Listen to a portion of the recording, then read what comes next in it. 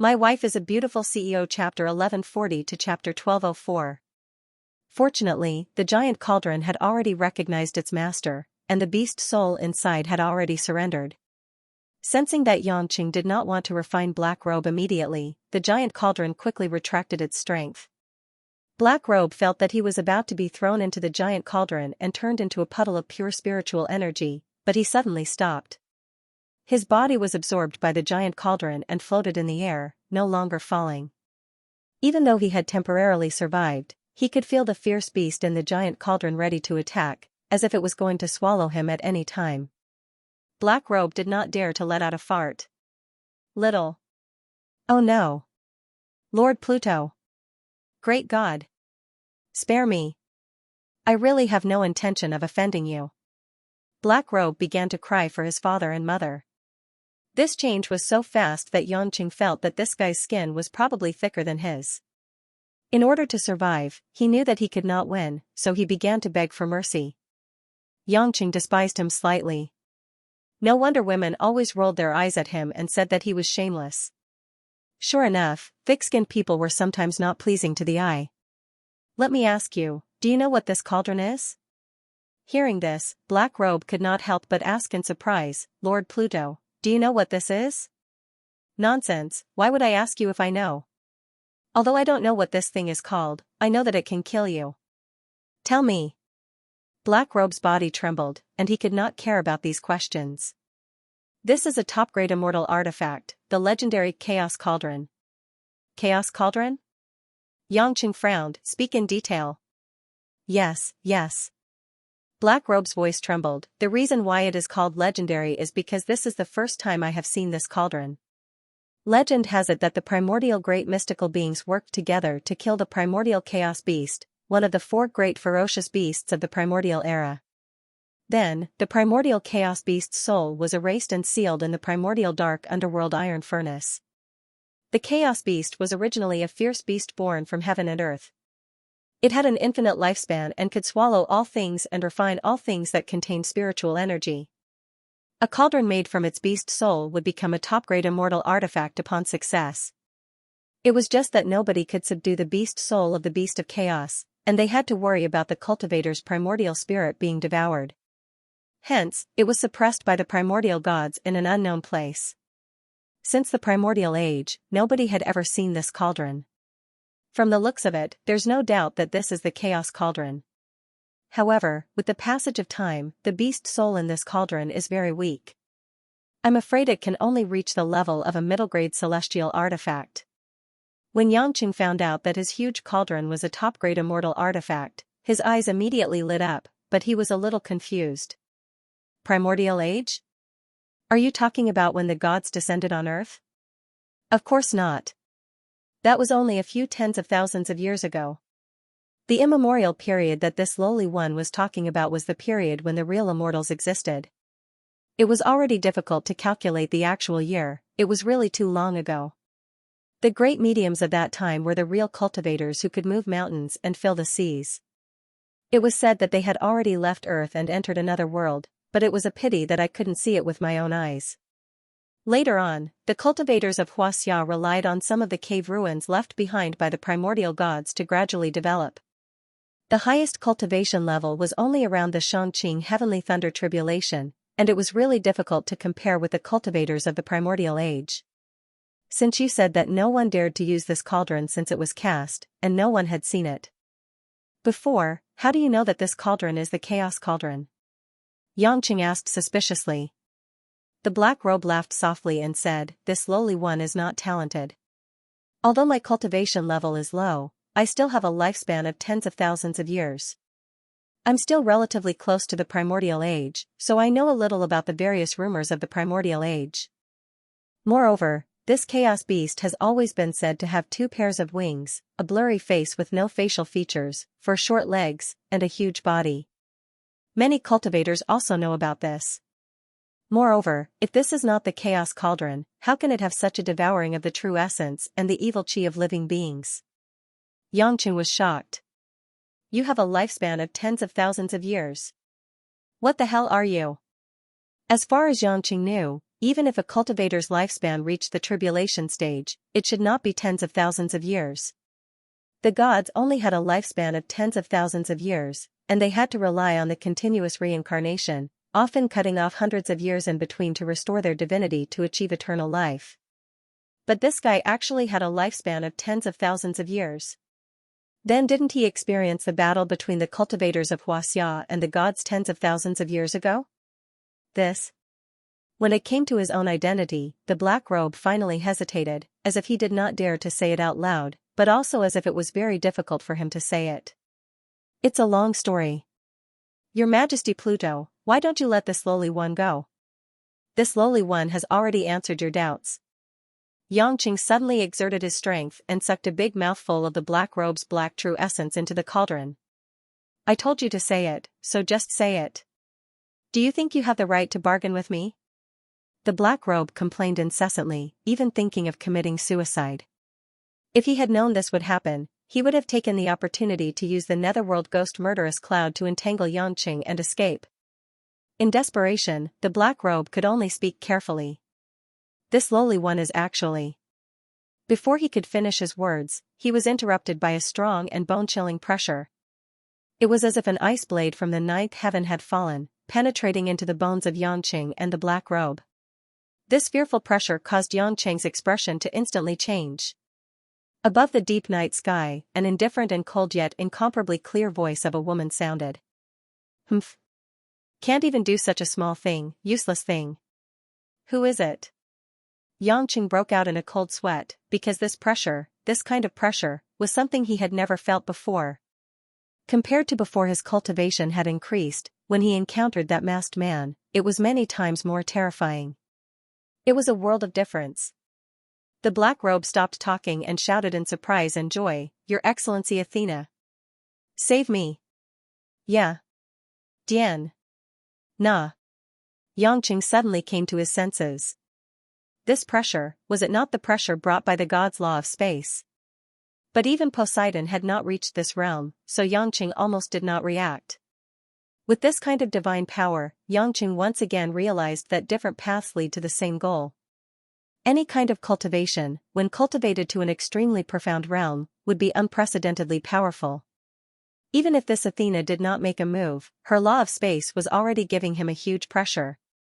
He looked up in shock, only to see a woman dressed in a long black silk dress, like the goddess of the night, quietly standing in the sky. This was the first time Xianxia saw this goddess of war, who was known to be on par with Zeus, the pillar of the Protoss race.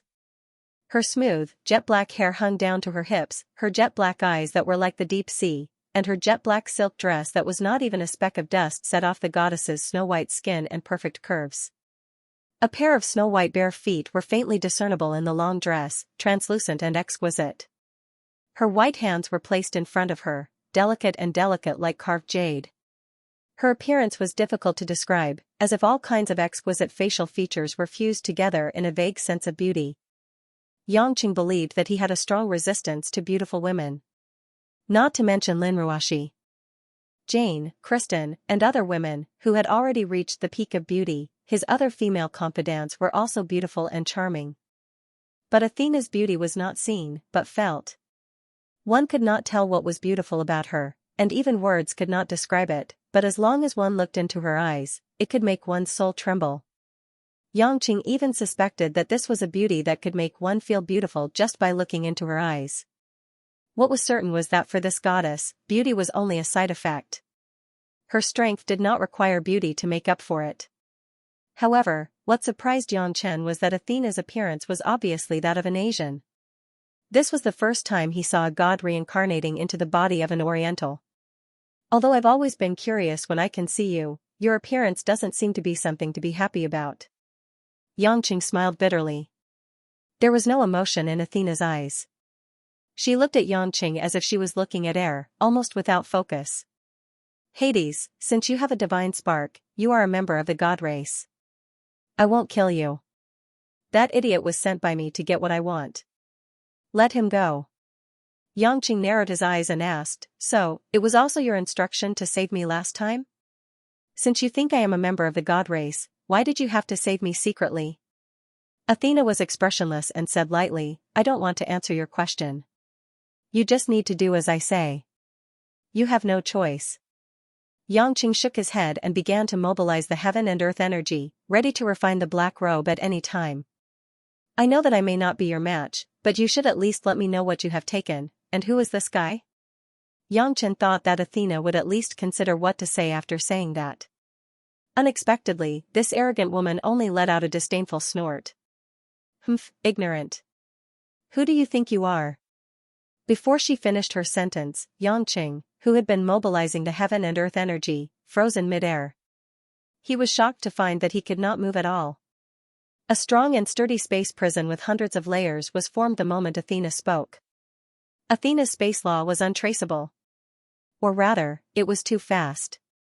Although Poseidon could also overlap hundreds of layers of space, he needed time, unlike Athena who could do it in an instant. The parallel space around Xianxia seemed to have turned into a space fortress in the blink of an eye. The airtight space was something that Xianxia had never felt before. Not only did Athena instantly compress the parallel space by hundreds of layers, but she also condensed the density of the space. Xianxia instantly lost connection with the heaven and earth energy, and the heaven and earth spiritual chi could not communicate with Xianxia. After losing control of the chaos cauldron, it floated in midair, waiting for its master to summon it. However, due to the lack of control, the black robe on the cauldron was completely released. The black robe swept up a wave of true core strength and finally ran out of the chaos cauldron's control. Looking at Xianxia, who was trapped in the air like a prisoner without any resistance, he couldn't help but let out a weird laugh. Hee hee. How dare you offend Athena's strength? You really don't know your place. Xianxia's face turned red as he continuously released the heaven and earth energy in his body, hoping to use the samadhi true fire, kuei water, and other kinds of heavenly fire and frigid water to penetrate and destroy the space barrier around him. However, he realized that it had little effect. In the end, Athena's understanding of the space law had reached an unimaginable height. It was like a confrontation between two armies. One side was still using rifles and submachine guns to fight on land, while the other side was already using radars, missiles, and even airplanes to bomb. Both sides were using firearms, but they were fundamentally different. You haven't even fully grasped Huaxia's Tai Ching Heavenly Thunder Tribulation, which means you're inferior to those people from 20,000 years ago. You don't even have the ability to influence me. If not for the previous Hades, I would have punished you severely today. This time, Xianxia couldn't get angry at all, because this woman wasn't boasting. He really wasn't her opponent at all. However, Xianxia did not feel humiliated. They had lived for tens of thousands of years, and they were the top 2 experts of the god race. If he really thought that he was invincible, then he would be deceiving himself. In his heart, he was thinking that sooner or later he would take off this woman's skirt and spank her buttocks, but right now it was better to admit defeat. As long as there's life, there's hope. All right. I admit defeat. I surrender. Xianxia raised his hands. Xianxia smiled bitterly. Athena didn't seem to be interested in talking to Xianxia. She casually extended her hand, and Black Robe immediately understood. The gray box was handed to Athena's jade-like palm. For the first time, Athena's eyes showed a hint of emotion. It was a suppressed joy. She slowly opened the gray box. When she saw the icy blue substance inside, and the yellow particle inside, Athena's hand couldn't help but tremble. That's right. That's it. That's it. Astrius, it's really your doing. How cruel of you to use Eurybius' heart to store it. Athena murmured a few names, but Xianxia was a little confused. Xianxia had a thorough understanding of the entire Greek mythology, although he knew that these were just fabricated by the gods and spread by humans to create unrealistic stories. However, many of the names of the gods were basically the same. Astrius should be a Titan god who symbolized the stars, and Eurybia should be his birth mother, a goddess who had a heart made of stone. From what Athena said, this ancestral treasure of the Park family was related to the gods, and it was stored by Astrius. And this box was actually made of Eurybius' heart. So Eurybia really had a heart made of stone? What was inside that thing that required so much effort to store? Before Yangqing could think about it, Athena had already placed her hand on the blue substance. Selene, so it's here. Athena's eyes flashed with understanding. She suddenly reached out and took the blue substance out. The mysterious blue object exuding cold chi flew into the air and floated there, flickering with a beautiful and dazzling brilliance. At this time, Yangqing finally broke free from the hundreds of layers of spatial barriers with his samadhi true fire. As soon as he sensed it, the blue light floating in the air emitted a familiar divine aura. This is. Before Yangqing could confirm it, another divine aura of the same nature and another equally familiar divine aura teleported over from the west. Alice, with her silver hair fluttering in the wind, was wearing a translucent silk nightgown, and Stern, who was bare-chested except for a pair of boxer shorts. This pair of brother and sister had unsealed themselves and activated the law of space to come here. Alice had a rare expression of ecstasy mixed with endless confusion. She looked at the floating blue light and exclaimed, "Selene! My Selene!" Stern, on the other hand, looked at Athena in surprise. "It's you? I haven't seen you for more than 500 years. When did you wake up?" Then he looked at the slightly dazed Yangqing. "Hades? You're here too? You're..." "Apollo, cut the crap." Athena glanced at the siblings. "Artemis, your Selene has been missing for more than 20,000 years. It was stolen by Astrius. He used your Selene to seal the Gaia's heart in ice. He also killed his mother, Euryrbia, and used her heart as a vessel to block my great prophecy. Although it took a lot of effort, I still managed to predict who the owner of the Gaia's heart is. Now, take your Selene away. I'm going to take the Gaia's heart." Alice, or Artemis, opened her small mouth in shock. She looked at the little yellow object that emitted a faint light and cried out involuntarily, "It really is the Gaia's heart?" But her hands were not idle. She reached out and summoned the blue light, immediately pulling it away from the yellow particle in the middle. Like a wanderer who had not returned to his mother's side for a long time, it excitedly wrapped around Artemis' body. After a few rounds, the blue cold current condensed into a longbow that was as tall as a person.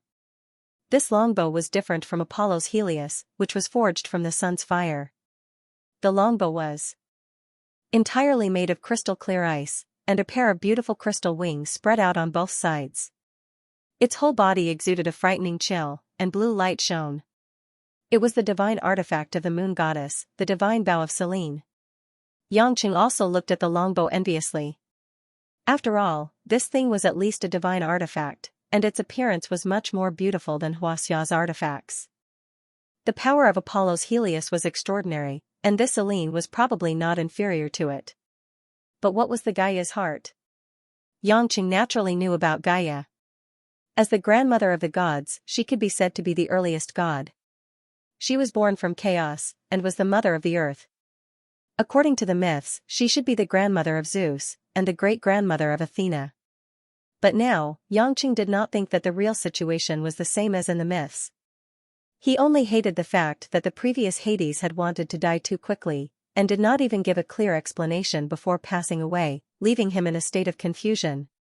Athena saw that the Gaia's heart had been released, and with a wave of her hand, she kept the glowing Gaia's heart into her bag. Stern frowned.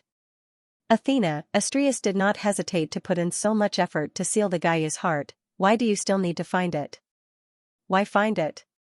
Apollo, don't you think your question is stupid? Didn't we lose back then because we didn't have the guts to use the Gaia's heart? Have you already forgotten how we were in the beginning? Are you really satisfied with less than 30% of your strength now?" In the face of Athena's emotionless and cold rhetorical question, Apollo and Artemis froze and could not help but fall into deep thought. The brother and sister became unusually quiet. For the first time, Yangqing felt that these two were not cynical gods, but old men who had lived for tens of thousands of years. It seemed that from the eyes of the two, there were countless memories, countless thoughts, countless ups and downs. In the mottled and rough years, they had witnessed too much. There were struggles, there were confusion. In fact, Yangqing was also a little confused. What did it mean? Apollo's strength was less than 30%. Could it be that the power of the gods was not like this at the beginning? The cold wind was biting, the night was as dark as ink, and the atmosphere dropped to the freezing point. After a long silence, Apollo suddenly sighed bitterly and said, Athena, forget it, that's too crazy. Stupid. A trace of disappointment flashed in Athena's eyes. Do you think that the Earth is ours or the humans? In the universe, nothing is private. The powerful race should be above the weak ants. Even if we don't destroy this planet, sooner or later, the inferior race of humans will drag their own planet into the valley of death. Instead of leaving such a planet to such an inferior race to slowly consume, it's better to let our race rule its remaining lifespan. Artemis frowned and said, Hey, Athena, why are you still so assertive? Even if you revive Gaia's heart, all the remaining gods restore their original strength, defeat that man, rescue Zeus, and occupy this planet. What's the use? Our clansmen are no longer here. Do we have to rely on these people to revive the entire race? Athena looked at the brother and sister as if they were idiots. Don't put your single-celled thinking on me. Everything will be under my control. The future will not change, you just need to stay quietly, wait for the day to restore your strength, and revive the race. Could it be, your great prophecy sees the revival of the race? Apollo asked incredulously. A strange cold light flashed in Athena's eyes. She seemed to be conveying something to the siblings, but she did not say it out loud. Apollo and Artemis looked at each other and saw a trace of complicated emotions in each other's eyes. Athena didn't want to say more. She didn't have the mood to say more than a few words to her own kind that she had known for tens of thousands of years. He glanced at Black Robe, who was standing at the side, and suddenly disappeared from the scene. After Black Robe let out a few strange laughs, a black whirlwind swept away. Xianxia didn't even have time to come back to his senses before he could no longer feel Athena's aura. The speed at which the law of space moved was so fast that it made people shudder. Damn it, the thing was still taken away. I can't face Xianxia now. Xianxia touched his face gloomily. Stern and Alice seemed to be used to Athena's personality and were not too surprised. Turning around, Stern asked curiously, Hades, why are you here too? Did you have a conflict with Athena? Not only did I have a conflict, I was also locked up for a while. Xianxia smiled bitterly. Stern laughed and looked strangely at Xianxia with Alice. You've got guts. That woman isn't someone to be trifled with. She's temperamental and dictatorial, but no one can control her. You'll be lucky if you don't end up half dead if you go against her, Stern said.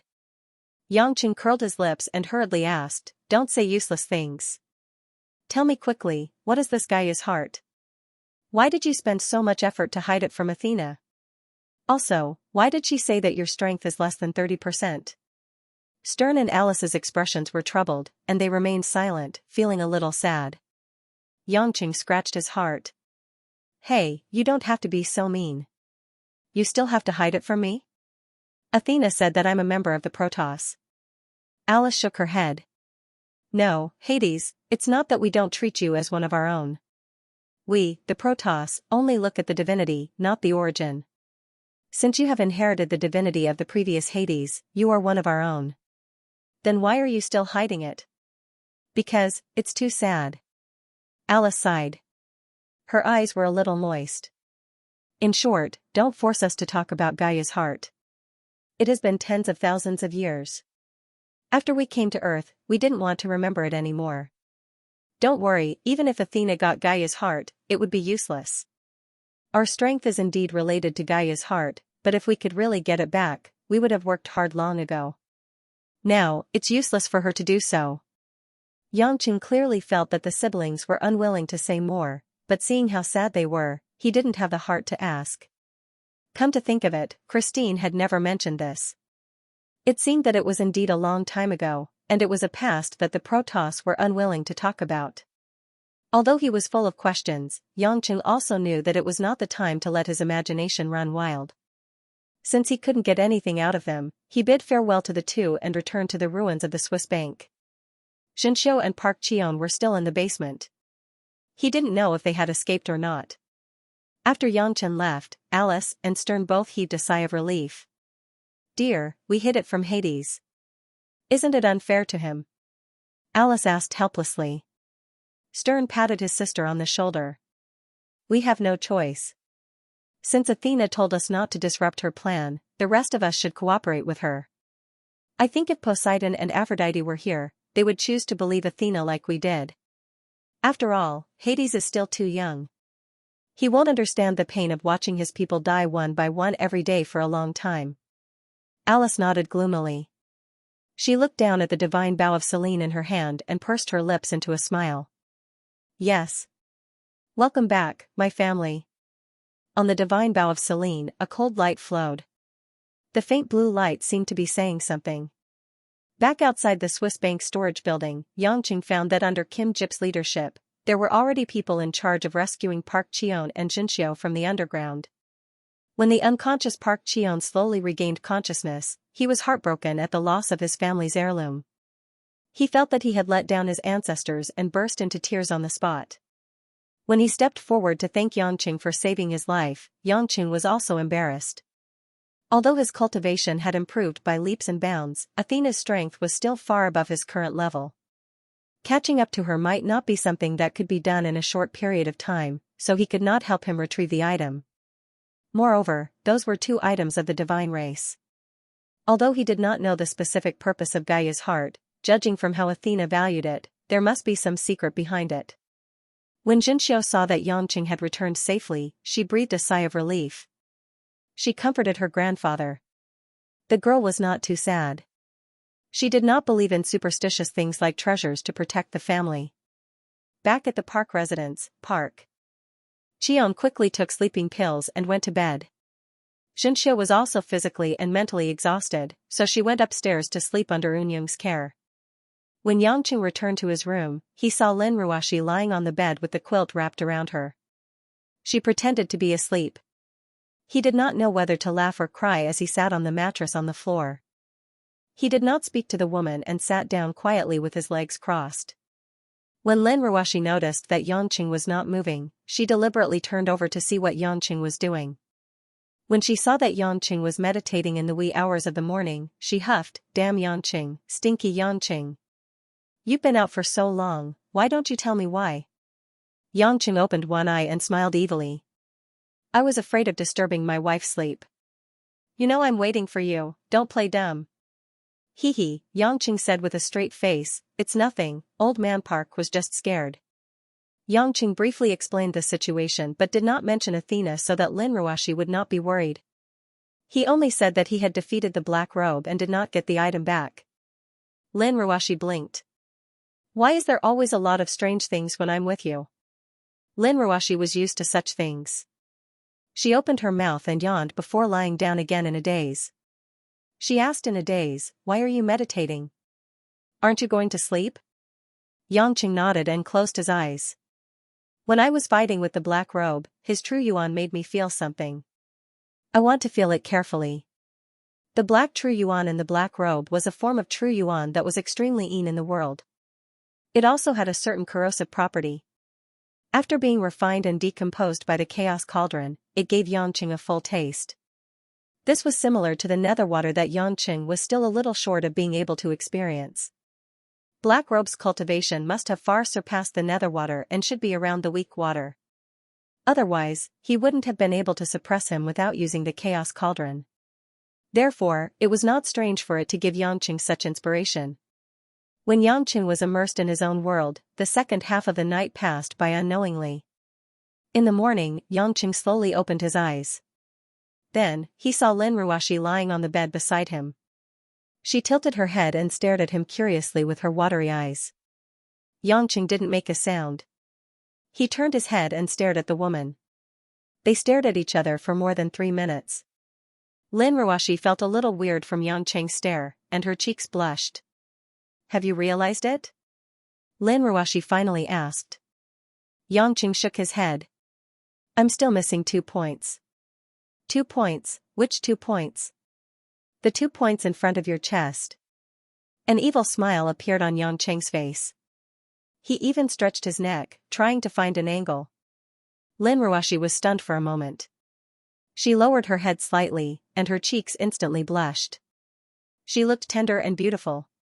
Because the neckline of her pajamas was a little wide, and she didn't wear a bra inside, the 2 bags of plump breasts were squeezed together, revealing a deep gap.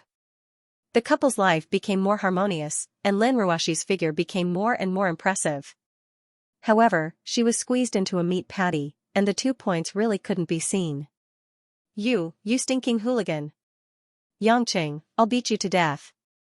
Lin Ruashi hurriedly pulled up her neckline, grabbed a pillow, and smashed it at Yangqing's head with all her might.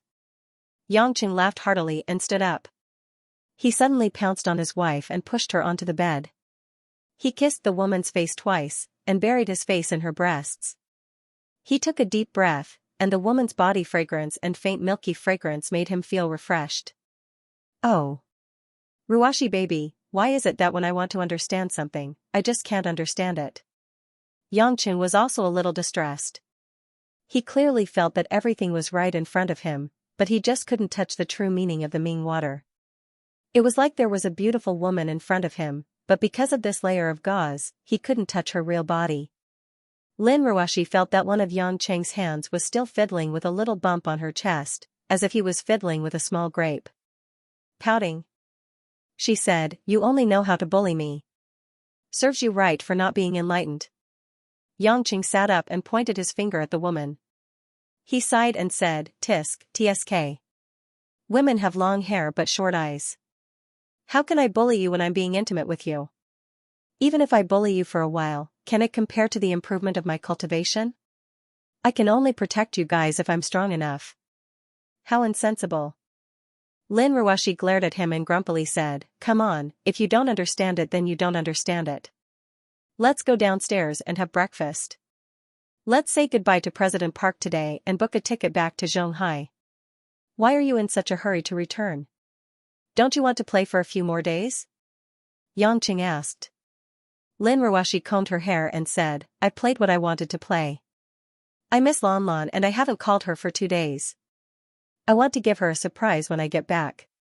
Lan Lan's in kindergarten now, I bet she's forgotten about you. You're the one who has forgotten. No wonder Lan Lan doesn't want to call you daddy. Lin Ruashi said with dissatisfaction. Yangqing shrugged his shoulders. If he fought with that chubby girl, he would definitely lose. It was better not to anger her mother. Over the past few days, Lin Ruashi had bought a lot of toys and Korean snacks for Lan Lan. They were all stored in the mustard seed summer ring. Yangqing lamented that his artifact had become a storage room for Lin Ruashi to buy gifts for her daughter. When they arrived downstairs, Park Cheon was already having breakfast with Xianxia. It was getting late after all. Park Cheon invited the two to sit down and thanked Yangqing again for saving his life. He was getting more and more confused about Yangqing's true background, but he still had to curry favor with him.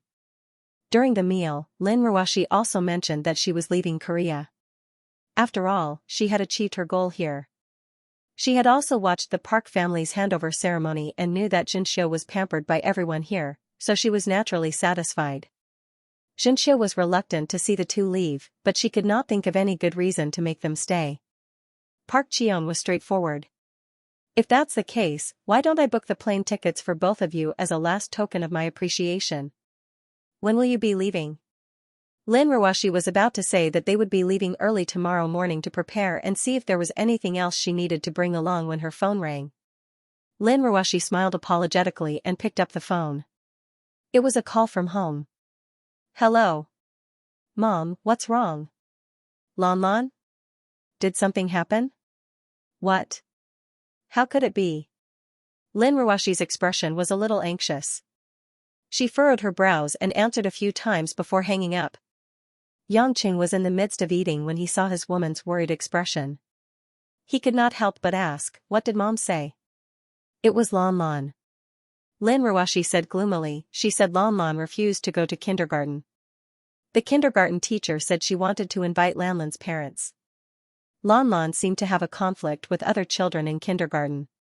This chubby little girl, did she twist the head off someone else's child? Yangqing grinned foolishly. What nonsense are you talking about? Do you think Lan Lan is you? Twisting her head off at the drop of a hat. Lin Ruashi raised her voice in dissatisfaction. However, when she thought of the scene of her daughter piercing the criminal's stomach in front of her, she couldn't help but frown and her heart beat fast. Yangqing shrunk his body and said pitifully, if you don't have it, then don't have it. Why are you still shouting? I have the lowest status in the family.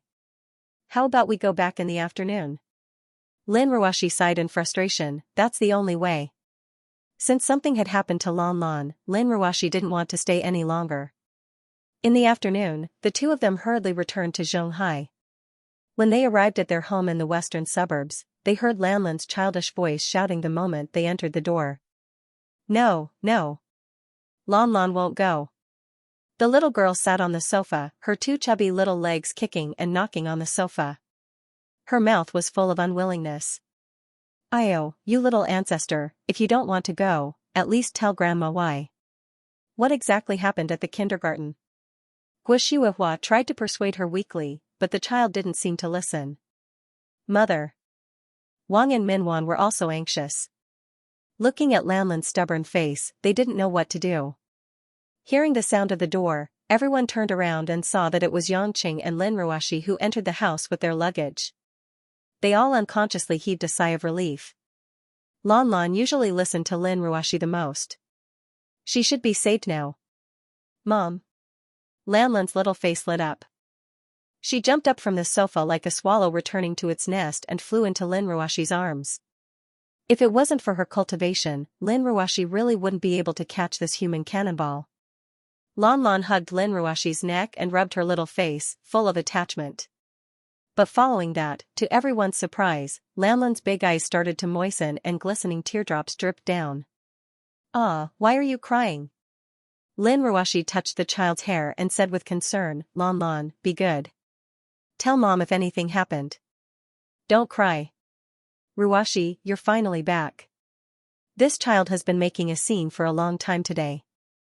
The teachers in the kindergarten kept calling to urge us, saying that the parents of the child who was beaten by Lan Lan are making a scene and want to sue us in court.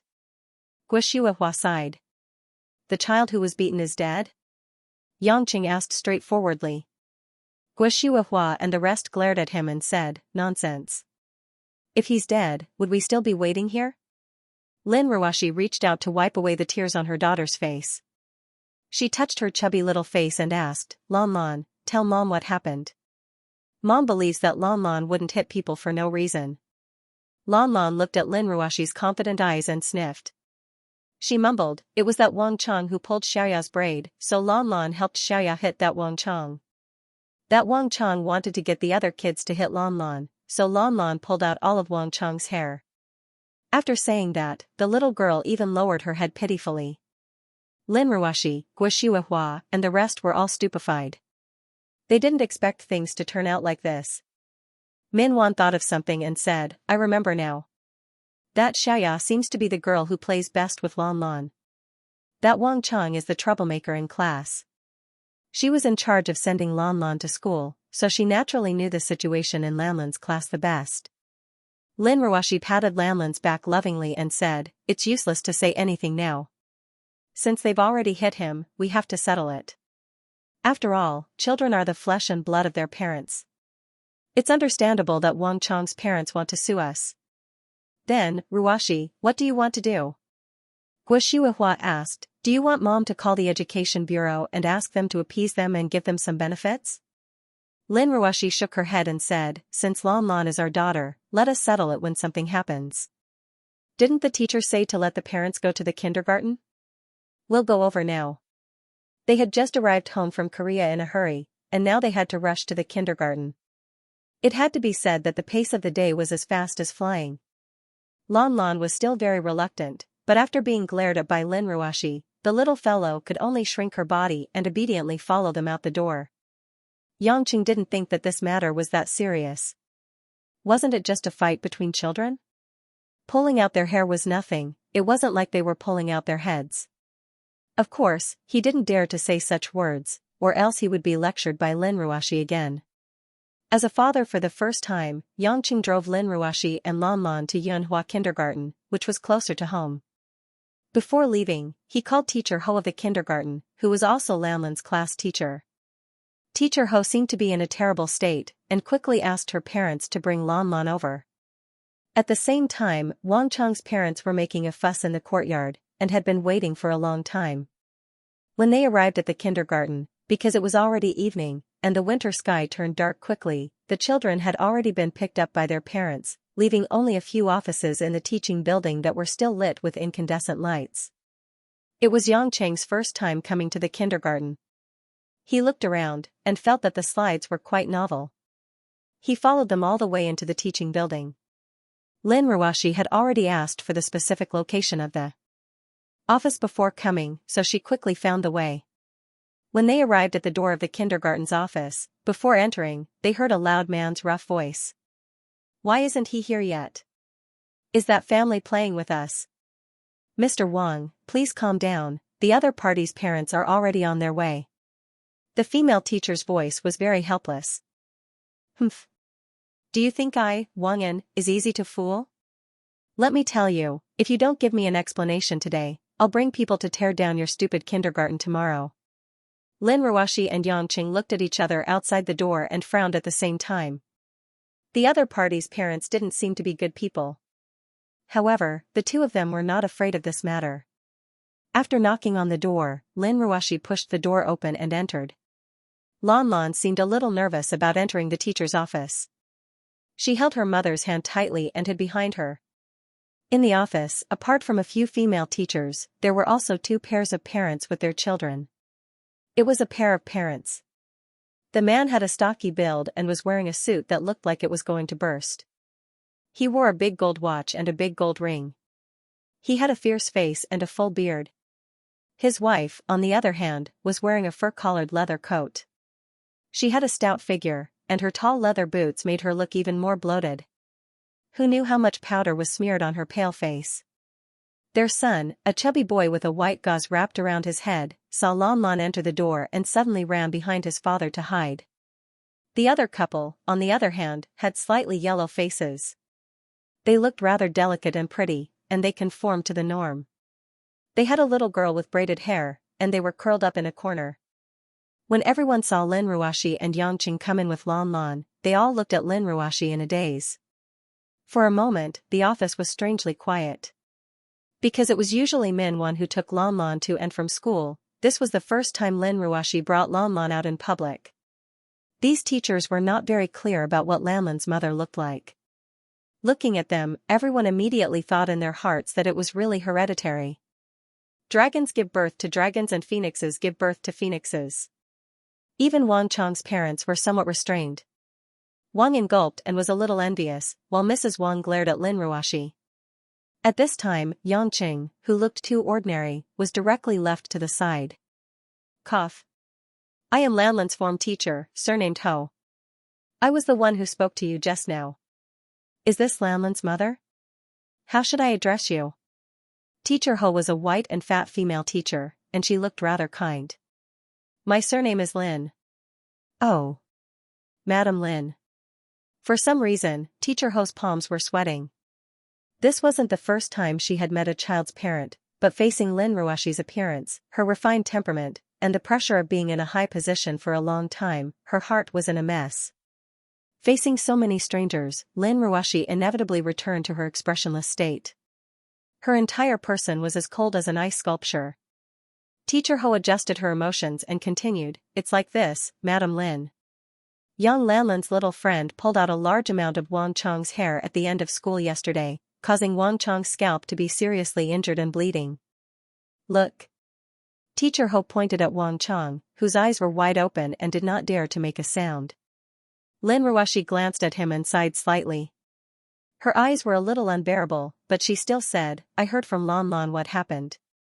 It was this child who pulled out the hair of a girl called Xiaoya. Lan Lan helped Xiaoya, but Wang Chang told the other children to bully Lan Lan. That's why Lan Lan fought back. This should be the responsibility of both sides." "What do you mean by both sides' responsibility? My son didn't touch a single hair on your daughter's head, but now my son's head is bleeding from your daughter's. If his hair doesn't grow out in the future, he'll be disfigured. Can you afford it?" Mrs. Wang began to roar loudly. Her eyes were wide open as if she was going to swallow someone alive. Teacher Ho was in a terrible state and said with a bitter smile, "Don't be agitated, I've already specially asked Xiaoya's parents to come." As he said that, he called out to Xiao. Ye's family, who was sitting in the corner, Xianxia, come over for a moment.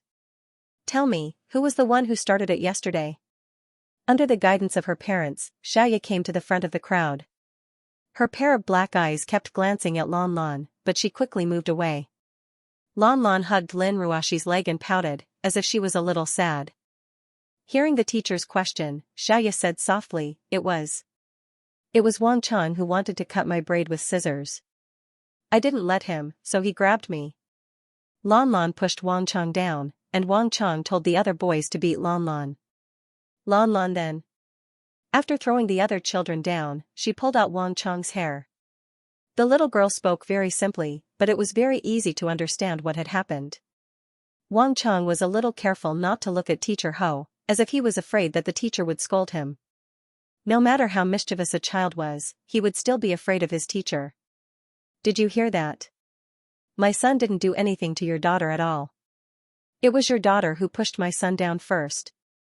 Furthermore, she threw all the other children down and even made my son bleed. Is this how your family teaches their daughter? Mrs. Wang was especially unkind to Lin Ruoxi, and the jealousy in her eyes made it easy to understand the reason.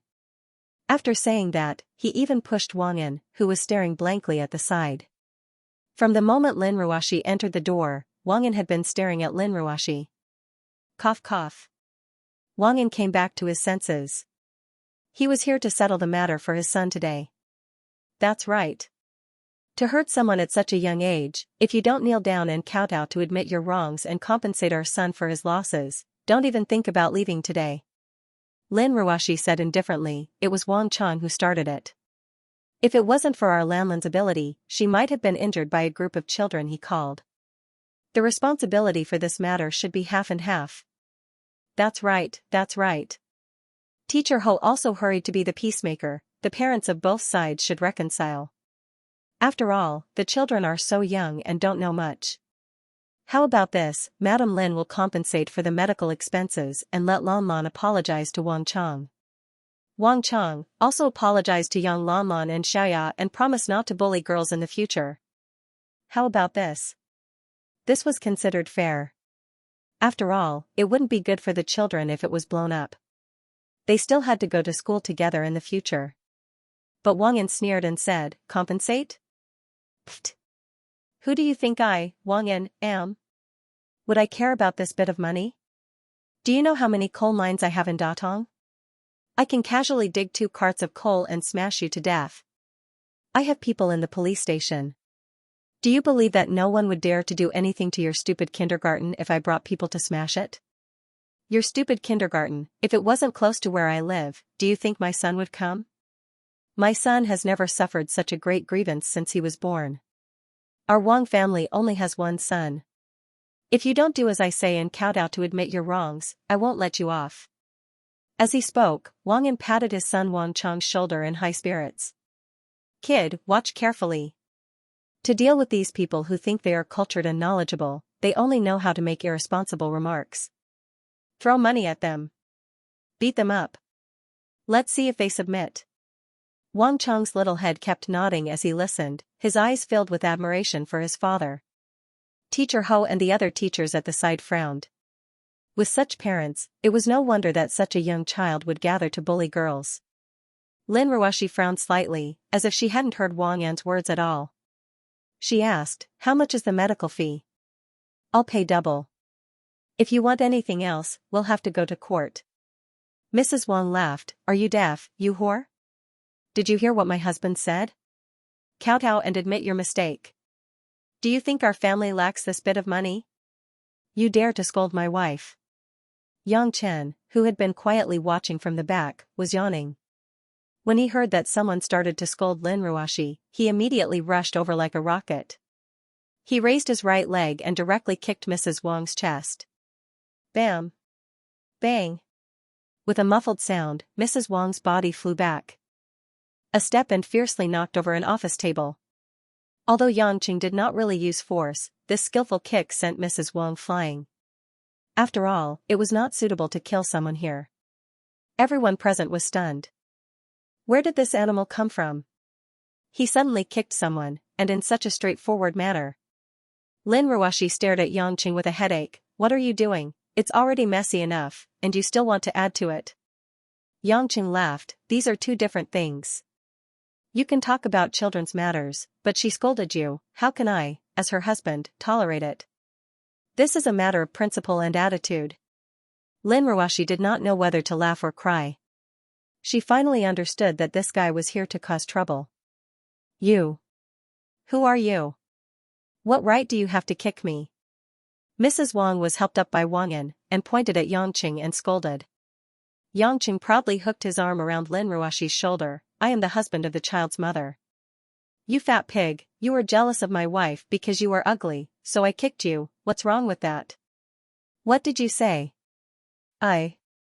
How could I be jealous of her? Mrs. Wang, who was stabbed in the heart, screamed loudly, adding fuel to the fire. Everyone else was stunned. They had always thought that Yangqing was a driver or assistant, but he turned out to be Lin Ruoshi's husband. The difference in appearance and temperament between this couple was too big. Lin Ruoshi pushed Lan Lan towards Yangqing, stop fooling around, this is a school. Take Lan Lan to the car and wait, I will handle this. Yangqing was a little reluctant, but seeing Lin Ruoshi's serious look, he could only grab Lan Lan's hand and walk out. Go. You still want to King leave. Wang Yan was fuming with rage. With a darkened face, he said, it's fine if you kowtowed, but you kicked my wife in front of me. You're slapping my face. Wang Yan, Mr. Wang, you want to be. Ho and Wang Yan teacher Ho rushed to Wang Yan's side and tried to persuade him, Mr. Wang, please calm down. Let's calm down and talk, okay? Go away. Wang Yan pushed Ho-Ho's chubby body away and grinned. I wanted to let you live, but it seems like you are tired of living. Then, Wang Yan took out his phone and dialed a number. Hey, Tiger, I have a little trouble, Yunhua Kindergarten, someone hurt my son and kicked your sister-in-law. I don't need too many people, just ruthless enough. Destroy this stupid kindergarten. Brothers, you will benefit. After a few laughs, Wang Yan hung up the phone. Squinting his eyes, he said to Yang Chen, stay here if you have the guts. You can run away if you want, but you won't be able to. Sooner or later, I'll send someone to destroy your house. In Zhonghai, no one dares to be ruthless to me. Yang Chen was amused. It seemed like he hadn't stayed in Zhonghai for a long time. There were quite a few new big shots in the area. Lin Ruoshi's eyes were full of anger. The other party had obviously called some people over to destroy the kindergarten. Half of the responsibility was on them, and they could not leave the teachers behind. Hubby, what do you think we should do? Lin Ruoshi asked Yangqing. She did not want to get involved in this kind of fighting and killing. Yangqing shrugged. Let's wait. I want to know who this guy is. Wang Yan snorted and laughed. You have guts, but don't be too cowardly later.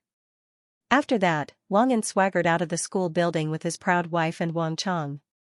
Ho-Ho and the other aunties began to tremble in fear, while Xiaoya's family quietly hid at the back, not daring to stay. In less than 10 minutes, a few Jinbei minivans arrived outside Yunhua Kindergarten.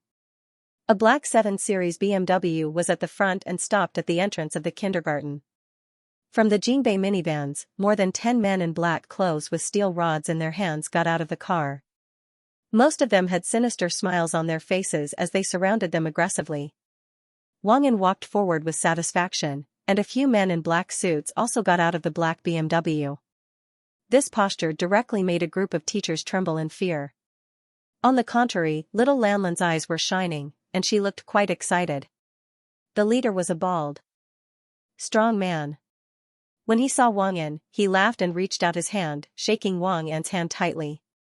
Boss Wang, why are you still standing outside and waiting? I should go upstairs to greet you. Hey, it's okay. I asked my brothers to help me today, so of course I have to personally greet you. Wang Yan's words were polite, but his tone was full of understatement. The bald man was full of flattery. Who dares to provoke Boss Wang's family? I'll get someone to break that family's dog legs. Wang Yan pointed at Yangqing, there, it's that son of a bitch. He kicked your sister-in-law, and his daughter also hit my son. Because it was dark, they only relied on some roadside lights, so they didn't get a good look before. At this moment, when the bald man was pointed at by Wang Yin, he saw Yangqing standing not far away with a mysterious smile on his face. It would have been better if he didn't see it, but when he saw it, the bald man almost fell on his butt. Chen. Chen. Brother Chen. The bald man's mouth trembled, and his hands and feet turned cold. Lin Ruoxi looked at the bald man and felt that he looked familiar. From what he said, the bald man seemed to know Yangqing. She couldn't help but look at Yangqing curiously. Yangqing shook his head. Zhang Hu, good fellow, you're doing very well. I was wondering where Ahu was, so it's you, bald old cat. Being called an old cat, Zhang Hu didn't dare to retort. His expression was extremely miserable, and he even wanted to die. Hubby, who is Zhang Hu? Why do I find him familiar? Lin Ruoxi couldn't help but ask. Yangqing smiled evilly. Of course you find him familiar. When I first met you, didn't you get drugged by this guy's men? Later on, he helped Xianxia as a spy and destroyed the West Union Society. He took over the position of West Union Society's leader, Chen Dihai. Coincidentally, this place is his territory. Lin Ruoxi suddenly remembered that she was in a daze that night and almost forgot about it. Now that she thought about it, she was especially disgusted with Zhang Hu. However, if it wasn't for this guy's tricks, she might not have met Yangqing. Zhang Hu took a good look at Lin Ruoxi's face and felt suffocated again. When he heard Lin Ruoxi call Yangqing hubby, he instantly understood 70% to 80% of what happened. He shouted in his heart, how dangerous. Wiping his cold sweat, Zhang Hu quickly smiled bitterly. Brother Chen, sister-in-law, it's so rare to see you two. It's a misunderstanding. It's all a misunderstanding. If I knew it was Brother Chen's family, I wouldn't have dared to come even if I had the guts of a leopard. At this moment, Zhang Hu couldn't care less about pleasing Wang, and benefits were important, but his life was more important. He saw with his own eyes how Yangqing destroyed the West Union Society alone. It was also because he knew how dangerous Yangqing was that he tried his best to avoid contact with Yangqing. He didn't expect that he almost had to teach Yangqing a lesson because of Wang and Zhang, who couldn't wait to kill Wang Yin. Wang Yin was confused. He glanced at Yangqing strangely and said, Ahu, what do you mean? Is he someone you know? Zhang Hu wanted to scold this guy for being stupid, but he didn't dare to do so when he thought about Wang Yin's background. Thus, he said in a low voice, Boss Wang, let's forget about it. Harmony brings wealth. This guy isn't to be trifled with. I owe him a favor. Not to be trifled with? What's his background? Wang Yin asked disdainfully. Zhang Hu really didn't know what Yangqing did.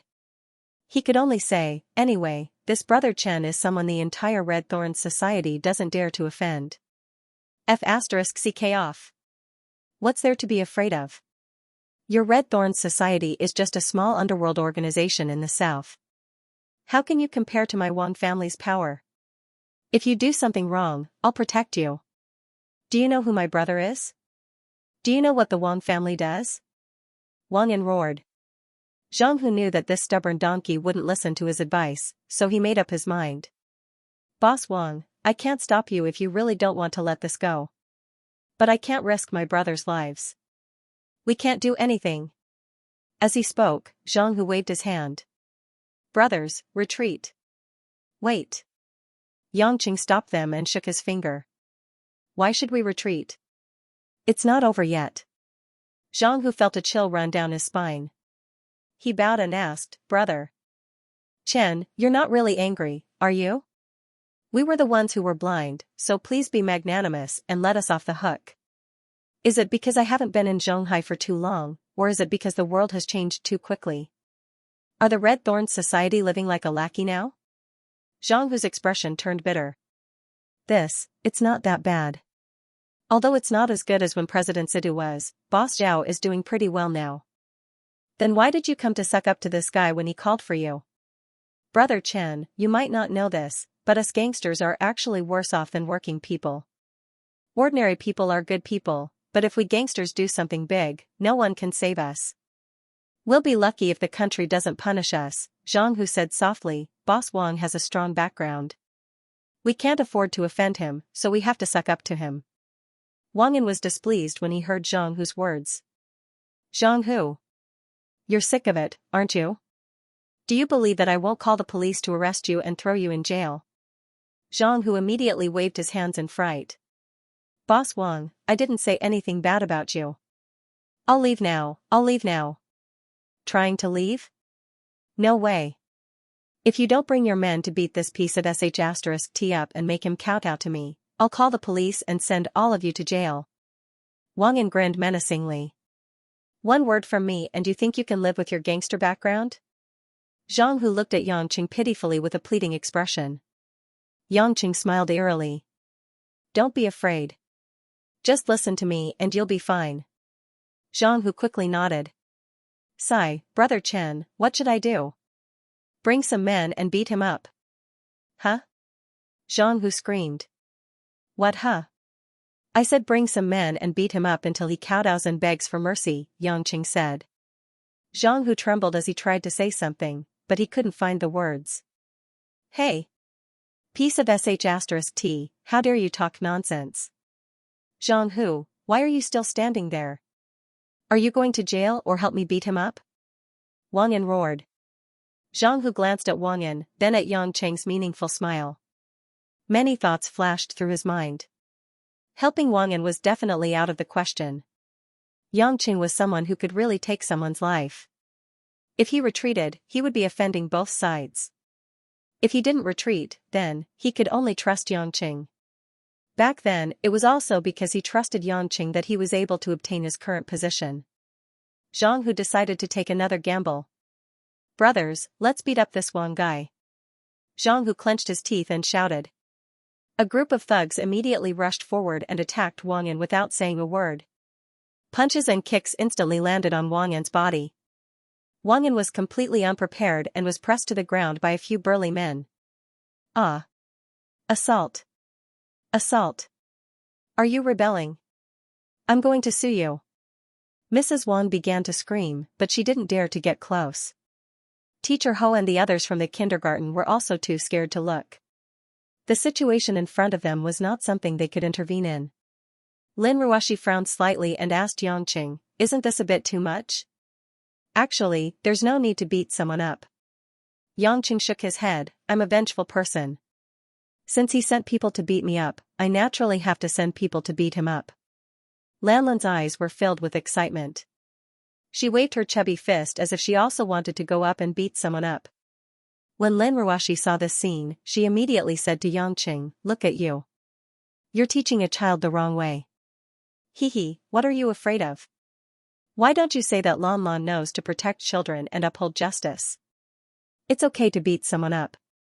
What's important is who you're beating up. More importantly, you can't take the beating yourself. While Yang Qing was speaking, Wang Yan, who was on the ground, was already bleeding from his nose, mouth, and eyes. His face and body were covered in bruises, and the collar of his shirt was torn.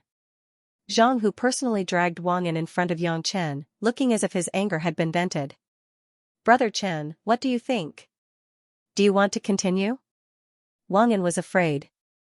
He quickly shook his head and begged for mercy, don't hit me, don't hit me. If you continue, I'll die. Yang Qing smiled innocently and said, it's fine if you don't hit me. Just kowtow and admit your mistake. I don't want much. Just 3 kowtows. Admit that. It was your son who started this. Admit that you were rude first. Admit that you asked for it. Wang Yan still couldn't bend down. He braced himself and said, I'm a legitimate member of the Chinese People's Political Consultative Conference. You can't do this. F***ck off. Yang Qing kicked Wang Yan to the ground. You're a member of the Chinese People's Political Consultative Conference? Who chose you? Aren't you a F***king businessman? Aren't you a coal boss? Don't tell me you get a vote for digging coal? Yang Qing, who often watched the news, was quite familiar with Huaxia's political system and major conferences. Zhang Hu whispered, Brother Chen, this guy really is a member of the Chinese People's Political Consultative Conference in Zhonghai City.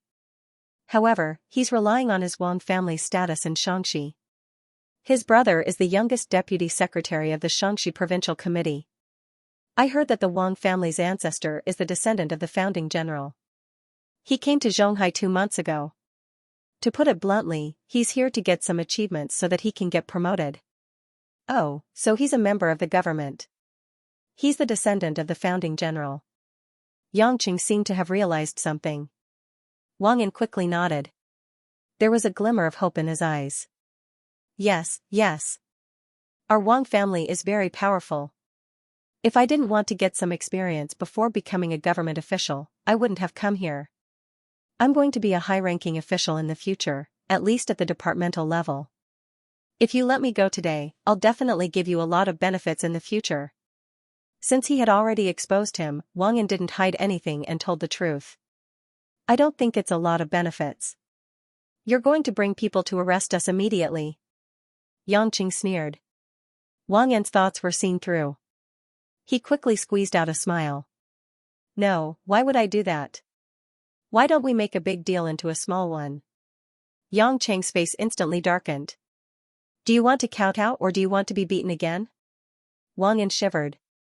When he saw that Zhang who was about to hit him again, he immediately shouted, I'll kowtow, I'll kowtow. Remember to say your mistakes while kowtowing. As Yangqing spoke, he took out his phone and started recording. Although it wasn't necessary, it could still save him some trouble. Wang Yan's eyes were filled with hatred. However, he wanted to get out of this situation first. So, he obediently kowtowed 3 times and said it was all his fault. After kowtowing, Wang Yan cautiously asked, Now, can we go? Yangqing looked at Lin Ruoshi inquiringly. Lin Ruoshi took out a freshly written check from her bag. There was a total of 100,000 Huaxia dollars on it. She walked up to Mrs. Wang and handed it to her. This money should be more than enough to compensate for your son's medical expenses. I'm sorry for what my daughter has done, but I hope you won't do anything to make things difficult for us.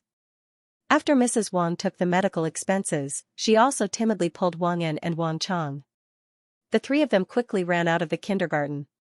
Seeing that the matter seemed to be settled, Zhang Hu said with a bitter face, Brother Chen, we did beat this person, but this Wang Yan is a cunning person.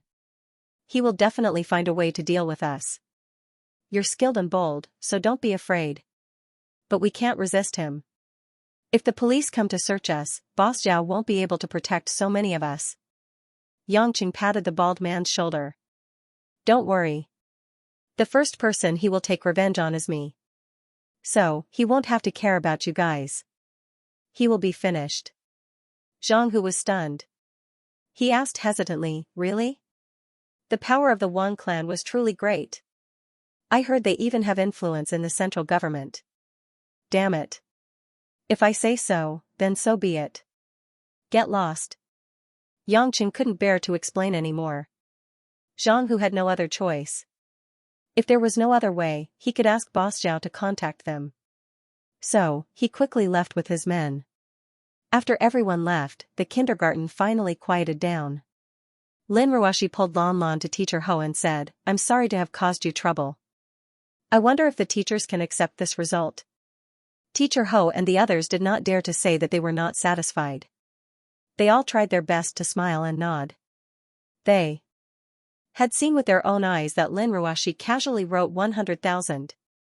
This was equivalent to their annual salary. A woman like this must be rich or powerful. Unbeknownst to them, Lin Ruoshi really did not care about this bit of money. If the other party spoke nicely, she did not mind paying 1 million. On the other hand, Lan Lan excitedly ran in front of Xianxia, who was wearing a braid, and happily said with a sweet smile, Xianxia, this time, that Wang Cheng won't bully you anymore, we can. Without waiting for Lan Lan to finish, Xianxia seemed to shrink back in fear. She hid behind her mother and leaned on her thighs, not daring to show her head. Lan Lan seemed to have been electrocuted in an instant. The bright smile on her little face froze. Her big black eyes could not help but be covered with a layer of mist. Looking at this child's pitiful look, the adults were also stunned. The atmosphere was a little awkward. Xiaoya's mother forced a smile and tried to pull her daughter out. Hey, Xiaoya, don't hide. What are you doing? But Xiaoya still did not dare to show her head. It was as if Lan Lan was something very afraid in front of her. Lan Lan's pink face was full of disappointment. Big beads of tears began to roll down. She sobbed and wiped her eyes. Crying, she shouted, Xiaoya. You. Don't ignore Lan Lan. What? The moment he heard the cry, Yang Cheng's soul was hammered. It was as if a huge rock was pressing on his heartstrings. Painful memories swept over like a torrent. At the same time, when she heard her daughter's heartbroken cries, Lin Ruoshi's heart tightened and she felt like she was suffocating. She hurriedly went forward to hug Lan Lan and patted her daughter's back to comfort her. Lan Lan, don't cry. Baby, don't cry. You won't be pretty if you cry. But Lan Lan had no intention of stopping crying at all. She hugged Lin Ruoshi's neck, her little face pressed tightly against it as tears streamed down her face. Lin Ruoshi was anxious, and she didn't know where to start. Why was this Xiaoya hiding from Lan Lan? Why did it feel like things were getting worse? Xiaoya's parents were also full of guilt, but this daughter refused to say anything, and they didn't know what to do. Teacher Ho came forward and said with a bitter smile, Madam Lin, there are some things that you two might not like to hear, but Lan Lan didn't come to school today. It's very likely because the children aren't willing to play with her anymore. What do you mean, why? Lin Ruoshi was stunned. Teacher Ho sighed and said, actually, it's not hard to understand. Although Lan Lan fought with Wang Chong to help Xiaoya yesterday, Wang Chong found so many boys to fight with Lan Lan, but they were all beaten down by Lan Lan alone. The other boys were still fine, falling to the ground. But when Wang Chong's hair was pulled out by Lan Lan, his entire scalp was covered in blood. Think about it, such a young girl can be so strong, knocking all the boys over, and even directly pulled out Wang Chong's hair, even scratching his scalp. It was bloody on the spot, how could the children not be afraid? Lin Ruoshi stood there in a daze, then looked at Lan Lan who was crying nonstop in her arms, feeling like her heart was about to break. Even as an adult, she could imagine how sad Lan Lan was at that moment. She was clearly trying to help her good friend. She was clearly the one who was bullied, yet she stood up to settle the matter and protect her good friend. As a result, the other children began to be afraid of him and avoided him from playing with him. Even the friends he was protecting ignored him. For Lan Lan, who had always yearned to play with the children, it was not easy for her to integrate into this circle, but she was regarded as an outsider by the other children. The more you care about someone, the easier it is to hurt them. Without a doubt, this was a huge blow. In the past, the optimistic Lan Lan might have held on to hope that everyone was afraid of being bullied by Wang Chong, so they didn't dare to play with her. However, now that Wang Chong's matter had been settled, Xiaoya still refused to look at him or talk to him. No wonder Lan Lan cried so sadly. Lin Ruoshi didn't have many friends since she was young, but that was also because of her cold personality. Occasionally, she would feel lonely and sad. At this moment, he could feel the feeling of isolation in Lan Lan's heart. For such a young girl, it was like a knife cutting into her heart. With no other choice, Lin Ruoshi could only look at Yangqing for help. Hubby, what should we do? Lan Lan is so sad. However, Yangqing seemed to be immersed in his own thoughts, and did not come back to his senses for a moment. After Lin Ruoshi shouted a few times, Yangqing finally woke up from his stupor. Looking at the crying Lan Lan, and then looking at the timid Xiaoya, Yangqing said expressionlessly, let her cry.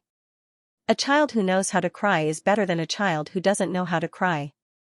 What? You don't even know how to comfort a child? Lin Ruoshi rolled her eyes at him. After thinking about it, she could only say to Lan Lan, darling, mommy will take you to eat, okay? What does Lan Lan want to eat today? Mommy will buy everything for Lan Lan to eat. Hearing that it was time to eat, Lan Lan's crying actually decreased a lot. She sobbed and pouted, meat. Meat? What meat? Beef. At the mention of food, Lan Lan finally stopped crying. While Lin Ruoshi heaved a sigh of relief, she also felt a little helpless towards this little foodie. After bidding farewell to Teacher Ho and the rest, Xiaoya's family also left. Yang Cheng's family of 3 went to the nearby Western restaurant to eat steak. Although Lan Lan still did not smile, she finally stopped crying. However, the little girl's sad eyes still made it hard for people to unseen. When they arrived at the Western restaurant, they directly booked a secluded table. Lin Ruoshi conveniently bought all the surrounding tables so that Lan Lan could have a good environment to eat to her heart's content. The waiters in the restaurant knew that this was a money-burning customer, so they naturally did not dare to say a word. They did not even dare to say a word when Lin Ruoshi directly ordered 20 steaks. Lan Lan sat on an elevated chair with a napkin wrapped around her. Both her hands were holding forks, and she used each hand to pick up a piece of steak. She opened her mouth left and right and chewed with ah-woo-woo sounds. Her efficiency was so high that it completely made the waiters who were watching from afar stare at her. Usually, seeing her daughter eat with such gusto, Lin Ruoshi would only be filled with bliss. But today, as Lan Lan ate, there were tears in the corners of her eyes, making Lin Ruoshi find it hard to swallow. Yang Cheng's expression, on the other hand, was normal. After eating 5 steaks, he did not eat any more. His gaze was gentle as he looked at Lan Lan, as if something was flowing through his eyes. After the meal, Lin Ruoshi patted Lan Lan's little head and asked, "Is Lan Lan full?" Yes, Lan Lan rubbed her round little belly and could not help but ask, "Mummy, why are the children afraid of Lan Lan? Do they not like Lan Lan?" Looking at the child's clear and innocent eyes, Lin Ruoshi's nose turned sour. She forced herself not to cry and shook her head, saying, "How can that be? Lan Lan is so cute, and she even protects Xiaoya. She is a good child. But Xiaoya also doesn't play with Lan Lan anymore." Lan Lan lowered her head dejectedly. Lin Ruoshi turned her head away and could not say a word. She frantically wiped the corners of her eyes. At first, she was already worried that Lan Lan's physique was too special and that she would not be able to get along well with other children. She did not expect things to end up like this. At this moment, Yang Qing stood up and carried Lan Lan up from the chair. He turned around and said to Lin Ruoshi, "Pay up, I will wait for you outside."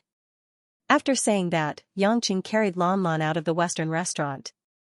At 7 or 8 o'clock at night, it was the time when the city was brightly lit with neon lights and red lights. The weather in the middle of November was rather cold. Many passers-by wore warm jackets and hurried along the streets. Yang Qing carried Lan Lan to a resting area on the pedestrian street and sat side by side with Lan Lan on a long metal bench. Behind them was a large flower bed, and on both sides were passers-by. There were all sorts of colorful words flashing on the shop fronts. In the bustling city, no one would notice this pair of adults and children in the dark. Lin Ruoshi walked behind. When she saw the two of them sitting down, she sat on another bench nearby. She just thought that Yang Qing wanted to take Lan Lan for a walk, so she did not ask why. Lan Lan opened her eyes wide and looked at the people walking around. In the little girl's eyes, there was a lot of novelty in the world. In such a short moment, the girl temporarily forgot about her sadness. Just like that, the three of them were quiet for a while. Then, Yang Qing suddenly stretched and raised his head to let out a long breath. Turning his head to look at the little girl beside him, Yang Qing smiled slightly. "Lan Lan, do you want to hear a story from the bad uncle?"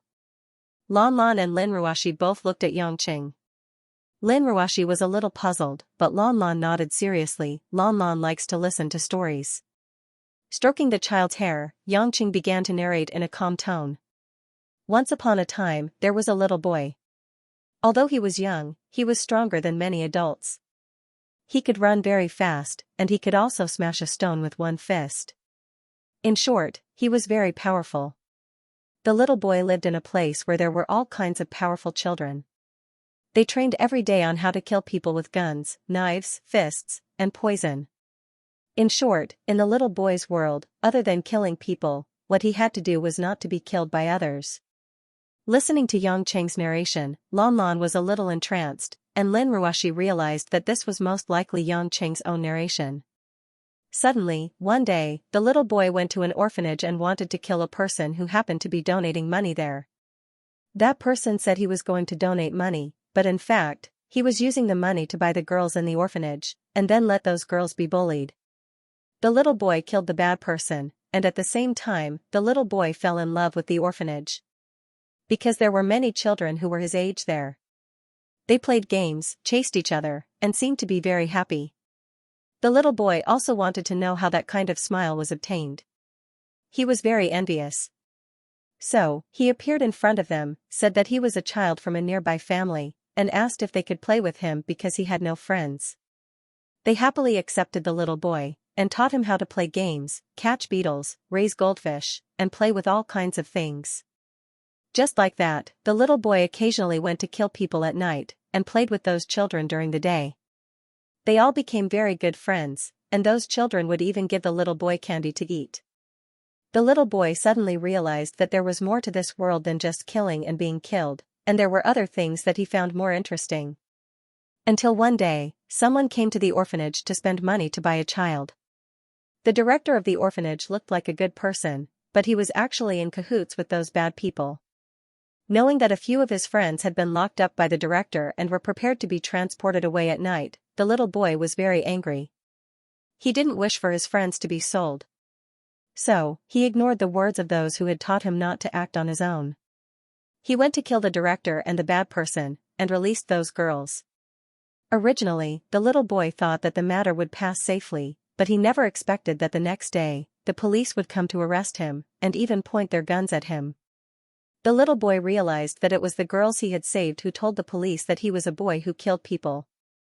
Upon hearing this, Lan Lan couldn't help but ask with tears in her eyes, why? Didn't the little boy save them? Xianxia shook his head and said with a bitter smile, yes, the little boy did save them, but they were afraid. They were afraid that there was a boy who killed people around them. Although the bad person wanted to sell them, he was at least like them, not a murderer. However, the little boy was a person who could make them lose their lives. To them, the little boy was someone from another world. He was an anomaly that needed to be cast aside and left far away. No matter how intimately they had played with the little boy before, when they realized that the little boy was dangerous, they would first think of protecting themselves, and not understand what kind of person the little boy was. Then, what happened to the little boy? Lan Lan couldn't hear it clearly, but she could roughly understand it. She couldn't help but ask curiously. At that time, the little boy was already dumbfounded. He didn't understand. He didn't understand why such good friends couldn't understand him. He had clearly saved them, but they wanted to hurt him and betray him behind his back. Just as the police were about to shoot, a girl who only knew how to kill people like the little boy appeared. She killed all the police officers present, then walked in front of the little boy who was in a daze, and said to him, "You don't belong here." Seeing the faint emotions in Xianxia's eyes, Lin Ruoshi suddenly understood. That was the story that happened between him and 17 when they were young. Involuntarily, Lin Ruoshi felt sour, but she could also understand the meaning behind Xianxia's story. And then? Lan Lan asked expectantly. Then, the little boy left. He never went to see those children who played happily with him again, and he never took the initiative to make those kinds of friends again. In the end, he realized that only girls like him, who knew how to kill and were not afraid of bloodshed, could understand him. Then wouldn't he be very sad and lonely? No. Xianxia said, because the little boy finally understood from the girl that the reason why he felt lonely was because he was stronger than other children. The reason why he was sad was because others were afraid of him. He was strong, others feared him, and even envied him for not being bullied. Why would he be sad? He should be proud, shouldn't he? Lan Lan looked at Xianxia eagerly, blinked her eyes, and said, Lan Lan understands. Because Lan Lan is stronger than other children, they are afraid of Lan Lan. Lan Lan is still a good child, but Lan Lan is a good child who is stronger than them. Xianxia finally let out a hearty laugh and gave her a thumbs up. You're so smart. Lan Lan, remember this. Lan Lan's mother is prettier than everyone else's. Of course, a beautiful mother can give birth to a powerful Lan Lan, right? Lan Lan smiled sweetly and nodded hard. Yes. Lin Ruoshi saw that Lan Lan finally smiled happily. She excitedly wiped the corner of her eyes and pinched Xianxia. She said with a smile, what nonsense are you talking about? You always teach children some twisted logic. Lan Lan suddenly threw herself into Xianxia's arms, hooked Xianxia's neck, and kissed Xianxia's face. Xianxia was stunned. Also, Lan Lan's father is better than other children's fathers. Hee, that's for sure. Xianxia was about to boast proudly. Suddenly, an electric current flashed in his head. His heart beat faster. He stammered, wait. Lan Lan, what did you call me just now? Lan Lan smiled and said, Daddy. Grandma said that Mommy's husband should be called Daddy. She never seemed to care too much about the title. She never seemed to care too much about having a daughter. She never seemed to be jealous that her daughter only called her Mommy. But when Yangchen heard the soft Daddy, he couldn't help but feel his eyes warm up and his heart was filled with warmth. I really care a lot. He hugged Lanlin's small waist tightly. He couldn't bear to let go of her chubby little body. He rubbed his face with a bit of stubble on the girl's chubby face. Yangqing didn't know whether to laugh or cry. Little fat girl, say it again. Lanlan pouted, Daddy, don't call Lanlan little fat girl. Daddy. Daddy. Hee, haha. Dad. Yangchen hugged Lanlan and just sat there foolishly, reveling in the feeling. The passers-by heard this undisguised laughter and finally looked over. They saw a pink and jade-carved little girl pouting, and a silly man laughing non-stop. Most of them felt that this man had a mental problem. Lin Ruoshi looked at the father and daughter. One was laughing foolishly, while the other was grumbling.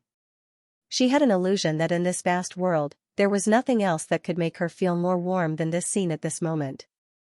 After laughing and joking around for a while, the family of three strolled along the pedestrian street, taking it as a relaxing stroll. However, because there were many people and Lanlan was still small, Yangqing carried his daughter as he wouldn't be tired anyway. The various shops along the street were decorated quite splendidly, especially as it was nearing the end of the year. Although there was still a month before Christmas, some shops had already started selling Christmas decorations and products on the shelves. Lanlan was still full of fantasies about Santa Claus, pestering Yangqing to tell him the story of Santa Claus. Yangqing had no choice but to slowly tell the story to the child, and Lanlan was very fascinated by it. When they walked outside a gift shop, a large Christmas tree as tall as two people attracted the attention of many passers-by.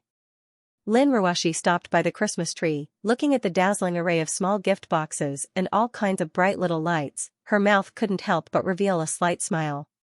What's wrong? You're already so old, yet you're still fascinated by a Christmas tree? Lin Ruoshi lightly snorted, can't I? A Christmas tree is so beautiful, but it's a pity that when I was young, my grandmother said that making a Christmas tree was a waste of time, and that it was better to just look at the decorations, so I never made one at home. Now that I think about it, my grandmother was really quite strict. Yangqing took a deep look at the Christmas tree, and bitterly smiled, anyway, I don't like it. Why? You guess. Damn, what else can I say other than it being unromantic? Lin Ruoshi rolled her eyes at him. Yangqing laughed, marrying a mutton skewer seller, don't worry about the mood.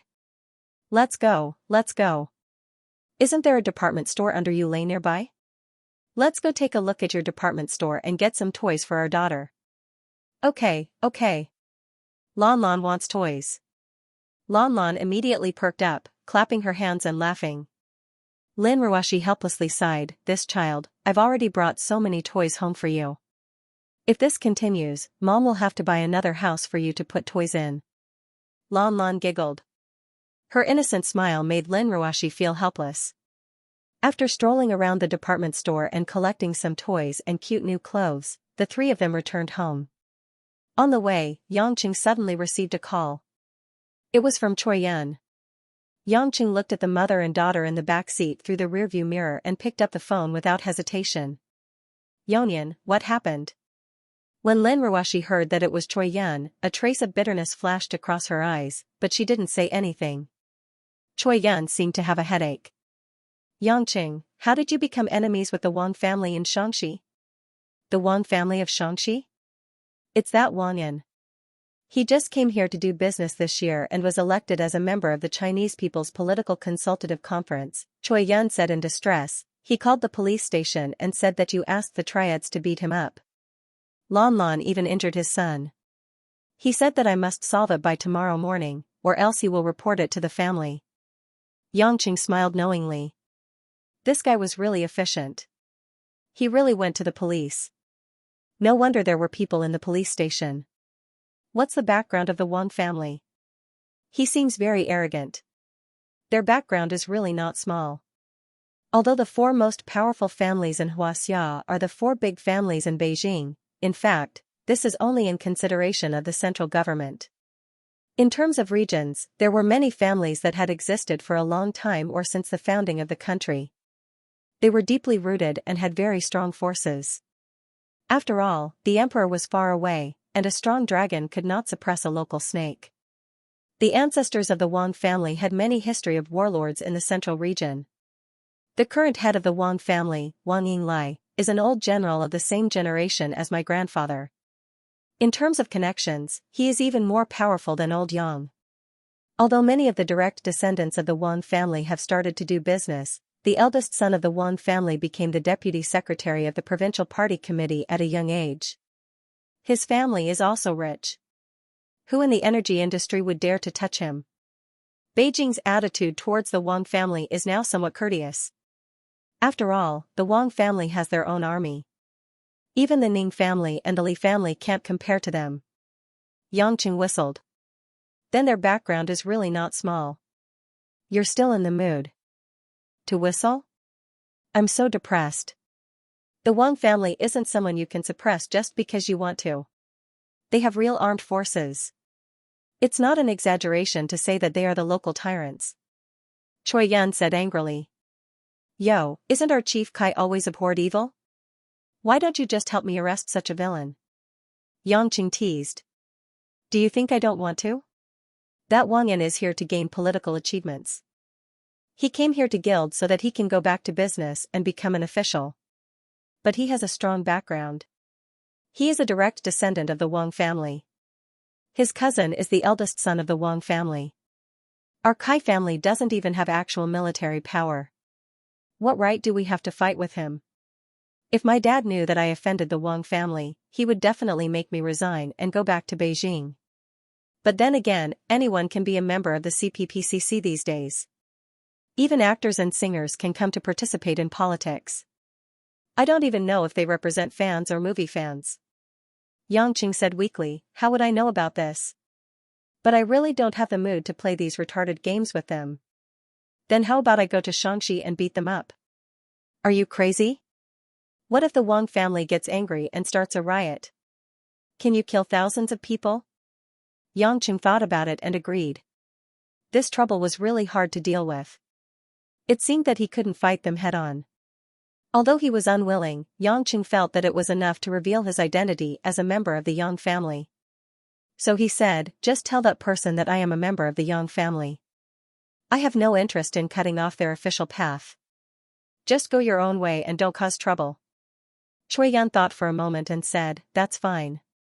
Since you agreed to reveal your identity, then I'll tell him. I'm afraid that you don't like to use your background to suppress people, so I don't dare to say it. Yangqing wanted to say something more, but Choi Yun seemed to be quite busy on the other side. She hurriedly said, I can't say any more. A friend invited me to dinner. I've been waiting for a long time. See you another day. Bye. Before Yangqing could come back to his senses, the woman had already hung up. Frowning, Yangqing had a bad feeling. A friend invited him to dinner so late at night? And he had been waiting for a long time? It couldn't be a guy, right? Didn't that guy with the surname Wei pretend to be working together last time? He was actually hitting on girls. Although he often met with women, he did not spend much time with them other than teaching them how to cultivate and do things ambiguously. Yangqing felt that it was time to have a deeper understanding of women's social circle. Lin Ruashi, who was behind him, asked, is it that guy called Wang Yan? Is it that difficult to deal with the Wang family? Yangqing turned around and said with a smile, no matter how big the problem is, I'll take care of it. Don't worry. When they returned home, Guo and Mother Wang found out what had happened and felt that it was ridiculous. Guo also knew about the Wang family's background and was a little worried. But she still thought about Lan Lan first and could not help but ask, then, will Lan Lan still go to Yunhua kindergarten in the future? If the children continue to ignore Lan Lan, they will be too disappointed.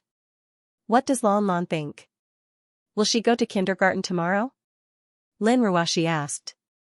Lan Lan tilted her head and thought for a while, then nodded seriously. Yes, Lan Lan can't run away.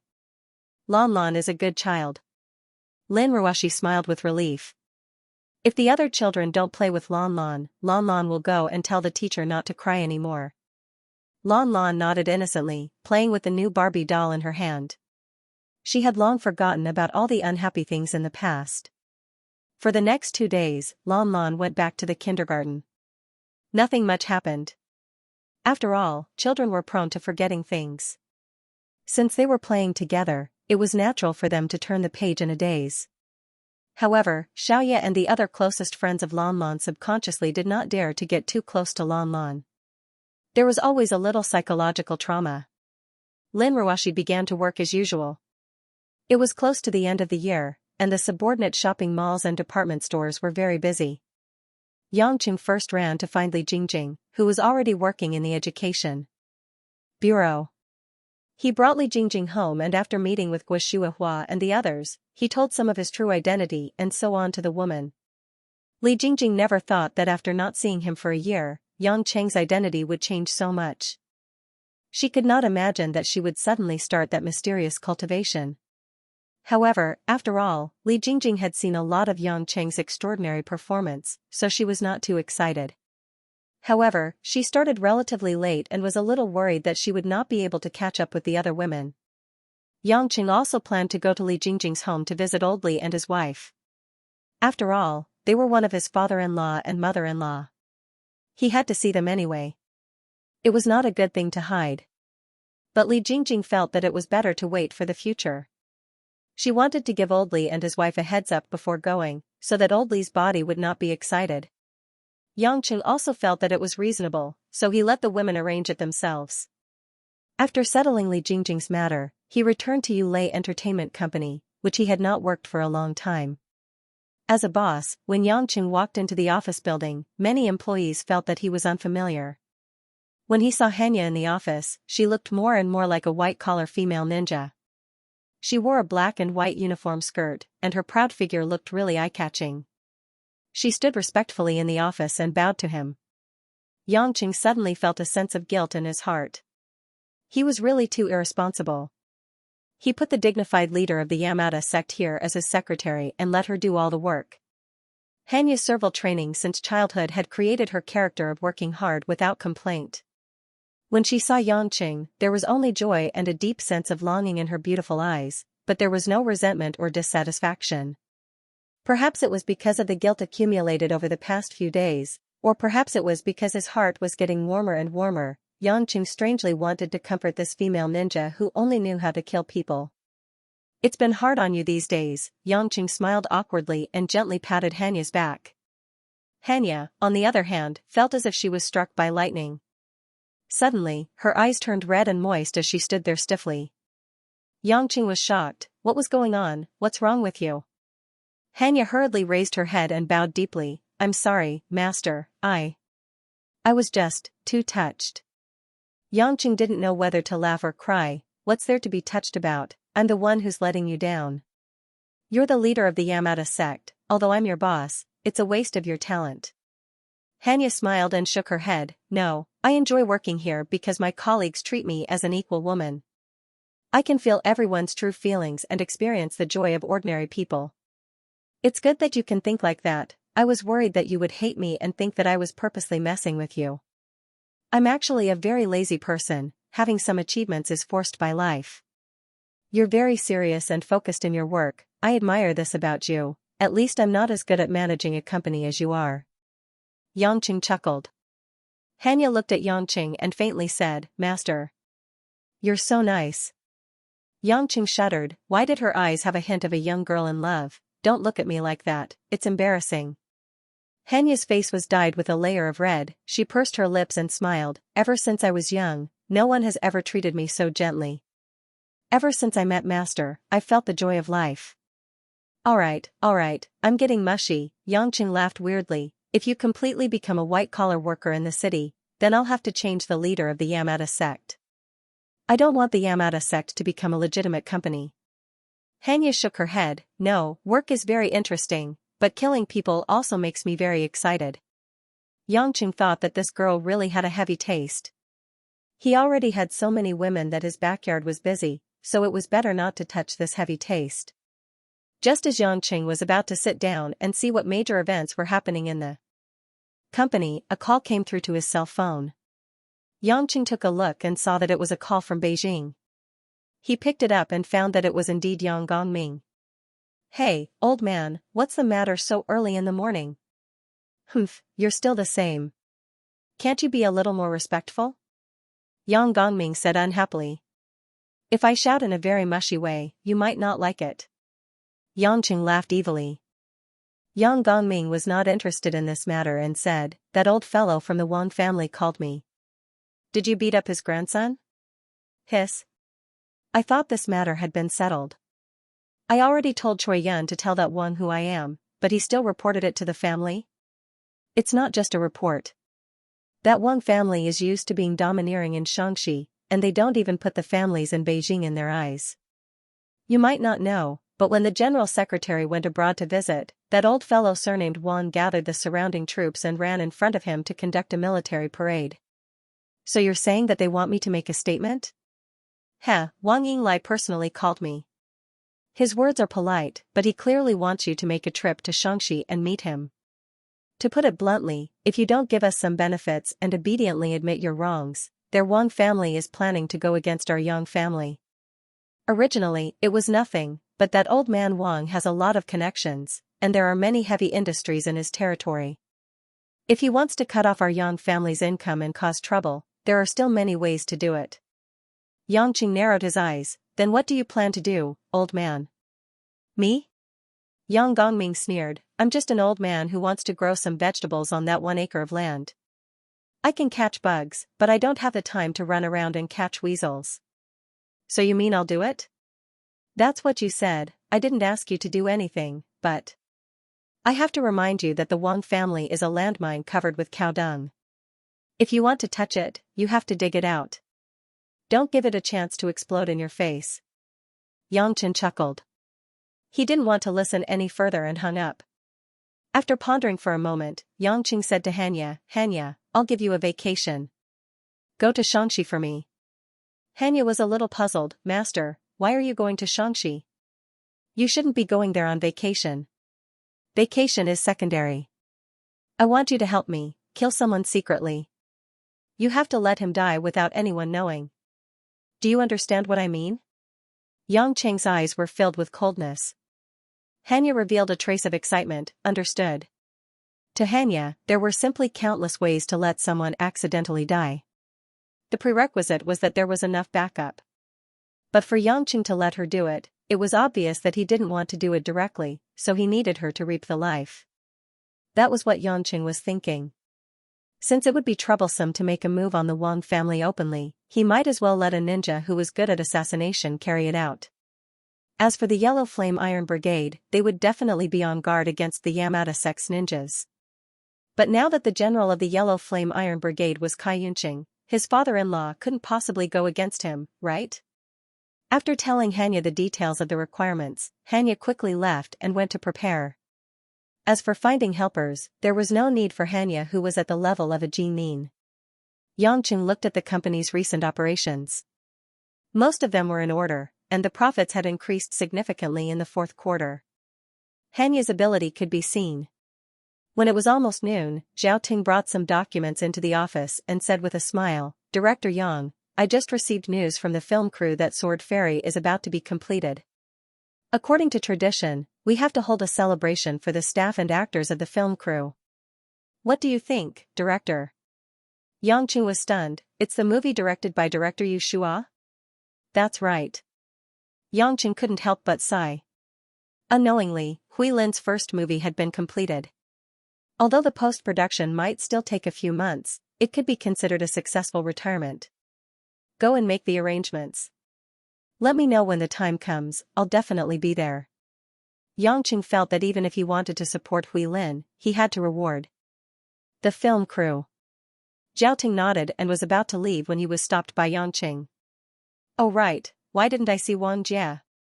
Yangqing didn't see his other assistant. Zhao Ting blushed. "Wang Jia, she's pregnant and at home." Yangqing looked at this guy's weird expression and couldn't help but laugh. "Could it be that you guys?" Zhao Ting smiled stiffly. "Hee. While Director Yang wasn't around, we went back to our hometown to get married. Otherwise, it wouldn't be good for Wang Jia to tell others that she's not married when she's pregnant." Yangqing sighed. Many things had happened around him, and he didn't pay attention when he was running around. He could only congratulate Zhao Teng and promise to give him and his wife more red packets at the end of the year. Compared to Yang Chen, who had embarked on the path of cultivation, where he would face all sorts of unimaginable things in the future, the life of an ordinary person, for Yang Chen, was right in front of his eyes, but in the end, it was still far away. Beijing, Ning residence. It was rare for Ning Guangyao to have time to read the newspaper and drink tea at home. He was sitting on a chair in the study, tapping the desk with one hand and frowning slightly, thinking about something. A Ning family member stood at the door of the study. After reporting something, he left quietly.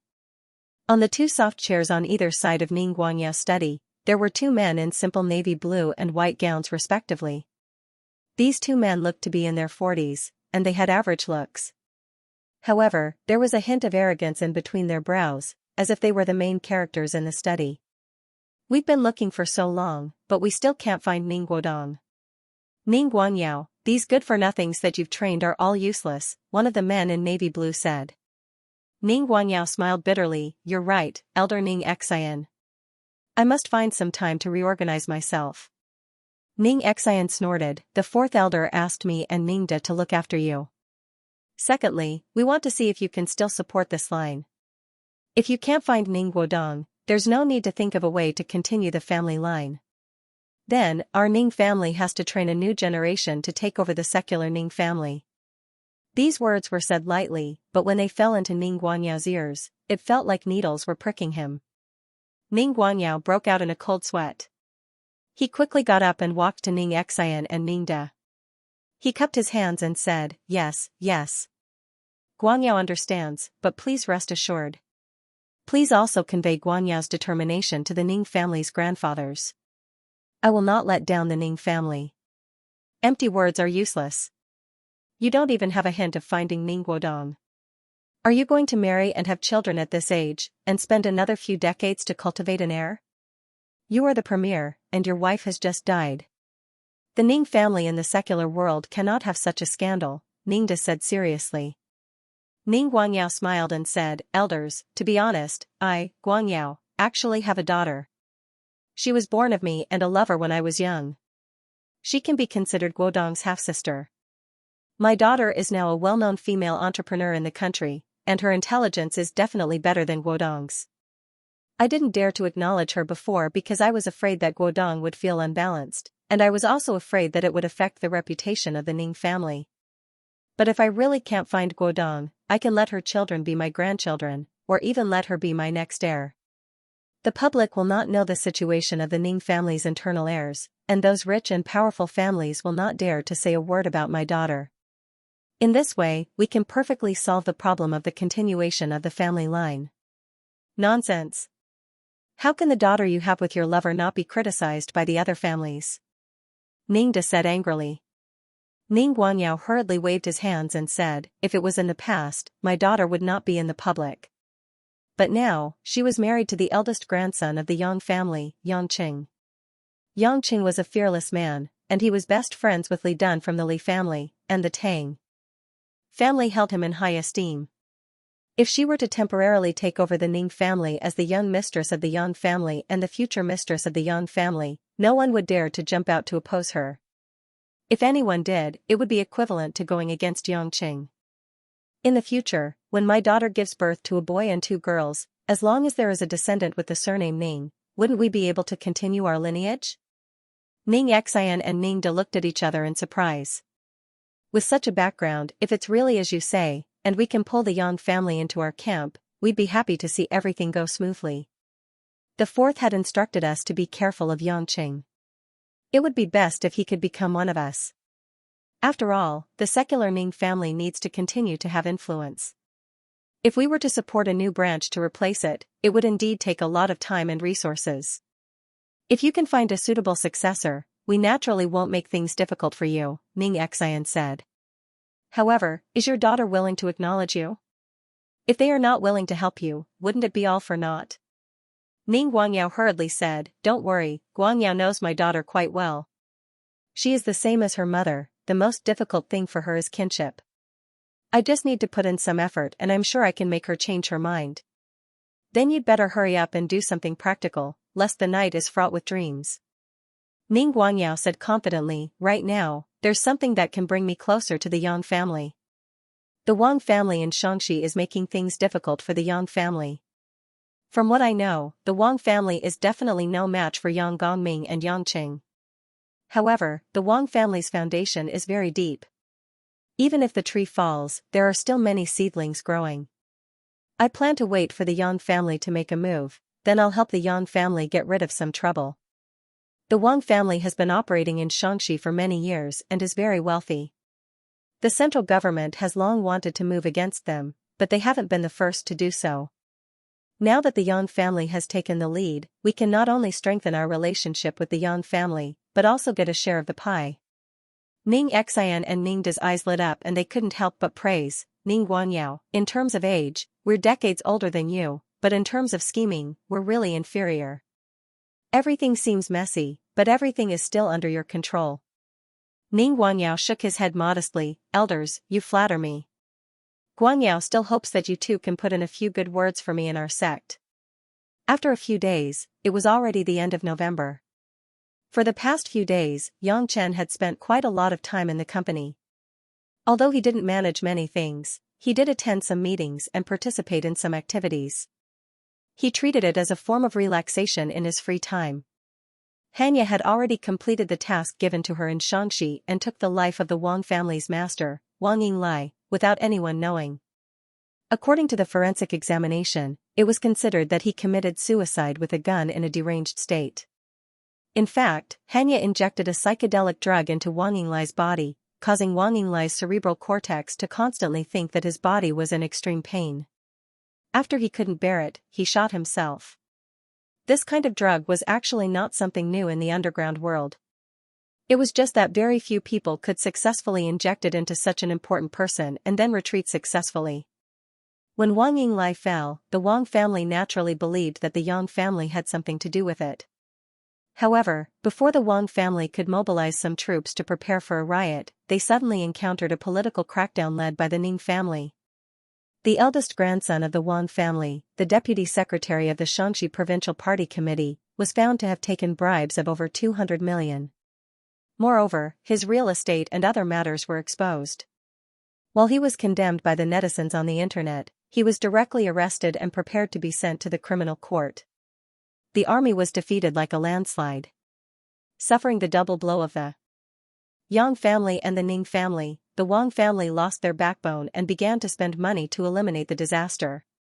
It was a mess, and it was likely that they wouldn't be able to recover within 10 years. Yang Qing wasn't too interested in knowing what would happen to the Wang family. However, the attitude of the Ning family made Yang Qing and Yang Gongming a little confused. Although the assistance of the Ning family this time could not be considered decisive, it was a major reason why many direct descendants of the Wang family dispelled the desire for revenge.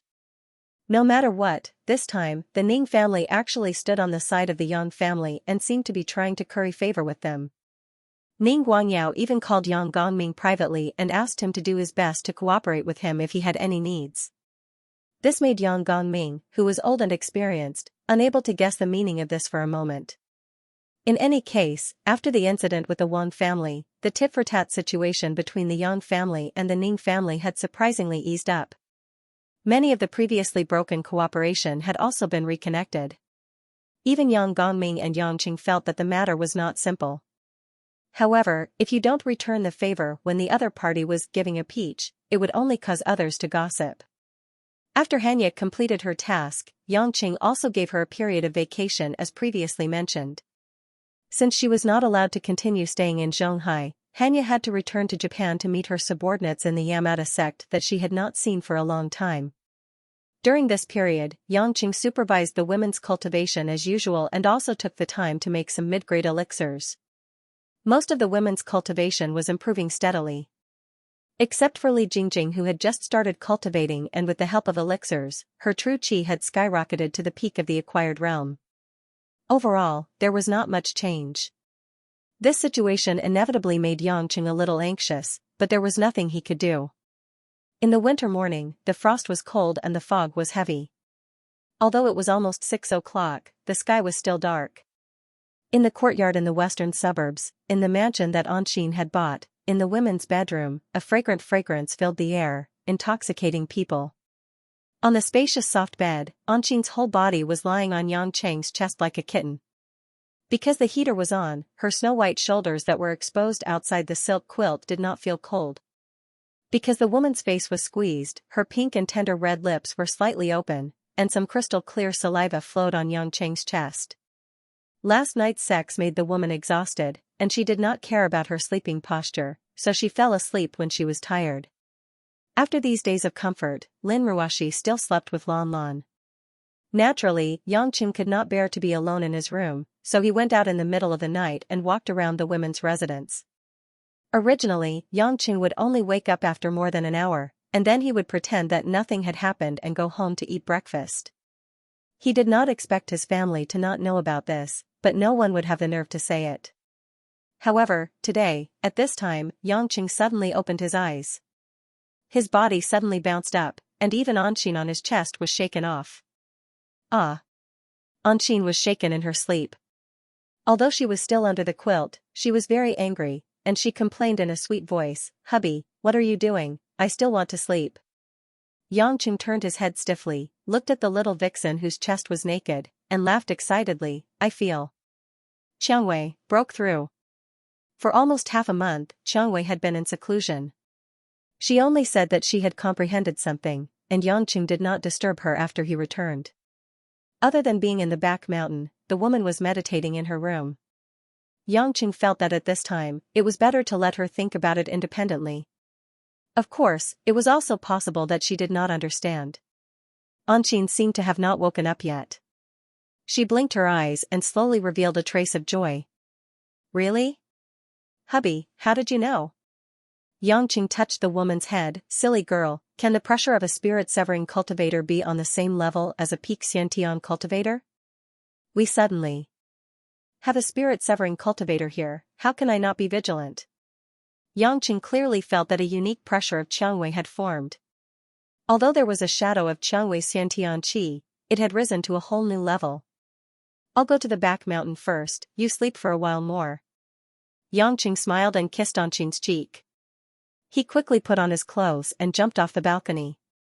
In the blink of an eye, Yang Cheng had already arrived at the platform of the back mountain. On the edge of the cliff, Xianxia, who was wearing a blue sweater and tight jeans, had her hair fluttering in the wind. The woman quietly closed her beautiful eyes and spread out her arms. Facing the cold wind, she was extremely enjoying breathing in the cool air. Compared to the charming and seductive woman in the past, at this moment, Xianxia was like a beautiful woman who had been washed away by the immortal palace. Her every movement, not only in terms of temperament, but also in the intuitive impression that she gave people, no one dared to blaspheme her in the slightest. Of course, Yang Cheng only felt that the woman in front of him was more attractive to him. Sensing that Yang Cheng was already behind her, Xianxia slowly turned around. There was no need for words. The moment the two silently looked at each other, they were already sharing such a joy. In a flash, Yang Cheng was already standing in front of Xianxia. He gently raised his hand and stroked the woman's face. "Do you feel like you have entered a completely new world?" Rose pursed her lips into a smile and shook her head. "No." "What's that?" "It's a familiar world, but it feels different." Yang Cheng nodded. "Everyone is different, and the difference in perception is like the difference between heaven and earth. Even if one's perception is the same, the Tao one comprehends will be as different as day and night. I will not understand your Tao, and neither will others. That is why it is your Tao." After entering the soul formation stage, Xianxia's physical fitness had also been reborn. Her skin felt so delicate that it could be broken by a blow, but in fact, it already had the protection of true yuan. At this moment, when she felt Yang Cheng's hand caress her face, it was as if another kind of even more unfathomable true essence had stirred the tranquil lake water. Xianxia quietly felt it for a while and smiled. "Although it has been almost 2 years since we first met, although I have always felt that you are by my side, but this is the first time I feel so close to you.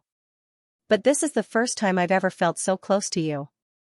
Although my cultivation base is far below yours, I can feel some of your feelings. Some of your emotions are real." you're at your most genuine level. I'm so happy. Don't just be happy. You have just entered the soul formation stage, but you can't just rest like this. I happen to have a lot of mid-grade pills that you couldn't use before you reached the soul formation stage. Now, I can give them to you. Xianxia took out 2 small porcelain bottles from his mustard seed summer ring. He had specially bought them from a good porcelain shop to store the pills. There are 5 dragon cloud pills and 1 heaven cloud pill. Take the dragon cloud pill first. It can quickly condense the spiritual energy of heaven and earth and increase the speed at which spiritual energy turns into true essence. Finally, take this high-grade heaven cloud pill. It can greatly advance your cultivation of the soul formation stage. Jiqing said that this heaven cloud pill is an extremely rare treasure in Hongmeng. If it wasn't for my superb alchemy skills and good luck, I would never have been able to get my hands on it. Xiangwei didn't stand on ceremony and took it. It was a happy thing to receive her man's work. She especially loved cultivation, so of course the more pills she had, the better. Seeing the woman's happy expression, Xianxia pointed to his lips. Don't you know how to express your gratitude after taking such a good thing? I have already given you the high-grade pills. I really doted on you for nothing. Xiangwei rolled her eyes at him and floated up gently. She wrapped her arms around Yangcheng's neck and kissed him. After entering the soul formation stage, it was no longer difficult for them to fly quickly. They could naturally use the spiritual energy of heaven and earth to fly. Hubby, I won't get old now, right? Will I be able to live for hundreds of years? Xiangwei asked excitedly. Yangqing nodded. He held the woman's hand and started walking down the mountain. That's right. 200 to 300 years is not a problem. You won't grow old either. However, you can't be too relaxed. Strive to reach the late soul formation stage. Going from the soul formation stage to the tribulation stage is only a kind of accumulation of cultivation. The requirement for comprehension is secondary. Then when I reach the tribulation stage, will I undergo the 3 yang fire tribulation, the 6 frost water tribulation, or the 9 heavenly lightning tribulation? Yangqing thought for a while and shook his head. I'm not sure, but the 9 heavenly lightning tribulation shouldn't be. Because of your age and foundation, you won't be able to cultivate the endless resolve restoration scripture. Therefore, this cultivation method is actually a modified and summarized cultivation method. I'm not sure what realm this cultivation method can reach. After all, you are the first person to enter the soul formation stage. I was worried that the cultivation method would make you advance to the soul formation stage. Now, I'm half relieved. The 2 of them chatted and exchanged some of their experiences in cultivation. Their conversation was rather uneventful. After entering the soul formation stage, Xiangwei's temperament became more refined. Regarding Yangcheng's mention of the Red Thorns Society going downhill, Xiangwei didn't have much interest in it at all. For Xiangwei, when she stood at the height of a soul formation stage cultivator and looked at the Red Thorns Society that she founded, it was already a fleeting cloud. It was the same reason why Yangcheng had a large number of mercenaries and killers in the world, but he had no interest in managing them. Yangcheng even felt that it might be because of the difference in their understanding of Tao. Xiangwei was more pure and had fewer desires than him, who was in the tribulation stage. However, Yangcheng still made up his mind to have a good time with Xiangwei tonight or tomorrow night. He really hadn't done it with a woman in the soul formation stage before. Just thinking about it made his heart itch. If Xiangwei knew that the man beside her was thinking about this, she would definitely roll her eyes. How vulgar. When he followed Xiangwei home, it just so happened that Ma Guifeng was doing aerobics on the lawn in front of the house to stretch her muscles. After all, she was almost 60 years old. Although Ma Guifeng was still attractive, it was hard to hide the white hair on her temples. This aerobics and some breathing methods were taught by Yangqing to her and Guoshuahua. After all, the elders didn't have time to cultivate. They could use elixirs to nourish their skin and increase their longevity. These days, when Yangqing was at home, he often saw Ma Guifeng and Guoshuahua when they were drinking tea and chatting. However, Xiangwei had been in seclusion for the past few days, so he kind of missed her. "Ayo, Xiangwei, you're finally back." Ma Guifeng came forward with a smile. She looked up and down curiously for a while. That's strange. I haven't seen you for a few days. You seem to have become prettier. Xianxia blushed slightly. Auntie Ma, how can that be? I didn't have plastic surgery. It's not your appearance, it's your temperament. No, I can't tell what's going on. Is it because of your cultivation? Xianxia nodded. I've made some progress. Ma Guifeng waved her hand. Forget it. I don't know about these things. Hurry up and go in. Qianni is making breakfast. Yangqing, come and eat with us.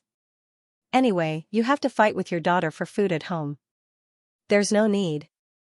Yangqing complained incessantly. He didn't expect that his mother-in-law would think of him like this. When they entered the living room, there was already a strong aroma of egg rolls with a hint of chopped green onions. This immediately made Yangqing's appetite increase. Emo Qianni, who was wearing an apron, stuck her head out from the kitchen. When she saw Yangqing and Xianxia coming in together, she was slightly surprised. It'll be ready soon. Wait a moment. After a while, Emo Qianni brought out a table of simple but exquisite breakfast. Regarding Xianxia's change, Emo Qianni naturally knew that Xianxia had finally broken through. She couldn't help but curiously ask Xianxia how she felt. Seeing that Xianxia had been reborn, Emo Qianni was also a little annoyed that she was too inattentive in her cultivation. She had been staying at the peak of the Hotian realm for a long time. It was time to work harder. Yangqing called home and said that he was eating breakfast at Emo Qianni's place. However, the reason was that he found out that Xianxia had broken through early in the morning, so he didn't go back. When Wu Shuihua heard this, she suddenly said, "Really? Xianxia is really good. Yangqing, this is a happy occasion. We have to celebrate for Xianxia." Yangqing was puzzled. Celebrate? Mom, how do you want to celebrate? Isn't it the weekend today? Since there's nothing to do, why don't we call on Xin, Mingyu, Jiqing and the other girls over? How about we have a dinner together? Wu Shuihua said excitedly. Yangqing felt that it was a little strange. From Wu Shuihua's tone, it didn't seem as if it was just a dinner. However, Yangqing had no reason to object to this suggestion. He said, then tell Ruashi to bring everyone over when they're done. Wu Shuihua readily agreed and hurriedly hung up. Yangqing told Emo Qianni and Xianxia about the dinner. Xianxia felt a little embarrassed, but Emo Qianni and Ma Guifeng didn't know whether to laugh or cry. Little Qianqian, Mom, what are you laughing at? Yangqing was confused. He felt like he had been played. Emo Qianni and her mother laughed for a while, seemingly amused. Ma Guifeng sighed, Yangqing, you and Xianxia are in Korea and she's in seclusion, so you don't know. Shuihua has been bored these days, so she's using Xianxia's matter as an excuse to get the girls to play mahjong with her. Play mahjong? Yeah, don't you know? Your house bought a mahjong table in the side hall. When you and Ruashi went to Korea, you played mahjong every day and it was always 1,000 yuan in cash. I've been there twice, and it's like a casino. My liver hurts just looking at it, Ma Guifeng smiled and shook her head. Yangqing then remembered that there was indeed a table covered with a black cloth in the side hall. He thought it was just an unused table, but it was actually a mahjong table. Yangqing thought about it and felt that there was nothing wrong with playing mahjong. It would be good for the women to get together and get closer to each other. Why didn't Mom mention it before? What's there to endure? Yangqing asked. Ma Guifeng rolled her eyes at her son-in-law. Sigh, you're a man, so of course you're careless. Think about it, if a group of girls went to your house to play mahjong, and Shuihua treated them like daughters-in-law, what would Ruashi think? No matter what, the mistress of this house is Ruashi, so the relationship between mother-in-law and daughter-in-law can't be too strained. Yangqing nodded in understanding. It was indeed easy to cause friction, especially since Lin Ruashi always disliked her mother-in-law being close to other women. However, she couldn't keep avoiding such gatherings just to avoid it, so he didn't think of stopping her. Just when breakfast was about to end, Yangqing received another call. This time, it was Zhao Teng. Hello, Zhao Teng, why are you calling me on the weekend? Yangqing asked curiously. Zhao Teng smiled and said over the phone, Director Yang, I knew that you're forgetful. Didn't you say a few days ago that you're going to KTV with everyone to celebrate the completion of Sword Fairy? Yangqing suddenly remembered. Which KTV? I'm sure you've heard of the Melody Bar on Shoan Road. It's a money-squandering establishment, but the security is pretty good. After all, Miss Hui Lin will be attending the event as well. We can't let the paparazzi get close to us. Yangqing had heard of that nightclub. It was located in a prime location in the center of Zhonghai City. Without a strong background, it was impossible to open such a business there. He didn't have any objections and listened to their arrangements. His main concern was to give some encouragement to Hui Lin. After all, the girl had worked so hard for so long. It was necessary to celebrate. After breakfast, Yangqing returned home and found Lin Ruoshi, who was playing building blocks with Lan Lan. He mentioned that he was going to Melody Bar to celebrate with Hui Lin tonight and asked if she wanted to go with him. Lin Ruoshi seemed to know that the filming was over. She shook her head and said, "Go ahead. There's a media conference in 2 days. They'll officially announce the completion of the filming. I'll attend the ceremony, but I won't go today. I don't like KTV anyway. I'm afraid that Hui Lin will be sad if you don't go." "Save it," Lin Ruoshi said without raising her head. "I've already called Hui Lin to congratulate her. I don't need you to worry about her." Obviously, Yangqing was asking for a snub. He shrugged and squatted down to play building blocks with Lan Lan. Yangqing was more familiar with building blocks than Lin Ruoshi. Soon, he and Lan Lan built a plane and a tank, which made Lan Lan clap her hands and laugh. Lin Ruoshi watched the father and daughter playing together. Her eyes were filled with warmth. She reached out to touch her daughter's hair and asked softly, "Hubby, will you let Lan Lan cultivate in the future?" Yangqing chuckled and said naturally, "Of course she will. Otherwise, our daughter won't live as long as our parents. Moreover, Lan Lan's quality is excellent. She has an innate advantage over me when I was young. She's also young. I plan to teach her the endless resolve restoration scripture. After all, she's our first child.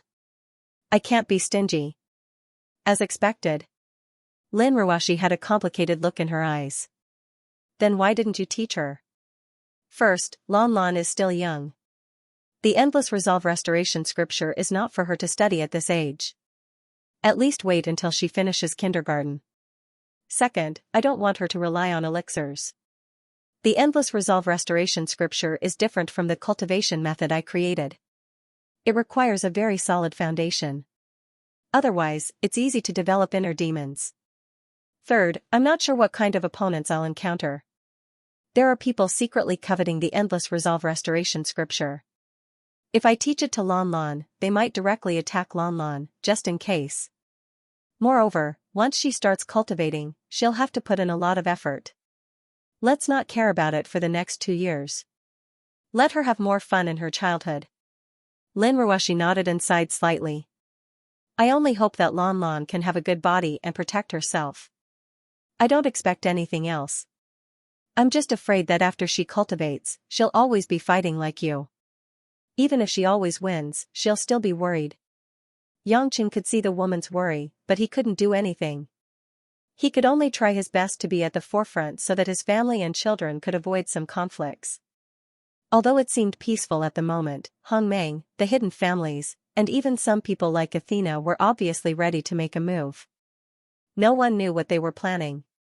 However, they weren't ordinary people. If they weren't confident, they wouldn't make a move easily. Anyway, they had time, so there was no need to rush.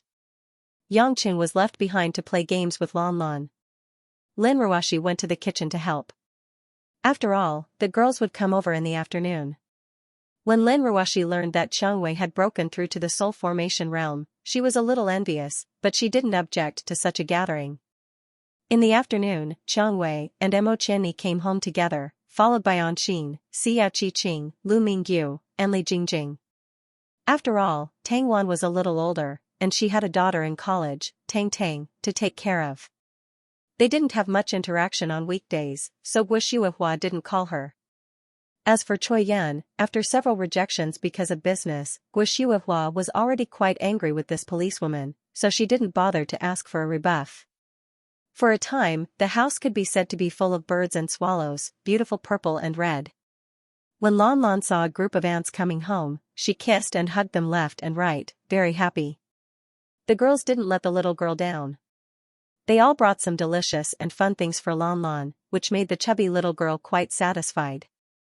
Today's protagonist was naturally Xianxia, who had just broken through to the soul formation realm. When the girls saw the obvious change in Xianxia's temperament, they were all envious. Before the girls could ask Xianxia many questions about cultivation, Guixuehua, the mother-in-law, clapped her hands happily and said, "Don't ask first, who wants to play a few rounds of mahjong with me? I haven't played for a few days, my hands are itchy, let's play while we talk."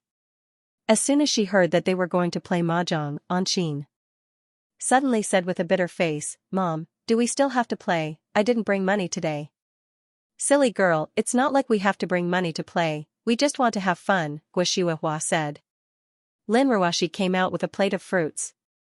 When she heard that they were going to play mahjong, she didn't know how to react. "Mom, we have mahjong at home?"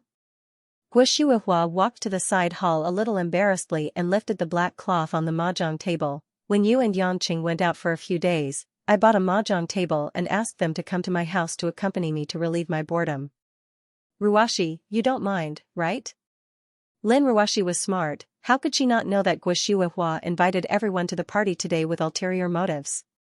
She felt helpless and slightly displeased at the same time. The education from childhood made Lin Ruashi feel that playing mahjong was not a good thing. Not only was it a waste of time, it was also involved in gambling, but since her mother-in-law wanted to play, she couldn't force her to stop it. Let's play, Mom, as long as you're happy," Lin Ruashi forced a smile. Guixuehua hurriedly nodded and called the women to go in quickly. Because there was only one mahjong table, the women pushed and shoved each other, then they decided to let the main character today, Xianxia, and Anqing, who was the best at making Guixuehua happy, and Li Jingjing, who had just joined the group of sisters, play. But Li Jingjing had never played mahjong since she was young, and she especially liked Lon Lon. She wanted to play with her child, so she didn't want to go up at all. On the contrary, Mo Qianni was smart. She said to the expressionless Lin Ruashi, "Ruashi, why don't you play a few rounds?" "Me?" Lin Ruashi was stunned, she frowned, and said, "I don't know how." "If you don't know, I can teach you. It's very simple. You're so smart, you can learn it easily. If you can learn it, you can play with Mom in the future, lest Mom gets bored," Mo Qianni persuaded. Lin Ruashi looked at the colorful mahjong tiles and thought that all the women knew how to play. If she didn't know how to play, would it be a little embarrassing? After thinking for a while, she nodded and agreed. Looking at Lin Ruashi and the other girls playing mahjong with Guixuehua, Yanqing felt that the scene was a little weird, but it was better than the awkward atmosphere between the girls in the past. Xiao Qi-Qing, Lu Mingyu, and the other girls didn't need to play mahjong, they just chatted with Mother Wang. Mother Wang spoiled her daughter to the extreme. Although they lived in the same place and saw each other every day, they still had endless things to talk about. Looking at the group of women in the house, old and young, Yanqing also realized that it was time to go to the party at night. After saying goodbye to Mother Wang and Guixuehua, Yanqing drove to the Melody KTV in the city center. Although it was called a KTV, in fact, it was not inferior to some luxurious nightclubs. The 4 bodyguards in black at the entrance made many ordinary passers-by flinch. When Yanqing parked the car and entered the hall, Zhao Teng was already waiting there. "Director Yang, we're just waiting for you. The crew and people from our department are all here." Zhao Teng looked radiant. He was very enthusiastic about such a relaxing party. "Is there a need to be so excited?" Yanqing smiled. Zhao Teng said happily, "Director Yang, you don't know, a bottle of Remy Martin is at least 5 times more expensive in a place like this. If it wasn't for the company, working-class people like us wouldn't dare to come here to spend money." Yanqing didn't know much about the market. He followed Zhao Teng through the long corridor. Many guests in the corridor were well-dressed, their every movement revealed the aura of the upper class or nouveau riche. On each door, there were various ancient-style private room names engraved in jade. The carpet was soft Middle Eastern wool, there was no noise when one stepped on it. The lights were slightly dim, but the brightness was just enough for some people to do some small things. The waitresses walking back and forth boldly wore bunny girls, high-slit cheongsams, and other styles of clothing. Some were mature, some were pretty. And there were even foreign girls. They had different styles. He walked to a private room called Sunset Solitary Duck, pushed the door open, and entered. Inside was a huge space. Under the bright lights, the red sofas on the walls were bright and eye-catching. There were already at least 20 people drinking and chatting there. A middle-aged man was holding a microphone, excitedly singing a fast-paced song that Xianxia found familiar but did not know the name of. The deafening sound effects were quite exciting. Everyone stood up when they saw Xianxia enter the room, including director Yu Shua, whom they hadn't seen for a while, and of course Hui Lin. In order to keep a low profile, Hui Lin wore a simple black windbreaker. Her silky hair was tied up, and she did not put on any makeup. She looked fresh and lovely. Xianxia went up and shook hands with everyone. In fact, Xianxia was not familiar with the employees in the company. It did not matter if he could not call out their names. Xianxia was very good at pretending to be familiar with them. He chatted politely with director Yu Shua for a while and toasted with the crew. When he sat beside Hui Lin, Xianxia looked at her from head to toe for a while and asked with concern, "It must have been hard on you. Did you suffer any grievances?" Hui Lin nodded gently. "Everyone treated me well, but it's hard to make a movie. I think I'll just focus on singing in the future." "Haha, that depends on the box office. If the box office is bad, I won't let you make a movie even if you want to. If the box office is good, you can do more for your sister and make more movies," Xianxia teased. Hui Lin snorted. "Sister won't ask me to make money for her. She makes money from all her businesses. If I don't want to make movies, she will definitely agree." "Look at your proud face." Xianxia smiled. "After this work, it's time to take a break. You've been busy for almost a year." Hui Lin shook her head. "I can't take a break yet. It's almost the new year. The production team of the Spring Festival Gala has contacted me many times. They want me to sing and perform a show. My team is good, so I want to give it a try." "You're still going to participate in the Spring Festival Gala?" Xianxia had read many reports about the Spring Festival Gala. He frowned and said, "That's a thankless job. I heard that good shows will be changed beyond recognition by the censor team. You don't lack popularity, so why bother?" "There's nothing to change about my singing," Hui Lin said. "I also want to perform on a bigger stage to make my fans happy. Also, I want to prove it to my grandmother." Looking at Hui Lin's confident face, Xianxia gradually realized that the girl had become an independent superstar. She had started to have her own goals and pursuits, and was full of her own opinions. It was getting harder and harder for Hui Lin to conceal her dazzling brilliance. When another guy finished shouting a song, everyone applauded and asked Hui Lin to sing a song for him. Hui Lin didn't put on airs. She asked everyone to choose a fast-paced song and sang it with her ethereal and graceful voice, which had a different kind of charm. Director Yu Shua, who was intoxicated, clapped his hands and said, "I heard that a real singer, no matter what song they sing, will be able to leave their mark on the song." Miss Hui Lin's singing skills and the use of emotions make her a real singer. Just as the production team and the production team were cheering and toasting each other, the door of the private room was suddenly pushed open. A square-faced, short-haired, strong-looking man wearing a white tight-fitting short-sleeved shirt and a golden chain barged in. Behind him were a few hooligans. A waiter was trying to persuade them but was pushed to the side by these people. The strong-looking man with the golden chain scanned the private room. When he saw Hui Lin, he was overjoyed. "It's the superstar, Hui Lin." "Haha, I didn't come for nothing today." The waiter who was wiping his hair quickly said, "Master Lei, Miss Hui Lin is a VIP. Please don't disturb them." The strong-looking man with the surname Lei glanced at him unhappily. "VIP? She's just a singer. She's a star if I say she's a star. If I say she's a chick, then she's a chick." Jiao Ting stood up and said angrily, "Waiter. Who are these people? How can you just let people in?" Jiao Ting was the one who arranged today's event and venue. Jiao Ting naturally felt embarrassed when these people suddenly showed up to cause trouble. "This?" The waiter said awkwardly, "Sir, please calm down. Master Lei's man accidentally saw Miss Hui Lin just now, so Master Lei came looking for me. My name is Lei Heng. It's fine if you don't know me. My dad likes to listen to Miss Hui Lin sing. Since we bumped into each other today, why don't you come with me to our private room? Lei Heng waved his hand. Hui Lin frowned. As a public figure, it was not convenient for her to deal with this kind of trouble on her own. She could not help but look at Yangqing. Yangqing touched his hair gloomily. Just as he was about to get up, two young executives from the company walked up to him. Hey, who do you think you are? Do you know who's sitting here? We'll call the police. Get out. Lei Heng looked at the two Yulei executives in suits and smiled disdainfully. He raised his chin slightly and two of his men ran up behind him. They pushed the two executives to the ground. The two Yulei employees were not trained. They rolled on the ground and were even kicked twice by the two men. Pretty boy, you want to call the police? Say another word and I'll castrate you. Lei Heng sneered. The waiters and the people in the private room turned pale.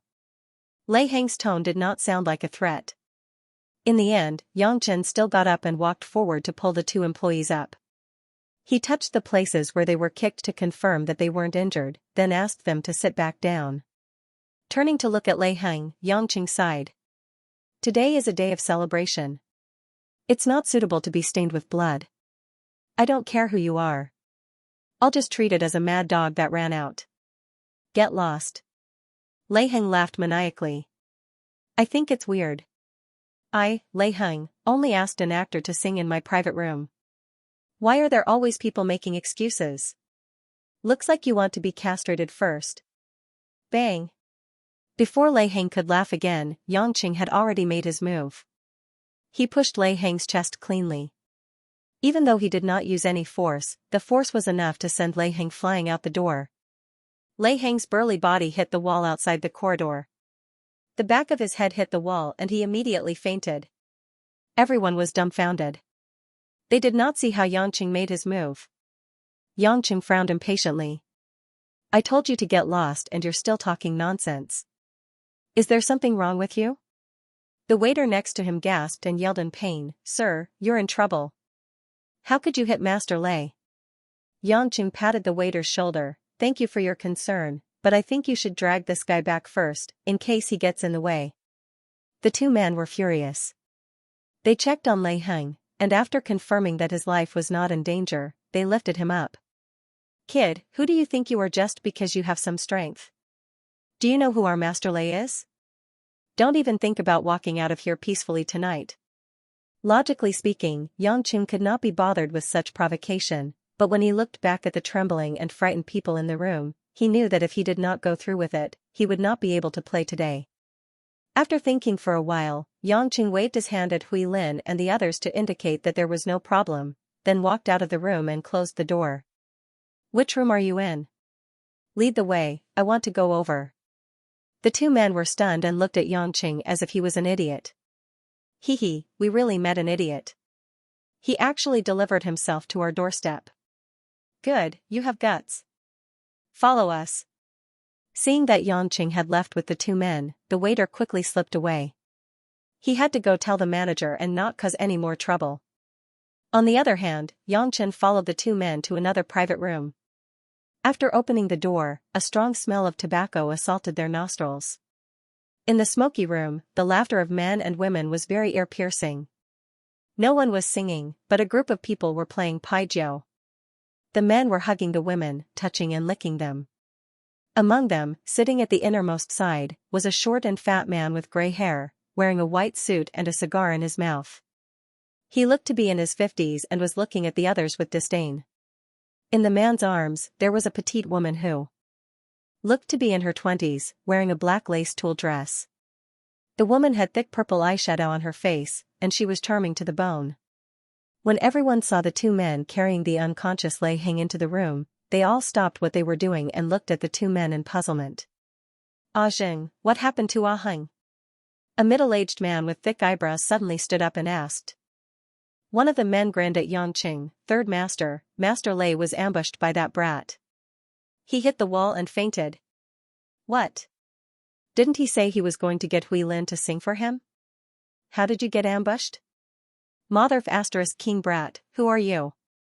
Are you tired of living? Another person stood up and roared at Yangqing. Yangqing waved his hand in front of him. The smell of cigarettes and vulgar cosmetics in the room made him feel uncomfortable. Stepping forward, Yangqing glanced at everyone present and said lightly, which one of you is this kid's father?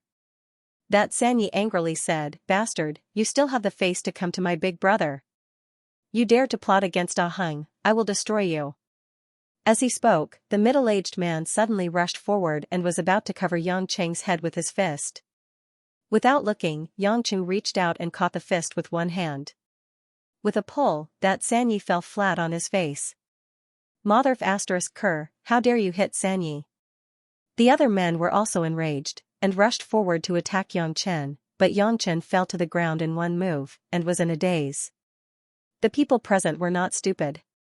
They could finally see that Yangcheng's skills were far better than theirs, so they did not dare to take the slightest risk. The man in the white suit who was sitting on the innermost sofa frowned slightly. He finally stood up and said, Kid, who are you? I found a female singer to sing a song for me. That's not against the law, is it? I'll only say this once. Either you play obediently or get out of my sight. If anyone tries to be a B***tch again, I'll make that person faint and never wake up again. After Yangqing said these words, he swept his gaze across the crowd. His gaze was filled with killing intent. It was not something that an ordinary person could resist.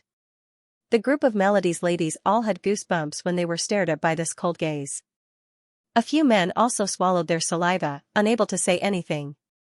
Xianxia walked in front of the boss in the white suit and asked in a low voice, Big brother, what should we do?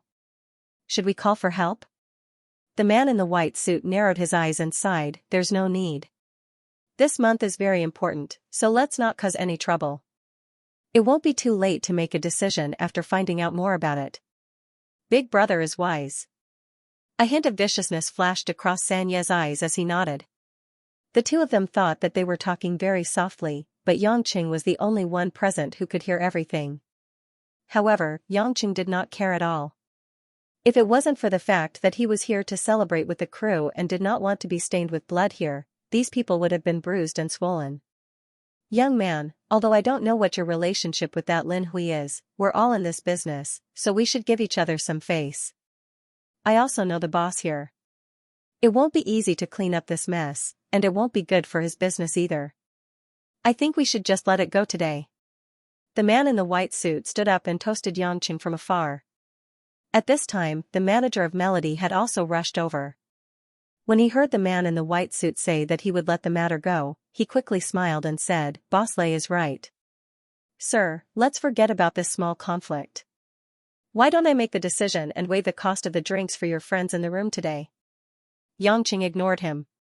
Seeing that the matter was settled, he had achieved his goal as long as the other party did not make a fuss. Thus, he turned around and left. The manager heaved a sigh of relief and went up to Boss Lei. With a flattering smile, he said, Boss Lei, I'm sorry to have made you uncomfortable. How about this, I'll get a few university girls to accompany your brothers. Boss Lei looked at his unconscious son and said, There's no need for that. Send my son to the hospital for a checkup. Who are you trying to fool with those university girls here? They must be from a technical secondary school. The manager wiped his cold sweat and smiled awkwardly. He quickly ordered the waiters to carry the unconscious Lei Heng out. As for Yangqing, who had just left the room, he was about to return to his own room when he turned a corner and was stunned. In the corridor, a man and a woman were walking towards him. The man was dressed in a striped suit paired with a white shirt.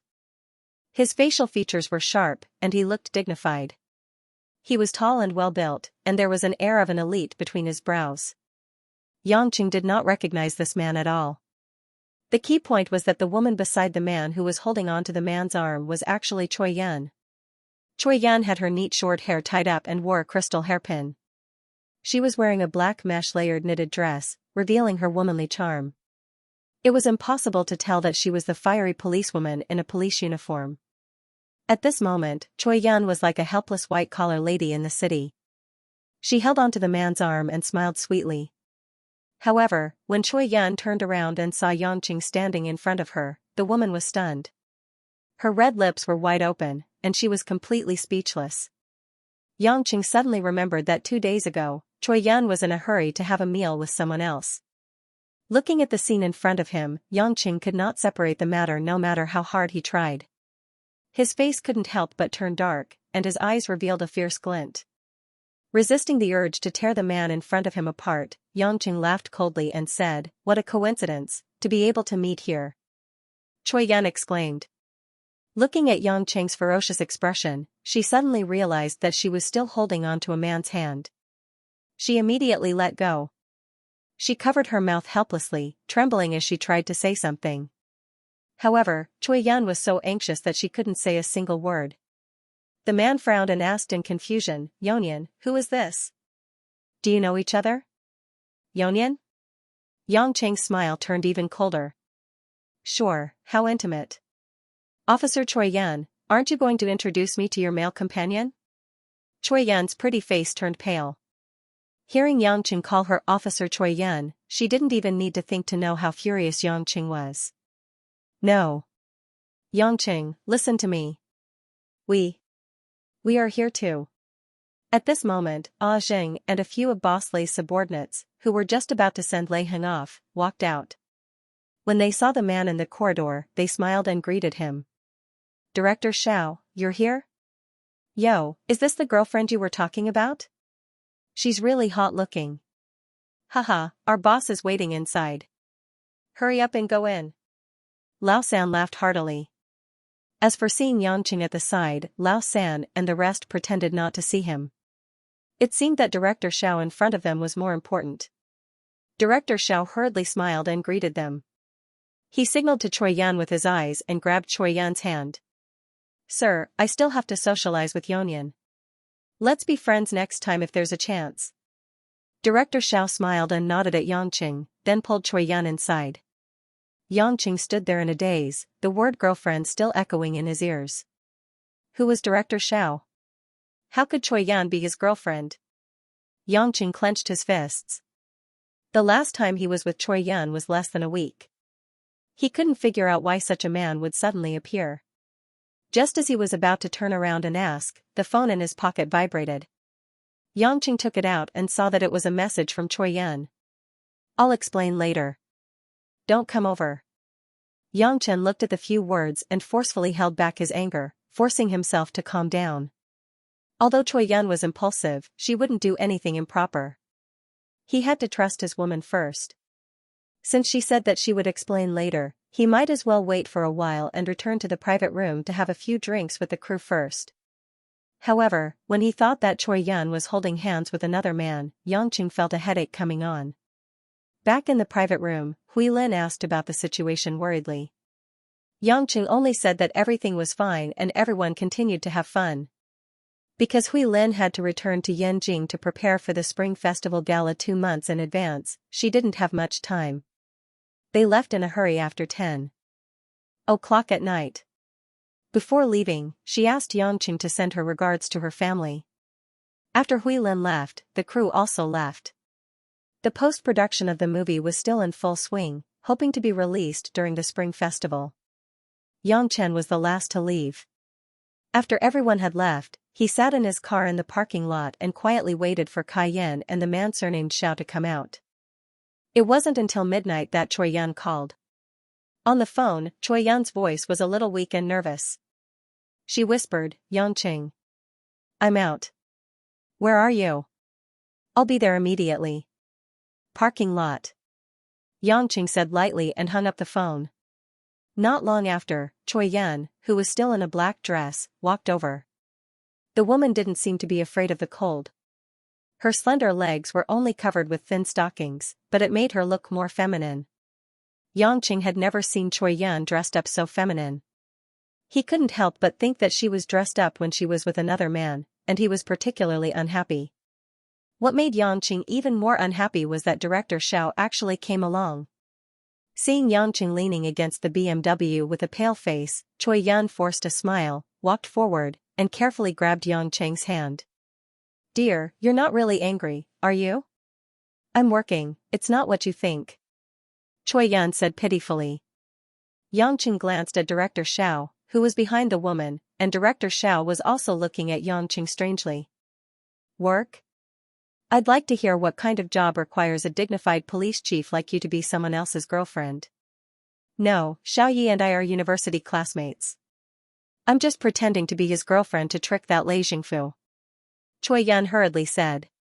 At this time, Xiaoyi also stepped forward and said with a smile, Hello, my name is Xiaoyi. I'm Yonyan's classmate at the police academy. I think you're the boyfriend that Yonyan mentioned, Yangqing. I hope you don't misunderstand.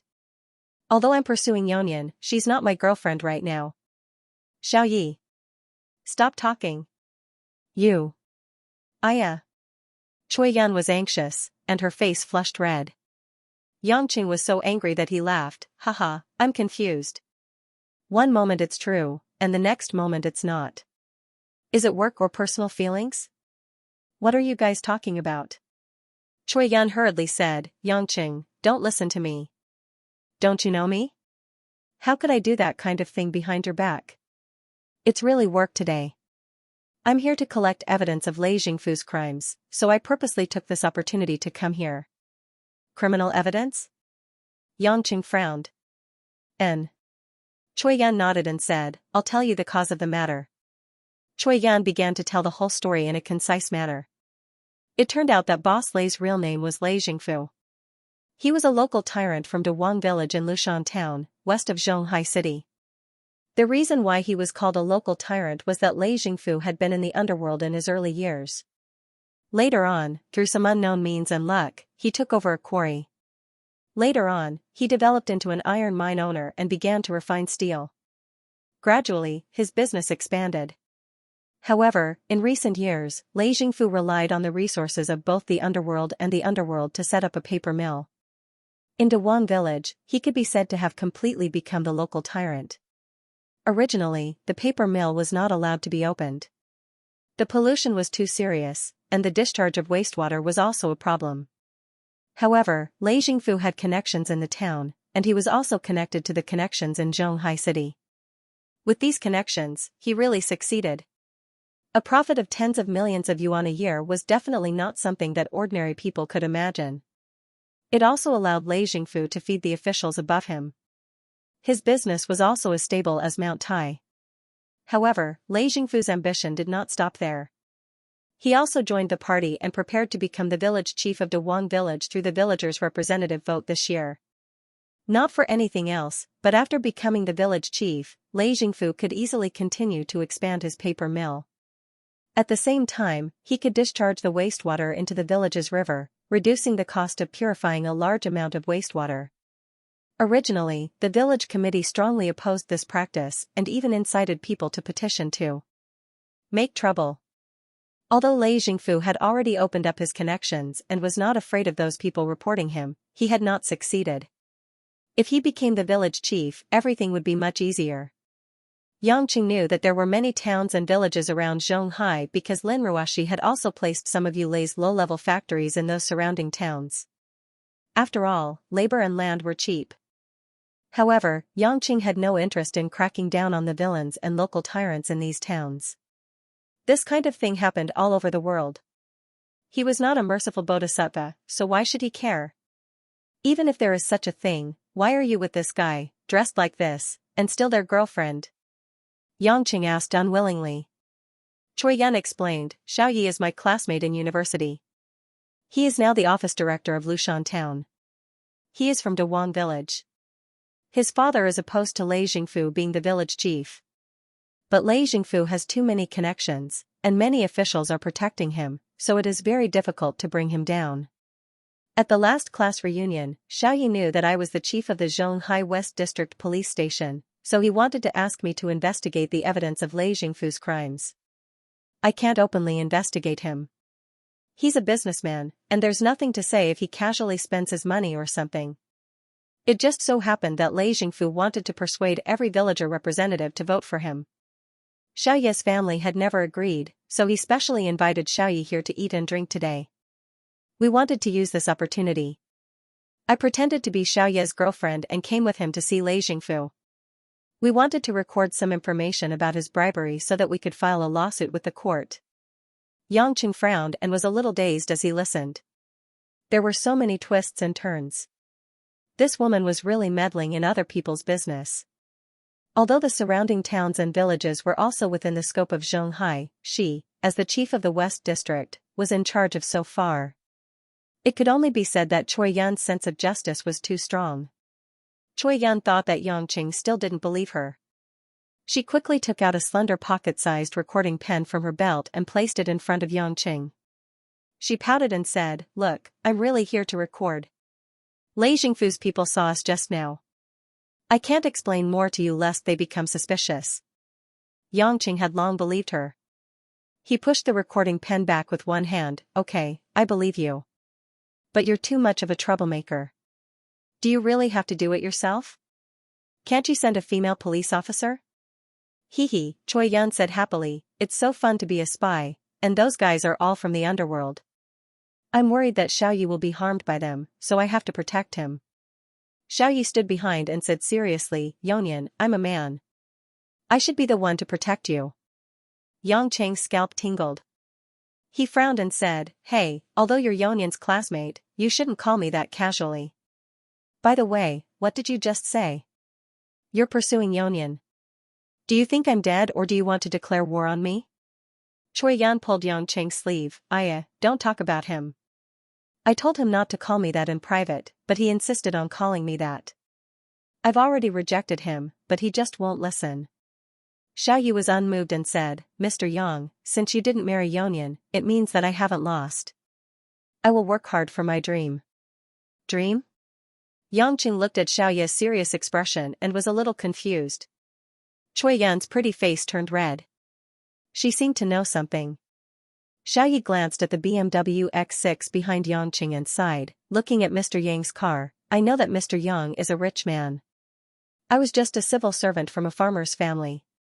I didn't have much money or power, and my official position wasn't as high as Yonian's. However, I've been in love with Yonian ever since I entered university. Later, we went our separate ways after graduation. I thought I would never see her again, but I didn't expect to meet her again. Even though I knew I wasn't good enough for her, I didn't want to regret my lack of effort in the future. I won't give up my pursuit of Yonian just because Mr. Yang is a rich man. Unless you step into the hall of marriage, then I will sincerely bless you and leave silently." These words were extremely sincere. Although Choi Yun was leaning on Xianxia, she also bit her red lips. Her eyes were blurry and filled with guilt. Xianxia couldn't be angry with such a man. Although his pursuit of Choi Yun made his own selfish desires very uncomfortable, Xiaoyi was open and aboveboard, self-respecting, and self-reliant. Compared to him, although he also gave his true feelings, he was just a playboy. He really couldn't give Choi Yun a decent marriage. In comparison, he was more abominable. However, things like feelings, like social status, were not absolutely fair. Choi Yun was also very clear that Xiaoyi would be a man who loved her wholeheartedly, but she couldn't choose Xiaoyi. It wasn't because her status, money, and reputation were inferior to Xianxia, but because after understanding Xianxia, falling in love with Xianxia, and experiencing what Xianxia could give her, she just couldn't be moved by an ordinary and serious man like Xiaoyi. Xianxia sighed and asked Choi Yun, "That day, you said that someone invited you out to dinner and hung up on me. Was he the one who invited you?" Choi Yun didn't hide it and nodded directly. "And you won't be angry, right? I told Xiaoyi many times that I won't change my mind, but he is so stubborn. Xiaoyi is a good person, so I can't be unreasonable." Choi Yun was also a straightforward person. In front of Xiaoyi, she explained her thoughts again.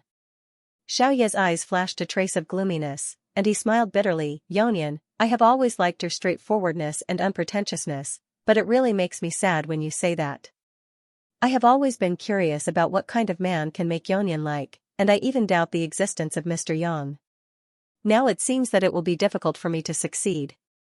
Xianxia suddenly didn't hate this guy so much. He smiled and said, "It's not difficult, it's impossible to succeed, but I appreciate your frankness. As for you asking Yonian to pretend to be your girlfriend and help you find evidence against Lei Jingfu, I won't allow it to happen again. Even if I want to help you, I have to do it through other means, not by pretending to be your girlfriend. Cui Yan pursed her lips and smiled. What's wrong, are you jealous?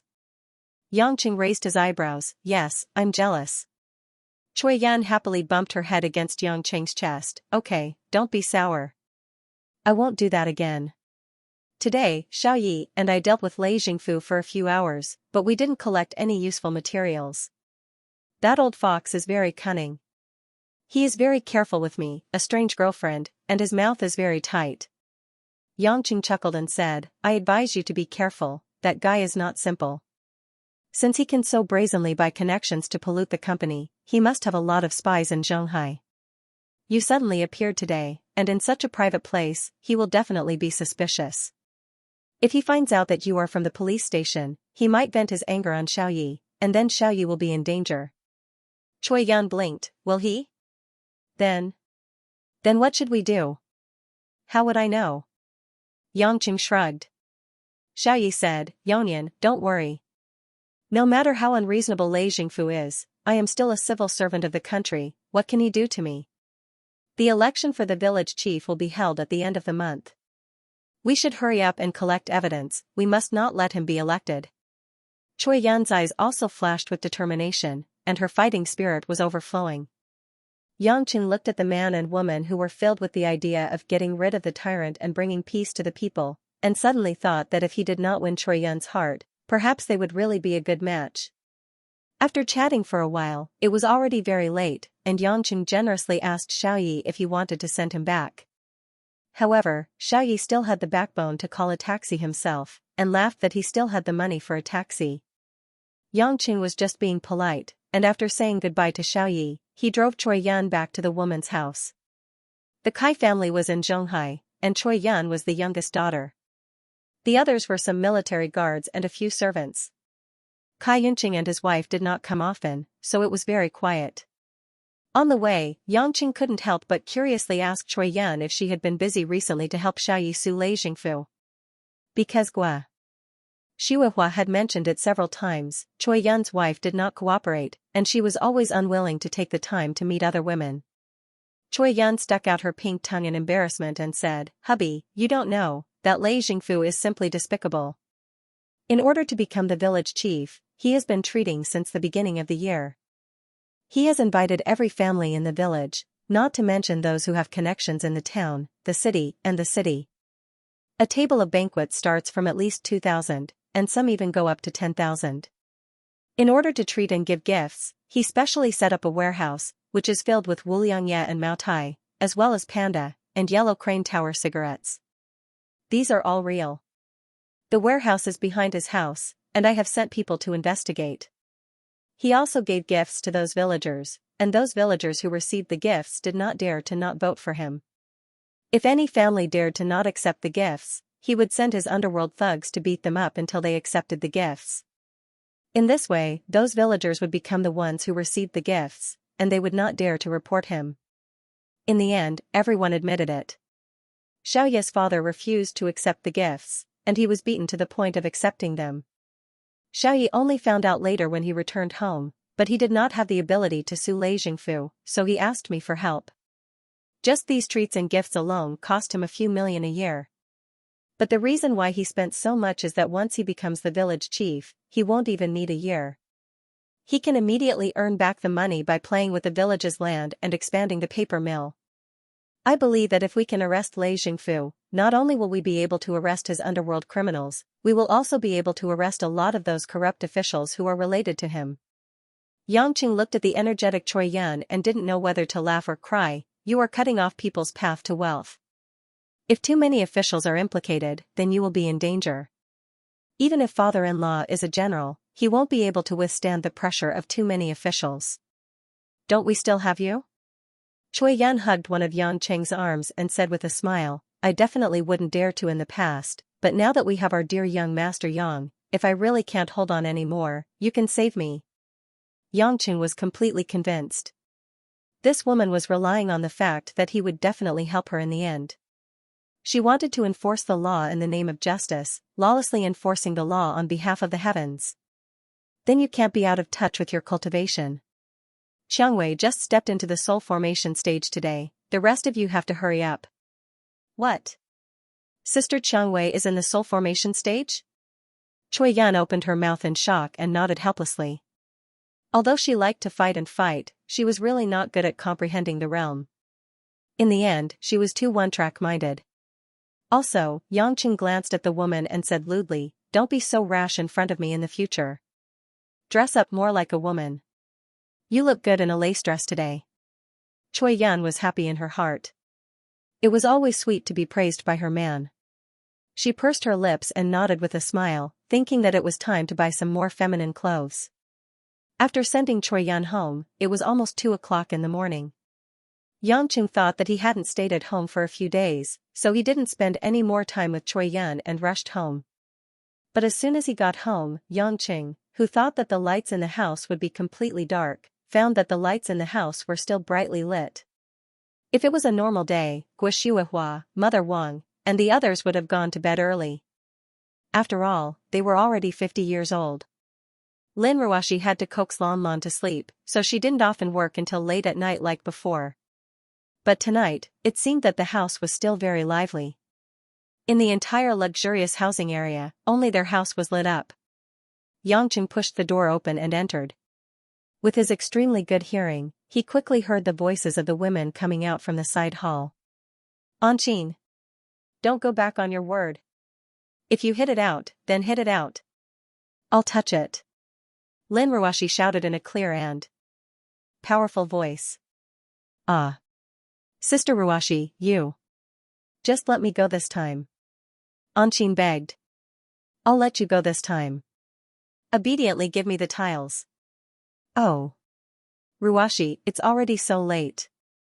Let's call it a day after this round. Mom, you go to sleep first. We're not tired." "Who said that? I'm about to faint." Mo Qianni said weakly. "Qianni, don't pretend. You've been cultivating for so long, how could you be tired in such a short amount of time?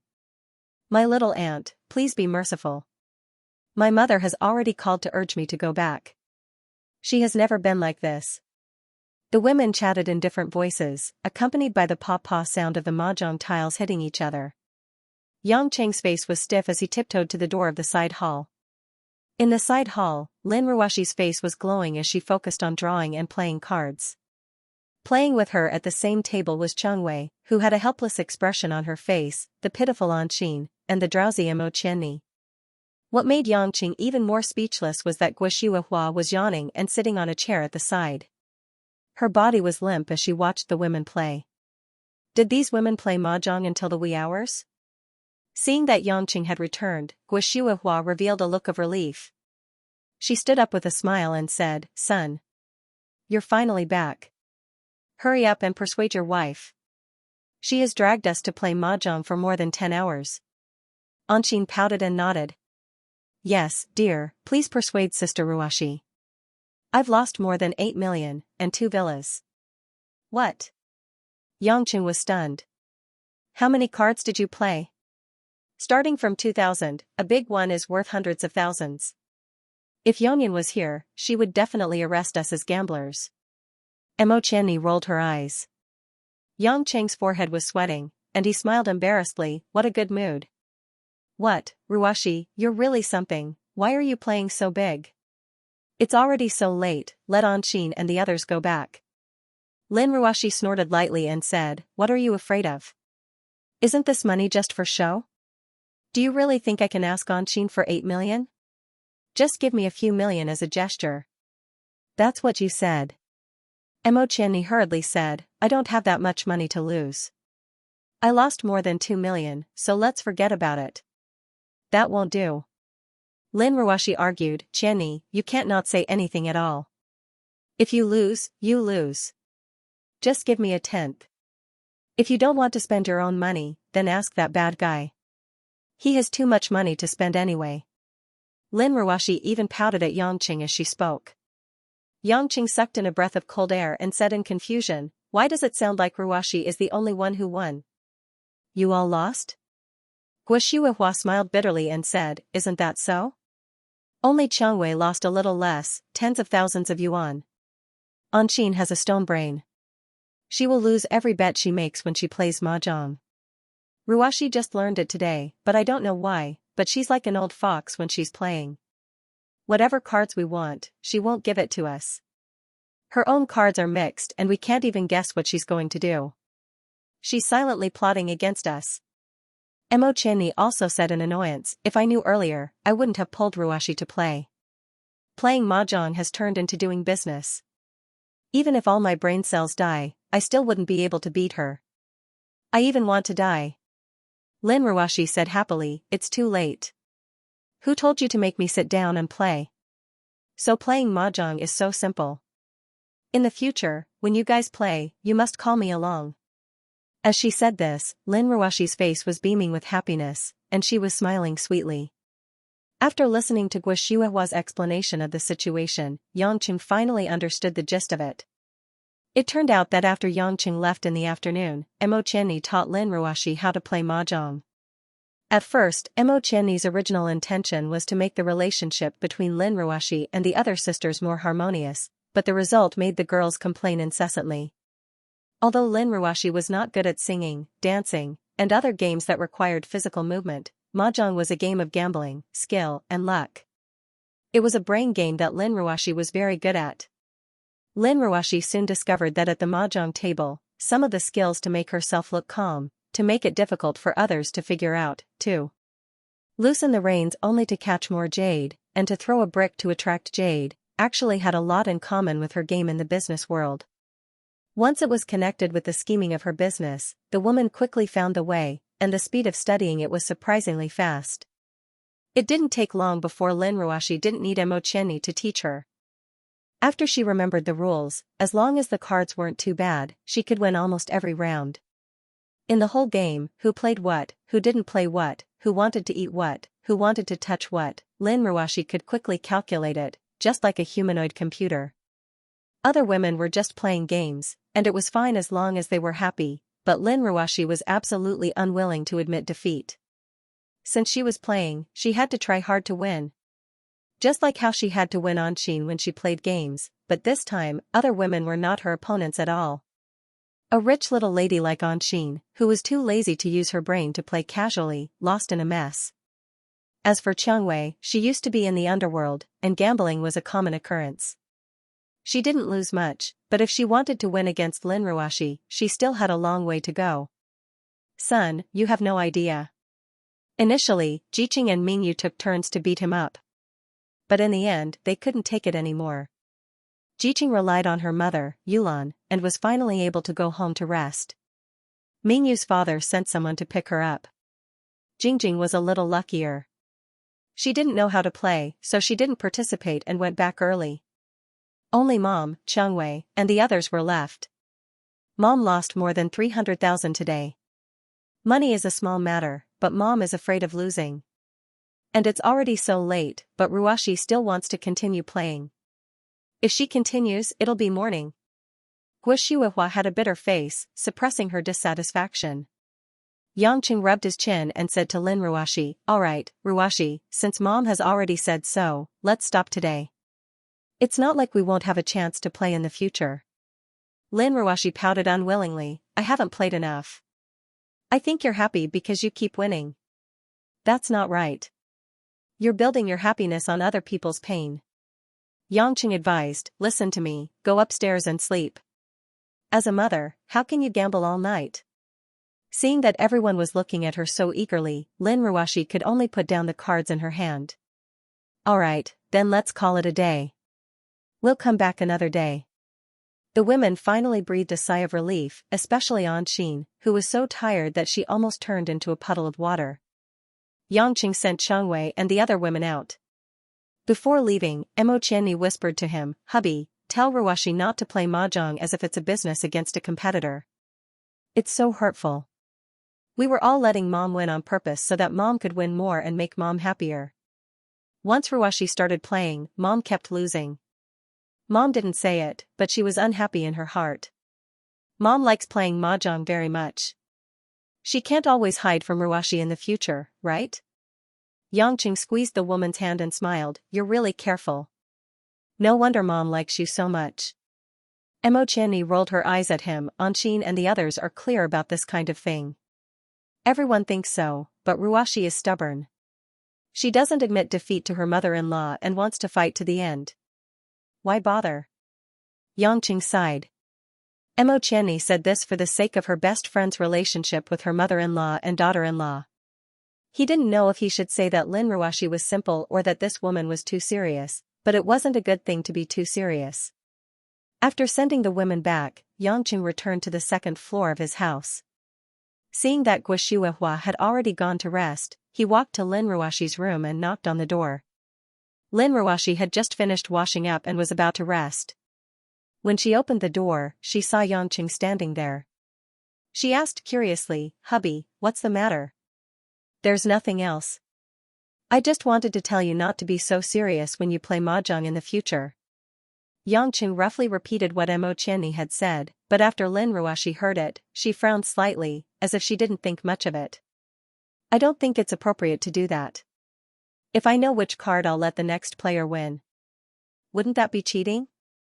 Even if my family plays mahjong, it should be fair and square and play seriously. There's no need to add to the bet. I might as well not play anymore. Besides, I didn't really want the money they lost. If I wanted to make Mom happy, did I have to lose to Mom on purpose? Mom can't be so spineless. If Mom, as an elder, is angry at me for such a thing, then I think Mom is too stingy. I didn't do anything wrong." Yangqing looked at Lin Ruashi's innocent expression and smiled bitterly. When it came to playing games, his wife was really stubborn. "You silly girl, why are you so competitive when you play games? It's useless to say anything to you. All right, go to sleep." Yangqing didn't know how to persuade her, so he simply ignored her and returned to his room while shaking his head. In the next 2 days, although Guoshuehua was tempted, she didn't dare to ask the girls to come to her house to play mahjong. It seemed that Lin Ruashi's stubbornness was quite a headache. But as a mother-in-law, she couldn't ask her daughter-in-law to give in to her so that she could have more fun. She had to pretend that it didn't affect her, but she was slightly dissatisfied in her heart. As for Yangqing, he took care of the girls' cultivation as usual and went to work. He had 2 quiet days. The busiest person at home was the chubby little girl, Lan Lan, because the kindergarten planned to organize a visit to Zhonghai Safari Park before it was too cold. For Lan Lan, who had always missed the living giant panda, she had been waiting for the zoo visit for a long time, and it was the first time she went out with other children. Although the previous beating incident made many children afraid to get too close to Lan Lan, children were always forgetful. For example, Xiaoya and several other girls who were close to Lan Lan, they returned to normal after a few days. As for the child of the Wang family, because of the many things that happened in the Wang family, he had left Zhonghai with his parents. Early in the morning, Guoshuehua specially changed a large school bag for Lan Lan. It was filled with all kinds of snacks. With Lan Lan's appetite, it was no problem to finish the whole bag. After Lan Lan said goodbye to the adults with a sweet smile, she and Minwan got on a white BMW X5 that was specially sent to pick her up. This car was specially prepared by Lin Ruashi for Minwan recently, mainly for the convenience of taking Lan Lan out. The car with 700,000 to 800,000 yuan was also a relatively cheap car that Lin Ruashi could take out. Minwan took the time to get a driver's license and immediately drove a car that was expensive in the eyes of ordinary people. She was also afraid, but then Yangqing said, "What are you afraid of with Lan Lan?" Minwan was relieved. Lan Lan was not an ordinary child. Even if something happened while driving, it would never be the child who was injured. Although it was strange, in the end, when the two were together, it was more like Lan Lan protecting her, the nanny. On the way to the kindergarten, Lan Lan sat in the back seat and kept urging Minwan, "Aunt Minwan, drive faster. Hurry up. Lan Lan wants to go to the zoo." Minwan didn't know whether to laugh or cry. "My little ancestor, the bus to the kindergarten is waiting at the entrance. It won't leave until it's time. It's no use for us to go to the kindergarten early." Lan Lan didn't care so much, but she was very eager and kept urging to speed up. After driving out of the mansion area in the western suburbs, there was a long stretch of road that led to the provincial highway in the suburbs of Zhonghai. Because there were many forks in the road, no one would usually drive from here, and it gradually became abandoned. However, this road was the shortcut to Yunhua Kindergarten. Minjuan's palms were sweaty. Minwan drove on this road every time. Under Lanlan's urging, Minwan stepped harder on the accelerator. But not long after, a van suddenly rushed out of the intersection in front of him. Minwan immediately braked. This intersection was obviously meant to let the vehicles on the main road go first, but the van didn't seem to follow the traffic rules at all. It came out just like that. Honk honk. Minwan honked, but the van still stopped in the middle of the road. What kind of situation is this? Do they have any manners? The village girl Minwan also criticized them. Lan pouted. She was also very dissatisfied with the parking. At this moment, the back door of the van opened. Suddenly, 3 men dressed like hooligans with silver chains and dyed hair jumped out. The men quickly ran to the side of the BMW. One of them, who had dyed hair, used his fist to punch Minjuan's driver's door. Bang, bang, bang. The man hooked his finger, opened the door. Get out. Minwan was so scared that her face turned pale. Just when she was trembling and didn't know what to do, she heard the back door open. It was Lan who got out of the car angrily. She opened the door and jumped out. The chubby little girl placed her hands on her waist. Her watermelon-like fringe fluttered in the cold morning wind. She looked like a little elf in winter. Why are you blocking our way? Lan wants to go to the kindergarten. Drive the car away.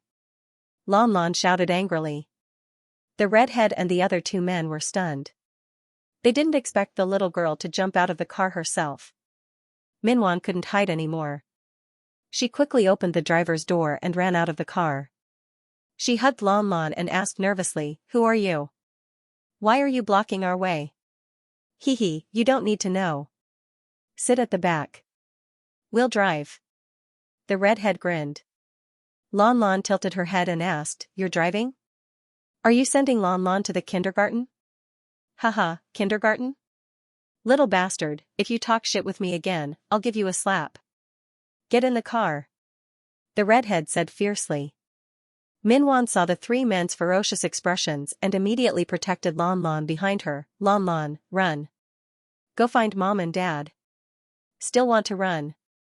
Red hair signaled with his eyes, and a man at the side immediately blocked the way. Then, he slapped Minwan's face again. Pa! Minwan screamed and fell to the ground. Lan frowned, "You hit auntie. You're bad guys. The kid's voice is so loud. Go and knock her out," the redhead ordered.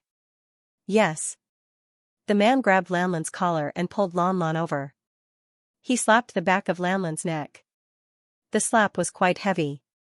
Even an adult would have fainted. However, Lan was completely unscathed after being hit. The man was stunned. Sigh, how can this be? Why is this little brat fine? Lanlan's little face was flushed with anger. Her pair of black eyes were filled with murderous intent. It was unimaginable for such a cute little girl to have such disregard for life in her eyes. How dare you hit Lan? Even mom won't hit Lan. You're all bad people. Lan is going to kill you. The redhead was frightened by Lanlan's gaze. However, she was just a little girl in kindergarten. What was there to be afraid of? Hey, did you hear that? This little brat said she's going to kill us? The redhead sneered. Boss, just stuff them into the car. If this goes on, people might come. It'll be troublesome. The boss is still waiting for hostages, the other man said. The redhead nodded, stuff the big and small ones into the car and drive away. Yes. After the 2 men responded, they immediately turned around to grab them. However, before their hands touched Lan moved first. The chubby little girl's speed was as fast as lightning. Her pure physical strength was usually restrained. Now that it exploded, it wasn't something that ordinary people could see clearly. Puff. A piercing sound was heard. It was as if something broke through a layer of paper. When the man who wanted to grab Lan reacted, he looked down at his abdomen in disbelief. He saw Lanlan's small fist was like a diamond drill. It pierced through the man's abdomen. The fist was exposed from the back of the kidney. Ah! the man screamed. His eyes rolled under the knife, but it didn't affect Lanlan's next step. The little girl's 2 round legs kicked the ground. Her body was like a small cannonball. She jumped up and her left hand hooked onto the other man's head. Crack! Another crisp sound. The man's head was dislocated and turned 180 degrees. Half of his head was dented, and his neck was broken. The redhead saw that his 2 men were dead in 3 to 4 seconds. He suddenly had the urge to pee. His legs trembled and he didn't dare to move. Lan didn't have the slightest intention to restrain herself. She walked in front of the redhead and lifted her leg to kick him. Ah! The redhead's calf was swept by Lanlan's kick. The sound of his calf bone breaking could be heard. Minwan wanted to stop Lan, but it was too late. By the time she realized what was going on, the 3 men who wanted to kidnap her had already been killed by Lan. Not far away, the only driver in the van saw that his 3 companions had been strangely disabled by a little girl. He was so frightened that he quickly turned the van around, stepped on the accelerator, and fled. He didn't dare to stay for a second longer. Minwan couldn't care less. She looked at the blood flowing on the road and rushed forward. She carried the unhappy Lan and placed her in the car. Lan, be good. Sit down and wait for Auntie's call. Minwan knew that she couldn't make the decision. It was obvious that someone was here to kidnap Lan. She had to inform Yangqing and Lin Ruashi as soon as possible. Thus, she took out her phone and made a call. Lan pouted and nodded.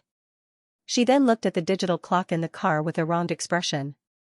Lan didn't have the mood to care about the bloody mess on her body and the 2 dead and 1 injured kidnappers on the ground. At this moment, because it was still early, Yangqing and Lin Ruashi were sitting on the sofa with Guo and Mother Wang, watching the morning news. Yangqing suddenly saw his phone vibrating. He took a look and saw that it was from Minwan. He was slightly puzzled. Usually, Minwan would call Lin Ruashi if something happened. Why did she call him this time? He picked up the call and before Yangqing could ask anything, Minwan said a bunch of words in a hurry. Yangqing frowned and a cold light flashed in his eyes. He stood up suddenly and said calmly, "Wait there. I'll be there soon." Lin Ruashi saw Yangqing's solemn expression and asked worriedly, "Hubby, what happened?" Yangqing hung up the phone and said in a deep voice, "Minwan and Lan were intercepted by strangers on the road. They wanted to kidnap them." "What?" Lin Ruashi got up in panic. "What about now?" Guo and Mother Wang also looked over nervously. Yangqing comforted them with a smile. "They have been defeated by our baby daughter. I will clean up the mess for her. Don't worry, Lan is fine." Lin Ruashi breathed a sigh of relief and patted her chest, "Then go quickly. You are fast, I will catch up with you." Yangqing didn't want to waste any more time. He didn't drive and dashed towards the small path. It would be easy for him to find Minwan and Lan along the way. In the blink of an eye, Yangqing had appeared at the scene of the incident. "Mr. Yang, you are here." Minwan was also experienced. She was not surprised to see Yangqing suddenly appear. Yangqing nodded and walked to the side of the car. He reached out and carried Lan out of the car. Looking at the unhappy chubby little girl, he patted her to make sure she was fine. Then, he looked at the 3 guys on the ground. The 2 men had been killed by Lan. The red-haired guy with a broken leg had fainted because of the excessive pain. Yangqing looked at Lanlan's generosity. She was really good. The degree of ruthlessness was really like a daughter inheriting her father's business style. Although this view was a bit abnormal, Yangqing was really satisfied with his daughter's decisiveness in killing people. "Dad. Lan wants to go to the zoo." Lanlan's pitiful eyes were already filled with tears. So much time had passed, the child was afraid that she would not be able to catch up with the group. "My clothes are covered in blood. How am I supposed to go to the kindergarten?" Minwan said helplessly. Yangqing smiled. "Don't be afraid. Dad is very fast. I'll take Lan back to change her clothes and fly to the kindergarten immediately. I'll definitely make it in time." Lanlan's face lit up and she clapped her hands. Oh. Daddy is the best." "That's true. But Lon Lon, if you want to kill someone in the future, it's best to choose a method that doesn't cause bleeding. You don't have to dirty your clothes, so you don't have to change clothes. How do we kill bad guys without bleeding? Lon Lon asked curiously. Yangqing gave an example. For example, flatten a bad guy's neck, turn his head around, or throw a rock at him from a distance. Anything is fine. Lon Lon nodded in a daze. Then Lon Lon will give it a try when I want to kill a bad guy in the future. Hee hee, that's right. You're my good daughter. Yangqing grinned. Minwan was speechless at the father and daughter. How could they have the mood to talk about such a scary topic? There were still 3 kidnappers lying on the ground. Although it was an attempt, they should at least know why they were here to intercept the kidnappers. Yangqing turned around and said, Minwan, when Ruashi comes over later, ask her to contact Yonyan directly. There are still survivors here, so it shouldn't be too difficult to investigate. I'll take Lon Lon back to change her clothes first. Because the women were all cultivating now, Yangqing had already asked the Sea Eagles to return to Europe.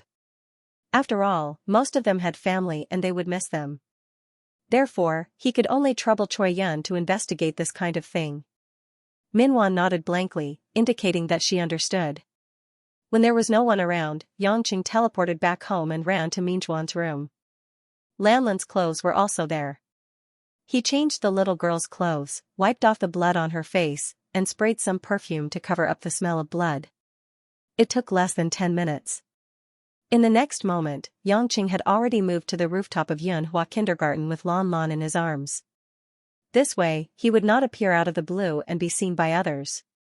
After opening the door of the rooftop, Yangqing sent Lon Lon downstairs just in time. Lon Lon was not affected by the murder at all. Instead, she felt that this morning was particularly exciting. Before leaving, she even begged Yangqing to bring her to fly more often in the future. How could Yangqing listen to her? He patted the chubby little girl's butt and asked her to hurry to the classroom to meet the other children. Then, he quietly returned home. Lin Ruashi had already followed Yangqing's instructions and asked Choi Yun to send police officers to the scene to deal with it.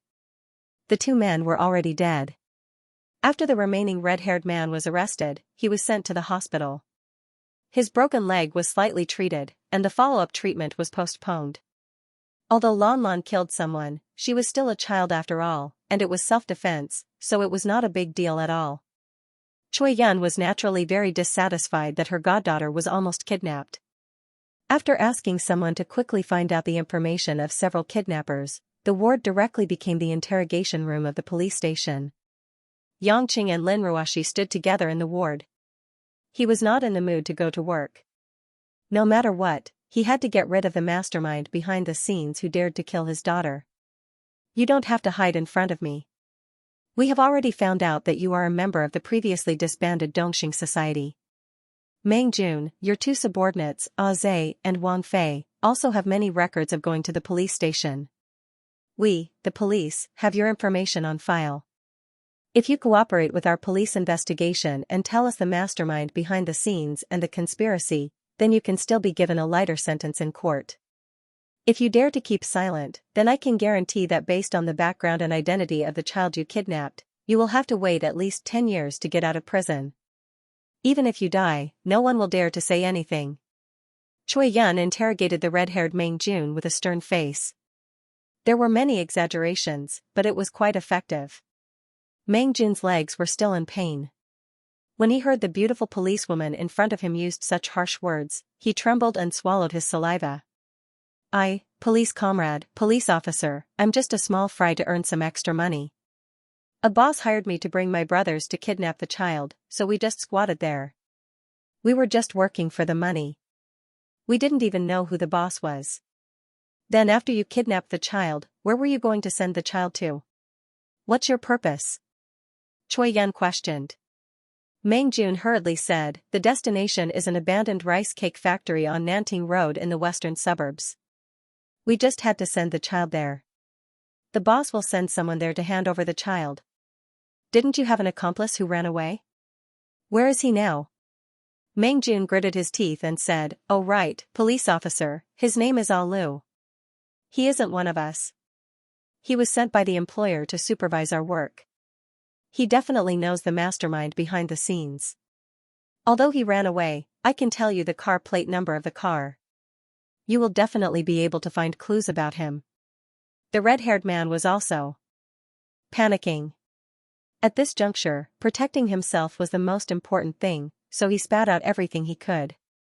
With the car plate number, Choi Yun used her network of connections and the cooperation of various police officers to easily find the whereabouts of the white van.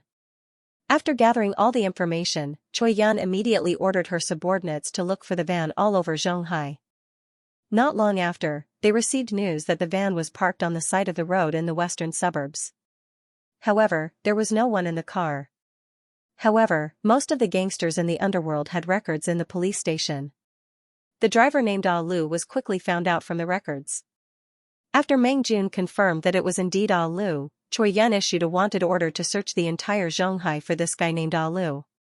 As long as they found him, they would be able to find out who the employer was. Yangqing and Lin Ruoshi looked at Ah Lu's photo. He didn't look like a good person at all. However, there was nothing they could do except wait for Choi Yun to catch him. Lin Ruoshi couldn't help but feel lucky. Lan Lan was different from the others, especially at such a dangerous time. It was indeed a blessing to have a tough daughter. After dealing with this series of matters, it was already noon before they knew it. Choi Yun was planning to have lunch with Yangqing and Lin Ruoshi when she received a call from the police station. Choi Yun picked up the phone. After listening to a few words, her pretty face turned pale and bloodless. Yangqing and Lin Ruoshi looked at each other and were a little confused. Why did Choi Yun look like she had lost her soul when she was fine just a moment ago? When Choi Yun put down the phone with trembling hands, her eyes were already full of tears. Her cheeks were red, and she swallowed hard. "Yonyan, what happened? You're so scary," Lin Ruoshi murmured in a low voice. Choi Yun covered her mouth, but she couldn't help but cry. 2 lines of tears flowed down her cheeks, and she mumbled to the worried Yangqing, "Xiaoyi. Xiaoyi, he's dead." Lin Ruoshi's face was full of confusion. She didn't know who Xiaoyi was, but Yangqing was stunned and couldn't believe it. Yangqing didn't care too much. He stepped forward and hugged Choi Yun, patting the woman's back. "Don't cry. You're still in the hospital. How can the police chief cry like this? Tell me what happened." Choi Yun sobbed and held back her tears. She wiped the corners of her eyes, looked up, and said with red eyes, "The police station received a call from Xiaoye's father. He said that Xiaoyi, he was hanged to death." Hanged? Although Yangqing wasn't familiar with Xiaoyi, he was a dignified man. To think that he was hanged to death in humiliation. He couldn't help but ask coldly, was it done by Lei Jingfu's people? Choi Yun shook her head. "I'm not sure yet, but it's most likely the case. Xiaoyi told his father before that he could call the police station to find me if there was an emergency. I didn't expect it would be like this." As she spoke, Choi Yun wiped her face and said seriously, "No, I have to go to Xiaoye's house immediately." Yangqing saw that Choi Yun was emotionally unstable. He frowned and said to Lin Ruoshi, "Ruoshi, you go to the company first. I'll go with Yonyan."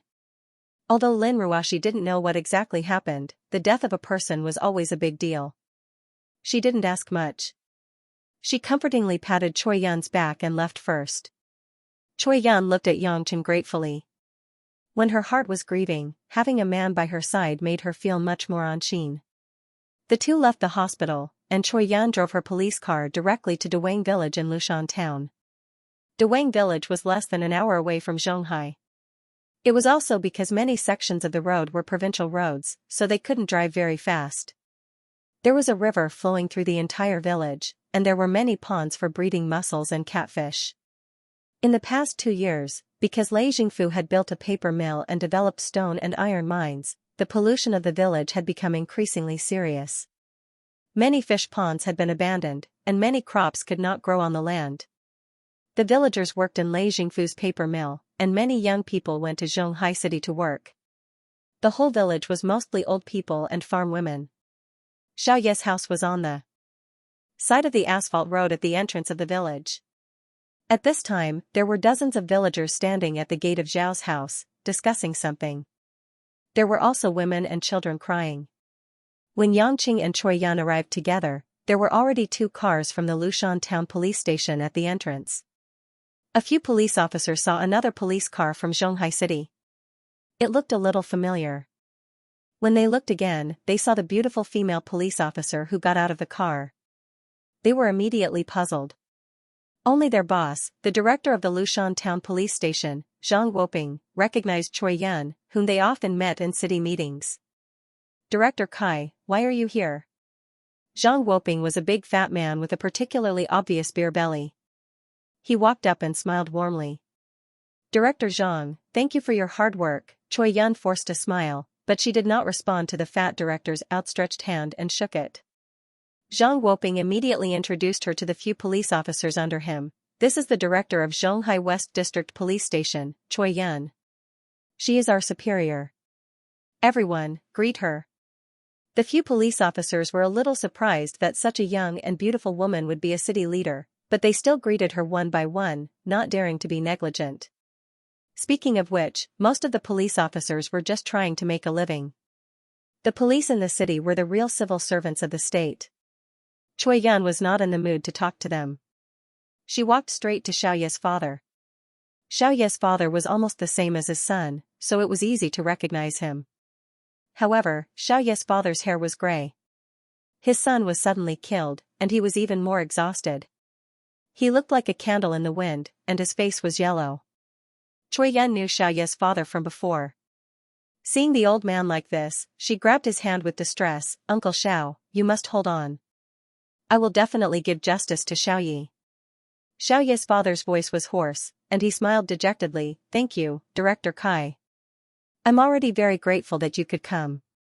Logically speaking, Xiaoye's death was not something that Choi Yan had the right to come all the way from the city to intervene, so Xiaoye's father only called with a glimmer of hope. Choi Yan didn't know how to comfort him. He was already dead, and the old had to send the young off. No matter what, it was all empty. Find the murderer. Punish the murderer. Choi Yan's eyes were firm. She suddenly turned to Zhang Woping and asked, "Director Zhang, what's the specific situation of the case? How's the investigation going?" Zhang Woping smiled apologetically and said, "Director Kai, Director Xiao was found hanging on the balcony of his house by a passing villager this morning. There were no signs of a fight at the scene. From all the signs, it doesn't look like a homicide, but more like a suicide." "Nonsense. How could my son commit suicide?" Xiaoye's father suddenly shouted angrily, "It must be Lei Jingfu who sent his men to kill my son last night. Didn't he want my family to vote for him to be the village chief? He killed my son for a vote. Why don't you police arrest him immediately?" The surrounding villagers all looked sad and indignant. Everyone had actually guessed so, but they didn't dare to say anything. After all, Xiaoye was a child who grew up in Dewang village. Most of the people present were his uncles and aunts. Seeing their nephew killed just like that, the villagers were incomparably sad. Zhang Woping frowned unhappily and said, "Xiao Jingzhen, we need evidence when we handle cases. There are no signs of a fight at the scene. Don't tell me that Director Xiao, a man who graduated from the police academy, doesn't have any means of self-defense?" Yangqing, who had been watching from the side, interrupted and asked, "Then you said that he committed suicide. Did you find a motive? Who are you?" Zhang Woping didn't pay much attention to Yangqing just now. He only thought that Yangqing was a plainclothes follower of Choi Yan, but now it didn't seem like it. "Don't care who he is, just answer the question." Choi Yan looked at Zhang Woping coldly. Zhang Woping heard Choi Yan's words and said obediently, "We haven't found it yet, but we will try our best to solve the case within a month." "Are you kidding me? A month?" Choi Yan reprimanded. "Check the fingerprints at the scene today. And examine the body. I don't believe that we can't find any traces of the murderer. I'll take over this case from you. All of you, get lost." Choi Yan could see that Zhang Woping was working at the Lushan police station. He must have received a lot of benefits from Lei Jingfu, and it was obvious that he wanted to suppress the case. Zhang Woping suddenly had a playful look on his face. He smiled and said, "Bureau Chief Kai, I respect you as a superior, but you can't go too far. We're just following the procedure, and we didn't make any mistakes in principle. Although Lushan town is small, there are many things to do. Our police station is also trying to improve its efficiency as much as possible. If you insist on making a scram, how am I supposed to show my face in Lushan town? I, Zhang Woping, am just a nobody, but my uncle might think that I'm an embarrassment to him and that I've lost face. Your uncle? Choi Yun sneered. Are you talking about Director Zhou of the Public Security Department? Do you think I'll give in to you just because your uncle is my superior? Zhang Woping snorted. Bureau Chief Kai, let's mind our own business. I'm the one who calls the shots in this case. Zhang Woping, you have an uncle who's the director of the Public Security Department, but you can only be a police station chief in a small town. Do you know why? Zhang Woping frowned and was a little unhappy. Bureau Chief Kai, are you mocking me? Forget it, I'll tell you. Choi Yun suddenly rolled up her sleeves and sneered. Because you have a pig's brain. As soon as she finished speaking, Choi Yun had already punched Zhang Woping's beer belly. Bam! One could even hear the sound of the fist hitting the flesh. Zhang Woping's eyes widened, and he cried out in pain. His body staggered backward. Choi Yun did not show any mercy. She punched Zhang Woping's left cheek again. His entire fat face was thrown backward, and his nose and mouth were bleeding. The villagers and a few policemen were dumbfounded. A handsome and beautiful policewoman actually hit someone without saying a word. Yangqing was amused watching from the side. It was this straightforward and violent personality that made him remember this chick so quickly. Good. Good hit. Yangqing immediately applauded and cheered.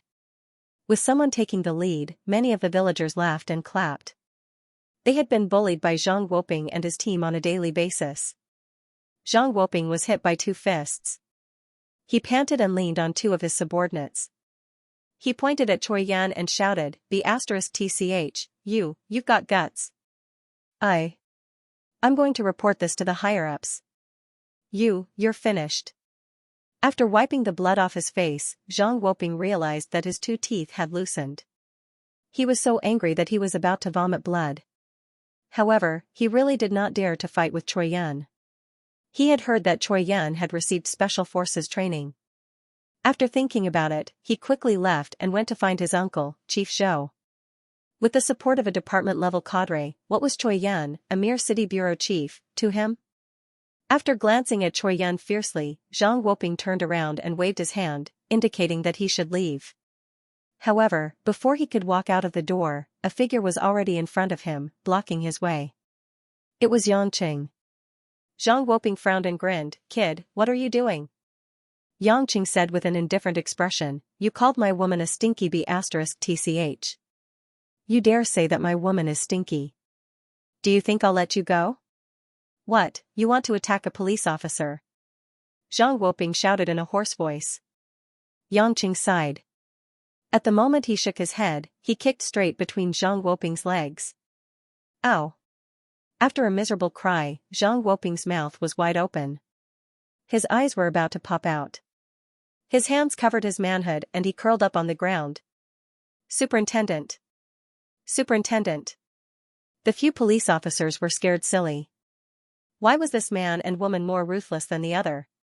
Between Zhang Woping's legs, a wet liquid had begun to flow out. It was hard to tell if it was blood or something else. A disgusting smell filled the air. A few police officers immediately supported Zhang Woping, who was pale and covered in cold sweat, and left. They did not dare to stay for a moment longer. When Father Xiao saw this, he sighed and said, Bureau Chief Kai, sir, you don't have to do this. It will only bring you trouble. That fatty Zhang has a powerful background. His uncle is connected to Lei Jingfu. He's just a henchman. You guys beat him up today, so his uncle will definitely ask Lei Jingfu to kill you guys. You guys better go back to the city. Choi Yun smiled and comforted him. It's all right, Uncle Xiao. We can't wait for Lei Jingfu to come find us. Tell me quickly, did anything special happen before Xiao Yi died? Is there any evidence that can prove that it has something to do with Lei Jingfu? I must arrest him today. Father Zhao's body trembled at the mention of his son. He let out a long sigh and said, "Last night, Lei Jingfu brought people to my house again and forced us to accept the 50,000 yuan red packet he gave us. If we are determined not to accept it, then if we accept it, wouldn't it be equivalent to accepting a bribe and being pulled onto the boat by him? Xiao Yi and I chased Lei Jingfu and his gang out. Xiao Yi also said that there were only a few days left before the end of the month. He wanted me to persuade the other villagers not to vote for Lei Jingfu. But I didn't expect this morning." Father Xiao choked and couldn't continue. An auntie at the side said angrily that Lei Jingfu is too ruthless. His Lei family has been in our Lushan town for many years, but when it comes to his generation, he's worse than a beast. For ordinary families who don't accept gifts, he sends hooligans to beat them up every day, forcing those families to accept gifts and board the pirate ship. For those who can't be beaten up, like Xiao Yi, who is a government official, he always gives them red packets, and the more he gives them, the bigger the red packet, forcing them to accept it. Xiao Yi is a good child. He told us that if Lei Jingfu became the village chief, everyone's land would be polluted, so Lei Jingfu hated him. Sigh, Lei Jingfu has connections in both the legal and illegal circles. 2 university students in our village went to the city to look for the leaders, but they didn't see the leaders. They were seen by Lei Jingfu's people and told Lei Jingfu that someone went to complain about him. Once they returned to town, they were beaten silly by Lei Jingfu's subordinates. Now, Lei Jingfu is the most powerful person in the entire Lushan town. No one dares to provoke him. Xiao Yi has guts, but he can't beat him. What a pity for Xiao Yi. He wants the villagers to know that if they don't vote for him, they will die, an old man said angrily. After hearing this, Choi Yun's face was as cold as ice. She asked everyone, "Xiao Yi, where is he now?" Father Xiao said in a low voice, "He was sent to the town hospital." "Chief Kai, why don't you take me with you? I haven't seen Xiao Yi yet." Previously, he had been suppressed here by Zhang Guoping and the others, so no one took Father Xiao to the hospital to see his son's body. Choi Yun responded softly and gestured to Yangqing before bringing Father Xiao to the town hospital. After entering the hospital, under the guidance of the nurse, the 3 of them finally saw Xiao Yi, who had lost all signs of life, lying on the bed. Xiao Yi's expression was very calm, so calm that it broke one's heart. The moment Father Xiao saw his son, he cried and fell to the side of the bed. Yangqing sighed with emotion, his heart heavy. A few days ago, he saw this handsome young man going in and out of the nightclub with Choi Yun, and he almost taught him a lesson. But now, they were separated by life and death. To Yangqing, he was just a stranger, a rival in love who had no competitiveness at all. His insignificance made Yangqing feel that it was ridiculous to be depressed. But to Choi Yun, he was her classmate for 4 years in university. He was an upright and kind young talent who had always admired her silently. Choi Yun looked at Xiao Yi with tears in her eyes and asked Yangqing in a low voice, why is God so unfair to him? What did he do wrong? He was just doing what he should do. Didn't they say that good people will be rewarded? Xiao Yi is still so young. He worked so hard to enter the police academy and take the civil service exam. He still has so many dreams that he hasn't realized. Isn't his life just beginning? So many people who deserve to die are still alive and well. Why did Xiao Yi leave first? How could he die so pointlessly? Yangqing was speechless. Sometimes, human life was as light as a feather. He could completely ignore it, but sometimes, it was inexplicably heavy. When harvesting lives, Yangqing never considered what kind of stories these people had behind them or what their lives would entail. But in front of him, such a life, Yangqing couldn't help but feel sorry for it. A person's life was valuable not because of the life itself, but because of what one had experienced in life. Only then could one show its value. Traces of enlightenment made Yangqing immersed in his own thoughts, temporarily forgetting everything around him. It turned out that the greatness of human beings came from their insignificance. At this time, the nurse in charge of taking care of Xiao Yi's body seemed to want to say something but stopped. She hesitated and said to Father Xiao, "Uncle, your son. When we helped him change his clothes, we found some wounds on his back that were cut by a knife." Father Xiao raised his head with tears in his eyes and murmured, "What wounds?" Yangqing and Choi Yun also came back to their senses. Previously, Zhang Woping had said that there were no signs of a fight, but why did the nurse say there were wounds? How could that be? When the hospital picked up my son, I didn't see any wounds. Father Xiao said. The nurse looked outside the door and confirmed that there was no one around before whispering, yes, but because the wounds had already scabbed, there wasn't much bleeding.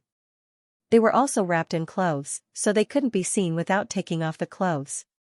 We found it and wanted to tell the police station, but Superintendent Zhang didn't allow us to tell the family. But I think it's too wicked. How can the family not know? I feel uneasy. I think that the deceased was actually killed by someone. Someone wrote words on his back with a knife. What? Choi Yan exclaimed. Yangqing narrowed his eyes and walked forward. Ignoring the nurse's objections, he directly lifted Xiaoye's body and lifted the clothes on his back. When Xiaoye's back, which was full of wounds, appeared, Father Xiao and Choi Yan were stunned as if they had been struck by lightning. They saw that on Xiaoye's back, someone had used a sharp knife to cut open the skin. For bloody words were written, "Call the police. You're courting death." Father Xiao sucked in a breath of cold air.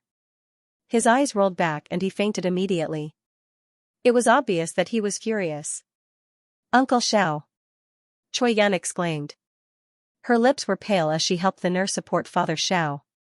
The nurse quickly called the medical staff and sent Father Xiao for treatment.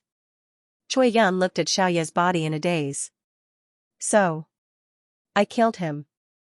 How could I be so stupid? I killed him. Yangqing hugged the woman's shoulders, feeling sorry for her. Don't say silly things. Even if you hid it well, even if you didn't help him, Lei Jingfu would still find you and kill him. Choi Yan closed her eyes tightly. She couldn't bear to take another look. She clenched her fists and suddenly turned to Yangqing. Hubby, can you do me a favor? Yangqing roughly guessed what the woman wanted to do. Speak. I want to kill someone. Yangqing grinned. That doesn't sound like something a police officer should say. This time, you want to settle it privately? Choi Yan's face was cold as she nodded. She didn't look like she was joking at all. I've always thought since I was young. When dealing with bad people, we should bring them to justice. According to the judicial process, we should use the law to protect the justice of society. But now I realize that in this society, not everything can be regulated by the law. I didn't think so in the past because it didn't happen to me. I was still too naive. It's not that you're naive, it's that the law and regulations aren't up to par. At least this time, they lost to money, lost to power, and lost to human desire. Choi Yan was silent for a while before saying, let's go to Lei Jingfu's house. I want to personally avenge Xiaoyi. Yangqing naturally had no objections. As long as Lei Jingfu's death could make Choi Yan feel more at ease, Yangqing wouldn't even frown if he killed his entire family. As Lei Jingfu's mansion was in Lushan town, Choi Yan had already investigated it. After the two of them left the hospital, they immediately rushed over. On the way, Choi Yan received a call from the police station. After receiving the call, she hung up the phone without saying much. Yangqing looked at Choi Yan's frosty face and couldn't help but laugh. Was it that Zhang Woping's uncle? Yes, Choi Yan said as she drove, that Zhou Jidong relied on his position as the head of the public security department to get his wife into the Zhonghai branch of the Agricultural Bank of China. He embezzled a lot of money every year. I can't stand him anymore. Then ignore him. Let him say whatever he wants. If he dares to do anything to you, I'll take his life. Yangqing laughed lightly. Choi Yan looked at the man beside her affectionately and finally smiled. I can finally understand why you can still be so happy after experiencing so much pain that ordinary people can't bear. You really can simplify everything. You kill people you don't like, right? Don't make it sound so unprofessional. Not everyone can kill someone. If I kill someone, others can't do anything to me. That's the fundamental difference. So, I followed a good man, Choi Yan couldn't help but tease. You just found out. Yangqing smiled bitterly. The two of them chatted and laughed, finally alleviating the heavy atmosphere.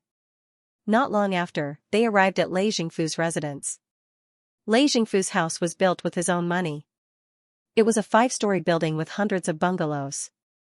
Although it didn't look like much, it was built with a lot of money. A whole tumu of land belonged to the Lei family. Just the garden and the parking lot outside alone cost a lot. Lei Jingfu did a lot of bad things on a daily basis. Naturally, his family wasn't the only one at home. His underlings were also on duty 24/7.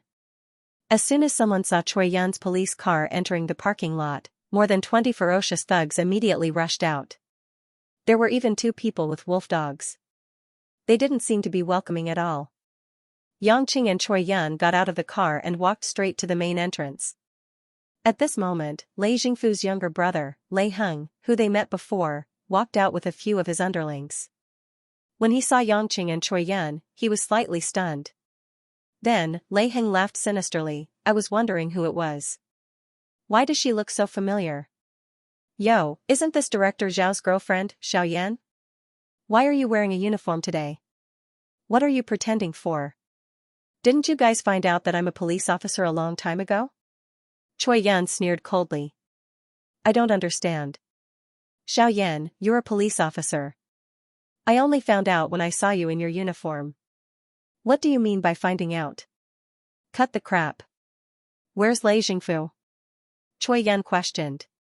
Lei Heng crossed his arms in front of his chest and said proudly, Officer, you need a search warrant if you want to break into a private house. It's none of your business where my brother is. You. Seeing that Choi Yun was about to get angry, Yangqing hurriedly stopped the woman and said helplessly, I say, Yonian, you still don't understand. How long are you going to talk nonsense with them? Then what should I do? I want to kill that Lei Jingfu. Choi Yun was puzzled. If Lei Jingfu wants to kill him, there's no need to keep the people around him. Yangqing laughed. Just as Choi Yun was about to say something, Yangqing had already moved. In a flash, Yangqing's figure had already arrived in front of Lei Heng. Before Lei Heng could react, his neck had already been grabbed by Yangqing like a steel clamp. Just like that, Lei Heng's burly body was lifted up by Yangqing. With a slight force from his neck, he stopped breathing. Without saying a word, Yangqing threw Lei Heng's body directly towards the steps behind the main door. He was thrown high up into the air and landed in an arc of 20 to 30 meters. The other thugs stared blankly. They couldn't believe that in the blink of an eye, their master Lei was dead. Yangqing beckoned to Choi Yun, who was behind him, and signaled for Choi Yun to follow him. The group of thugs didn't dare to move forward. In the face of Yangqing's unpredictable killing methods, it was already a miracle that they didn't wet their pants. Yangqing wasn't interested in killing these thugs. He brought Choi Yun through the door, through a long garden path, and arrived at the main door of the large building. Lei Jingfu was indeed at home. Seeing his brother thrown to the main door, he couldn't stay calm and rushed out with his men. However, the other person who came out with Lei Jingfu made Yangqing let out a soft "eh?" Beside Lei Jingfu was a man with a panicked face. It was Wang Yin from the Wang family that he met at kindergarten. Yangqing thought this guy had already returned to Xianxia. He didn't expect to see him here. When Wang Yin saw Yangqing, his face turned even paler. He was so scared that he wanted to turn around and run away, but he didn't dare to be so brazen. His expression was full of horror. Ahung! Lei Jingfu realized that his brother was already dead. His neck was crushed into a pile of broken bones. He immediately roared. Holding Lei Heng's body, Lei Jingfu said fiercely, You dared to kill my brother. What? Xiao Yi deserved to die, but your brother didn't? Yangqing laughed mockingly. Lei Jingfu looked at Yangqing with a dark expression. He asked for it, he refused a toast only to drink a forfeit. He teamed up with a police officer to lie to me. Humph, there's no need to talk nonsense with you. You dared to kill my brother. I'm not afraid of you even if we fall out. I'm going to kill you. What are you waiting for? Hurry up and attack.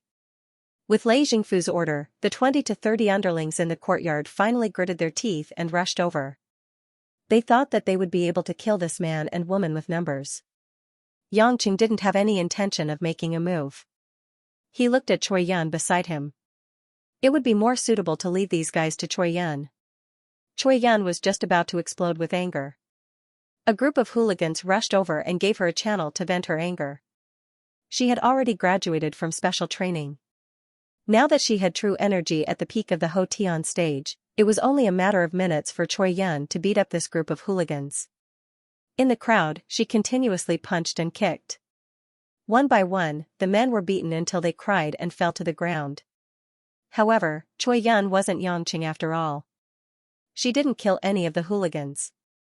At most, she only crippled a leg. Lei Jingfu saw that his underlings had all fallen. He finally realized that the situation wasn't good. He couldn't care less about his dead brother Lei Heng. He pulled Wang in beside him and wanted to run. But how could Yangqing give them the chance? With a flash, he blocked the two of them. With a sweeping kick, the two men's legs were broken on the spot. Wang Yin cried out in pain and begged for mercy.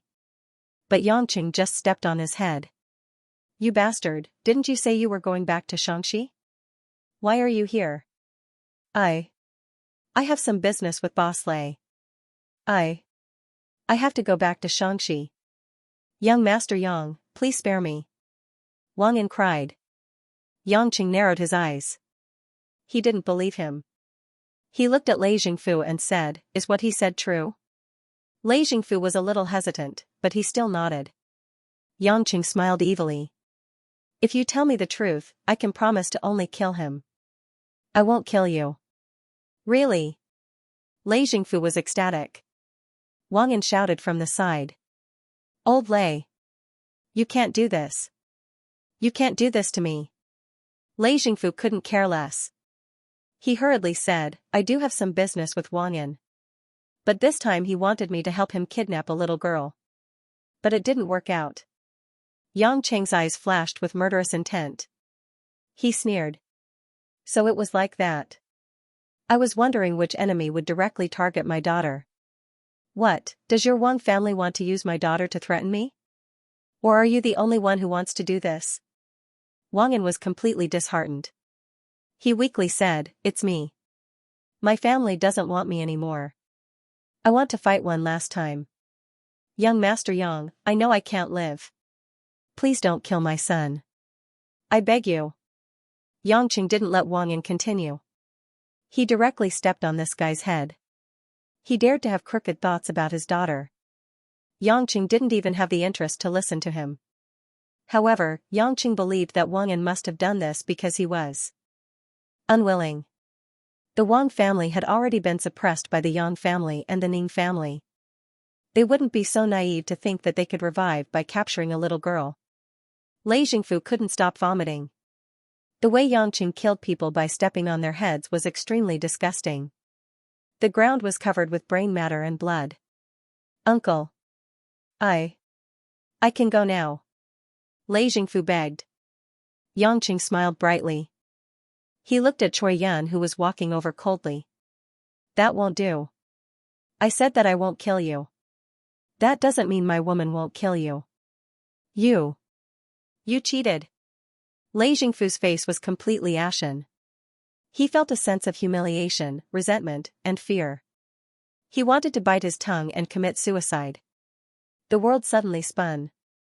Unknowingly, 3 days had passed. It was the day of the election for the village chief of Dewang village in Lushan town at the end of the month. The only popular candidate, Lei Jingfu, was not selected because of his sudden death at home. The villagers spontaneously elected the old village chief of the previous term to continue his re-election. The villagers were not very clear about what had happened. There were many different opinions, but Lei Jingfu's death could be said to be very gratifying. The higher-ups sent people to investigate. Lei Jingfu was suspected of illegally expanding the factory, polluting the environment, and engaging in illegal underworld activities. Although he had died suddenly, his property was confiscated. The suspects related to him were subject to judicial trial and then sentenced. The paper mill in Dewang village would be closed, and the government would allocate funds to treat the polluted area and resettle the factory employees for employment. The director of the Lushan town's police station, Zhang Woping, was suspected of bribery and violent law enforcement, and was dealt with by both sides. In Zhonghai City, it was also because of the influence of Lei Jingfu and Zhang Woping in this small town that it led to a series of thunderous disciplinary inspections.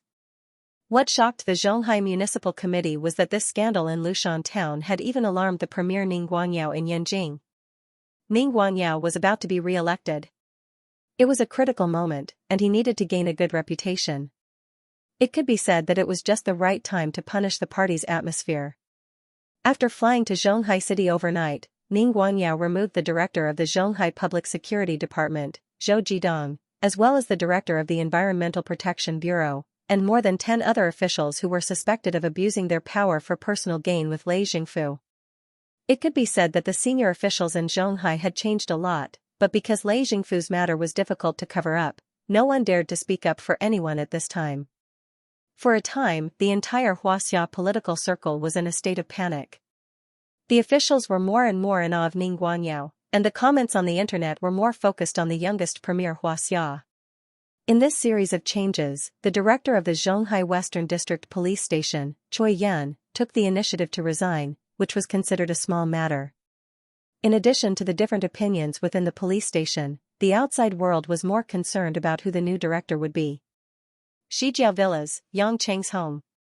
Although it was not the weekend, Guo called Xiao Qiqing and Xiangwei, who were free, to come over when Lin Ruoxi was at work. The other woman who came over was Choi Yan, who had just resigned from her position as the bureau chief. After taking off her police uniform, Choi Yan's attire was still rather neutral. Her neat ear-length hair was paired with a black knitted sweater and tight-fitting jeans. She looked energetic even in winter. At the mahjong table, Choi Yan was obviously more careless than Anshin. She was relying on luck to play the cards, and she kept sending cards to Guo unconsciously. This made Guo smile from ear to ear. She could finally win a few rounds as confidently as before. While playing cards, the women also chatted casually. In fact, they often met each other in gatherings. In addition, all the women cultivated and practiced the same cultivation technique. It was inevitable that they would treat each other as a family, so they were very familiar with each other. Sister Yonyan, are you really not going to be a police officer in the future? I heard from my husband that you are proud of being a police officer. Xiao Qiqing asked curiously. Choi Yan was bored to death as she stretched. That was in the past. Now I feel bored. Besides, I killed Lei Jingfu. From a legal point of view, I have broken the law. How can a woman who breaks the law become a police officer? Not really, it's just killing a scum. Xiangwei laughed. Humph, no more. My heart is tired, and my hands and feet are tied. It's not interesting at all. I've decided to go back to Beijing in a few days to accompany my parents. At the same time, I'll ask my sister how to cultivate faster. As she spoke, Choi Yan smiled and moved in front of Xiangwei. Sister Xiangwei, you're amazing. My sister has been practicing internal energy since she was young, but she hasn't reached the God realm yet. You're much more advanced. Tell me what you've learned. Xiangwei said helplessly, I would have said it long ago if I could. I'm getting more and more aware of why my husband said that when it comes to cultivation, it's useless if you don't. I really don't know what to say. It's wrong no matter what I say. Besides, I feel that everyone's Tao is different. Only your own is useful. Choi Yan pouted, forget it. Why are you being so mysterious? I'll go back to Beijing and ask my sister. Look at how stubborn you are. If Qiangwei could say it, why wouldn't she? Yangqing doesn't even know what to say. What do you want Qiangwei to say? Guo scolded with a smile. Choi Yan giggled, Mom, I'm just joking. Sigh. No. Why are you messing around again? Guo just happened to spread out the tiles and nodded happily. Who asked you three to play mahjong? Why don't you take a look at your granny's mahjong skills? Looking at Guo proud look, the three girls couldn't help but laugh. In the evening, Minwan brought Lan Lan home, and the family suddenly became especially happy. Lin Ruoxi also followed them home not long after. Knowing that Guo actually took the opportunity to call a few girls to play mahjong on a working day, Lin Ruoxi's eyes showed a hint of hidden bitterness. However, seeing that Choi Yan was also there, Lin Ruoxi found a chance to talk to her best friend who grew up with her. 2 days ago, when she learned about some things between Choi Yan and Xiao Yi, she was also quite worried that Choi Yan would be hurt. However, Choi Yun was also open-minded. She had already covered up her sadness and accepted reality cheerfully. Mother Wang had already prepared a sumptuous meal and asked the women to eat at home.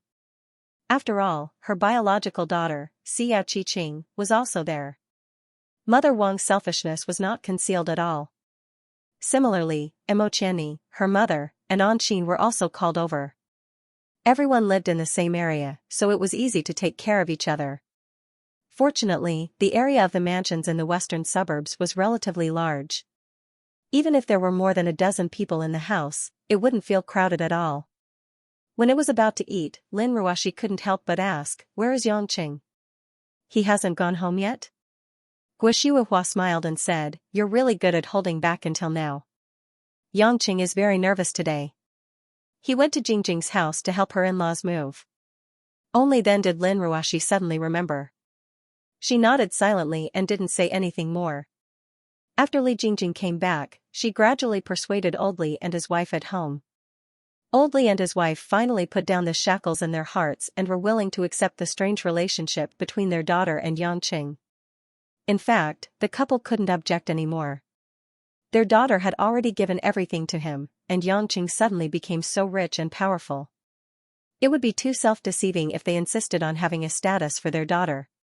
After Li Jingjing told Yongqing about it, Yongqing was so excited that he jumped directly from the second floor and jumped back to the second floor. Old Li was the first friend Yongchen got to know after he returned to the country. To Yongchen, Old Li had a great influence. It was precisely Old Li's way of looking at Yongchen as an ordinary person that gave Yongchen great comfort in his loneliest moments, and gave him a new hope for life. Because of Li Jingjing, Yongqing couldn't see Old Li as usual, and he had always been regretful. This time Old Li and his wife finally agreed. Yongqing was of course overjoyed. He immediately went to Old Li's house the next day and drank with the couple until late at night. Finally, the ice and snow melted. Yongqing naturally struck while the iron was hot. Seeing that Old Li's house was still the original house in the old residential area, he quickly decided to help the family find a newly built apartment building closer to the education bureau. On one hand, it was convenient for Old Li and his wife to go to the hospital for regular physical examinations. On the other hand, it was convenient for Li Jingjing to take care of her parents. For Yongqing to try so hard to please Li Jingjing's parents, although Lin Ruoshi was not very comfortable, she also expressed her support. Because Chang Wei and others also lived in the Shijiaobi courtyard, after dinner, the women of the family sat on the sofa in the living room and watched the recently popular Korean drama. Of course, Choi Yan had no interest in this kind of mushy dialogue TV series. She didn't understand why other women liked it so much, so she drove away alone. At almost 11 o'clock in the evening, although the group of women were quite interested in watching the Korean drama, they couldn't watch it all night. Emo Qianni and Chang Wei planned to go home first. Just when the two women were about to get up, Chang Wei frowned slightly and said with a serious expression, "Strange, there are two soul formation stage cultivators here. I don't know if they are enemies or friends." All the women suddenly looked at her. Guo Shuihua and Mother Wang were also quite surprised. Their cultivation base was only at the Hotian realm, but Chang Wei had entered the soul formation stage, so she could naturally sense it. The atmosphere couldn't help but become tense. Not long after, the sound of a car could be heard from outside the house. From the sound, it seemed like there was more than one car. There seems to be quite a number of people, at least a dozen. "I'll go open the door." Chang Wei took the initiative to walk to the door, worried that it might be an uninvited guest. After walking to the door and taking a deep breath, Chang Wei opened the door. Against the dark night outside, when Chang Wei saw the face of the middle-aged man who was the closest to her, she could not help but be slightly stunned. Ning Guangyao, who was dressed in a black and gray cashmere coat, walked slowly in his leather shoes with a warm smile on his face. He took the initiative to nod at Chang Wei.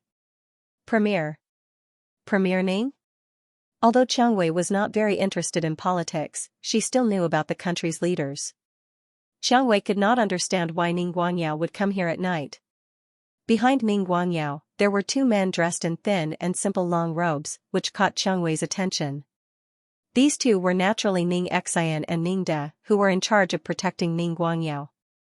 Although Ning Guanyao still had to curry favor with them in private, he still had to follow Ning Guanyao's lead when he was out. While Chang Wei was paying attention to the two of them, Ning Xian and Ning Dao were also looking at Chang Wei in surprise. They were both around 100 years old and were considered average in their families. That was why they were only in the soul formation middle stage at this age. However, they were born and raised in the illusion realm and cultivated since young. If they were in the mortal world, they would be considered talented. The Chang Wei in front of them was clearly only in her 20s, but her cultivation level had already reached the soul formation stage. Furthermore, they vaguely felt that she was not inferior to them, which made them very curious. Actually, even Chang Wei herself was not very clear about this. Although the nameless technique that the women practiced was Yang Chen's own adaptation of the endless resolve restoration scripture based on the strengths of hundreds of schools of thought. However, as a cultivator like Yang Qing who had directly entered the foundation of the Tao and had transformed himself into the heaven and earth, the cultivation technique he created had already conformed to the supreme truth of the heaven and earth. Before reaching the soul formation stage, women might not be able to tell the difference between this cultivation technique and other cultivation techniques. However, the higher the cultivation realm, the more beneficial the nameless cultivation technique would be, and the more powerful it would be, the more beneficial it would be compared to the other cultivation techniques of the major families in the illusion realm. This was also why Yan Feiyu had coveted Chang Wei's cultivation technique. She had also vaguely sensed that Chang Wei's cultivation technique was extraordinary. In short, although the nameless divine art was not as good as the endless resolve restoration scripture, which was destined to reach the 9 heavenly thunder tribulation, it was still outstanding. Miss, may I ask if this is the home of the CEO of Yulei International, Lin Ruoshi? Oh, yes, Premier Ning. Chang Wei was a little nervous. After responding, she moved aside. The women in the hall also saw the person who came. Mo Qianni and the others' expressions froze. Lin Ruoshi's pretty face was pale. She could not hide the panic in her beautiful eyes. Her delicate body was trembling, and she could not calm down. On the other hand, Guo Shuihua was surprised and worried. Now that the relationship between the Yang family and the Ning family was very subtle, she had to be more cautious. Premier Ning, why are you here? Ning Guangyao took a deep look at Lin Ruoshi and smiled gently. Shuihua, you're here too. We haven't seen each other for a long time. You don't have to be so polite. We've been friends for so many years. I came to visit Ruoshi tonight since I'm free in Zhonghai. Visit Ruoshi? Ning Guangyao actually pointed it out so bluntly. Guo Shuihua heard this and looked at her daughter-in-law, who was biting her lips and not saying a word. Mother Wang knew that Lin Ruoshi was Ning Guangyao's biological daughter, but most of the women did not. But after tonight, it seemed like everyone would know. Ning Guangyao naturally asked the bodyguards to stand guard outside the house and not to disturb them. Meanwhile, Ning Xian and Ning De walked into the hall and looked around. Then, they sized up Chang Wei and Lin Ruoshi with interest. Ning Guangyao was the dignified premier after all. Usually, people only saw him on TV. Only a hothead like Yang Qing, who was not afraid of anything, would not take him seriously. When the women saw Ning Guangyao enter the house, they became cautious and did not dare to speak loudly. Everyone, don't be nervous. Take a seat. I'm really just here to visit Ruoshi, Ning Guangyao reiterated again and stopped in front of Lin Ruoshi. Lin Ruoshi turned her head away. The scene of Ning Guangyao clenching his teeth and refusing to admit her in Beijing appeared in her mind. Her heart felt like salt had been sprinkled on a knife's edge. She clenched her fists so tightly that her nails were about to cut into her palms. Seeing that Lin Ruoshi had no intention to speak, Ning Guangyao did not seem to find it strange. He continued with a smile, Ruoshi, I came here with sincerity. Can we talk in private? Lin Ruoshi took a shaky breath and felt stuffy in her chest. I have nothing to say. I do. Ning Guangyao was very sincere. His attitude made the surrounding girls feel that it was inconceivable. Why did it seem like Ning Guangyao was begging Lin Ruoshi for a chance to talk alone? Lin Ruoshi raised her head slightly and looked at Ning Guangyao's expression that was filled with desire. In the end, her heart still softened. Let's go to the side hall. Lin Ruoxi said as she turned around and walked towards the side hall. Ning Guangyao followed closely behind with a face full of joy. The girls didn't follow, but they all looked at Guo in confusion. Mom, what's going on? Is Premier Ning related to big sister Ruoxi? Anqing couldn't help but ask. Guo sighed and didn't hide anything. She simply explained what happened that year. What? Ruoxi is Premier Ning's biological daughter. Xianxia cried out involuntarily. It's like a dream. Xiao Qiqing also muttered. You guys are on the same side, so I'll have to tell you guys sooner or later. But don't mention this in front of Ruoxi. She won't like it, Guo warned. The girls nodded in agreement. They actually pitted Lin Ruoxi's experience. Even Imo Chenni, who knew Lin Ruoxi the best, couldn't imagine that Lin Ruoxi's life had been so rough. At the same time, in the side hall, Lin Ruoxi looked out the window at the night sky with her back facing Ning Guangyao. Premier Ning, if you have something to say, then say it quickly. It's very late. Lin Ruoxi's tone was cold to the point of freezing. Ning Guangyao didn't mind.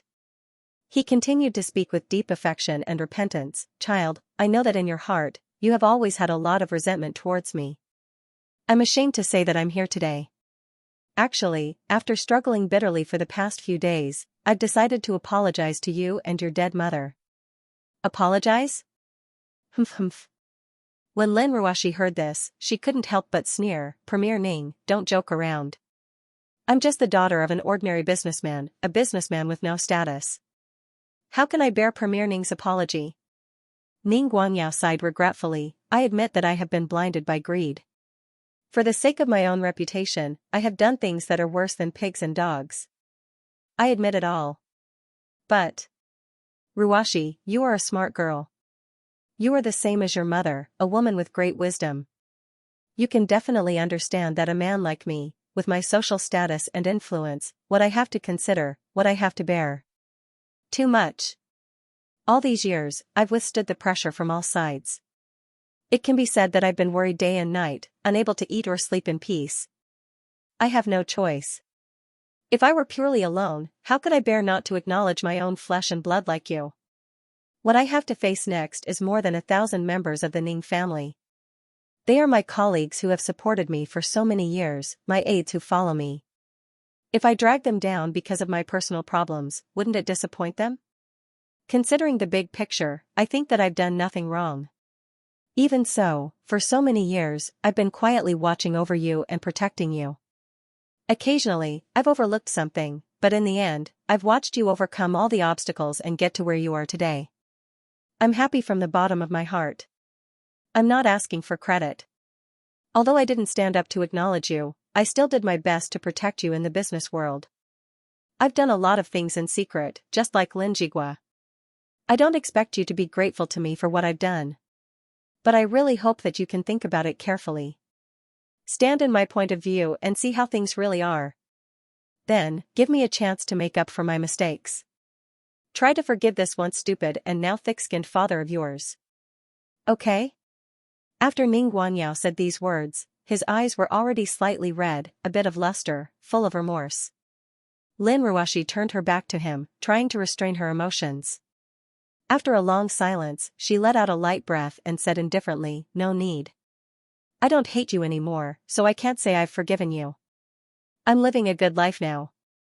Compared to the past, I can do what I like to do. I have family, a lover, and my own children.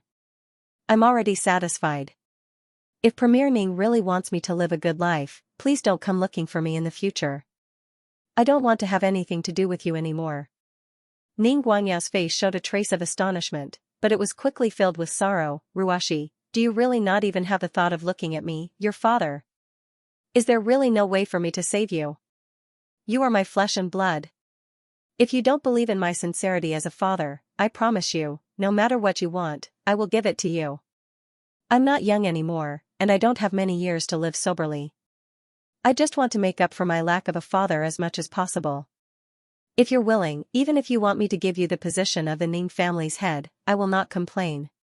Hearing that Ning Guangyao even wanted to give up the position of the head of the family, Lin Ruoxi finally couldn't help but be moved. Turning around, looking at the excited and sincere Ning Guangyao, Lin Ruoshi couldn't help but slightly open her thin lips. The position of the head of the Ning family? Such a man who valued power and status so much, who had spent half of his life for these men, actually said that he wanted to give the position of the head of the family to her. Lin Ruoshi knew that she wouldn't want those things, but the meaning contained in it made her heart soften. After a deep sigh, Lin Ruoshi said, "I don't need those things, you can leave them to your son. My surname is Lin, not Ning." "No." Ning Guangyao said resolutely, "Your surname should be Ning. You are Ning Ruoshi. Not Lin. Ruoshi, my daughter, can't you recognize me, recognize this family? I am very clear that you are much more outstanding than Guodong. If you are willing, I can really give the position of patriarch to you. I will make you the patriarch of the most powerful family in Xianxia." Such an emotional outpouring made Lin Ruoshi feel a little breathless. She would never have thought that Ning Guangyao would have such an attitude when he came in the middle of the night. How could he say something so sensational? Lin Ruoshi shook her head and wiped the tears from the corners of her eyes. "I don't know." "Don't say any more. I'm very tired, you should go." Seeing Lin Ruoshi's pained expression, Ning Guanyao's eyes flashed with a hint of joy, but he nodded his head solemnly. "All right, Dad won't force you. Take good care of yourself, I'll come again next time." "Dad."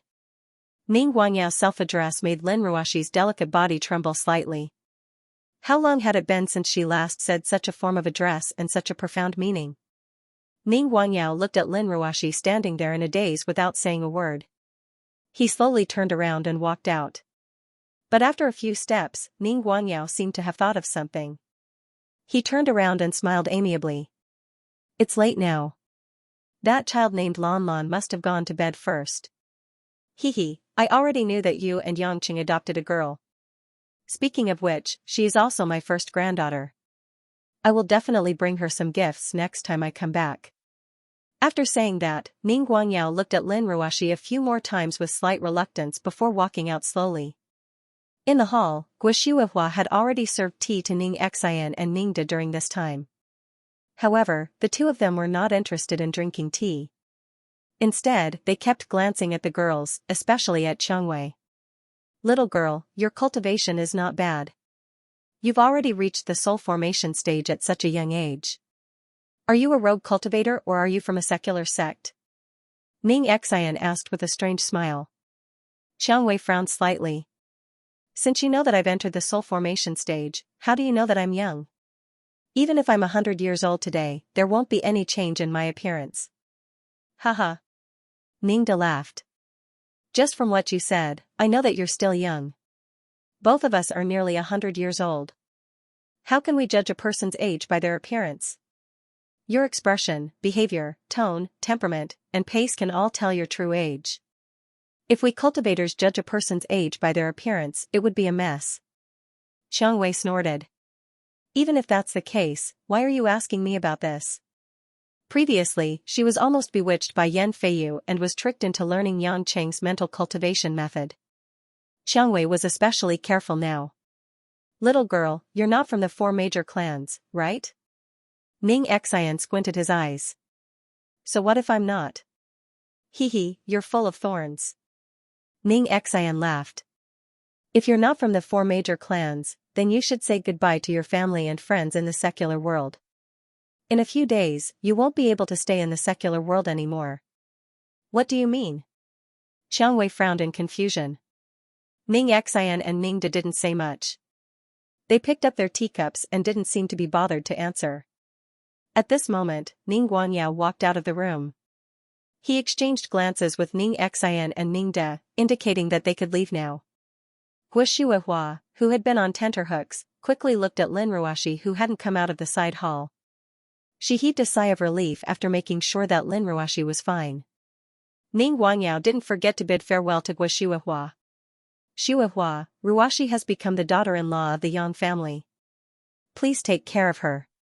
I'll visit her again if I have the chance in the future." Guoshuihua's heart skipped a beat. She didn't know what Ning Guangyao meant, but she still forced a smile and nodded. "I will. My father-in-law likes Ruoshi a lot too." Ning Guangyao nodded happily. It's great to be liked by Master Yang. It's a pity that Ruashi still won't accept me. I can only wait patiently. As a mother, Guoshuahua put herself in his shoes. The pain of Yangqing refusing to acknowledge her was still fresh in her memory. Although she knew that Ning Guangyao had done many wrong things, she still couldn't help but comfort him after hearing Ning Guangyao's words. Don't worry. Ruashi isn't a narrow-minded child. She values family more than anyone else. I think she'll accept you one day, if you're sincere. Of course I'm sincere. Ning Guangyao smiled bitterly. He bid farewell again and prepared to leave with Ning Xian and Ning De. But at this moment, Ning Xian, Ning De, and Qiang Wei's expressions all changed. Why is there someone else? Qiang Wei couldn't help but exclaim. What? Guoshuahua was confused. Ning Xian laughed. I was just telling you to prepare yourself. I didn't expect them to come. Who is it? Guoshuahua asked anxiously. Mo Qianni, Anxin, and the other girls who hadn't returned looked at each other. They felt that it would be difficult for them to sleep tonight. While they were talking, Ning Guangyao's bodyguards who were guarding outside let out a roar. Who is it? Stop. But immediately after, a few screams were heard. The bodyguards had obviously been taken down by someone. The door was pushed open, and an unfamiliar figure walked into the room in a dignified manner. He wore a gray and white striped Daoist robe with a scarlet ribbon tied around his waist. His face was handsome, and his chin was full of stubble. There were a few strands of gray hair tied into a Daoist bun. This tall man, who looked to be in his 40s, walked into the room impatiently with a long sword with a silver-gray handle on his back. Looking at everyone in the room, the Daoist paused on Ning Xian and Ning De. He was a little surprised and then looked at Qiang Wei with admiration. I was wondering who it was. Did Hong Ming send you, Absolute Sword Daoist, as the messenger this time? Tianyin monk just died, and now they send a Daoist. It seems that Hong Ming is going to try changing messengers, haha. Ning De teased. Absolute Sword Daoist? Hong Ming's messenger? Other than Xia Qiqing, the other girls already knew a lot about the illusion and immediately knew who the person was. Xia Qiqing didn't react at first, but when she saw the Absolute Sword Daoist, her pretty face immediately turned pale. After many thoughts flashed through her eyes, she silently pushed Mother Wang who was next to her. Qing what's wrong? What is this person doing here? Mother Wang was frightened. Xiao Qiqing signaled Mother Wang to speak softly and whispered in Mother Wang's ear, Mom, there's no time to explain. Go back to the kitchen and call your husband. Ask him to come home immediately. As a woman, Mother Wang naturally did not receive too little attention. No one would care if she went back to the kitchen to work. Xiao Qiqing quickly said that and quickly pretended to be nonchalant. Mother Wang was also a quick-witted person. She silently pretended to look at the crowd with a puzzled face and quietly returned to the kitchen, as if she was going to make tea for the guests. In fact, the Absolute Sword Taoist did not care about the interest of Mother Wang and her daughter. His attention was attracted by Ning Xian and Ning De. The Ning family is getting bolder and bolder. Aren't they afraid that the other two families will be dissatisfied with them for coming to the secular world so openly? The Absolute Sword Taoist sneered. Absolute Sword, don't think that you can act all high and mighty just because your cultivation is higher than ours. Our ancient families have people who come to the secular world to train. It's no big deal for us two brothers to come out for a walk.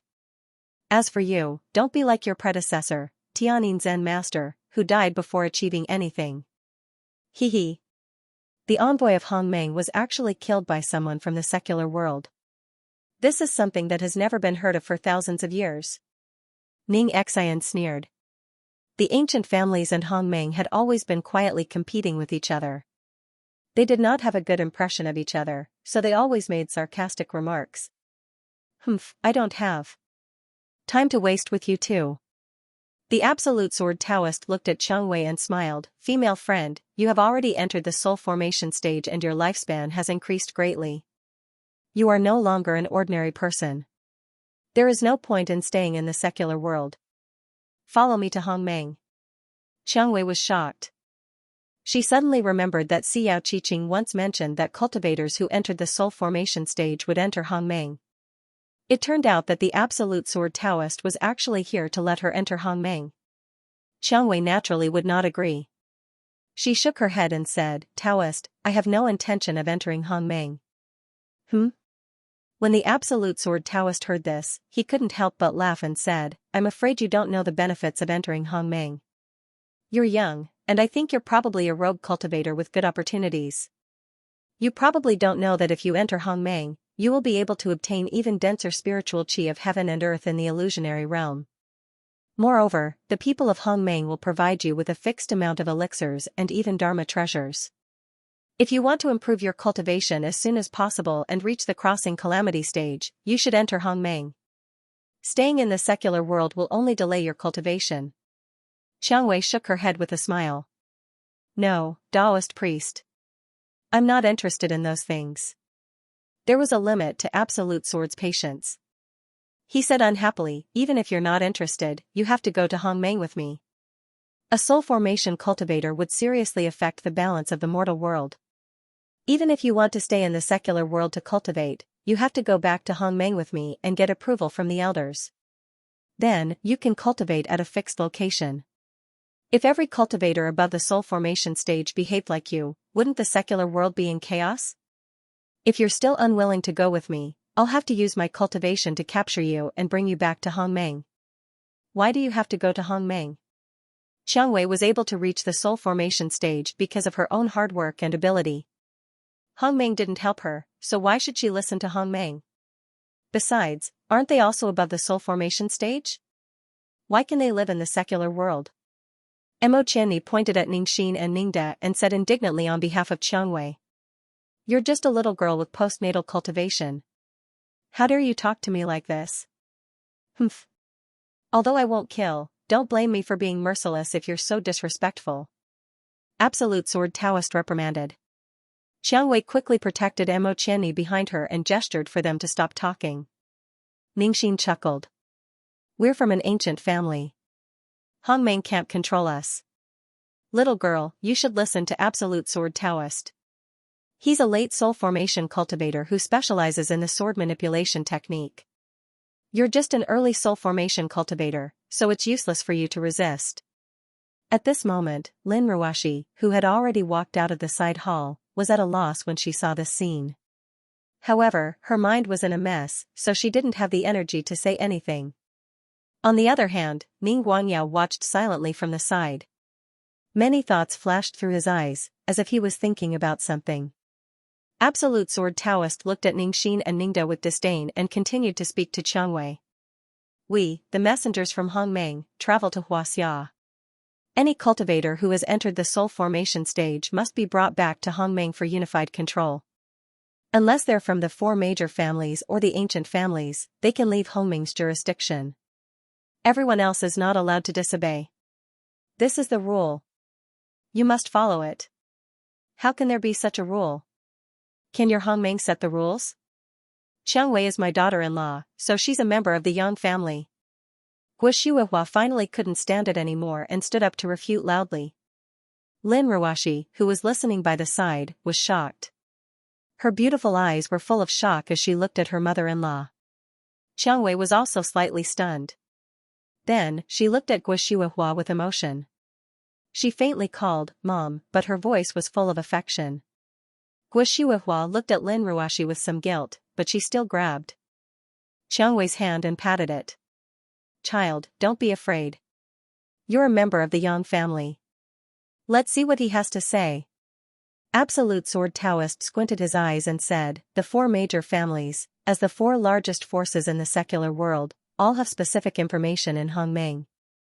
The eldest daughter-in-law of the Yang family should be Ning Guanyao's daughter, Ning Ruashi. Could it be that even a lover can be counted as a wife?" When Absolute Sword Taoist directly said Ning Guanyao's daughter, everyone was shocked. Hongmeng's eyes and ears were all over Huaxia, and they had a good understanding of the four major families. They even knew this old secret, and even called Lin Ruashi Ning Ruashi. Ning Guanyao's face lit up, and he looked at Lin Ruashi behind him expectantly. Ning Xian and Ning Da looked at each other and smiled. This was also the information they hoped to confirm as soon as possible. Lin Ruoshi lowered her head. Her waterfall-like hair covered her face, and her expression could not be seen. The other women looked aggrieved. Although they were unwilling, they had to admit that even if Guo Shuihua treated them as her daughter-in-law, they were not in the eyes of the world. But now, the most important thing was that Qiangwei could not be taken away. After all, Qiangwei grew up in the underworld. When she was provoked to the point where she had no way out, she could no longer endure it. Her eyes were full of determination. I won't go with you. If you insist on taking me away, then do it. Are you sure? Absolute Sword Taoist looked angry. You forced me, I have no choice, as she said. Qiangwei walked straight out of the house. Let's go to the back mountain, don't destroy the house. Qiangwei, who had entered the soul formation stage, was clear about the damage she could cause after fighting with Yangqing several times in private. Absolute Sword Taoist snorted coldly, you don't know what you're talking about. Alright, then let me convince you, little girl. Guo Shuihua wanted to stop him, but she was stopped by Xiao Qiqing. Mom, it's useless, we can only trust Sister Qiangwei. Guo Shuihua sighed and had to walk out of the house with the other women. Even if she couldn't stop him, she had to watch. Ning Guangyao looked at Ning Xian and Ning De inquiringly. Both of them had the mentality of watching a good show and took the lead to walk out. In a brand new apartment building in the downtown of Zhonghai, it was almost midnight, but only one house was still lit. In this exquisitely decorated apartment, in the living room, the coffee table was full of all kinds of side dishes and empty wine bottles. Obviously, someone had just drunk to his heart's content. At this moment, on the sofa on one side, Old Li, whose hair was already quite bald, was drunk and sleeping soundly. Originally, Old Li's body could not withstand drinking like this, but after he recognized Yangqing and took the inferior-grade elixir given by Yangqing, his body was much better. Not only was he healthy, but he was also full of energy. She was so happy that she had dinner with Yang Chen and drank till midnight before falling asleep. On the other side, Yangqing smiled evilly and carried Li Jingjing, who was wearing a thin shirt, on his thigh. One of his hands reached into the woman's chest cover and pinched a soft ball of flesh, gently fiddling with a little red on it. Oh. Don't. Li Jingjing's pair of jade-like arms hooked around the man's neck, and there was some helplessness and shyness in her charming eyes. Her red lips were slightly parted, and a soft moan came from her throat. However, how would Yangqing listen to her? His other hand had already reached into the waist of the woman's pants, and gradually extended along the gap between the two parts of the buttocks, preparing to open the woman's private parts from the back. You scoundrel. My dad is still here. Li Jingjing blushed. Hee, Old Li was already drunk by me. Don't worry, your mother is asleep, I can sense it. Yangqing licked his lips. Furthermore, Jingjing darling, don't you think it's very exciting to be pressed down on the sofa by your husband in front of your father and do something he loves to do? Li Jingjing's eyes were hazy. I've seen through you. You're just a bad egg. I was wrong about you in the past. That's too late, you're already mine. Yangqing said proudly. He lowered his head and burrowed into Li Jingjing's chest, sniffing the faint milky fragrance. Li Jingjing had just lost her virginity in South Korea, so she was still very easily teased. With just a casual touch from Yangqing, her body began to soften and lose all of her strength. Her entire body was covered in a layer of red clouds, and she could only allow Yangqing to play with her youthful body in the palm of his hand. But just as Yangqing was about to take off the woman's tight-fitting jeans and get even more intimate, the phone on the tea table vibrated. Yangqing stopped what he was doing with difficulty and turned his head to look. The number displayed on the phone was Mother Wang's number, which he rarely called. Why did Mother Wang call him so late at night? Yangqing had to take it seriously and let go of Li Jingjing. He removed his right hand from the woman's breasts and reached for the phone on the coffee table. Li Jingjing gently breathed out a warm breath. Her phoenix eyes were filled with both joy and disappointment. She softly curled up there and didn't say a word. Hello, Mother Wang, what? Before Yangqing could finish his question, Mother Wang on the other end of the phone said in a hurried and low voice, Young master, bad news. Premier Ning is here, and there's a strange Taoist priest. Qing'er asked me to tell you to come back quickly. Yang Cheng's expression suddenly turned cold. A fierce look flashed across his face and he sat up lazily, startling Li Jingjing who was in his arms. "Brother Yang, what's wrong?"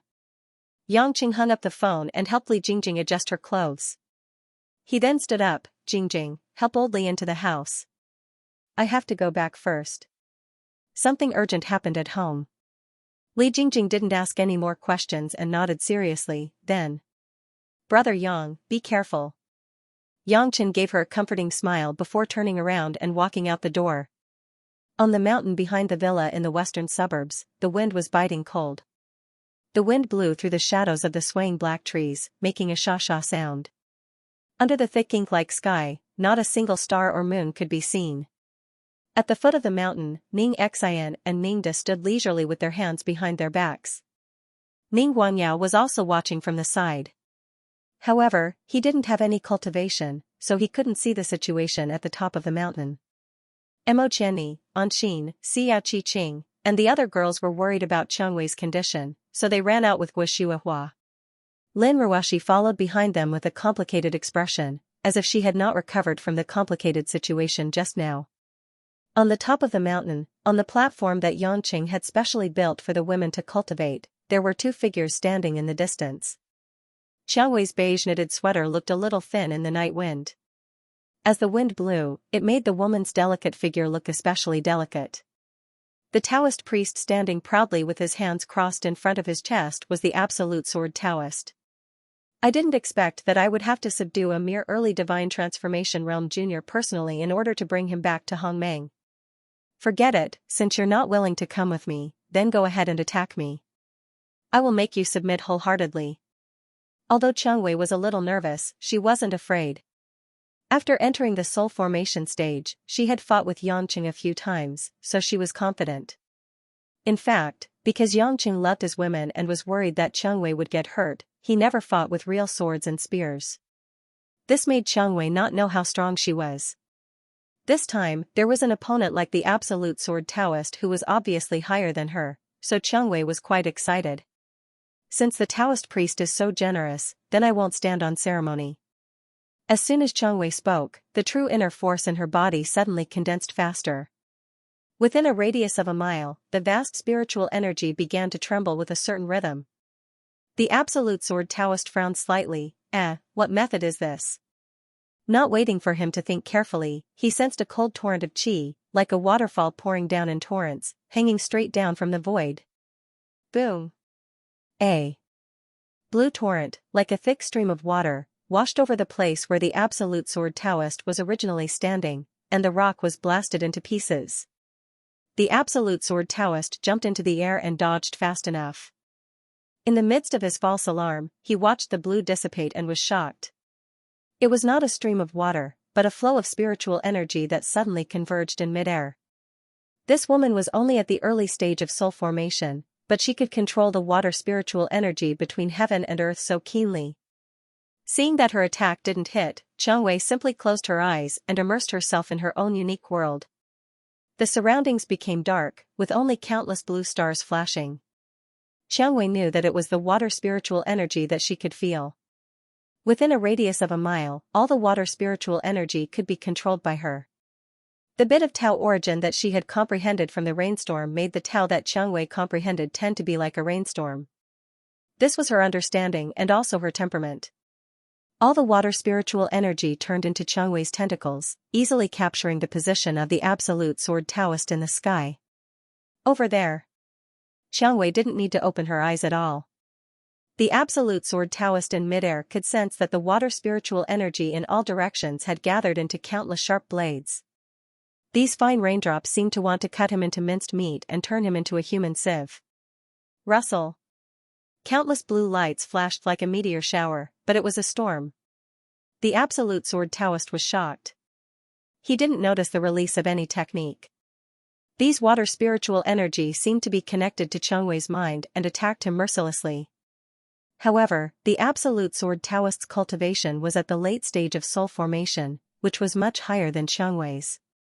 Circulating his true essence qi aura around his body, he managed to block out the blades of rain formed by the water spirits. What a good junior. You really have some skills. In that case, don't blame me for not showing you any mercy. The absolute sword Taoist shouted, and the long sword on his back was suddenly unsheathed. Look at my flying sword, countless ties. The white flying sword that emitted a faint glow circled around the absolute sword Taoist a few times, and it flew faster and faster. Countless ties, disperse. The absolute sword Taoist raised his sword finger, and a strange talisman entered the flying sword named Countless Ties. Whoosh! The flying sword was actually separated from one, and like a phantom, it turned into countless swords in front of the absolute sword Taoist and began to entangle and fly, as if there were thousands of sword lights beginning to surround him. Xianxia suddenly felt the sword energy approaching her position, as if it could swallow her at any time. Countless ties, white wolf style. The absolute sword Taoist's sword finger suddenly pointed at Xianxia, and the countless flying swords turned into fireflies, rushing towards Xianxia one after another. Xianxia didn't dare to be careless, and once again condensed a large number of water spiritual energy in the void, falling heavily. A blue rain curtain was propped up, and countless raindrops collided with the white flying swords, bursting out intense blue and white sparks. The collision of spiritual energy and sword energy brought about a shocking effect, causing the entire back mountain to seem to shake. Rumble. At the foot of the mountain, everyone was stunned when they saw the dazzling battle on the top of the mountain. Xianxia and Ningde looked at each other, both shocked. That little girl is only at the early stage of soul formation, but she can actually force the absolute sword Taoist to use his countless ties? Even though the myriad threads isn't an extraordinary magic treasure, it's still a low to mid-grade flying sword magic treasure, and its might isn't ordinary. Looks like the cultivation technique that little girl cultivates should have a sufficiently strong offensive ability. But she is only at the early stage of soul formation. How can the absolute sword Taoist, who is at the late stage of soul formation, be so cautious? Could it be that her skill is really so mysterious? Xianxia and Ningde discussed privately, and made up their minds to properly report this strange incident to their family. Meanwhile, Lin Ruoshi and the other women watched the sparks flying in the battle between Xianxia and the absolute sword Taoist, feeling a little worried and envious. So, Sister Xianxia is really so powerful. Can we also be like that in the future? Is the battle between soul formation cultivators like this? Anqing opened her small mouth in surprise. Xiao Qiqing was also a little fascinated. I didn't expect the skill created by my husband to be so powerful. I thought that Sister Xianxia couldn't resist at all. Io, why are you still talking about this? Why hasn't Yangqing come back yet? What if Xianxia gets hurt? We can't just watch Xianxia get taken away. Guo shouted anxiously. However, Yangqing didn't show up in the end. On the top of the mountain, Xianxia controlled countless rain curtains and fought with the countless flying swords of the absolute sword Taoist. Coincidentally, both Xianxia and the absolute sword Taoist were good at using a variety of confusing but murderous moves. At this moment, the two of them were dazzling and incomparably gorgeous. Although Xianxia couldn't really hurt the absolute sword Taoist, the torrential downpour of the water spirits made it difficult for the absolute sword Taoist to attack for a while. It was both offensive and defensive. The absolute sword Taoist's flying swords kept trying to break through Xianxia's layers of defense, but they always failed. The absolute sword Taoist was finally a little angry. After all, he was at the late stage of soul formation. He was fighting against Xianxia, who was only at the early stage of soul formation, and Xianxia did not have a magic weapon. Moreover, he was fighting with Xianxia's strange means of communicating with the water spirit of heaven and earth. In his rage, the absolute sword Taoist raised his left hand again and formed a cross with his right hand's sword fingers. Don't blame me for being ruthless. You're really annoying. The thousands of threads suddenly retreated to the absolute sword Taoist's side, forming an iron wall. After that, a burst of bright white light burst out. Vast sea dry ice, wild wave style.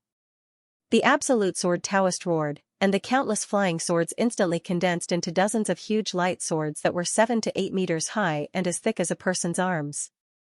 The light swords obediently surrounded the absolute sword Taoist, floating high in the air. It was a spectacular sight. The dozens of flying swords formed a terrifying deterrent force that was far more powerful than before. Although it was only a low-grade magic weapon and its power was limited, the Absolute Sword Taoist's forte was the Imperial Sword technique. In his hands, the power of such a magic weapon was no less than that of a top-grade magic weapon. Xianxia felt the sudden increase in pressure. She was already a little flustered just now, but at this moment, she knew that with her current cultivation, even if she could react and use the water spirit to resist, she would not be able to resist it. I'll let you understand that the power of Hongmeng cannot be resisted. The Absolute Sword Taoist smiled proudly. He pushed his sword fingers, and the dozens of flying swords smashed toward Xianxia. Xianxia could not avoid it and could only fly back. Pieces of water spirit light curtain were scattered in front of her, trying to resist the impact of the light swords. However, they were instantly torn apart like fragile paper. In the end, she lost in terms of cultivation. Even if she could reach the middle stage of soul formation, she would never lose to this bull nose. The dozens of flying swords were like huge missiles that were tracking Xianxia's tiny body, gradually devouring the woman completely. Although the Absolute Sword Taoist had no intention of killing Xianxia would definitely be seriously injured if she was hit. She would not be able to resist when she was brought back to Hongmeng. Was he really going to be injured and taken to Hongmeng? Xianxia thought unwillingly, but there was nothing she could do. But at this moment, a seemingly ordinary figure appeared in front of Xianxia like a ghost. It was like a sharp arrow shooting straight at them, not giving them any time to think. It had already blocked their path. Hubby? The moment Xianxia recognized that the person was Yangqing, the dozens of huge light swords had already pierced Yangqing's body like nails being nailed to a cross. Boom!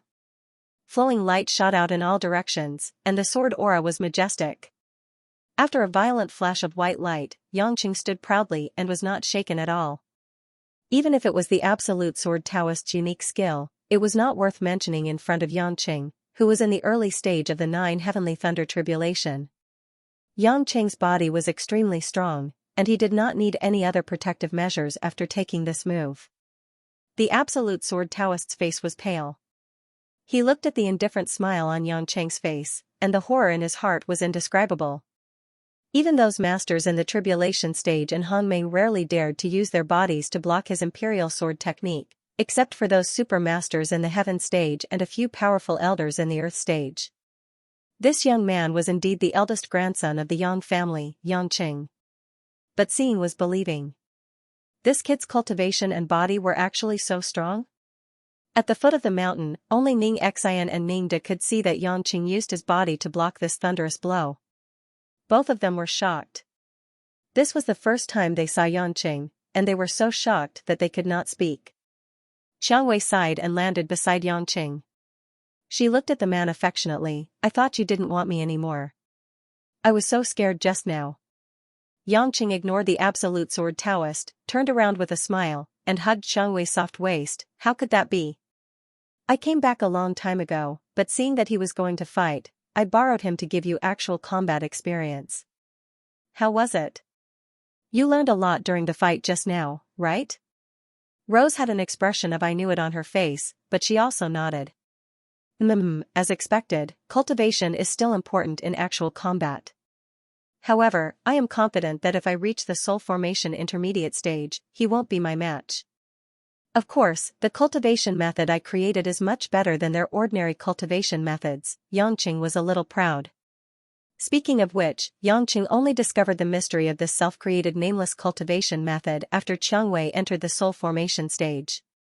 Ordinary cultivation methods should constantly increase one's true essence, comprehend the heavenly Tao, and increase one's realm to bear and borrow more spiritual energy from heaven and earth. However, Yangqing used the endless resolve restoration scripture to deduce the cultivation method. Although he could not achieve the same goal of becoming one with heaven and earth, he still had a higher level of understanding of the Tao of heaven and earth.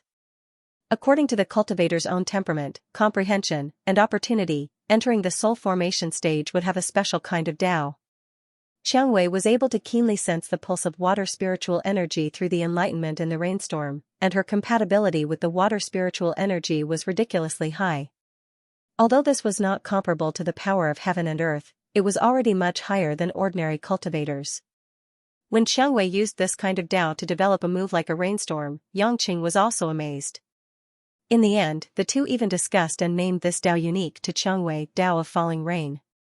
Although Xianxia had just started and her understanding of this kind of Tao was still at the initial stage, he believed that as a woman's cultivation improved, her use of the Tao of falling rain would also become more skillful. Yangqing was also looking forward to the day when his other women would enter the soul formation stage. What kind of special Tao would they have? Just as the two were being intimate, the face of the absolute sword Taoist, who was completely despised by Yangqing, was red. Yangqing, you came at the right time. This girl has already entered the soul formation stage. According to the rules of Hongmeng, if she is not a member of the four major families, she should be brought into the illusion. If you know what's good for you today, don't stop me from carrying out the mission of the Hongmeng messenger. Rules? Who said that the rules set by Hongmeng, Yangqing, and Yangqing's women have to abide by them? Yangqing sneered and looked back. The absolute sword Taoist narrowed his eyes and said, do you still want to go against Hongmeng? Not necessarily. No matter how arrogant I am, I can't go against the entire Hongmeng.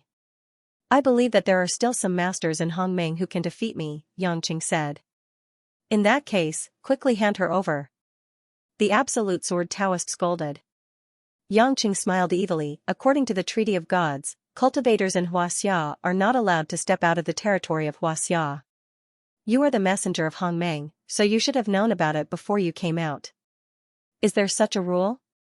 The absolute sword Taoist was a little confused, but he still nodded and said, yes, that's right. However, you have the godhead of Pluto, which is a special case. Well, in that case, I will send my woman out of Xianxia tonight. If she is not in Xianxia, you can't bring her to Hongmeng, right? Yangqing said happily. The absolute sword Taoist was stunned. He did not think of this. If Xianxia was really not in Xianxia, then he could not leave Xianxia. After all, according to the saying in Hongmeng, if one left the territory of Xianxia and was killed by the gods, no one could be blamed. Moreover, Hongmeng only cared about Xianxia and did not care about other territories. Are you so confident that if you send your woman out of Xianxia, she will not be hurt by the gods? The absolute sword Taoist asked. Yangqing shrugged, what else can I do? If she stays in Xianxia, if you go back to Hongmeng and report that I am not cooperating, won't I have to go against the entire Hongmeng? I don't have that ability. Send her out of the country. I am one of the 12 main gods. Although the proto-space law is a little useless now, they have to give me some face. When Xianxia heard that he was going to send her out of Xianxia, she was a little unhappy, but she bit her lip and did not say anything. The absolute sword Taoist thought for a while. This did not violate the rules of Hongmeng. After all, Xianxia left Xianxia because she was brought out by Yangqing, so it was not the cultivator of Xianxia who took the initiative to cause trouble. The key was that Xianxia was only a cultivator in the early stage of soul formation. For Hongmeng, it did not matter if she was one more or one less. Well, since you said so, I will confirm it tomorrow. If she is still here, it will not be so easy to talk to her, the absolute sword Taoist said. Yangqing nodded, okay, tomorrow it is. Tomorrow night, you can come to Zhonghai to search. You can search the whole of Xianxia. The absolute sword Taoist snorted and took a deep look at Xianxia. Then, he controlled the innumerable threads to return to its original state. He stepped on the flying sword and turned into a stream of light and flew away. As soon as the absolute sword Taoist left, Xianxia immediately hit Yangqing's chest with her fist. The good-tempered woman could not take it anymore. I'm not leaving. Why should I hide overseas alone? Xianxia pouted and said discontentedly. Yangqing quickly hugged her with a smile and coaxed gently, Xianxia darling, don't be angry. This is just an expedient measure to fool him. How can I bear to let you stay abroad alone? Really? Xianxia was skeptical. Of course, if I am afraid of them, I will curse myself to never be impotent again in this life. Yangqing patted his chest and said. Xianxia breathed a sigh of relief and nodded with a smile, I believe you. You even made a vow of impotent, so you definitely won't lie to me. The corner of Yangqing's mouth twitched, and he said with a bitter smile, I will tell you the specific details later. Anyway, you will definitely not be at a disadvantage. Let's go down the mountain first, we still have things to deal. with. What Yangqing was talking about was that he still had to meet with Ning Guanyao's group for a while. Ning Guanyao's decisiveness and cold-bloodedness made Yangqing no longer have any thoughts of acknowledging this man as his father-in-law. To Yangqing, Ning Guanyao was just a trouble that he wanted to kill but couldn't. Now that he had come to him on his own accord, and the Ning family had taken the initiative to express goodwill, Yangqing had to be careful. In particular, when Yangqing had just returned, he noticed that Ning Xian and Ning De were obviously experts in the mid-divine transformation realm. It was obvious that they were sent by the ancient Ning clan. Since they were together with Ning Guanyao, it was obvious that they were sent by the ancient Ning clan. Thinking of this, the real backing of the secular Ning family was actually the ancient family. Yangqing had to re-evaluate the strength of the Ning family. When they arrived at the foot of the mountain, Guo and the other women all came up to greet them. Guo seemed extremely worried about Qiangwei's condition. She looked up and down and asked if Qiangwei was injured. Qiangwei smiled gratefully and shook her head. She didn't expect that Guo would love her so much. After all, she was just a lover, but after what happened tonight, she felt closer to this mother-in-law who couldn't be called a mother-in-law. Lin Ruoshi's eyes were filled with hidden bitterness, but the situation just now was indeed dangerous, so she tried not to think too much about it. Yangqing saw this scene and sighed in his heart, but still let Guo and the women go back first. Staying at the foot of the mountain, Yangqing called out to Ning Guanyao coldly. Ning Guanyao seemed to know that Yangqing wouldn't let him go so easily. He stood there quietly with Ning Xian and Ning De. Seeing that the women had gone far away, Yangqing said coldly, "I remember that you have said twice before that you will not admit that Ruoshi is your daughter. Am I right?" Ning Guanyao smiled modestly. "Yangqing, I admit that I've said a lot of wrong things. But that's just what I said. Kinship is the truth. Don't give me that. Although I'm not sure what you're planning, I advise you to stay away from my woman. You had once hurt her to the point where she was covered in cuts and bruises. Now that she has a new life and a smile, you have come to torture her again. If you really have a conscience and remember your responsibility as a father, then you shouldn't come to challenge her over and over again. Instead, you should let her live a peaceful and happy life." Ning Guanyao shook his head. "I don't agree with what you said. I am Ruoshi's biological father. I have the right to see my daughter. I know you are very powerful, but you can't deny my determination as a father. Besides, the Ning family will never be afraid of you and the Yang family. Don't think that I will be afraid of you just because you are strong. I will not give up on my own flesh and blood." Ning Guanyao appeared to be speaking righteously.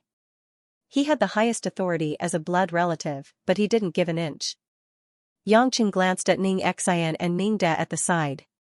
His eyes were sharp like a leopard that was ready to pounce in the dark night. Ning Xian and Ning De were both mid-stage soul formation cultivators. Their cultivation levels were far lower than Yangqing's and even lower than that of the absolute sword Taoist. Naturally, they were alarmed, but they had the support of a powerful force like the Ning family. They straightened their backs and looked at Yangqing fearlessly. "Young man, you are talented and have a high cultivation level, but don't be too arrogant. Your wife is your wife, but she is also the blood of the Ning family. Although she is only a branch of the Ning family in the secular world, the Ning family will not sit idly by. Guanyao has indeed made mistakes, but the Ning family will still support his decision. If you force us to be rude, then the Ning family is not to be trifled with." Ning Xian sneered. Yangqing couldn't wait to summon the Chaos Cauldron and refine these two into 2 balls of spirit chi for alchemy. But the ancient family was not something that he could provoke alone. Although he wasn't sure if they were the same person or if they were all from the Luo family. There were definitely experts from the ancient family who came to snatch his endless resolve restoration scripture. If he was alone, he could still run if he couldn't defeat them. But he had to think for his family. Yangqing couldn't help but grit his teeth. His current strength was indeed not enough to keep up with the enemies he might face in the future. Hong Meng and the ancient family had tens of thousands of years of accumulation. It was not easy for him to go against them alone. Perhaps he could only compete with them after going through the Shangqing Heavenly Thunder Tribulation, the second stage of the 9 Heavenly Thunder Tribulation. But the Shangqing Heavenly Thunder Tribulation seemed to be far away. If he really encountered it, it was a question of whether he could withstand it. Those experts from 20,000 years ago might not be weaker than him, but they were all turned into ashes. Could he really withstand it? Thinking of this, he was really anxious and helpless. Sighing, Yangqing had no choice but to say to Ning Guanyao, "You better be sincere. If not, no matter how powerful your backing is, I can kill you in the blink of an eye." After saying this, Yangqing ignored Ning Guanyao's angry gaze and disappeared in a flash. Ning Xian and Ning De looked in the direction where Yangqing left. One of them murmured, "It's strange that this brat has such cultivation at such a young age. Moreover, he is obviously hostile to the Ning family. It seems like we have to inform the master as soon as possible and take precautions." Ning Guanyao's eyes were filled with viciousness. He suddenly said, "Elder Ning Xian, can't you send 2 experts from the clan to destroy this brat's cultivation?" "Humph," Ning Xian grinned and said, "Guangyao, you are really ruthless. No matter what, he is still your daughter's husband. His life can be spared, but his abilities will cause endless trouble in the future," Ning Guanyao said worriedly. "It's okay. You don't know that the improvement of cultivation in the tribulation realm is not as simple as the soul formation realm.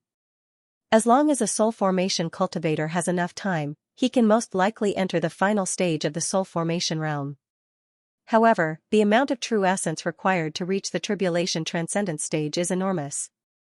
Even if you wait until the year you die, that kid won't be able to increase his cultivation by much without great fortune or the support of a large amount of top-quality medicinal pills.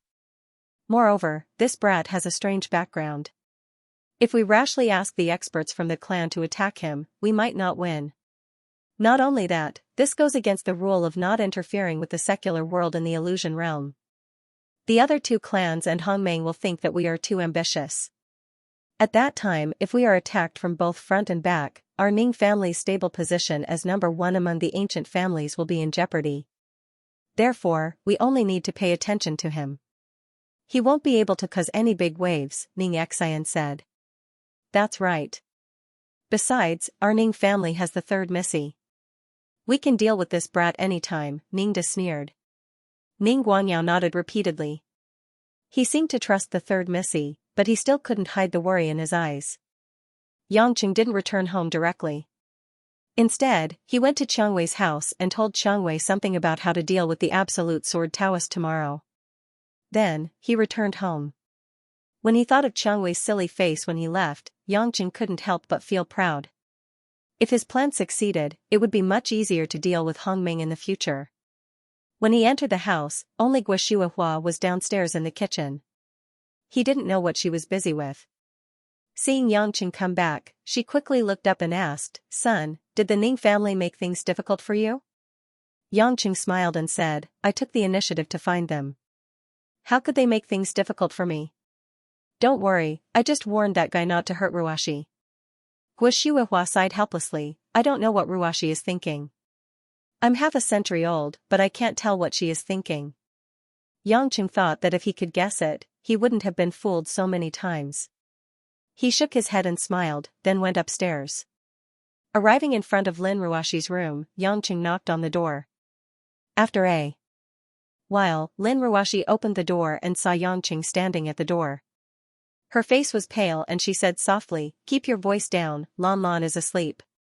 "What's the matter?" Yangqing felt distressed and said softly, "Wife, are you okay? Did he say anything hurtful?" Lin Ruashi shook her head, "No. You don't look good. If Ning Guanyao forced you to do something, then just tell me. I will keep him outside in the future." I said no. Don't mention him to me anymore, okay? Lin Ruashi frowned in annoyance and glared at Yangqing angrily. Yangqing was stunned. He didn't know why he seemed to have made a woman unhappy. Lin Ruashi also realized that her tone wasn't very good, but as long as she mentioned Ning Guanyao, she didn't know why her heart would be in a mess, and all kinds of sour and bitter emotions would surge up. She sighed, forced a smile, lowered her head and said apologetically, "I'm sorry, I'm not angry at you, I know you care about me, thank you, but I really don't feel like talking today, good night."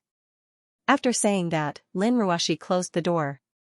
Yangqing stood at the door for a while in a daze, bit his lips, and then laughed at himself before walking back to his room. Not long after he returned to his room, Guo knocked on the door and came in, holding a tray in her hand, with 2 bowls of steaming hot food on it, and a delicious aroma wafted in the air. "Mom, what's this?" Yangqing was about to take a bath, and smelled the aroma and became spirited. Guo looked at Yangqing lovingly, and a little helpless, smiled faintly and said, "I made chicken soup for you, and some lotus seed soup. You came back so late, so I heated it up for you." Yangqing couldn't help but feel warm in his heart. In fact, because he was a person with rough skin and thick flesh, and he could almost enjoy everything by himself, so even if Guo wanted to give him some good things, she was powerless. But Guo would still make some food and drinks from time to time, for him to eat snacks or supper. Although it was simple, it was also a form of care. He had lived for more than 20 years, and it was only in this year that he gradually realized that no matter how high his realm was, his feelings for his mother were irreplaceable. Taking the chicken soup, Yangqing scooped it into his mouth, and tasted it differently than usual, and couldn't help but ask, "Mom, what medicinal herbs did you put in this?" "Nothing much, just some deer antler from the northeast, some caterpillar fungus from Tibet, and some miscellaneous medicinal herbs, to make you more nutritious," Guo said with a kind smile. "I don't need it. It's just to satisfy my cravings." Yangqing knew that the tonics sent by the Yang family, such as caterpillar fungus, deer antler, bear gall, and ginseng, would definitely not be as deceptive as those sold in the market. If an ordinary person ate too much of these tonics, they might get a nosebleed. However, Guo was willing to stuff all of them into the pot for Yangqing to stew. Anyway, Yangqing could take it. Of course. No matter how strong you are, it's always good to have more supplements. Moreover, I'm counting on you to give me a healthy and chubby grandson. So I asked an old Chinese doctor for a prescription that's specially made for men's kidneys, Guo said in a low voice. Yangqing almost spat out a mouthful of saliva. So it was because of that. He smiled bitterly and said, "Mom, other men might need it, but your son doesn't lack kidneys. Besides, didn't I tell you earlier that I can't impregnate them now because my cultivation and physique are much stronger than theirs? It's useless to eat these things." "I know," Guo patted Yangqing's shoulder and said, "but isn't Xianxia already at the soul formation stage? Her cultivation speed is so fast, maybe she can connect with you?" "Xianxia?" Yangqing was stunned. So this was Guo's plan. No wonder she seemed to care about Xianxia more than before. If Xianxia knew about this, he really didn't know whether to laugh or cry. Yangqing sighed and said, "Mom, although Xianxia's cultivation speed is fast, your son's cultivation speed is even faster. Moreover, I'm at the tribulation stage, and I'm improving rapidly. Xianxia's progress actually doesn't have much of an impact. The chances of her getting pregnant are still pitifully small. No matter how small the chances are, it's still higher than Ruashi's." Guo suddenly rolled her eyes and snorted with some complaint. Yangqing was startled. He didn't expect Guo to suddenly change the topic to Lin Ruashi. It seemed that she was dissatisfied with this daughter-in-law. Yangqing couldn't help but ask, "Mom, how can you say that about Ruashi? Cultivation is a matter of fate and aptitude. Everyone is different and can't be forced. I can't be especially biased towards Xianxia just because Xianxia's cultivation speed is fast. It's too unfair to others. Humph, I don't want to be biased, but I have to do things and show my attitude so that I won't be biased." Guo seemed to have held back for a long time and said, "You just went to comfort Ruashi at the door, right?" Yangqing nodded blankly. "You saw it downstairs?" "Of course, I can tell from your worried look. If it's not to comfort her, what else can it be?" "But what about her? She doesn't want to talk to you at all. She even let you stand outside the door and then closed the door in the end. Since we've already slept together, why does she have to sleep separately at home? The probability of her having a child is small, and she still keeps you outside all day. I'm angry just thinking about it. Why does my son have so many good girls who like him, but he has to protect such an insensible woman as his legal wife? Since she married into a rich family, she has to have awareness. What she can get is something that other women can only dream of, so she has to pay a price. I don't expect my daughter-in-law to do much for us elders, but she has to make me feel that she loves my son, right? The more Guo spoke, the more agitated she became. In the end, her eyes were filled with tears, and she couldn't bear to look at Yangqing. Yangqing held the chicken soup and smiled foolishly. It's not that serious. Isn't Ruoshi just like that? Actually, she still cares a lot about me. And Lan likes to sleep with mom, right? I don't think there's anything wrong with the mother and daughter sleeping together. Besides, isn't this just right? I can actually go to sleep somewhere else at night, and I won't be neglecting them. As for having a child, it's useless to rush it. You're still speaking up for her? Guo looked at her son exasperatedly. Since Ruoshi is the daughter-in-law of our Yang family, it's only natural that she's the first to have a child. Otherwise, it'll be so worrying. In the future, will you help the child's mother or your wife? Aren't you annoyed? Also, I don't believe that if Qianni, Rose, or even an Xian and Mingyu were to be your wives today, would you have to go through so much trouble just to have sex with your wife? Let's not talk about whether they would adopt one before giving birth. If this gets out, people will think that you guys are faking your marriage. Mom, Yangqing said seriously, you're wrong. Although Lan is adopted, I truly treat her as my own daughter. She's also my and Ruoshi's first child. No matter how many children I have in the future, this will never change. Guo nodded in annoyance. All right. I know that Lan is a good girl, and I like Lan very much. I treat her as my granddaughter. But Lan is a girl after all, and she's not the blood of our Yang family.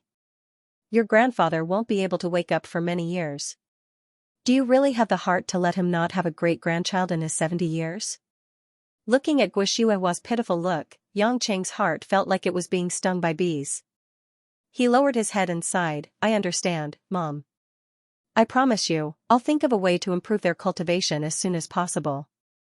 Guo looked deeply at Yangqing and patted Yangqing's shoulder. Son, Mom knows that the one you like the most is still Ruoshi. Although I don't know why, but since you like her the most, Mom will try her best to tolerate her. But all mothers in the world are selfish. At the end of the day, the daughter-in-law belongs to someone else, and my son is my own. I really can't stand you being treated like this in front of your daughter-in-law. Maybe you don't think much of it, but in my heart as your mother, sometimes it hurts so much that it feels like the tip of my heart is bleeding. You're so capable, and you don't lack good women to like you. Why do you have to be so submissive and always be treated coldly? Alright, Mom, Yangqing stood up. He didn't want to listen anymore. His heart was like a lake that had a big stone thrown into it, creating huge waves. He smiled and said, Don't say any more, I know you're worried about me. I'll pay attention to communicating with Ruoshi in the future. It's getting late, you should go and rest first. It's easy to get wrinkles if you're too late. Guo wanted to say something, but Yangqing pushed her out of the door, so she could only give up. When the room quietened down, Yangqing heaved a sigh of relief. After finishing the rest of the chicken soup and lotus seed soup, he lay on the bed, too lazy to wash up. It seemed that although he tried his best to please both sides, the conflict between his mother-in-law and daughter-in-law was constantly intensifying. It was time to take some time to talk to Lin Ruoshi about this. Because he had made an appointment with the absolute sword Taoist, Yangqing was not in a hurry to deal with the problems at home. After waking up the next day, he went to work as usual. Watching the news, surfing the internet and playing games with his cousin, Yuan Yi, who was taking a break from work, was an endless joy. Yuan Yi also had a lot more free time after Tang went to college. After all, college life was very attractive to the active Tang. What made Yangqing a little depressed was that Tang Wan, like Lin Ruoshi, was a workaholic. He hadn't been intimate with her for a while. Fortunately, Tang Wan attached more importance to cultivation. After all, the temptation of extending her lifespan and eternal beauty was hard to resist, so she wouldn't be lazy. When it was almost lunchtime, Yangqing was about to call Zhao Teng and a few other subordinates to have lunch together, but he didn't expect to receive a call from Lu Mingyu. Yangqing picked up and asked with a smile, Mingyu baby, it's rare for you to call me in the middle of the day at work. Lu Mingyu snorted and said, I don't want to, but I have to take time out of my busy schedule today. I know you must be free, so come and pick me up. Pick you up? Where to? Don't ask too much, come quickly. TSK, you're still playing suspense with me. Yangqing smiled helplessly and hung up the phone. He ran downstairs, drove to the opposite Yulei, and picked up Lu Mingyu, who was already waiting. Lu Mingyu was wearing a black professional suit with white stockings and a bright red scarf. She didn't feel cold in this winter and looked bright and beautiful. After all, when one's cultivation reached a certain level, it was not a problem to resist this little bit of cold. It was convenient for women to wear all kinds of cool clothes. What made Yangqing even more curious was that the woman was also carrying a large red bag in her hand, which seemed to contain some kind of clothing. After the woman got into the car, Yangqing helped her fasten the seatbelt in a gentlemanly manner. He took the opportunity to press his face against her plump breasts and chuckled. Mingyu baby, you smell so good. Stop fooling around, let's go. Lu Mingyu rolled her eyes at him. You haven't said where to go yet. Go to my house, my parents have already called to urge me, Lu Mingyu said. Yangqing was stunned. Your parents? Are they looking for us? How come I didn't know? This was not the first time that Lu Qingshan and his wife had invited him to their house. However, this was the first time they had done so recently. This pair of in-laws were the most carefree and they basically did not interact much with each other. After all, Lu Qingshan was busy taking over the Green Dragon gang with his only son, Lu Mingho. He didn't have the time to chat with his son-in-law. I've long since guessed that you have no conscience. Hurry up and drive. You'll know when you get there. Lu Mingyu urged, still keeping him in suspense. Yangqing curled his lips, stepped on the accelerator, and drove towards the seaside villa that Lu Qingshan had bought. Most of the time, Lu Mingyu lived in her own luxurious apartment and didn't go home often. It was definitely rare for her to go back for lunch during the day. Along the way, Yangqing asked the woman what had happened. The woman also listened to the music happily without saying a word, causing Yangqing to wish that he could stop the car and do it at noon. Half an hour later, the car stopped outside the seaside villa. As soon as he got off the car and smelled the fresh smell of the sea, Yangqing was slightly stunned. Mom? Why are you here too? Yangqing was stunned to see that the beautiful woman who had just gotten out of a white Audi car next to him was Guo, who was wearing a black coat with a mink fur collar. Guo was specially dressed up. She was carrying a Hermes handbag in one hand and a red gift box in the other. Hearing Yangqing's question, Guo sighed helplessly, you silly son-in-law, Mingyu was right. Don't you know that today is Mingyu's mother's 50th birthday? Yangqing was stunned for a while. He touched his forehead and shook his head, so that's how it is. I really didn't know. Why didn't you tell me earlier? Of course, it's better to remember the birthday of the elders. This is to give you a deep memory and remind you that you won't remember it in the future. Lu Mingyu smiled and handed the red gift bag to Yangqing. She said, here, say that you bought this gift yourself. It's a Burberry windbreaker for my mom. Don't let the cat out of the bag. My mom is very stingy. If she knew that I even prepared the gift for you, she would have a small knot in her heart. Yangqing took the gift in a daze and entered the house with the two women. Inside the house, Lu Qingshan and his wife had already prepared a meal for the three of them for a simple birthday celebration. When Lu Qingshan and his wife saw Guo enter the door, they were obviously very enthusiastic. They immediately asked Guo to sit down. Lu Qingshan's mother personally served tea. As a birthday person, such a serving of tea made Guo feel embarrassed. Other than hoping that his daughter could live a better life in the future, it also included some of Lu Qingshan's thoughts. A wealthy family like the Yang family was completely different from a family with an underworld background like his. In the past, he definitely wouldn't have dared to curry favor with them. But now that Lu Mingyu had unknowingly developed a relationship with Yangqing, of course, he would be in a favorable position. He found an opportunity on his wife's birthday and specially invited Guo to celebrate with him. Simply inviting Guo would make it seem warm and not too ostentatious, which would make the Yang family feel that it was inappropriate. Guo understood these things in her heart, but it didn't matter. When Lu Mingyu invited her, she agreed immediately. In fact, maintaining a good relationship with the parents of each daughter-in-law was also what Guo cared about. Her son, Yangqing, did not require too much attention from her. Instead, if she took good care of the women around Yangqing would be happier. At the dining table, Guo, Lu Qingshan and his wife were chatting and laughing. Lu Qingshan's mother was also a good talker. She praised Yangqing to the skies, such as how he protected Mingyu and how he saved Lu Qingshan and Lu Mingho, which made her feel extremely grateful. Of course, parents love to hear others praise their children, and Guo was no exception. Not long after, Guo and Lu Qingshan's mother warmly talked about everything. Guo didn't have many friends at her age, and she lacked female companions of the same age. Yangqing and Lu Mingyu didn't expect their mothers to have so much to say. Lu Qingshan watched his wife successfully get along well with Guo, and he couldn't stop laughing. With the support of the Yang family, he was more on keen to let Lu Mingho take over his Green Dragon Society. After lunch, Guo and Lu Qingshan's mother talked about playing mahjong, dressing up, and other aspects, as if they were old friends. In the afternoon, when it was time to leave, Guo promised Lu Qingshan's mother that she would come to the Lu family's house to play a few rounds of mahjong when she found someone. She also invited Lu Qingshan's mother to her house. Yangqing originally felt that it was a little inappropriate. After all, he and Guo were not the only ones at home, and Lin Ruoxi might feel uncomfortable. However, Lu Mingyu's mother was also his mother-in-law. If he objected, it might disappoint her. Thinking of this, Yangqing didn't say anything. During dinner, Guo was still happily talking about Lu Qingshan's mother with Mother Wang.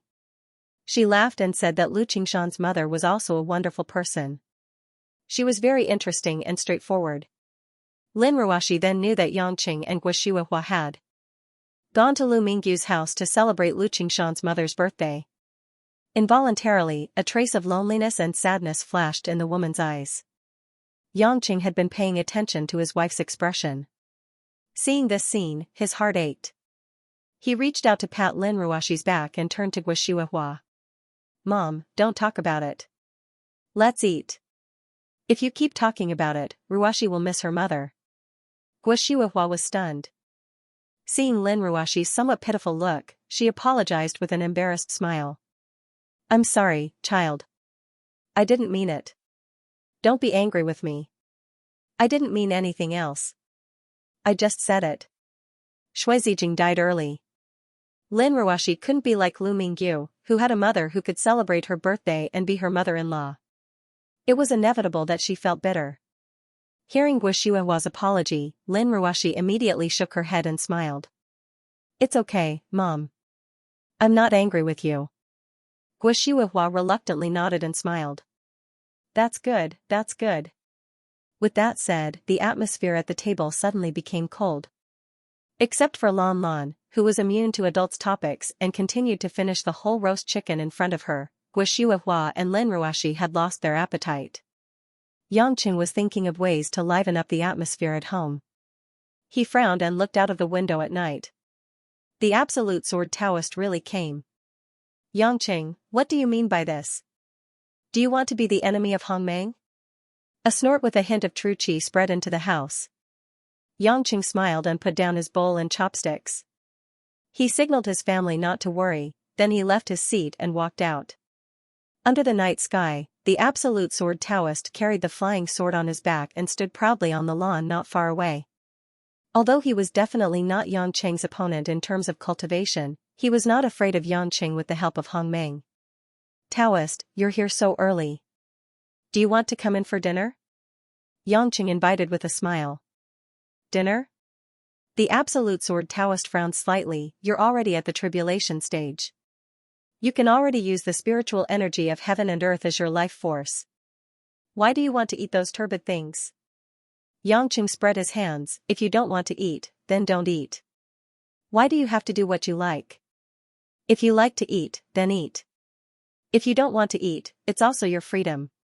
Why are there so many reasons to look for?" "Don't change the topic," the absolute sword Taoist said solemnly. "Why hasn't the woman left Huaxia?" I clearly found out that she's still in her residence. Yangqing looked in the direction of Cheng Wei's house and asked, why does she want to leave Huaxia? This is the rule set by Hongmeng.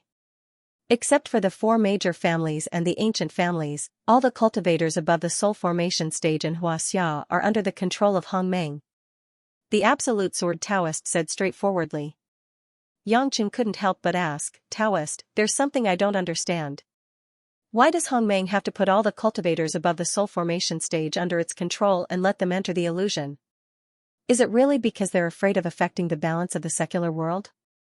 Yangqing also asked Xiao Qiqing this question, but the woman grew up in an ancient family and didn't know much about Hongmeng.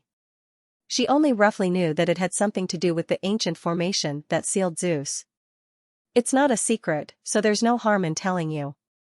Do you know that our Hongmeng exists to protect Huaxia's foundation? I've heard about it. Isn't it the final life-saving step? Not necessarily. The Absolute Sword Taoist said, what you know is only the rough situation. The most important foundation that we protect in Hongmeng is the ancient formation in Hongmeng. Zeus, the #1 expert of the god race, was sealed in that great array. Our Hongmeng cultivators who are above the mystic stage will more or less provide true essence to the formation to maintain its power. Therefore, in order to prevent the number of cultivators from being insufficient, our Hongmeng will continuously accept cultivators who have entered the soul formation stage and train them in Hongmeng. We will strive to continuously produce cultivators with profound cultivation to maintain the power of the formation. Yangqing was stunned. He didn't expect it to be related to Zeus.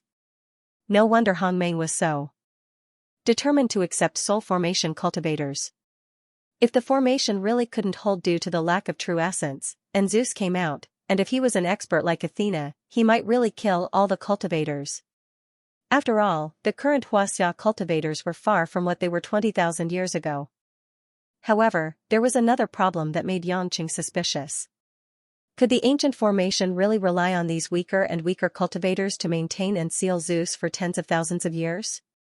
And with Athena's methods, would she really be afraid of those people in Hongmeng? Athena couldn't be a timid person. She must have a reason not to act rashly, which was why she had been holding back and plotting in secret. He always felt that this series of things was a little strange. I know that you also have the divinity of Pluto, but since you have returned to the Yang family, you are also considered as one of our people in Huaxia. If you want to tell your friends from the god race, it is also your freedom. However, it is meaningless, Absolute Sword Taoist said proudly. Yangqing hurriedly waved his hand, I am just asking out of curiosity, nothing else. That's for the best. Absolute Sword Taoist said, originally, seeing that the woman is related to your Yang family, if she had Huaxia, then it would be counted as an exception and I could let her go. She is only in the early stage of soul formation, and the true essence that she can provide is limited. Our Hongmeng doesn't lack 1 or 2 cultivators. However, if she continues to stay in Huaxia, as the envoy of Hongmeng, if I don't bring her back, wouldn't that be breaking the rules of Hongmeng for more than 10,000 years? I can't bear such a heavy responsibility. Today, I must bring her back to Hongmeng. Yangqing saw that Absolute Sword Taoist was about to go to Cheng Wei's residence and immediately shouted, wait, Taoist, why don't we make a deal? A deal? Absolute Sword Taoist frowned, full of confusion. That's right. As far as I know, since Taoist is this generation's envoy of Hongmeng, then whether or not the people of Hongmeng come out of the illusion, they will let you know in advance, right? Absolute Sword Taoist nodded. It should be said that unless there is a special situation, the people of Hongmeng will not come out of the illusion. If there is really something that comes out, in order to avoid misunderstanding, they will inform me first. That's right, Yangqing said with an evil smile. Taoist, can't you make an exception and let my woman stay by my side? Anyway, even if you don't take her away, the people of Hongmeng will not know. If one day someone else comes out of the illusion, Taoist, just let me know and I will immediately bring my woman out of Huaxia.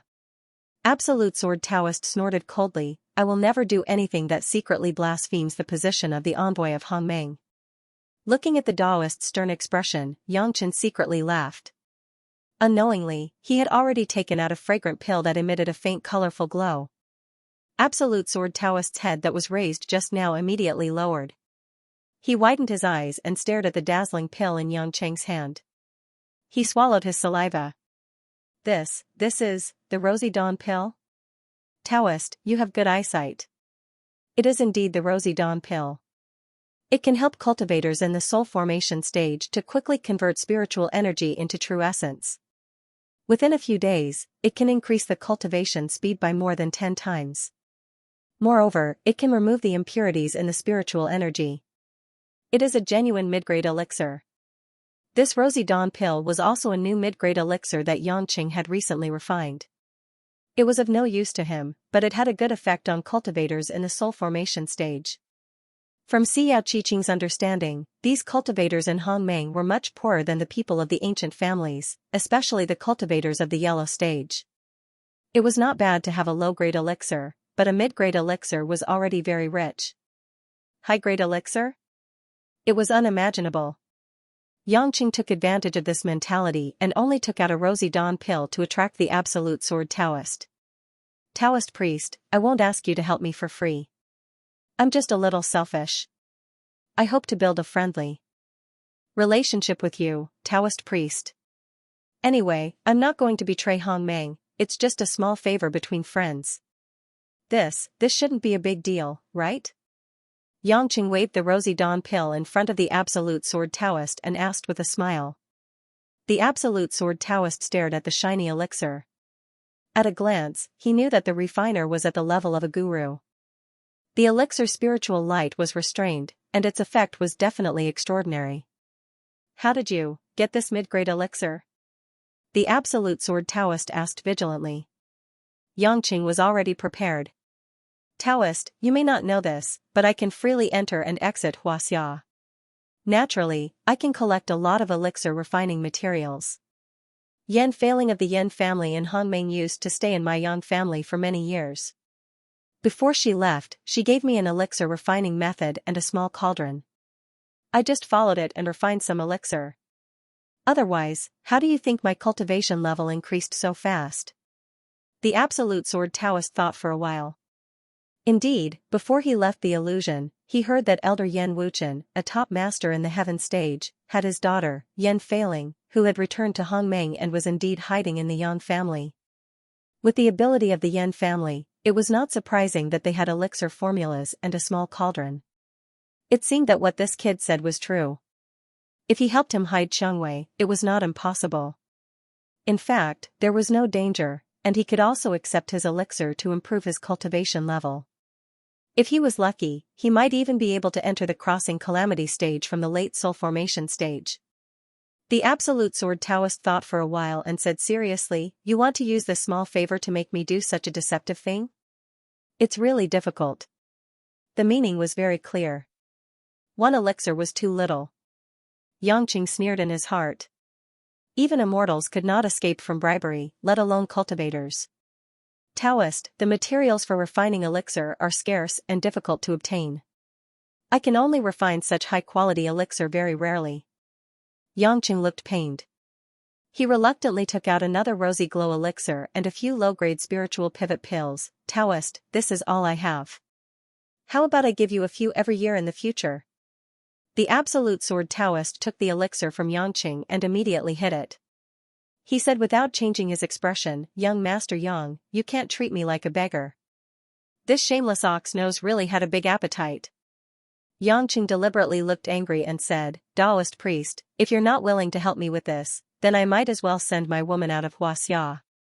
I won't give you pills in the future. You're going too far. Do you think these pills of mine fell from the sky? When the Absolute Sword Taoist heard this, how could he bear to let the cooked duck fly away?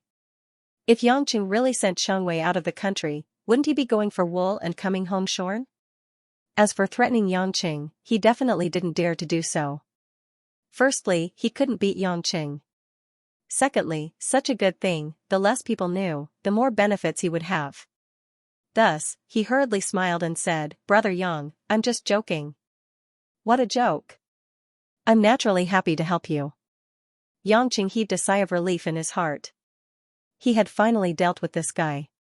He had also put in a lot of effort. After all, he had killed 2 people from Hongmeng and the Hongmeng messenger. If Hongmeng still didn't find out that he had done it, it would be too incompetent. Therefore, it was the most appropriate way to control a spy like the Hongmeng messenger. It was better to endure for a while and silently accumulate strength.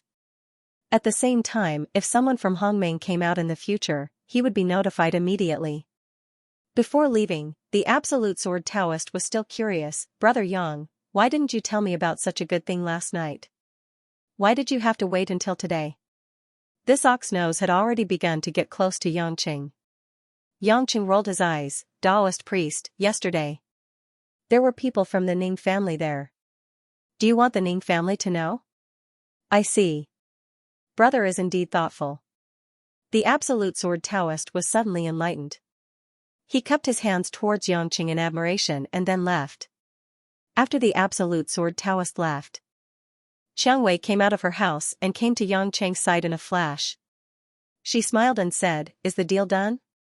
"Of course, he has no reason to refuse," Yangqing said proudly. Xianxia nodded and glanced at Yangqing. "I didn't expect you to use your brain in addition to fighting." Yangqing pretended to be angry and pinched the woman's face. He didn't know if she was praising or insulting him.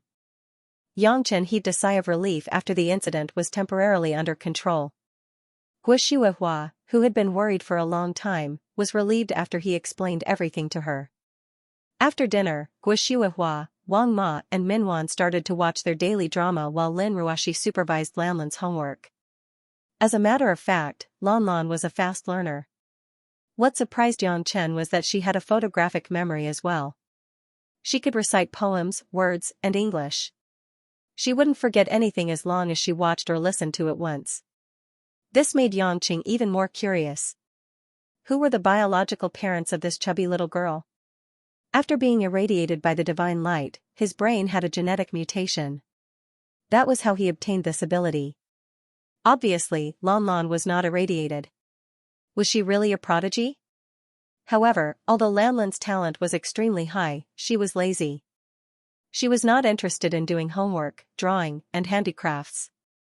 Without supervision, she would definitely run to play with toys and watch cartoons. Therefore, Yangqing had to take care of her. This was also one of the reasons why Yangqing did not dare to teach Lanlan some cultivation methods too early. The child could not calm down, and cultivation would be harmful. Walking to the side of the mother and daughter, Yangqing watched Lanlan pouting her mouth and copying the text quickly. The characters were bigger than the grid and were very big. Yangqing touched his face helplessly for a while. This girl's writing was even uglier than his. Lin Ruoxi seemed to be very distressed, but thinking that she would be typing on a computer in the future, she did not demand too much from her daughter. Yangqing stretched out his hand and patted Lin Ruoxi's shoulder gently, signaling her to go to the balcony to talk. Lin Ruoxi was a little puzzled, but she still called Minwan over to supervise Lanlan before following Yangqing upstairs. Walking to the balcony on the second floor, it was quiet. With the cold wind blowing, Lin Ruoxi tidied up her messy hair. "What's wrong? What's the matter? Why do you have to come out to talk?" Yangqing sorted out his thoughts and told Lin Ruoxi about what Guo told him yesterday, including her dissatisfaction with Lin Ruoxi. "Don't blame Mom. She's not targeting you on purpose. Now that you're Lanlan's mother, you should be able to understand how it feels to be a mother. I'm fine with it, and I understand your character. But Mom doesn't think so. She always hopes that we can be more like a husband and wife." Lin Ruoxi pursed her thin lips and looked around for a while. "I understand. I'll coax Lanlan and let her learn to sleep alone. I'll arrange a room for her. At most a week, we'll sleep in the same room in the future." Yangqing smiled. "You're doing the right thing. But don't think that I'm only happy because I want to sleep in the same bed with you." "I know." Lin Ruoxi interrupted Yangqing. "If you sleep with me, it'll be inconvenient for you to look for other women at night. Do you think I don't know that? I don't think you'll be happy. Moreover, it's normal for a married couple to sleep together. The key is that Ruoxi baby, you have to be gentler to me. At least in front of Mom, you have to show more concern for me. Only then will Mom be happy and like you more." Yangqing persuaded.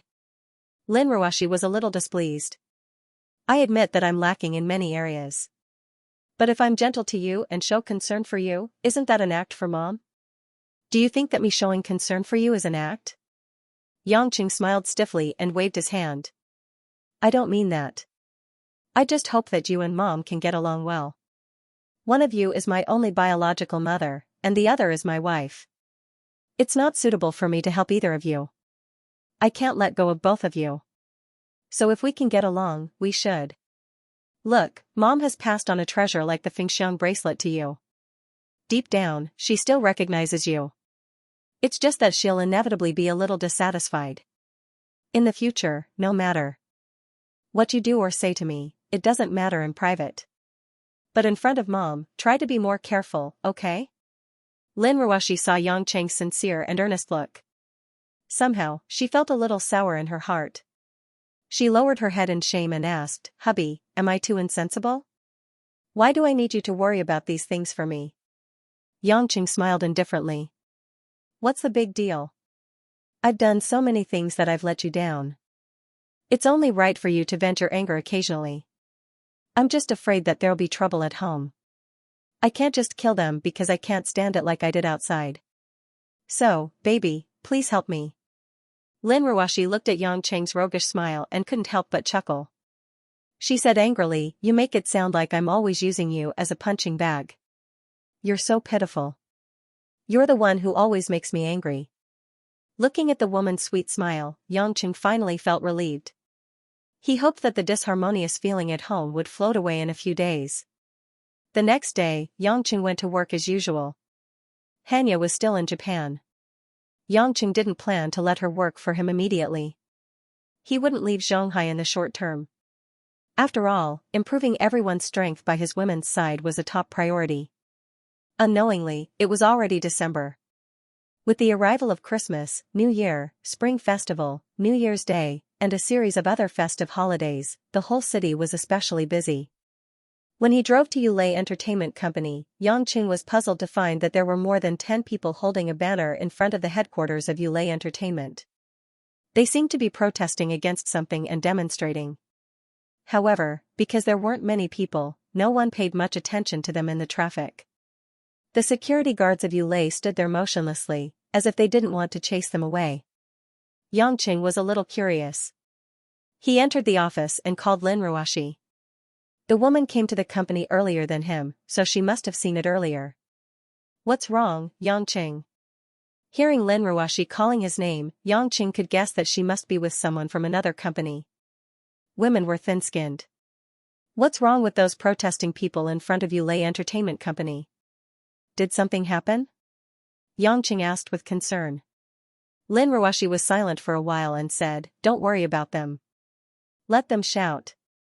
It's cold, so they'll leave soon. After that, the woman directly hung up the phone. Yangqing felt a headache coming on. She just said to be gentle to him last night, and then she suddenly hung up. Yangqing had no choice but to call Zhao Teng and ask what happened. Zhao Teng seemed to be puzzled that Yangqing didn't know. Director Yang, didn't General Lin tell you? Aren't you husband and wife? Bullshit, do you think I'd ask you if I knew? Yangqing felt rather embarrassed. Oh, Zhao Teng smiled awkwardly, those are the employees of the Banyan department store. They are protesting that Yulei used despicable means to acquire their company. Banyan department store? The department store that specializes in selling affordable goods? Yangqing remembered that the department store specialized in the civilian route in Zhonghai and had a relatively long history. Zhao Teng nodded and said, Yes, Banyan Department Store is a long-established private enterprise in Zhonghai. The founder, General Manager's son, is also a well-known entrepreneur. But in recent years, under the leadership of General Lin, our Yulei headquarters has expanded very quickly. Almost 50% of the department stores in Zhonghai are already under Yulei. The Yulei Street built by General Lin has taken shape, but Banyan Department Store has always refused to be acquired in the entire fashion industry street. Not only the brand, but also the land, they are not willing to transfer. Banyan Department Store is taking the civilian route, which is completely incompatible with the fashion route of our Yulei, so acquisition and rectification is necessary, otherwise it will be a thorn in the flesh. Yulei's price has been increasing, but General Manager's son is unwilling to let it go. It's already the end of the year. If we don't acquire it, it will delay next year's integration plan, so, the relationship has always been tense. Then why are they protesting against Yulei's despicable means?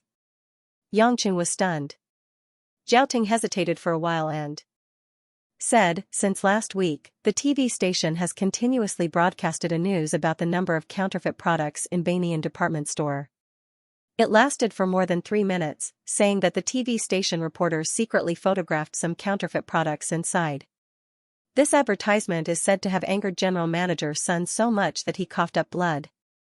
It was a great blow to Banyan department store.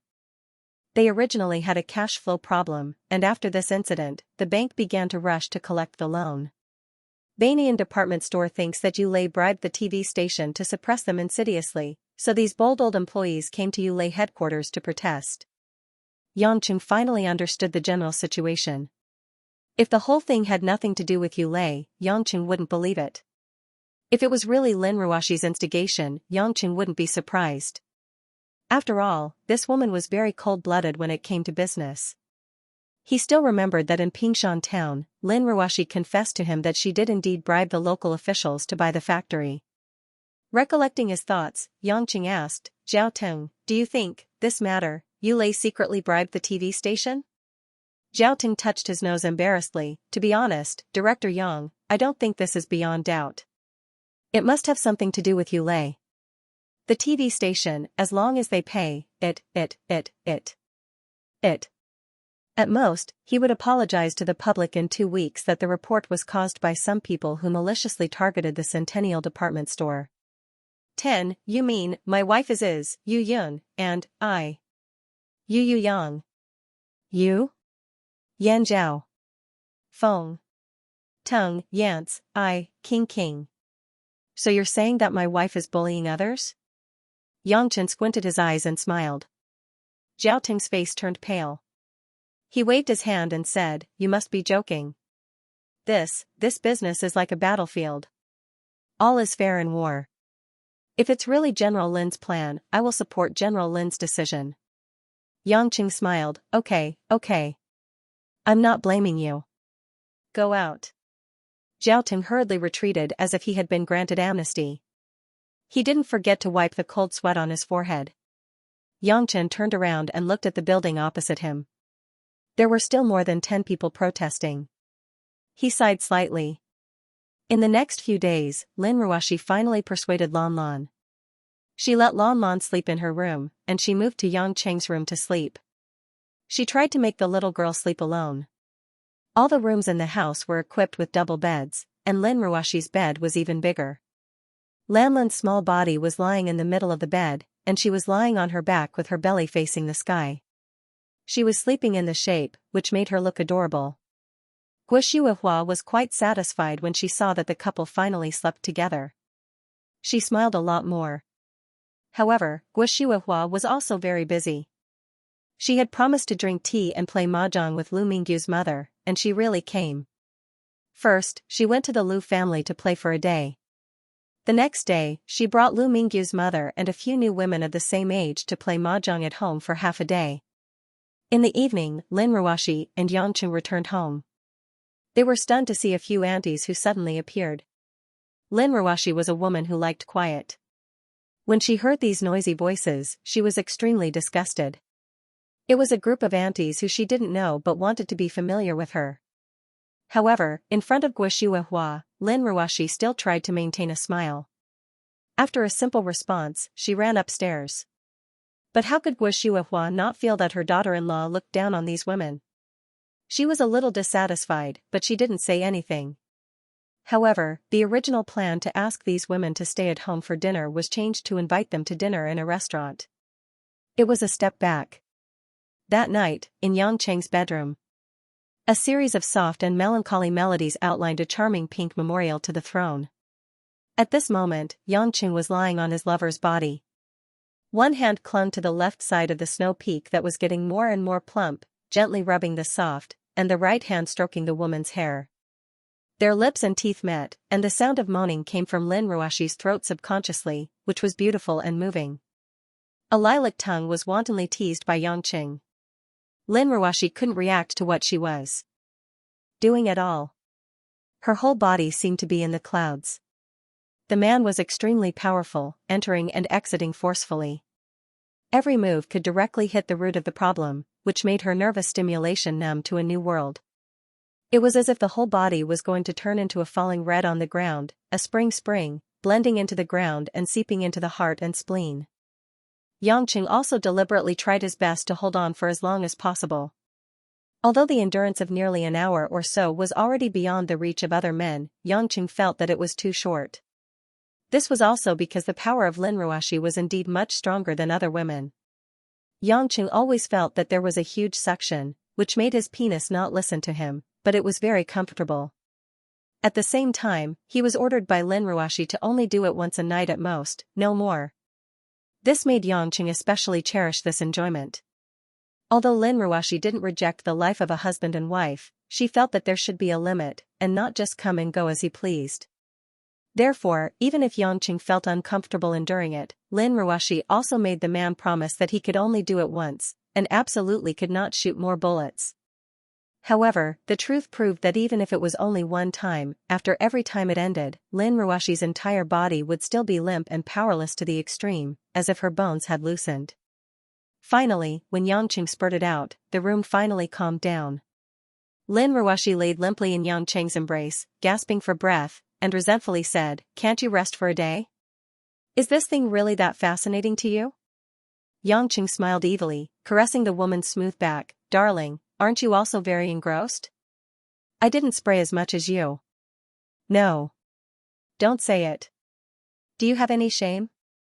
Lin Ruoshi's face flushed red, and her dimples flew out. Yangqing patted the woman's perky buttocks. The flesh trembled, and it was extremely alluring.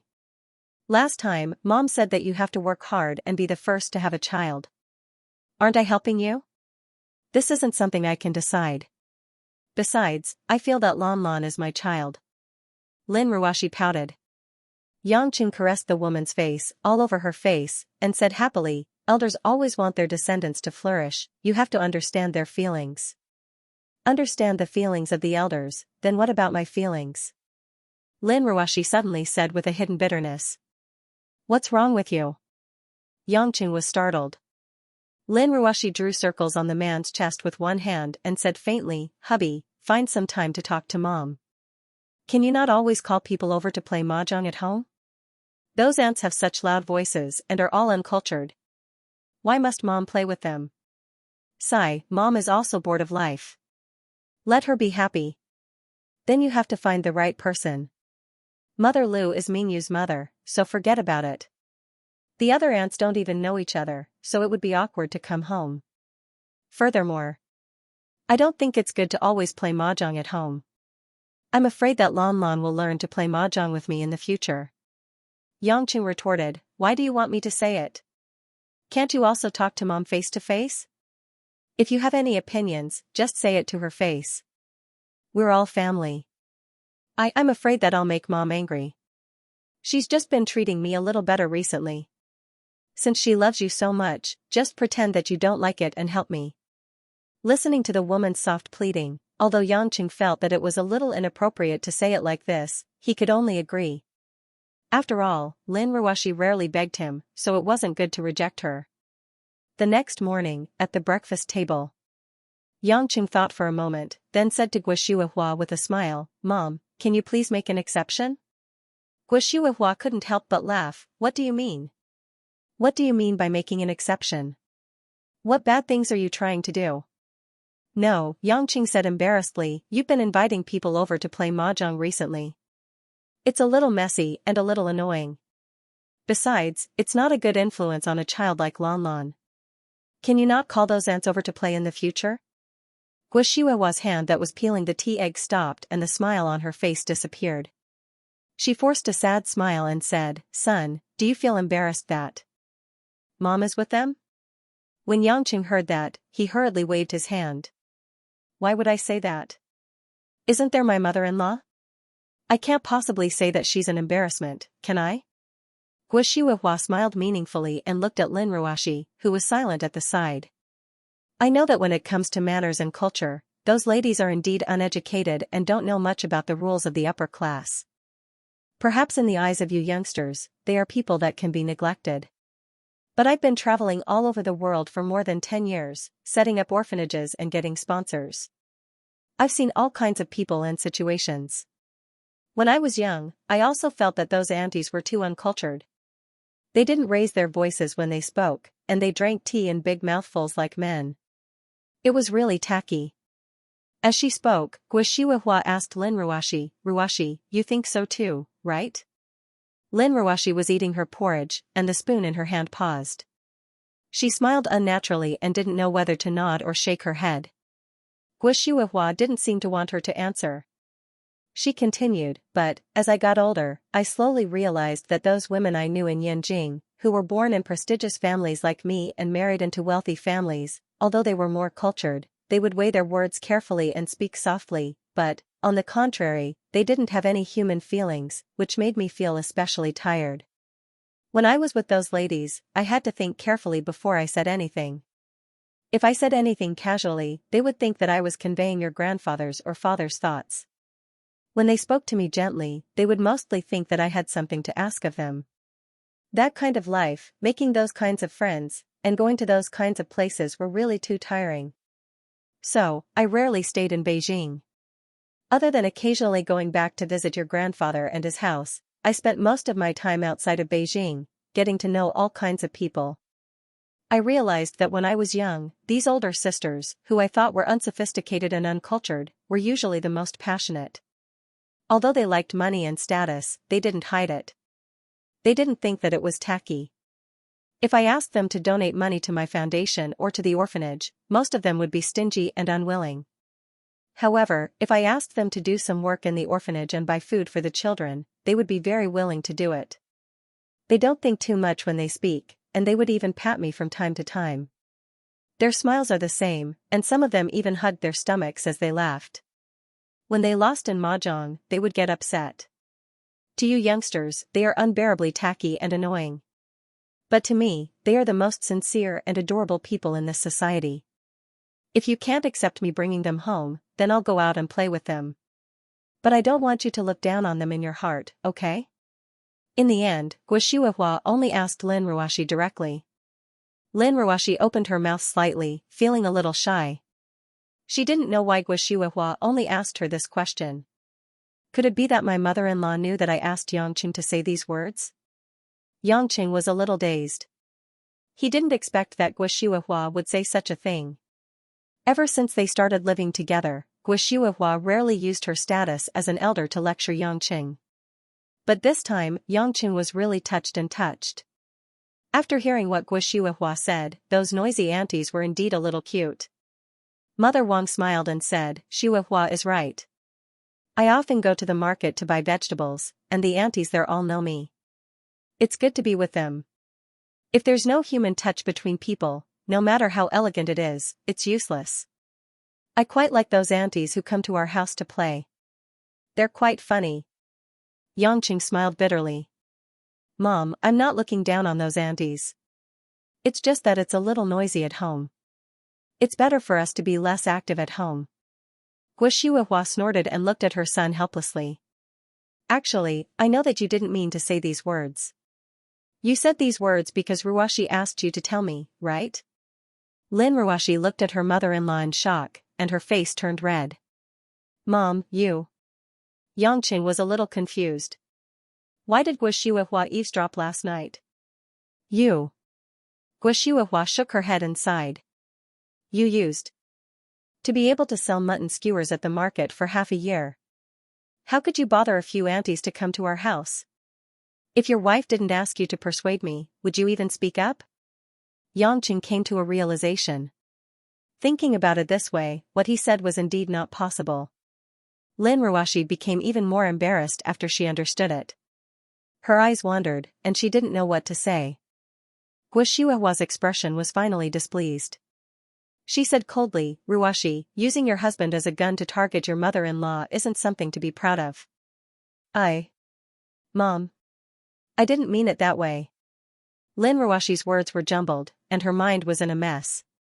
"Am I, Guxiuehua, such an unreasonable mother-in-law? You told me that it's noisy at home, and you're afraid that it will affect Lon Lon. Do you think I will hit you or scold you? Lin Ruoshi shook her head, feeling wronged. No. We're a family. Just say whatever you want to say. I can even accept such a big thing as you adopting a child. Why do you still think of me as such an unreasonable mother-in-law? Guo Shuihua couldn't hide the anger in her heart. Seeing that Lin Ruoshi was about to cry, Yangqing felt sorry for her. He said, Mom, don't say any more. I won't help Ruoshi pass on any messages in the future. She mainly respects you, so she doesn't dare to speak up. Fine, fine, fine.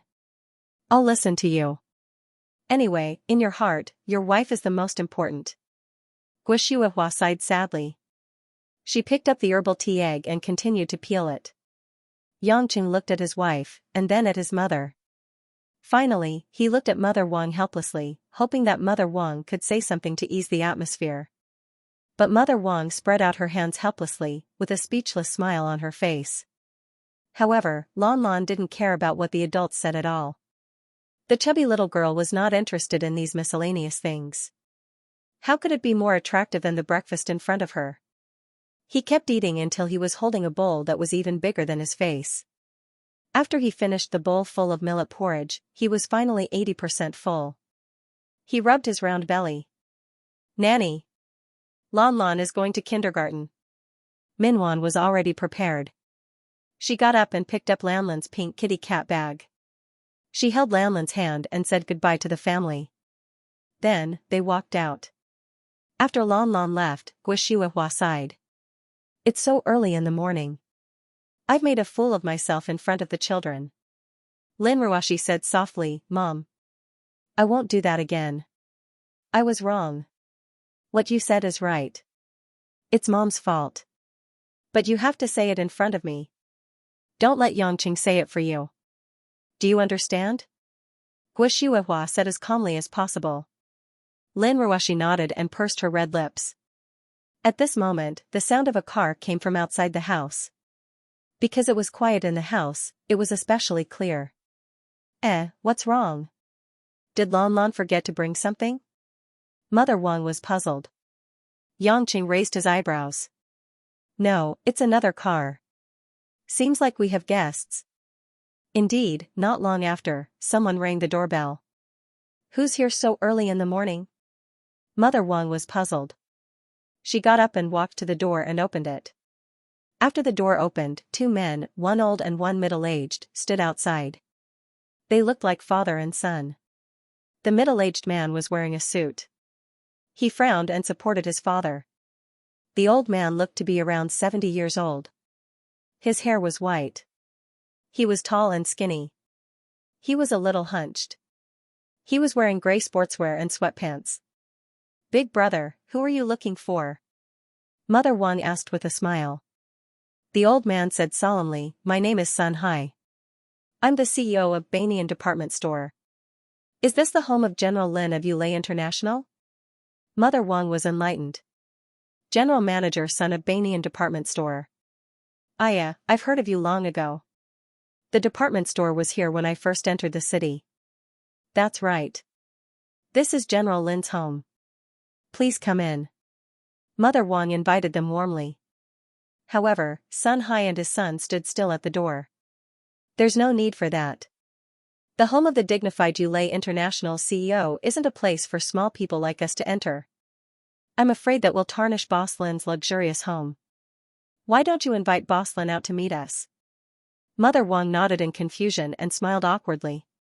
Realizing that Sun Hai and his son did not come with good intentions, she could only look at the house helplessly. Miss, it's Mr. Sun and his son from Banyan Department Store. They have something to talk to you about, but they refuse to come in. Lin Ruoshi was still a little absent-minded. Hearing this, she suddenly turned back, and her face was covered with a layer of frost. She said coldly, Let them go. I have nothing to say. Guo Shuihua was stunned for a moment, and then she said with a little surprise, Is it Mr. Sun? Mom, do you know him? Yangqing asked. Lin Ruoshi also looked over in confusion. Guo Shuihua packed up her things and got up. She looked at Lin Ruashi with a little displeasure. How can you be so rude to the guests? Of course I know Mr. Sunday. We have been friends for more than 10 years. With that, Guo Shihuahua walked quickly to the door. Sun Hai and his son were also stunned when they saw Guo Shihuahua appear. Ms. Guo, why are you here? Sun Hai's serious expression eased for a while, and he said kindly.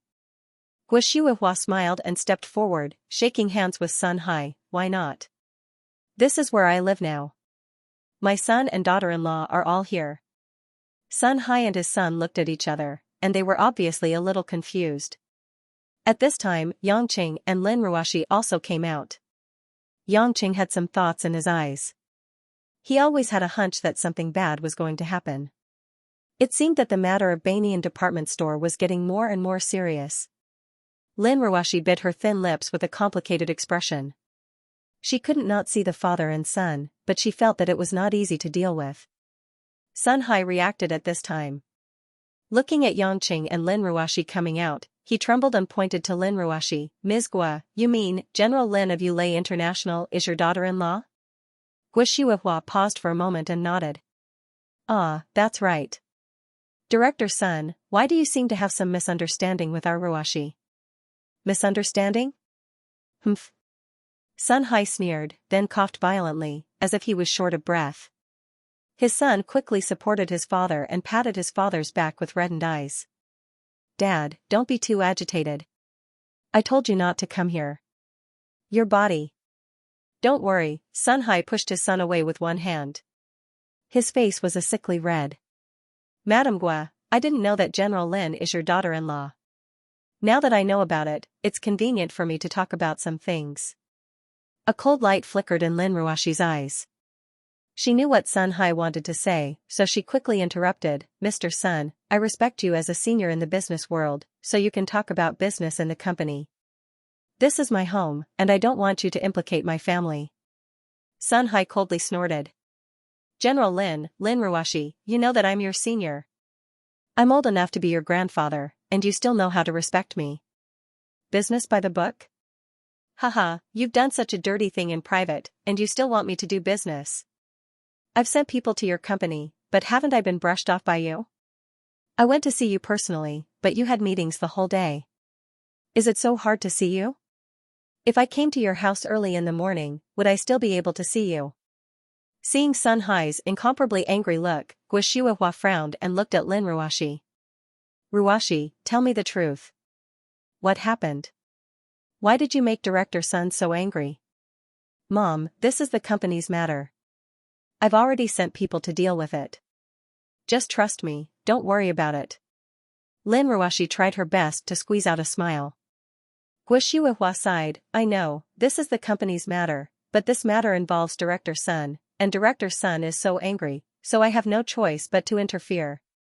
Mom, what's the relationship between you and Director Sun? Yangqing asked in confusion. F*CK, what does it have to do with Mom? Director Sun and I are good friends, and we've known each other for more than 10 years. Director Sun has a lot of connections with Mom's foundation, Guo Shihuahua said. When I first established the foundation to support the construction of the orphanage, I lacked a lot of funds, manpower, and material resources. Director Sun's Banyan department store was already very large. In Zhonghai, Director Sun was the first to jump out and donate money and goods to me without asking for anything in return. He even helped find other local bosses to help me establish a foundation. It can be said that in this area around Zhonghai, there are at least more than 50 welfare organizations that can't get away from Director Sunday.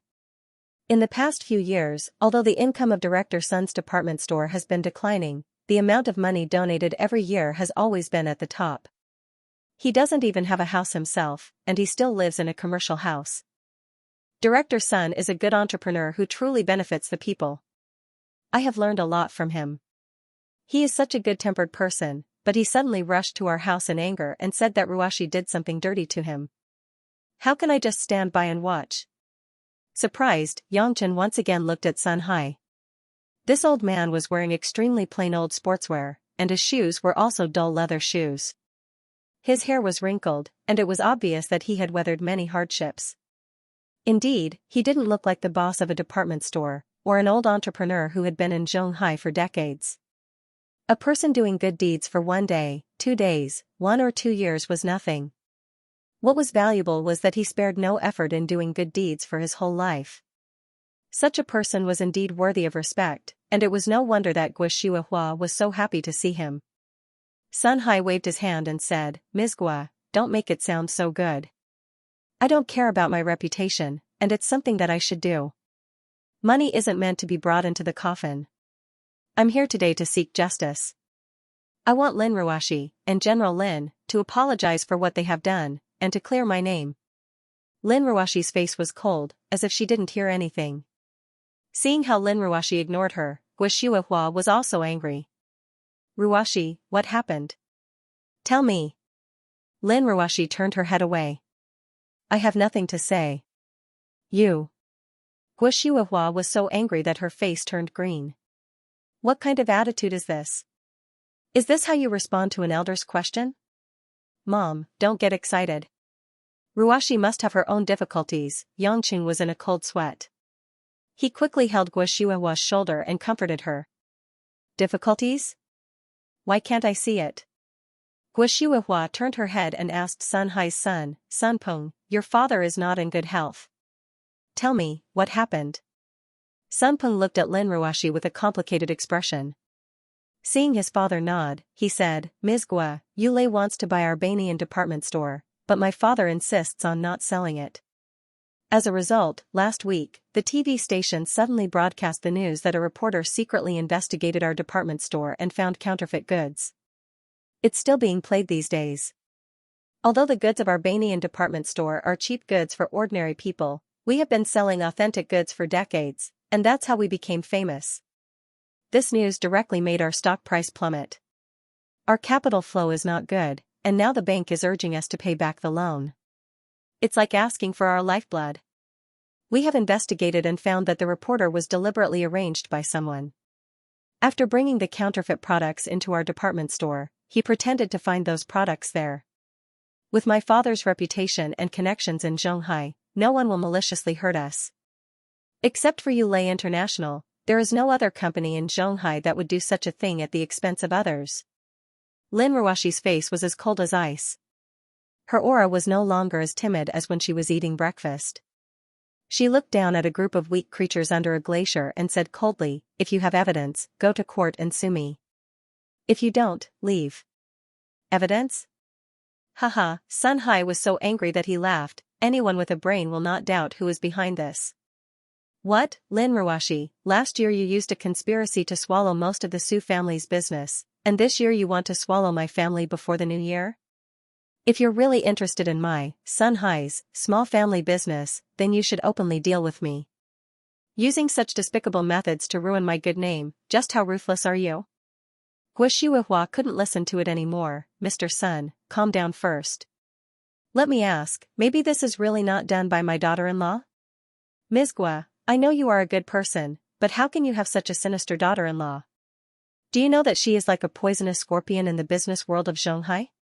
Every year, I don't know how many large and small companies she buys, making everyone feel insecure." Sun Hai said agitatedly. Gua Shuihua trembled and forced a smile. She asked Lin Ruashi next to her, "Child, tell me the truth. This is not a court. I just want to know if what happened to Banyan department store was done by you."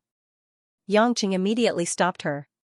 "Mom, how can you ask Ruashi such a question? That's too hurtful."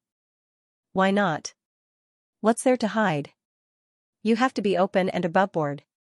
If you talk about it in private, won't people talk about it?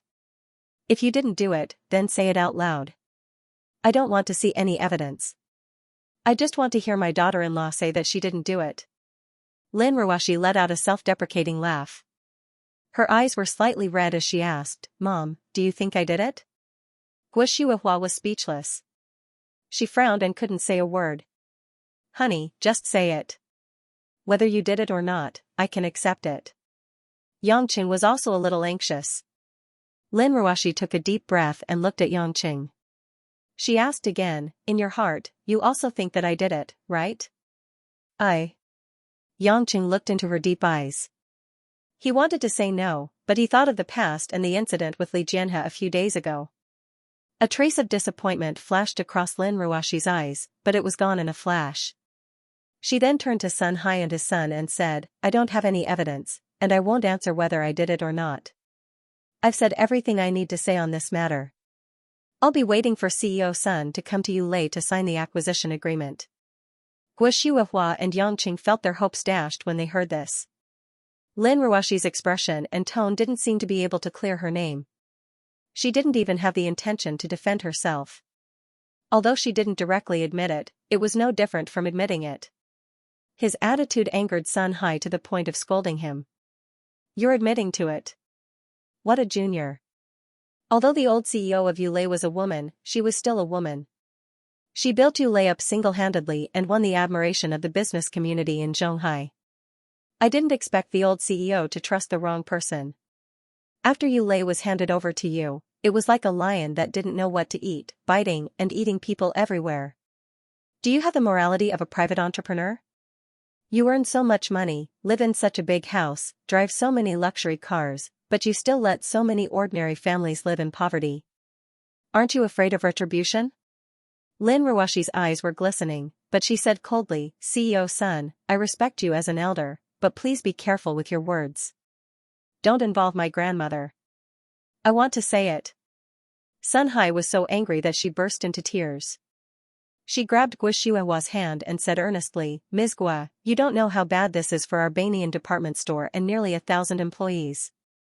Ms. Guo, you don't know how bad this matter is for nearly 1,000 employees of our Banyan department store. If our Banyan department store is acquired, I, an old man, don't have many years to live. It's not a big deal. However, the employees I recruited have no educational background and have no concept of those industries. When the time comes, won't they all be kicked out of the company? These are all ordinary families. It wasn't easy for them to take root in this city, but they cut off their stocks. How cruel must they be? Guo Shuihua was also shocked when she heard this. She turned to Lin Ruoxi and said, Ruoxi, do you have to be so cruel? Do you have to acquire Banyan department store? Lin Ruoxi replied mechanically, the market value of Banyan department store is only 1.3 billion. I offered 1.5 billion, which is already far higher than the market price. With Director Sun's management style and philosophy, our company's audit department has calculated that Banyan department store can only last for about 5 years at most, and then it will go bankrupt due to difficulties in cash flow. At that time, those employees will leave empty-handed. Instead of that, why don't I give you the money? At most, you can give it to your employees and let them work elsewhere. Isn't that better? Shut up. Sun Hai pointed at Lin Ruoxi and said with a short breath, what do you know? Do you know that it has been more than 40 years since I founded Banyan? He is like my life, my soul. Do you think you can buy anything with money? Do you think money can replace the feelings of my employees who have worked for me for decades? Do you think you can step on the heads of us old men with money? Let me tell you, Lin Ruoxi, even if our Banyan department store goes bankrupt tomorrow, I will not give in to you. I will not sell my soul to a female devil like you. Lin Ruoxi's beautiful eyes seemed to flash with electricity, and she sneered, all right, since you say so, I really want to compete with you. Let's wait and see. If 1.5 billion is not enough, I will give you 1.6 billion. If 1.6 billion is not enough, I will give you 2 billion. I don't believe that your soul is worth the price I give. Shut up. This stern reprimand did not come from Sun Hai, but from Guo Shuihua who was beside him. One of Guo Shuihua's hands was raised high, as if she wanted to slap Lin Ruoxi. But at the last moment, she still resisted that action, and only raised it high. Yang Qing also reacted at this time, because he was also immersed in Lin Ruoxi's sudden cruel words, and could not believe that these words were said by Lin Ruoxi. With a face full of grief and disbelief, Guo Shuihua kept shaking her head, and said with tears in her eyes, how can you be such a child, how can you say such cold-blooded words? Lin Ruoxi's face was expressionless, as if everything had nothing to do with her, and the raised hand of Guo Shuihua did not move her at all. When I saw you playing with those children in the orphanage, I felt that although you looked a little cold, your heart was warm and kind. But today, why did you shatter my acknowledgement of you in front of me? Ruashi, do you know that you are stabbing your mother's heart with a sharp knife? Guo struggled to shake off her hand in pain, and bowed deeply to Sun Hai. I'm sorry, Mr. Sun, I didn't expect things to be like this. What you did was right, you can't abandon so many employees. Don't worry, I won't let her buy your Banyan department store. With that, Guo said to Lin Ruashi coldly, Ruashi, don't be so stubborn, give up the acquisition plan, or you will not call me mother in the future. Our Yang family does not want a pure cold-blooded businessman to be our daughter-in-law. Mom. What are you doing? Do you have to make things so out of control? Yangqing was dissatisfied and stood in front of Lin Ruashi to protect her. Kid, are you possessed by a ghost or something? She did things like this, and you still want to protect her. If she treats you as her husband, and I as her mother-in-law, would she speak with such an attitude? Guo said angrily. Lin Ruashi suddenly laughed coldly a few times. If we don't accept it, others may not be willing to accept it. The acquisition must be carried out. Even if you all oppose me, I will not change my mind. If you are not willing to accept me, then it is fate. Anyway, I will only be disliked by others if I stay here. After Lin Ruashi said indifferently, she didn't even look at Yang Cheng's dull and stunned expression, and walked back into the house. Mr. Sun, you can go, I welcome you to Yulei to sign the agreement at any time. Sun Hai was so angry that his head was dizzy, and his body suddenly fell on his son Sun Peng. Guo also didn't have time to continue to be angry with Lin Ruashi. She stepped forward to support Sun Hai, and said to Sun Peng, stop talking, send Mr. Sun to the hospital. He will be in trouble if he continues like this. Sun Peng hurriedly nodded, and together with Guo sent Sun Hai to the car, and immediately drove away. Guo watched the car drive away, and returned to the door. She looked at Yangqing, who was still standing there in a daze, and sighed, Yangqing, don't be in a daze, I know you also don't believe what happened in front of you, and Mom also doesn't want what just happened to be true, but you have to pull yourself together, there must be an outcome. Yangqing took a deep breath, and walked into the house together with Guo. After entering the house, they saw Mother Wang anxiously walking in circles downstairs. Yangqing asked, Mother Wang, where is Ruashi? Mother Wang said worriedly, she went upstairs, and I don't know what she is doing. Young master, I really haven't seen Miss in such a long time, as if she is completely cut off from the outside world. How did it become like this? She was still fine when we were having breakfast. This? Don't worry, let's have a good talk. I think Ruashi might be in a bad mood today, and said those words out of anger, Yangqing comforted. Mother Wang reluctantly nodded, but she knew in her heart that it wouldn't be so easy. Not long after, Lin Ruashi finally came out of her room, but when she went downstairs, she was dragging a red Todd suitcase in one hand, and a piece of paper in the other hand. Yangqing was about to ask Lin Ruashi why she said those words in anger, and when he saw her dressed like this, he couldn't help but shout, Lin Ruashi, what is the meaning of this? Don't shout at me, who do you think you are?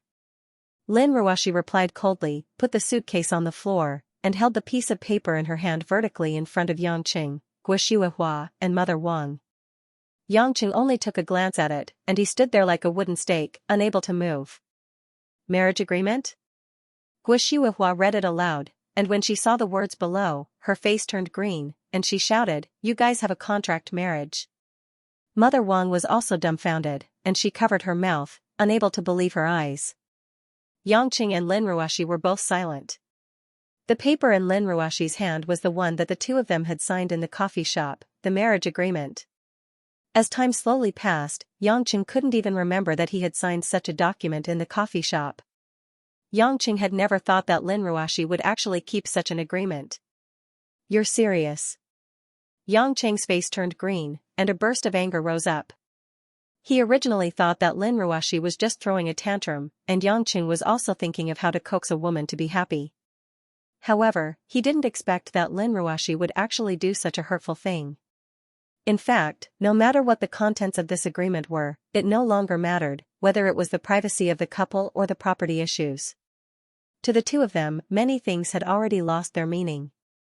But this agreement was the iron gate that turned the relationship between the two from husband and wife back to that of passers-by. The meaning behind this was what made Xianxia the most furious. You're wrong. I've never been serious. Lin Ruoshi's eyes were filled with tears.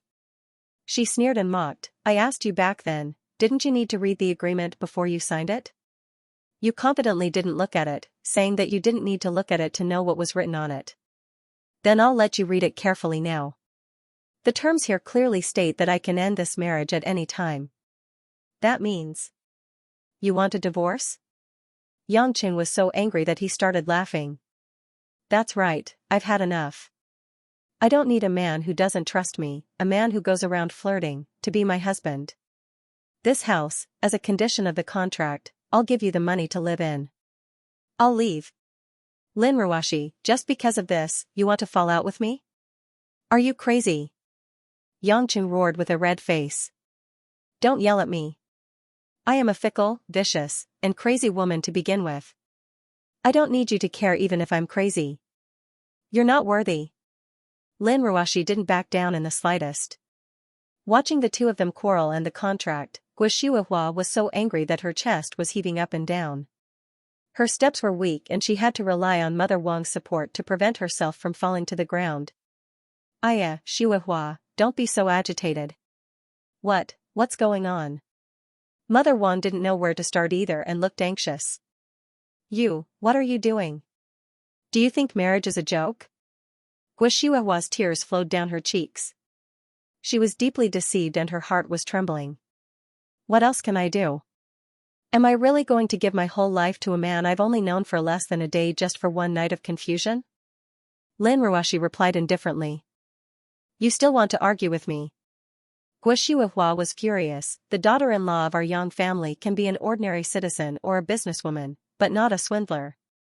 Fine, since you're so heartless, you can leave if you want, but take off the Fengxiang bracelet on your hand. I'll take it off. Lin Ruoshi took off the emerald Fengxiang bracelet on her hand without hesitation and placed it on the stairs. Seeing Lin Ruoshi's actions, Guo lips turned pale. Lin Ruoshi looked at Guo with a complicated expression and took a deep breath. She then turned around and walked out with her luggage. Xianxia stood there with a gloomy expression. He clenched his fists and didn't look at the woman at all. Son-in-law, you quickly stop, miss. Wang Ma shouted. Xianxia didn't move. Since she wants to step on my heart, I won't force her. If she wants to leave, then leave. I, Xianxia, want thousands of women. Don't tell me I have to kneel down and kowtow to her. Aya, why do you have to do this? Mother Wang was anxious. She helped Guo lie down on the sofa and immediately chased after her. Blocking in front of Lin Ruoshi, Mother Wang panted and begged, Miss, don't throw a tantrum. This is our home, where are you going? Lin Ruoshi turned her head away and wiped her tears. Mother Wang, you don't have to stop me. Anyway, I don't have much now except for money. I can buy a house anywhere and live. That won't do. It's been almost 2 years. What's the point of a contract? We've been living with sincerity and sincerity.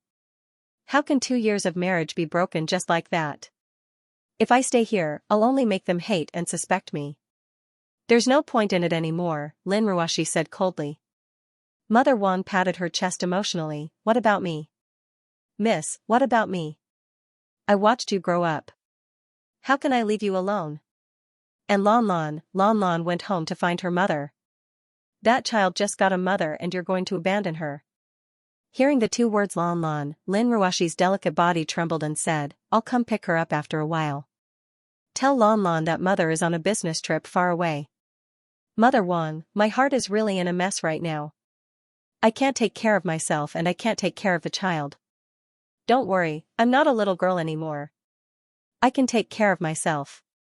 You still have Jiqing to take care of. She can't cultivate and is just an ordinary girl. Don't worry about me.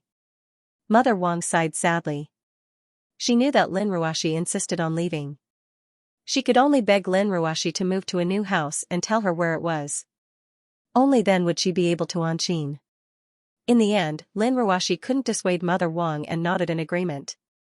In the house, Xianxia stood quietly at the top of the stairs for a long time before he walked back to the sofa with a stiff face. Seeing Gu Shuihua wiping her tears with a tired face, Yangqing sat by the side and held his mother's shoulder. I'm sorry. Mom. Gu Shuihua raised her head with tears in her eyes. Silly child, what do you have to be sorry for? I know that you signed that agreement because you were afraid of letting her down. Yangqing smiled bitterly in his heart. Sure enough, all mothers in the world would always think the best of their children. In fact, he had done many wrong things, but Gu Shuihua would always try to push all the blame onto Lin Ruoxi. But this time, Yangqing didn't want to speak up for Lin Ruoxi. The woman's coldness and heartlessness made Yangqing's heart turn cold. He even began to doubt whether the feelings he felt from the woman was the true love between husband and wife. The two of them were still entangled on the same bed last night, but today they suddenly and coldly parted ways. Yangqing felt that this woman's heart was even more ruthless than his. At the very least, he couldn't do such a heartbreaking thing to his own woman. After sorting out her thoughts, Gu Shuihua saw Yangqing sitting by the side in a daze and didn't speak. She only thought that Yangqing was heartbroken. Suddenly, her heart was filled with pity. She grabbed her son's hand and said with a smile, "Son, don't be angry or sad. Since you've done so much for her, and she still can't satisfy you, then you should cherish yourself even more. You're the eldest grandson of our Yang family. You're so capable, you can get as good a wife as you want. I think Qianni, Anqin, and the other girls are more suitable to be your wife. If you're willing, I can go back and talk to your grandfather. Won't he just replace the fake granddaughter-in-law? Our Yang family isn't so stubborn. Mom, it just happened. Why are you thinking about this? Ruoxi said that she wants a divorce, but it's only in words. We're still husband and wife-in-law. What's more, the Banyan department store incident may not be Ruoxi's doing. Yangqing smiled bitterly. Humph. Gu Shuihua snorted, you still miss her and speak good words for her. She treated you like this, and you're still helping her. I'm not speaking good words for her. I'm very angry that she did such a thing without consideration, but I don't want there to be any misunderstanding. Gu Shuihua's eyes were red, and she said, if it wasn't because she's Zijing's daughter, how could I bear it until now? I can't say anything, I can't scold her. Compared to when your grandmother scolded me, she doesn't know how lucky she is. I understand that she has to work and do her career, and I don't ask her to do housework, but she doesn't know how to cherish it at all. She doesn't know how to be filial to her elders, and she doesn't know how to be considerate to her man. Yangqing patted Gu Shuihua's thigh. Okay, Mom, stop talking, I'll go out first. Seeing Yangqing get up, Gu Shuihua said anxiously, go out? Where are you going? I have to find Qianni, she may know something about the Banyan department store. Yangqing said. You're not lying to me? You're not going to run to her and beg for mercy, are you? Gu Shuihua asked nervously and worriedly. Yangqing smiled bitterly and said, don't worry, this time, no matter what the result is, I won't ask Ruoxi for forgiveness like before. I also have self-respect. After letting Gu Shuihua feel at ease, Yangqing left home and went straight to Changwei and Mo Qianni's home. Because it was still early, Mo Qianni had just eaten breakfast and was about to go to work when she saw Yangqing enter the house. The sudden arrival startled Mo Qianni, who was about to go out with her bag. When she saw that it was Yangqing, she wondered, hubby, what are you doing? Why are you in such a hurry? Yangqing took a look and saw that Ma Guifeng was in the kitchen. He subconsciously asked, where's Changwei? Just you and Mom? Didn't you give Changwei some mid-grade spirit pills? She's been working hard to increase her cultivation these past few days. I really don't understand.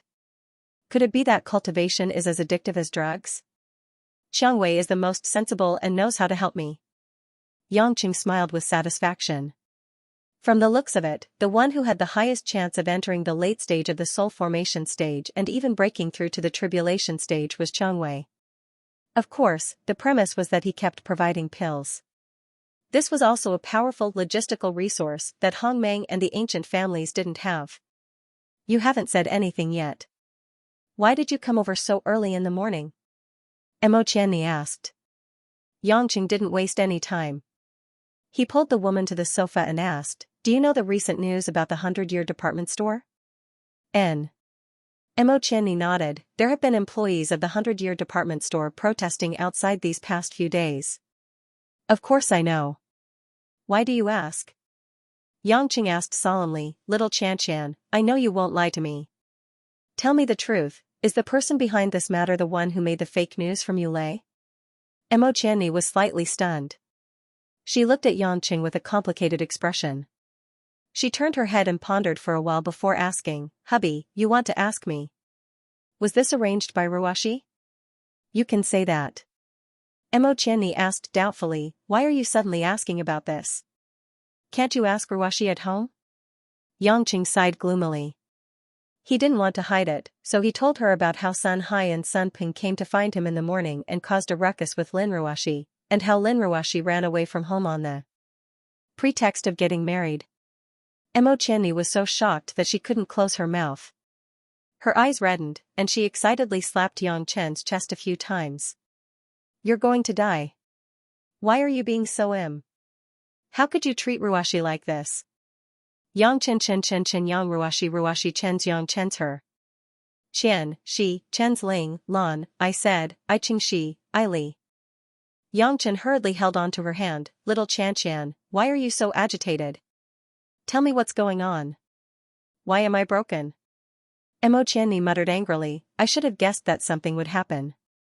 I didn't expect it to be so serious. Io, Qian darling, you're making me anxious to death. What's going on?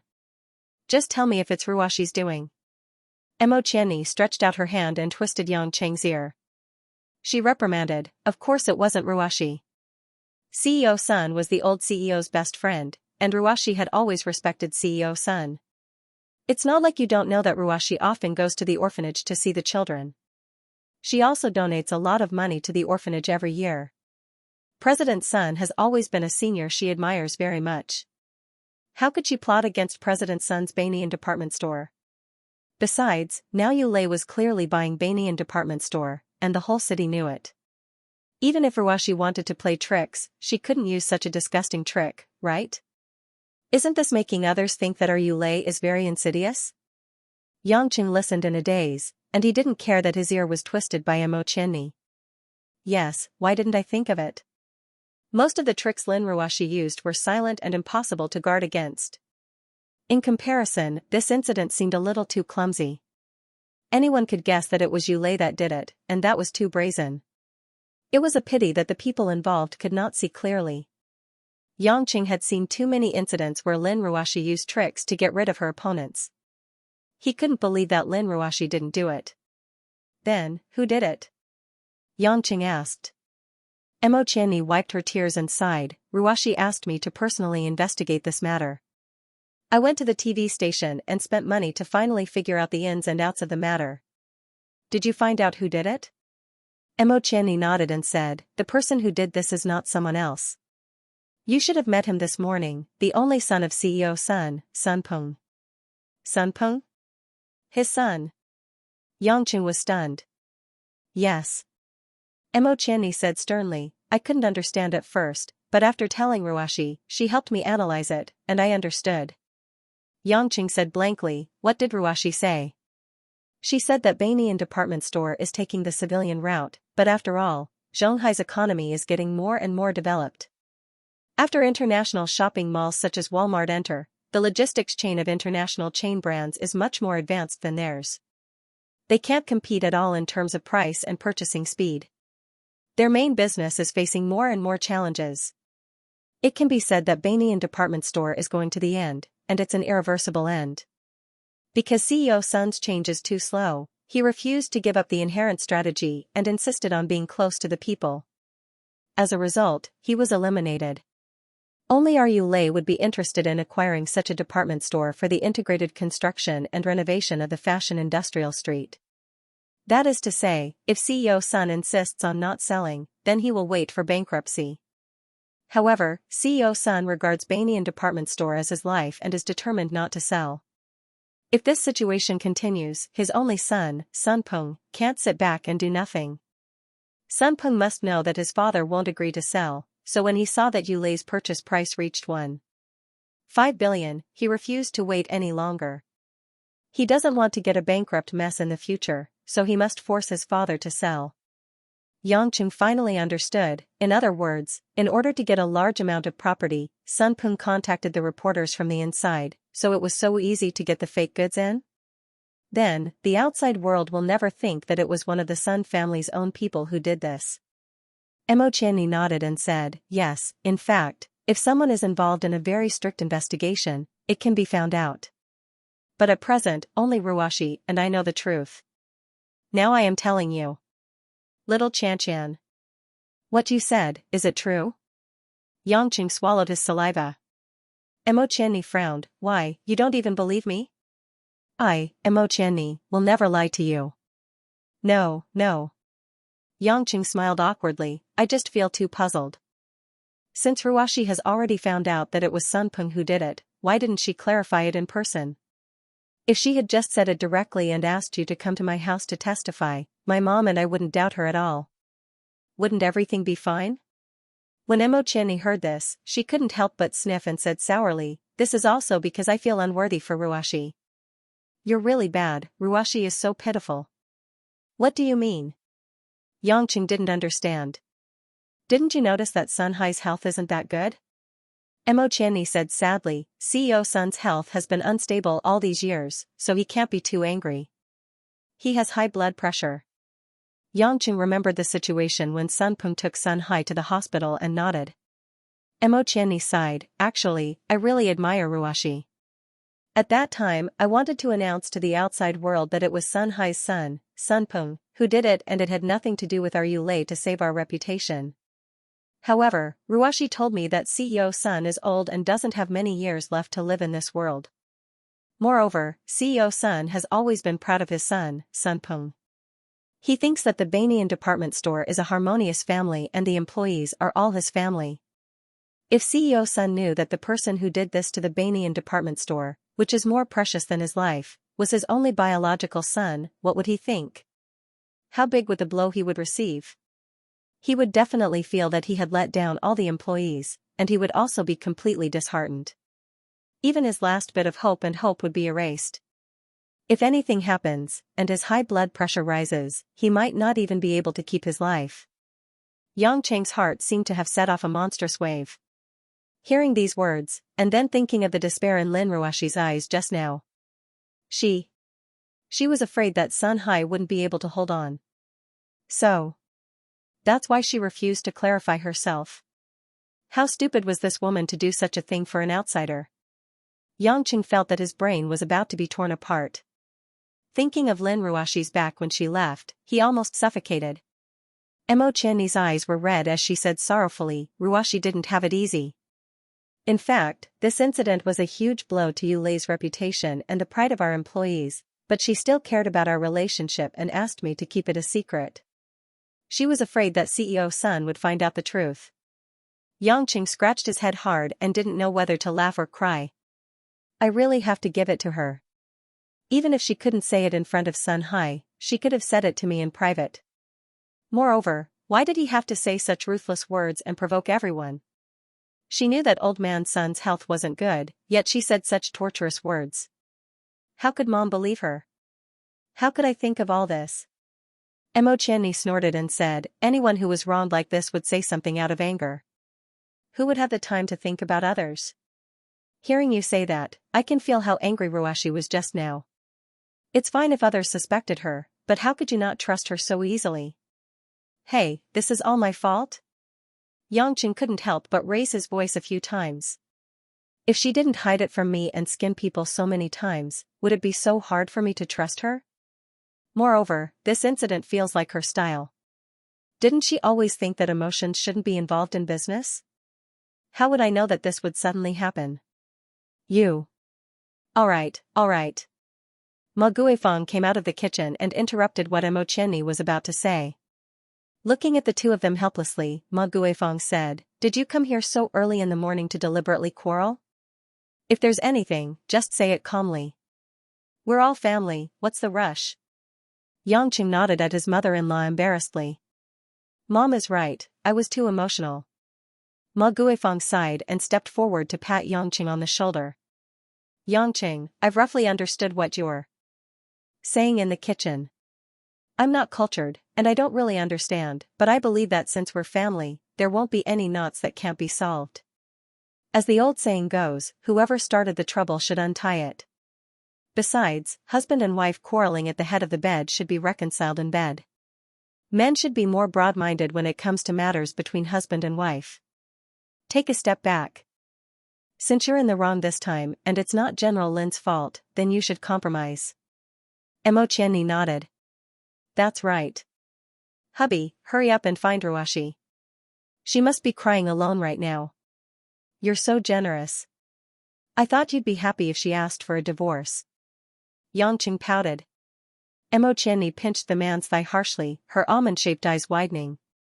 What are you talking about? I wouldn't do such a thing. I'm just joking. Yangqing touched the woman's hand and said bitterly, isn't it because I can't pull my face down? I've already said all the harsh words, and I've always been running to ask for forgiveness. I can't lose all my face. Then you can go in a few days. When Ruashi has calmed down a little and is in the mood to listen to your explanation, you can go ask for her forgiveness. Mo Qianni suggested. Yangqing thought about it and decided that it was the only way. Thinking that he still had to tell Guo the whole story, he hurriedly ran back. After Yangqing left, Ma Guifeng pulled Mo Qianni, who was about to leave, and said, Girl, I think. With that General Lin's temperament, I'm afraid he won't be able to calm down for a while. It won't be so easy to turn back. Mo Qianni nodded with a worried expression. Mom, I know, but... Why are you saying this? Is there any way? Silly girl, why are you thinking of a way? I just want you to take advantage of this time to spend more time with Xianxia, perform more, help with the housework, talk to her, anything is fine, just try to be as natural as possible. Ma Guifeng smiled. Mo Qianni came back to her senses and said with a frown, Mom, I understand what you mean, but aren't you asking me to be heartless and unjust? You just advised Yangqing to find Ruashi, why now? Io, my precious daughter, can Mom tell him not to go in front of Yangqing? Wouldn't that make us seem petty? Let him go, and Yangqing will feel that you are very magnanimous. That said, if Yangqing and General Lin divorce, you and Qiangwei are the closest to Xianxia, and you have a clean background, so of course you have the best chance. Ma Guifeng caressed her daughter's hair. Mo Qianni looked at her mother in a daze, finding it hard to believe. Mom. Why would you say such a thing to me? I have no intention of replacing Ruashi at all. Moreover, how can I betray Ruashi when she is so sad? I have already betrayed her once, and in this life, I will never do it again. Besides, didn't you teach me to be grateful since I was young? Ma Guifeng lowered her head with a troubled expression. Girl, Mom knows this is wrong, but just like how Xianxia doesn't want her son, Yangqing, to suffer, all parents in the world don't want their children to be treated unequally. I also don't want my daughter to be a nameless lover for the rest of her life. Even if Yangqing treats you well and gets whatever you want, if a woman is only a lover, she will always have regrets. Mom knows that you are very loyal to Ruashi, but since you have already taken this step, taking another step. Just treat it as a muddled step. It's nothing. Mo Qianni's expression turned cold. Mom, I am not interested in listening anymore. If this is all you want to say to me, I will really be angry. Alright, I am going to work. After that, the woman quickly walked out of the house. Ma Guifeng sighed and muttered to herself, Silly child, even if Mom is the bad guy, I hope you are well. Back home, Yangqing told the angry Guo the truth of the matter. After listening to it, Guo expression became extremely complicated. Her eyes were filled with regret and self-blame, but also displeasure and indignation. In the end, it was a deep sense of exhaustion. I didn't expect things to turn out this way. I have wronged Ruashi. Guo shook her head and sighed.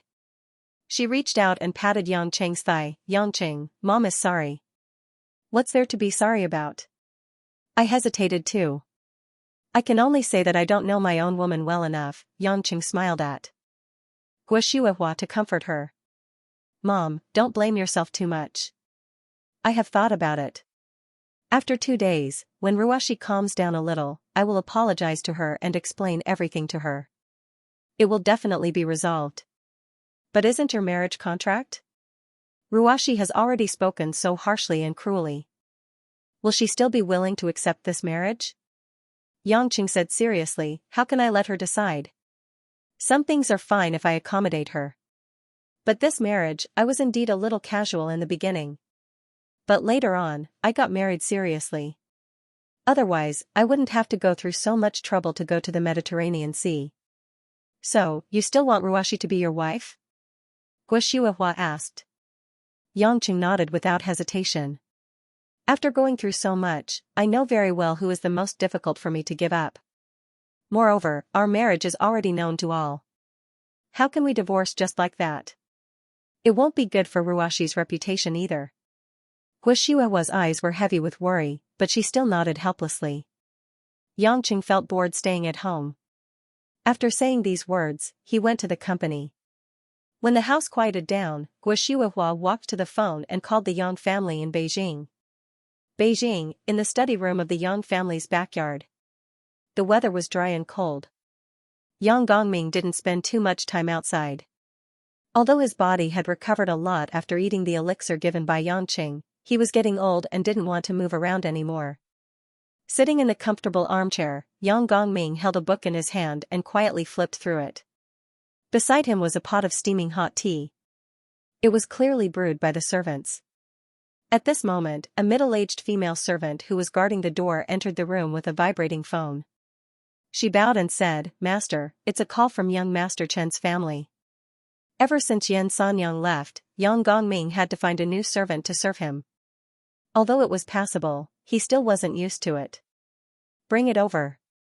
Yang Gongming took the phone and said, Hello, Xiuhua, right? On the other end of the phone, Guo was slightly surprised. Dad, how do you know it's definitely me? Haha, Xianxia doesn't have the heart to do this. If he had something to say, he would have come directly to Beijing. Ruashi wouldn't have the guts to do so. Only you would make the call. On the other end of the phone, Guo smiled knowingly. She pursed her lips and said softly, Dad. I think, there's something that I must let you know. Yang Gongming smiled faintly. If you have something to say, just say it. You sound very uneasy.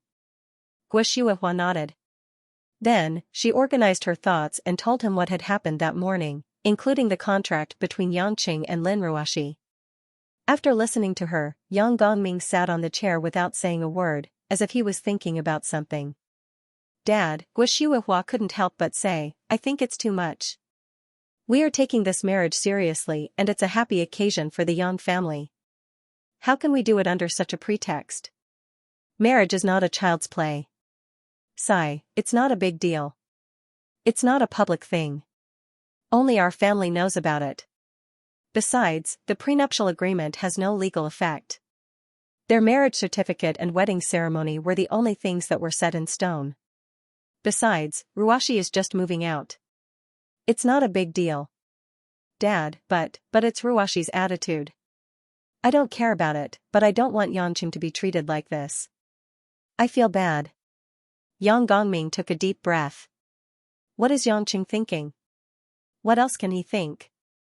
He said that he would ask for Ruashi's forgiveness in a few days. I really don't understand him. He is always generous in other things, but why is he so timid when it comes to women? Not to mention that he has so many girls who like him. There are so many girls in Yanjin. Why does he have to tie himself to one tree? Guo complained. Yang Gongming laughed. That's a good thing. It means that he has his own persistence. The 20 years he spent abroad were filled with bloodshed. There was too much hostility in his blood. Although it's the nature of a man to be bold and domineering, it's not good for the family and the next generation. His weakness is the woman he can't let go of. And that's the key to making him mature. Dad, what do you mean? Guo was confused. Put yourself in his shoes.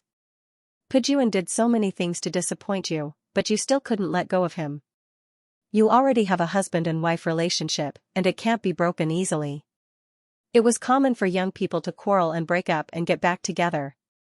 You're their mother and mother-in-law, but you can't be too biased. Ruashi lost her mother when she was young and lacked fatherly love.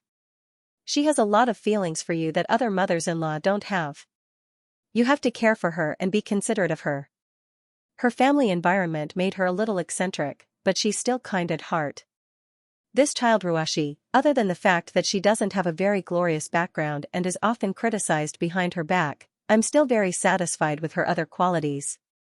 Furthermore, although other women can love Yang Chen, they might not be able to control him. Guo Shihuahua's heart softened as she listened. She recalled all the things that happened between her and Lin Ruashi in the past year. Although she was dissatisfied, there were still warm scenes that couldn't be erased. Then, Dad, what do you think I should do? Should I apologize to Ruashi and ask for her forgiveness? Guo Shihuahua asked. Yang Gongming sighed tiredly. You're so muddle-headed. Why are you meddling in the relationship between husband and wife? Yang Qing might be a little sloppy, but he knows what he's doing. Think about what you should do. I'll just tell you one thing, the one who will accompany you for the rest of your life is not your son, nor your daughter-in-law. Guo Shihuahua held the phone in a daze for a long time. In the end, she smiled. Thank you, Dad. I know what to do. Hee hee. Yang Gongming smiled amiably. There's something I've been wanting to tell you. It's about that child. Lan Lan? That's right. Yang Gongming said, when you come back, bring that child home. I want to see my great-granddaughter. Guo Shihuahua laughed. I really can't hide anything from you. I thought you'd be angry about this. Isn't that nonsense? Ruashi registered a household registration for her child, and her surname is Yang. Is it a small matter that there's one more person in the Yang family? How can I not know? Since I passed it, I naturally recognize that child as a member of our Yang family. It's not easy for 4 generations to live together. I have to see her. Guo Shihuahua's eyes couldn't help but moisten. Thank you, Dad. I know you're helping me. Thank you. In the evening, Yang Qing returned home from the company listlessly. For the whole day, he wanted to see Lin Ruashi, but he was worried that it would add fuel to the fire. It could be said that he was suffering. But as soon as he entered the house, he saw Mother Wang pulling 2 large suitcases out. Mother Wang, where are you going? Wang Ma raised her head and smiled embarrassedly. Son-in-law, it's not that I'm going anywhere. I'm going to deliver something to Mississippi. She only brought some simple clothes. In this cold winter, I have to deliver more to her. Where did Ruashi move to? Yang Qing asked hurriedly. Mother Wang pursed her lips and smiled. Don't worry, Miss won't treat herself badly. She bought a house on Nanshan Hill today. It's very quiet and the security is very good. Nothing will happen. Yang Qing nodded. He knew about the villas on Nanshan Hill. It was a little far from the villas in the western suburbs, but it was also a wealthy area. The main reason was that the houses there were all leaning on Nanshan Hill. The road was winding, and it was full of beautiful mountain scenery.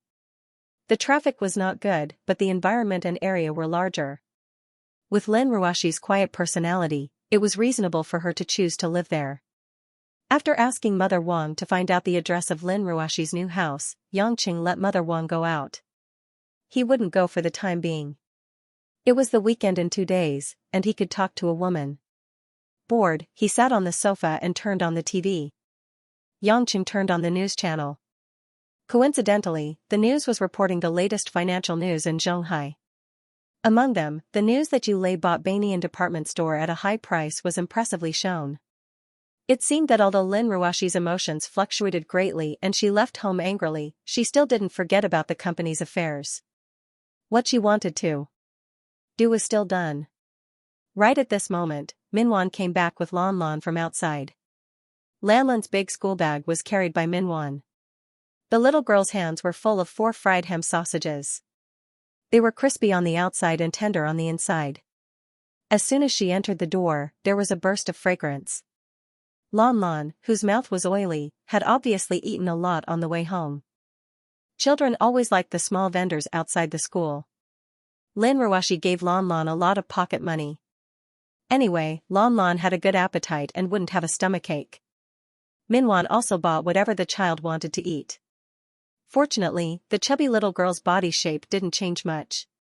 Seeing his daughter, Yangqing's desolate heart just now seemed to have a burst of warmth, and there was a lot of vitality again. He clapped his hands and said, "Chubby little girl, come over and give daddy a hug." Lan Lan stuck out her little tongue and made a face, but she still jumped 3 feet high and landed on Yangqing's thigh. This kind of difficult takeoff and fall was absolutely impossible for a father and daughter from an ordinary family to complete. Yangqing held Lan Lan's little belly with one hand and pinched the child's round calf with the other. The feeling of this tender flesh was really admirable. "Daddy, hasn't Mom come home yet?" Lan Lan asked. N. Yangqing thought for a while and said, "Mom has to go out to do something. She may not be home for a few days." Minwan stood aside and sighed slightly.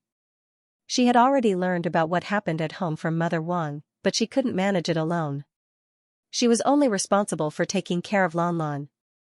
Lan Lan's big eyes showed a bit of complexity that children of the same age didn't have. Is it because Lan Lan is not obedient, so Mom doesn't want Lan Lan anymore?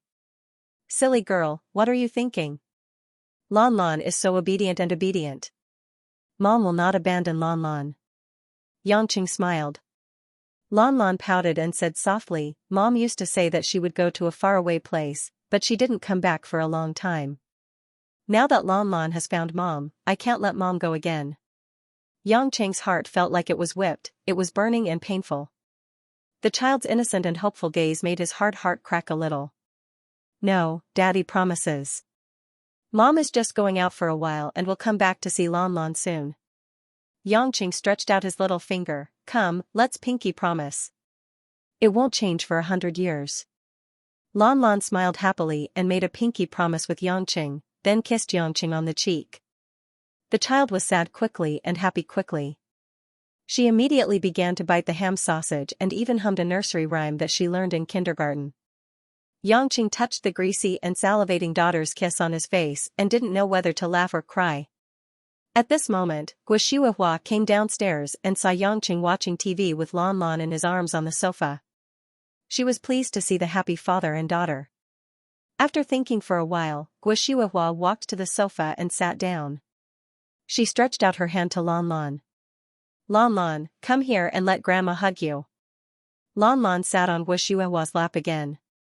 She was almost done with the sausage in her hand. She licked her oily lips and asked, "Grandma, what's for dinner?" "You little foodie, you only know how to eat. Ordinary people can't afford to raise you." Guxiuehua pinched her granddaughter's nose.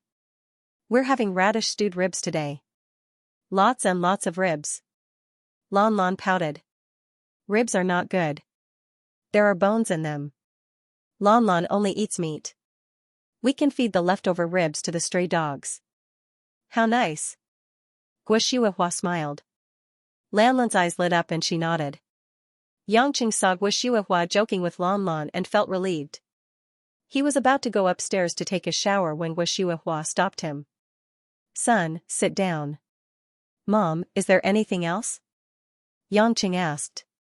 Guxiuehua asked Minwan to take Lan Lan to play. She looked at Yangqing and smiled. "I booked a plane ticket back to Beijing. We'll leave tomorrow." "Back to Beijing?" Yangchen was startled. Frowning, he said, "Mom, are you afraid that I'll blame you? I don't think it's anyone's fault this time. I can understand that you're thinking for me." Guxiuehua shook her head. "I know you're rational and I'm happy about it. But I think it's time to go back to Beijing. After all, your grandpa needs someone to take care of him, and I haven't lived with your father for a long time. Plus, you still have grandpa, and I haven't seen my parents for a long time." Yangqing had never met his grandfather's family before, mainly because he wasn't interested. If they didn't come to see him, he couldn't be bothered to pay them a visit. Listening to Guxiuehua's words, although he felt that she had made this decision because of what had happened today, the reason was reasonable. "Since Mom thinks so, I have nothing to say. Anyway, it's convenient to go back and forth," Yangqing said. "Your grandfather is right. After all, I'm from your generation and I'm already half a century old. Even if I can live longer thanks to you, I should spend the rest of my life with my husband." "That's right, your grandfather is right. Yangqing, I've decided to leave, but I still can't let go of you and Ruashi." Although Mom felt sorry for Ruashi, it was impossible for Mom to apologize to her daughter-in-law. After all, it was not Mom's fault alone. But I still have to express my feelings. As she spoke, Guo took out the Fengxiang bracelet that Lin Ruashi had taken off and passed it to Yangqing. When you see Ruashi, pass this Fengxiang bracelet to her and tell her that Mom has returned to Beijing. Mom gave this bracelet to her personally. Even if she doesn't want it, Mom won't give it to any other woman. She will always be my daughter-in-law, no matter if she hates me or not. Tell her that Mom is thin-skinned, so I won't say sorry in front of her. Looking at Guo apologetic smile, Yangqing heaved a long sigh in his heart, feeling warm. To be able to say such words, it was already a huge concession for Guo. I understand, I will pass it on to Ruashi, Yangqing said seriously. Guo smiled happily. One more thing, your grandfather wants to meet Lanlan and get closer to his great-granddaughter. You and Ruashi shouldn't object, right? After all, Lanlan is already under the name of our Yang family. Yangqing didn't find it strange. Yang Gongming wasn't someone who cared about blood relations. He did this to get closer to Lin Ruashi and stabilize his family. You'll have to ask Lanlan about this, but this chubby girl, tell her what's good and fun in Beijing and she'll definitely follow Mom. Yangqing laughed heartily. Guo shook her head helplessly, grabbing one of Yangqing's hands and said solemnly, "Don't let Mom down, Mom hopes that our family will always be complete." Yangqing didn't say anything else, he just nodded firmly. The next day, Guo left Zhonghai early in the morning after breakfast, together with Lanlan and the nanny Minwan. Although the Yang family didn't lack servants, it was Minwan who was more familiar with taking care of Lanlan's daily life. It was extremely easy for Lanlan to apply for leave from kindergarten. Guo was influential in every major city in the country, she could easily apply for leave for her granddaughter. After the three of them left, only Yangqing and Mother Wang were left in the house. Yangqing felt that there was no need to start a fire in the house, he simply asked Mother Wang to stay with her daughter Xiao Qiqing for a while, and went to Lin Ruashi's mansion in Nanshan to take care of her during the day. Yangqing had 3 meals a day anyway, he just had to freeload food everywhere, he didn't have to worry about not having a place to sleep at night. At noon, Ma Guifang came to take a look and found out that Guo had returned to Beijing with Lanlan. There was a hint of pity in her eyes, but she had no choice but to leave quietly. In the past 2 days, Yangqing felt that each day was like a year, he was always thinking about how his wife was doing, he was so worried that he didn't even have the time to look for other women to be intimate with. This was a kind of mentality that made Yangqing feel strange. Usually, when the relationship between husband and wife was good, he always wanted to be intimate with other women, but now that his wife didn't care about him and didn't care about him at all, he didn't have the mood. After 2 days passed, it was finally the weekend. In the morning, Yangqing calculated the time when Lin Ruashi woke up, he drove to the Nanshan mansion area. The security guard at the foot of the mountain asked for the name and house number of the person he was looking for, recorded all kinds of information, and then let Yangqing in. Lin Ruashi bought a mansion of more than 400 square meters, halfway up the deepest part of Nanshan. There was a man-made waterfall and terraced garden not far away, the scenery was quite beautiful. These well-decorated mansions could be moved in at any time, which was convenient for the big bosses who spent a lot of money. After Yangqing parked the car, he walked to the gate of the mansion and pressed the video doorbell.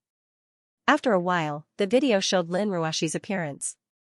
The woman was wearing pajamas, her hair was messy, and her face was bare.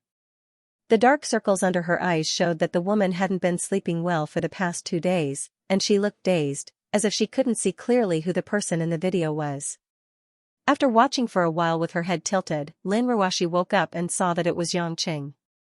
Then, she snorted coldly and turned off the video.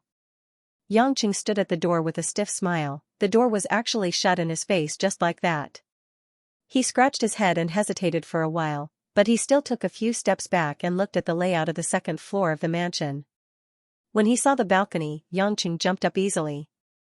The balcony was very big, and there were even umbrellas and some exquisite European tables and chairs, elegant and generous. However, before Yangqing walked into the house, Lin Ruashi had already walked out in her pajamas with a cold look on her face.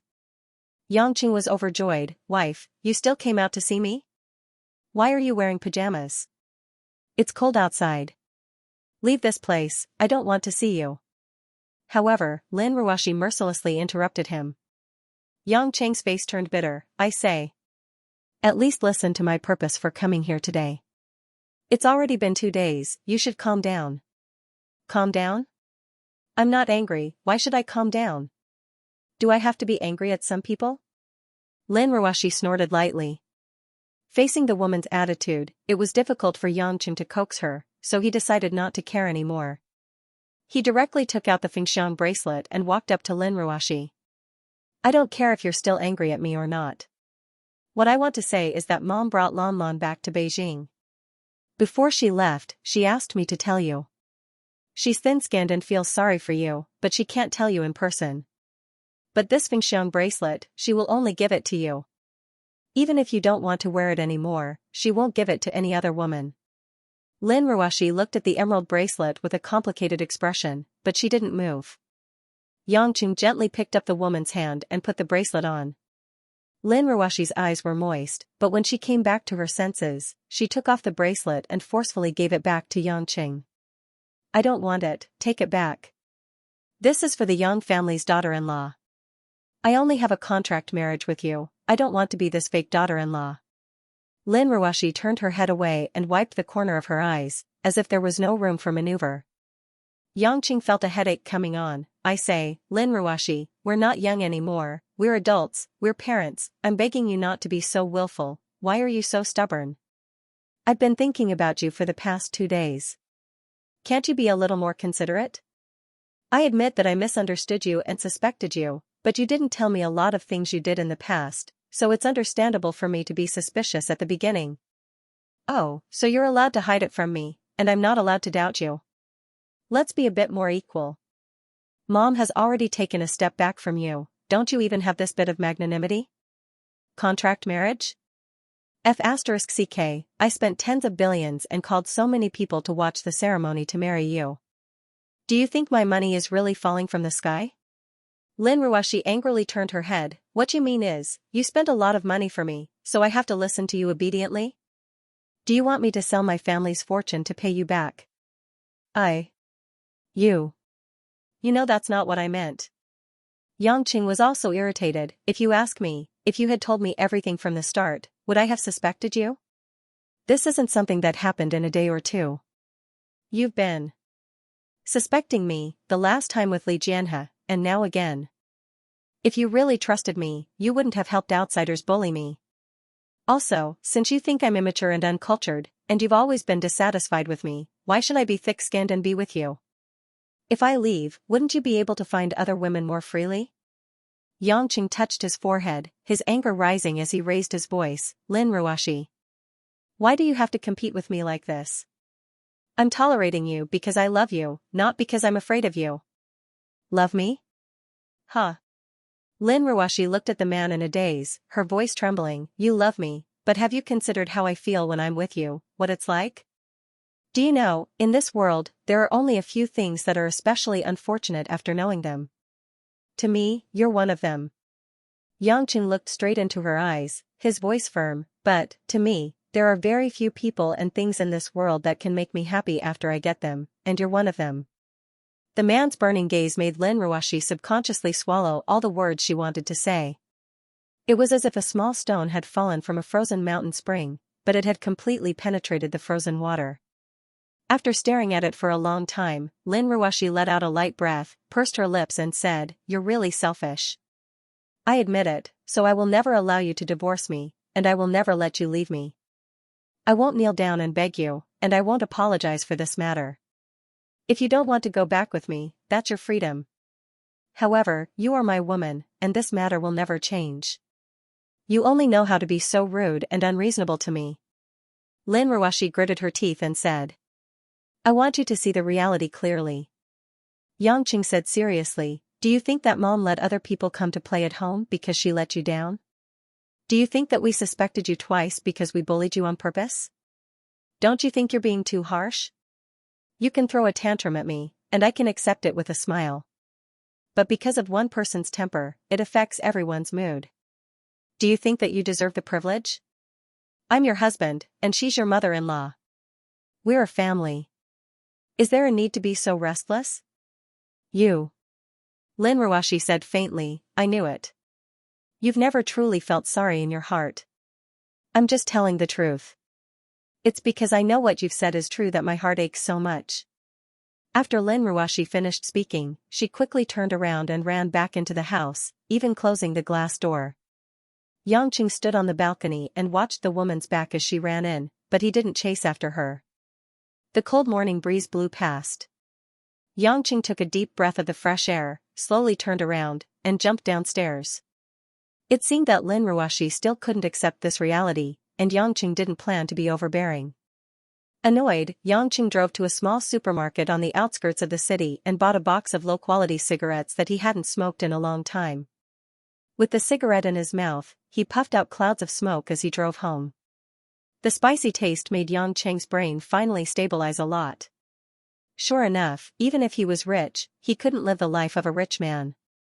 He couldn't get used to smoking good tobacco, but he liked the sensory stimulation brought by inferior tobacco. He wanted to go home and play games for the whole day to lighten his mood, but he didn't expect to get a call from Tangwan the moment he got home. Darling, where are you? Tangwan seemed to be holding back her laughter. Yangqing smiled bitterly.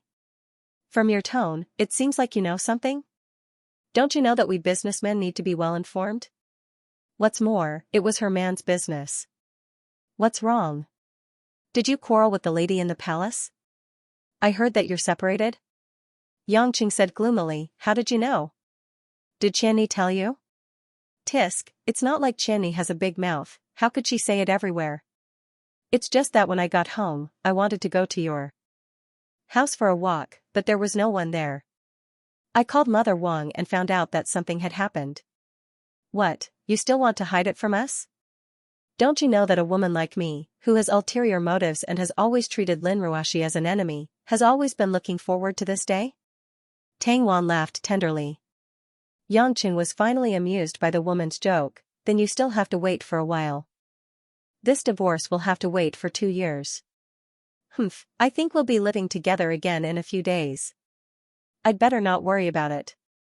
Tangwan smiled and said, why don't you accompany me shopping? You haven't played with me in a long time. Come on, didn't you say you weren't free every time? Yangqing rolled his eyes and said, where are you?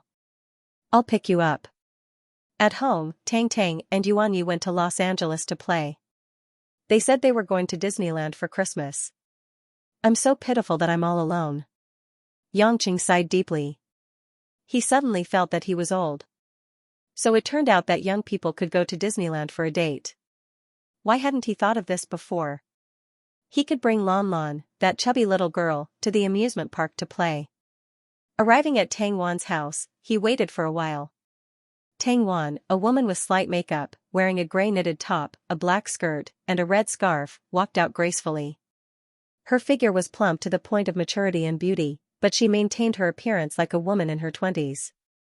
Every time she appeared in front of his eyes, Yangqing had the urge to reach out and touch her. It really made one's blood boil.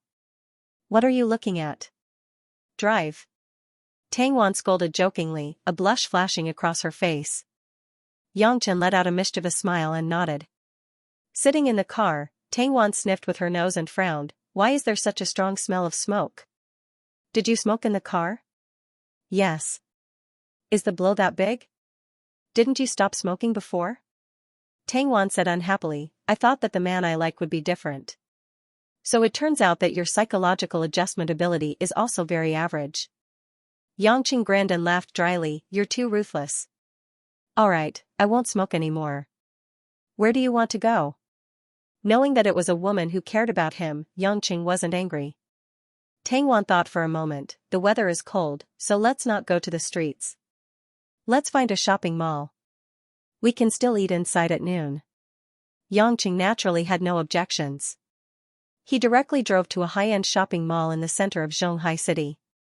The main reason was that there was a good restaurant on the top floor. Although a woman like Tangwan didn't lack anything, a woman's natural desire to shop and try out all kinds of clothes, bags, and accessories in the mall made her excited. If it was a normal day, Yangqing wouldn't have the thought of accompanying his woman to the mall. He might as well stay at home and sleep and play games. But now that he was in a bad mood and hadn't accompanied Tang Wan for a while, he obediently followed by her side. Among the dazzling counters, Tang Wan went straight to the luxury brand stores. For the relatively ordinary ones like Balenciaga, Martin, and Lancôme, women didn't even have the slightest interest in them. Holding Yang Cheng's hand, Tang Wan chatted and laughed as she picked up all kinds of clothes and gestured at her body. There were tens of thousands of clothes, and even hundreds of thousands of bags. The sales lady at the side carefully served them. Yang Cheng didn't understand much about fashion. Looking at some Chanel and Gucci clothes, he always felt that it was weird. It was not as comfortable as some commoner brand clothes. I say, Lil Wan, if you really want to buy clothes, go to those shops downstairs. These clothes can be worn on the runway, there's no point in looking at them. Yang Cheng suggested. As Tang Wan carefully looked at the details of some clothes, she said, you probably don't understand. When I go to a business meeting, if I don't wear branded clothes, people will think that I'm pretending. People these days, face is very important. Yang Cheng curled his lips, that's for other people, don't be so snobbish. Why do you always look at branded clothes? Whether you have assets or not doesn't depend on what clothes you wear. Speaking of which, from the first time he met Tang Wan, it seemed that this woman was happy to spend money on things in her life. She bought a Land Rover, and a limited edition at that. That was worth a lot more than Lin Ruoshi's Bentley. What's so snobbish about it? If there weren't some snobbish women, the luxury industry would have been finished long ago. Your wife Lin Ruoshi's Yulei International wouldn't be able to double its profits every year. Tang Wan said in annoyance. Is it that exaggerated? And it's doubled? Yang Cheng had a rough understanding of Yulei's scale and was slightly surprised. Tang Wan rolled her eyes at him, I can tell from the sound of it that you definitely don't care about your own business. Since last year, Yulei has been working with brands like Prada, Hermes, and Burberry for their new material patents. The profits of these products are almost 10 times, or even 100 times more. Otherwise, how do you think your own wife would have so much money to buy small and medium-sized companies all year round? Yang Cheng suddenly realized that he really didn't know. He sighed and said, this woman does have a way of doing business, but as a wife, she still needs to cultivate a bit more. Tang Wan giggled, causing Yang Cheng to be puzzled, what are you laughing at? It's nothing much, it's just that you said she has a way of doing business, but I don't think she's particularly good at it. Of course, she's definitely one of the best, but for her to be able to do so, now that I think about it, it has a lot to do with her being Premier Ning's daughter, Tang Wan said. What do you mean? Yang Cheng frowned. While holding on to Yang Cheng's arm and walking, Tang Wan leisurely said, for us businessmen, we need the right time, the right place, and the right people. The right people are the easiest, and the right people are a skill, but it can also be considered a human's ability. Geography depended on luck. If Yulei didn't choose the fashion industry path, it might not have survived in today's increasingly high-end industry environment. The hardest part is the timing. Generally speaking, the timing is equivalent to the policy given by the government, which is equivalent to the God's command for us businessmen. Follow the policy, do not be afraid of not having a good business opportunity, just be afraid of the policy not supporting you. No matter how many resources you have, you will still be cut off from your source of income. As long as there is a policy, there is no need to worry about no one investing with you. Listening to Tang Wan's words, Yang Cheng finally came back to his senses. You mean, Ning Guangyao has been helping Yulei pave the way for the policy behind the scenes, so Ruoshi is able to go smoothly? Tang Wan suddenly said with a heavy expression, you have to be careful of the Ning family, be careful of Ning Guangyao. Although he hasn't acknowledged Lin Ruoshi for so many years, if he were to reveal all of these things, it would actually be able to add a lot of points to Lin Ruoshi's heart. If your wife really recognizes that man as her father, then I'm afraid things will be troublesome. Seeing that the woman was suddenly so serious, Yang Cheng couldn't help but ask, why are you suddenly telling me this? Tang Wan sighed and said, I didn't tell you before. I've been busy these days. Other than business matters, I've actually investigated some things and found out some secrets about the 4 great families. Secrets? Originally, I wanted to find out who in Hongmeng was who harmed my father according to what my grandfather said before he died, but in the end, I found out that the Ning family is actually backed by a hidden family. Yangqing was slightly stunned. How did you know? I only thought of this when I saw the two soul formation cultivators from the Ning family. What, the Ning family has already come out? It seems like the Ning family finally couldn't help but interfere in the secular world's affairs, Tang Wan said. During the last battle between Yangqing and Yan Buwen, he had indeed heard Tang Zhichen mention that the Tang family had a lot of connections with Hongmeng. His son, Tang Luan, was also killed by Hongmeng, but he had no way of knowing the details. This time, Tang Wan had found some information from Tang Zhichen's belongings in the Tang family and finally understood the general situation. I found a book from my grandfather's hidden documents. On it was written about the relationship between the Tang family and Hongmeng. The reason why our Tang family has been inferior to the other three families in terms of military and political power for generations, but we have invested a lot of energy in business, is actually because our Tang family has been providing material and manpower to the people in Hongmeng for generations. Hongmeng still needs secular families to provide them with these things? Yangqing asked doubtfully. Of course, Tang Wan pulled Yangqing to a bench in the mall and sat down. Think about it, the people of the hidden families will walk around in the secular world to gain experience, which means that they will bring all kinds of materials from the secular world into the illusion. How could Hongmeng only send one envoy from Hongmeng? After all, they were people who lived on Earth, especially those who grew up in the illusion. Their parents might be cultivators, but it was impossible for them to stop eating and drinking. Moreover, the people of Hongmeng need all kinds of materials to refine elixirs and make some magical weapons. I'm not sure how big the dreamland is, but I'm sure the resources are limited. If you want materials, you will need money. Rather than searching everywhere with great fanfare, it's better to have a reliable supplier. So, Hongmeng supported the Tang family. Because of this, although the Tang family is mainly in business, you can also become one of the four major families, right? Yangqing understood. Tang Wan nodded. That's right, at least when my grandfather was still alive. Before that, our Tang family had already served Hongmeng for more than 100 years. But now that my grandfather has passed away, our Tang family has a relationship with Yan Buwen and killed the envoy from Hongmeng. I'm afraid that Hongmeng will not trust us so much in a short period of time. However, if Hongmeng wants to find another family with financial and human resources like our Tang family to help them search for all kinds of materials in the secular world, it won't be successful in a short period of time. So, just last week, the envoy from Hongmeng came to our Tang family and contacted us. Now, Tang Huang and I are on equal footing in the family. Only the two of us know about this. You mean Absolute Sword Taoist? Yangqing asked. Tang Wan was stunned again. How do you know? Yangqing told her about how Absolute Sword Taoist had looked for Cheng Wei but was bribed by him, which made Tang Wan laugh. It's that Absolute Sword Taoist. That Taoist is so arrogant, but after all, we can't compete with him. So, Tang Huang and I listened to his orders respectfully. Only then did we know that our Tang family has a group that can only be commanded by the head of the family. They are responsible for transporting all kinds of materials to the edge of Shili. Absolute Sword Taoist received orders from Hongmeng to let our Tang family continue to manage it. If Hongmeng has any needs, they will tell us through him, and we will be responsible for sending them to the edge of the illusion. Yangqing nodded and asked, have you found out the reason for your father's death? Why did your grandfather say that it was Hongmeng who killed him? Tang Wan sighed. I don't know. Grandpa didn't write these things down in his notes. In my impression, I only remember that my father's mental state gradually became abnormal. In the end, he killed my mother and committed suicide. I didn't dare to recall these things a few years ago. In my memory, there has never been anyone from Hongmeng. As she said that, Tang Wan shook her head. Don't think about this. I haven't finished yet.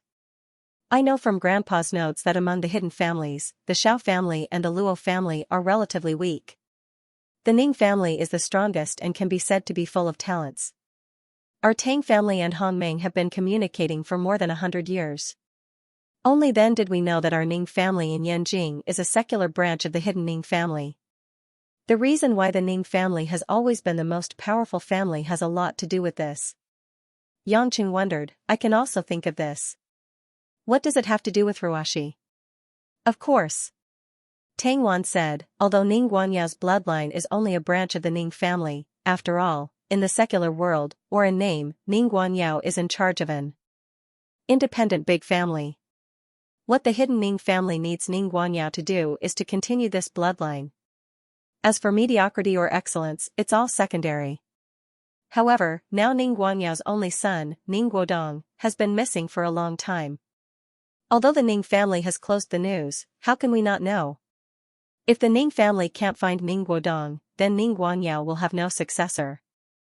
Do you think a 10,000-year-old family like the hidden family will be willing to let Ning Guanyao, who has no children, continue to be in charge of the secular Ning family? Yangqing felt like a muffled thunder had exploded in his head. A cold light flashed in his eyes and he sneered, I was wondering why Ning Guanyao was in such a hurry to be a kind father. It turns out that he needs a successor to consolidate his position. What, Ning Guanyao came to see Lin Ruashi? Tang Wan asked. Yangqing nodded. That day when I saw the two soul formation cultivators from the Ning family, it was Ning Guanyao who came to our house to persuade Ruashi. However, he has done too many disgusting things, so Ruashi didn't accept him. Tang Wan said with a worried expression, I'm afraid that if she doesn't accept him now, she will soften and accept him in the future. At that time, Ning Guanyao might use Lin Ruashi and you. After all, you have definitely attracted the attention of Hongmeng and the ancient families. It's just that no one dares to leave the illusion rashly. But Ning Guanyao is from the secular world, and he is also the representative of the Ning family in the secular world. He can do anything for his own interests, and he can sacrifice anyone. Although Yangqing was a little worried, especially when Lin Ruashi cried and begged him to let Ning Guodong go at the banquet in Beijing, he still forced a smile and said, it can't be. Ruashi shouldn't be so indiscriminate. Tang Wan smiled faintly. I hope so. All right. Yangqing stood up and stretched. I came out to relax with you. Let's not talk about these heavy topics. Come, let's continue shopping. Tang Wan couldn't be bothered to think too much about it. She held Yangqing's hand and visited the various shops in high spirits. After walking for half a day, Yangqing finally felt that most of the stuffiness in his heart had dissipated. At night, the two of them came to a home-cooked restaurant near the shopping mall. Yangqing didn't need to go home to eat now, and Tang Wan lived alone, so it was just right for them to eat together. After sitting down and ordering a few dishes, Tang Wan suddenly suggested, let's drink some wine. It's cold outside, so it's good to drink some wine. Yangqing chuckled and said, I know. You asked me to come out for a long time today to comfort me, but I don't plan to drown my sorrows in alcohol. Who said it was for you? I also want to relax, okay? Tang Wan said angrily. Yangqing didn't have any objections. He immediately asked the waiter to bring a few bottles of sorghum with more than 50 degrees. He didn't need Maotai or Wuliangya, just some ordinary ones. After all, the shop was small, and there weren't many expensive wines. Tang Wan didn't seem to be used to drinking strong white wine, but she didn't want to change. She had to eat a few mouthfuls of food after taking a sip. It was like a cat eating spicy food, but she couldn't help but continue drinking, causing Yangqing to smile. If you can't get used to it, then don't drink it. Your face looks like it's covered in rouge. Yangqing laughed. Tang Wan licked her lips and said with a frown, I usually only drink wine and champagne, but it's quite interesting to drink this kind of strong wine occasionally. It's fine, you can send me back when I'm drunk anyway, so I'm not afraid of being taken away by the bad guys. Yangqing shook his head speechlessly and allowed the woman to drink. However, just as Yangqing was about to persuade Tang Wan to stop drinking, a man and a woman suddenly walked in from the entrance of the restaurant, causing Yangqing to look over in bewilderment. The man was tall and sturdy, with a face as sharp as a knife. The woman was petite and had a smile on her face. Yangqing had long sensed the arrival of the two of them because this man was actually at the late stage of the Xiantian realm. His Xiantian chi was fierce and overbearing. Sky Dragon, Yeezy? Yangqing couldn't help but be surprised when he saw the couple from the Dragon Group walk over. It had been a long time since he had seen these two. Tang Wan glanced at the two of them, but she was completely unfamiliar with them. She simply continued to drink in silence. Young Master Yang, long time no see. You're still as graceful as ever. Oh, no, it should be even more graceful than before. Sky Dragon laughed. Yizi looked at Tang Wan curiously. It was obvious that the people from the dragon group recognized Tang Wan. Big brother Yang, Miss Tang, you won't blame us for disturbing your meal, right? Tang Wan was stunned when she heard Yi call her name. She was already drunk and couldn't figure out how the two of them knew her. Yangchen smiled bitterly. Stop sucking up to me. Nothing good ever happens when you guys show up. What's wrong this time? Young Master Yang, don't make it sound so bad. We're not jinxes, Sky Dragon smiled embarrassedly. Actually, we're here to find out if young Master Yang has noticed anything strange in Zhonghai recently. Strange? In what way? Yangchen was puzzled. Yizi asked curiously, Brother Yang, didn't your men report to you? Quite a number of troublemakers have come to Xianxia recently and they're all wandering around Zhonghai. I don't have any men. There's no need for the Sea Eagles to continue their mission. I've asked them to return to Europe. I'm all alone in Zhonghai now. Yangchen curled his lips. I didn't expect young Master Yang to really withdraw his men. No wonder, Sky Dragon said. What are you talking about? Who are they? Yangchen frowned. Yizi said worriedly, England's Sword in the Stone and Europe's Dark Parliament. Oh right, the Dark Parliament didn't only send Camarilla's men but also Savatha's men. There are also some small mutant organizations but they're nothing to be afraid of. Yangchen was puzzled, they're here in Zhonghai? For what? Are they going to ask for God's Stone again? No way, I don't have that anymore. Of course not. Even if the God's Stone is in your hands, they wouldn't dare to do anything to you. Then why? Sky Dragon and Yizi looked at each other. In the end, it was Yizi who said, Charm Belt. Yangchen was stunned at first. It sounded familiar, but after thinking about it carefully, he said, Are you talking about Aphrodite's legendary artifact, the enchantment girdle? In Greek mythology, the goddess of beauty, Venus, had an artifact that even the gods found hard to resist. It was the golden belt that she wore on her waist. It was said that Venus had once used her belt to bewitch Zeus and the other main gods, controlling their minds, and then compared her beauty with Athena and Hera. As a result, all the main gods believed that Venus was the most beautiful goddess. Of course, these were just legends. Under the deliberate and secret influence of the gods, humans fabricated some stories to facilitate the worship and belief of the gods. Yangchen had never heard Kristen mention that she really had a magical item like the magical girdle. It was the same reason why Hades didn't mention that he had an invisibility helmet when he passed the divinity to Yangchen. For the gods who had lived for tens of thousands of years, it was no longer important whether or not they had once possessed such a divine artifact.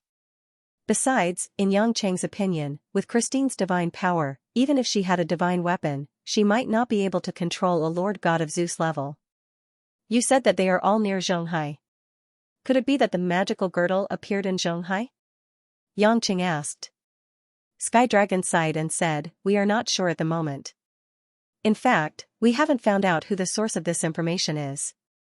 Then how did they know? Someone sent a video of someone using the Belt of Charm to control some special forces to the Sword in the Stone, the Covenant of Darkness, and other large and small organizations. The place shown in the video is the garrison of the Jiangnan military, near Zhonghai, Leaf said. Yangcheng frowned and said, You've already seen it? Where is the video? Let me have a look. This matter was so strange that Yangcheng had to be alert. Sky Dragon was already prepared. He took out his phone and played a video that was less than 20 seconds long. In the video, a blurry black shadow controlled a golden belt that was floating in the air. It gently waved it a few times and controlled a team of patrol soldiers from the special forces like wooden men. Then, they all aimed at each other's comrades and shot at them at the same time. The video was very short, but it really happened at a certain base in the Jiangnan military last week. The Yellow Flame Iron Brigade couldn't find any clues about the blurry black shadow. They originally wanted to hide this matter, but they didn't expect that the video was sent to many international organizations.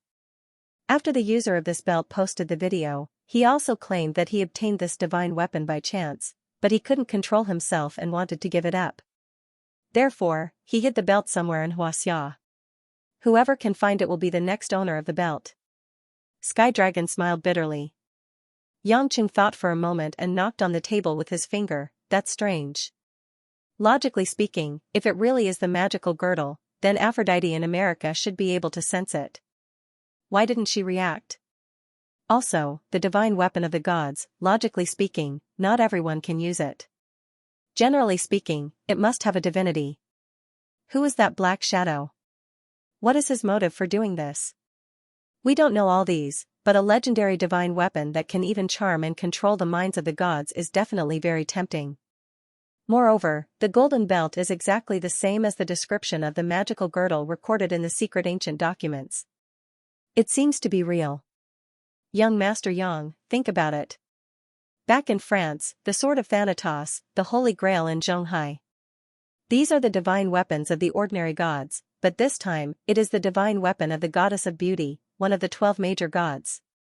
Even if the sword and the stone and the covenant of darkness know that something is wrong, they won't let go of such a rare opportunity.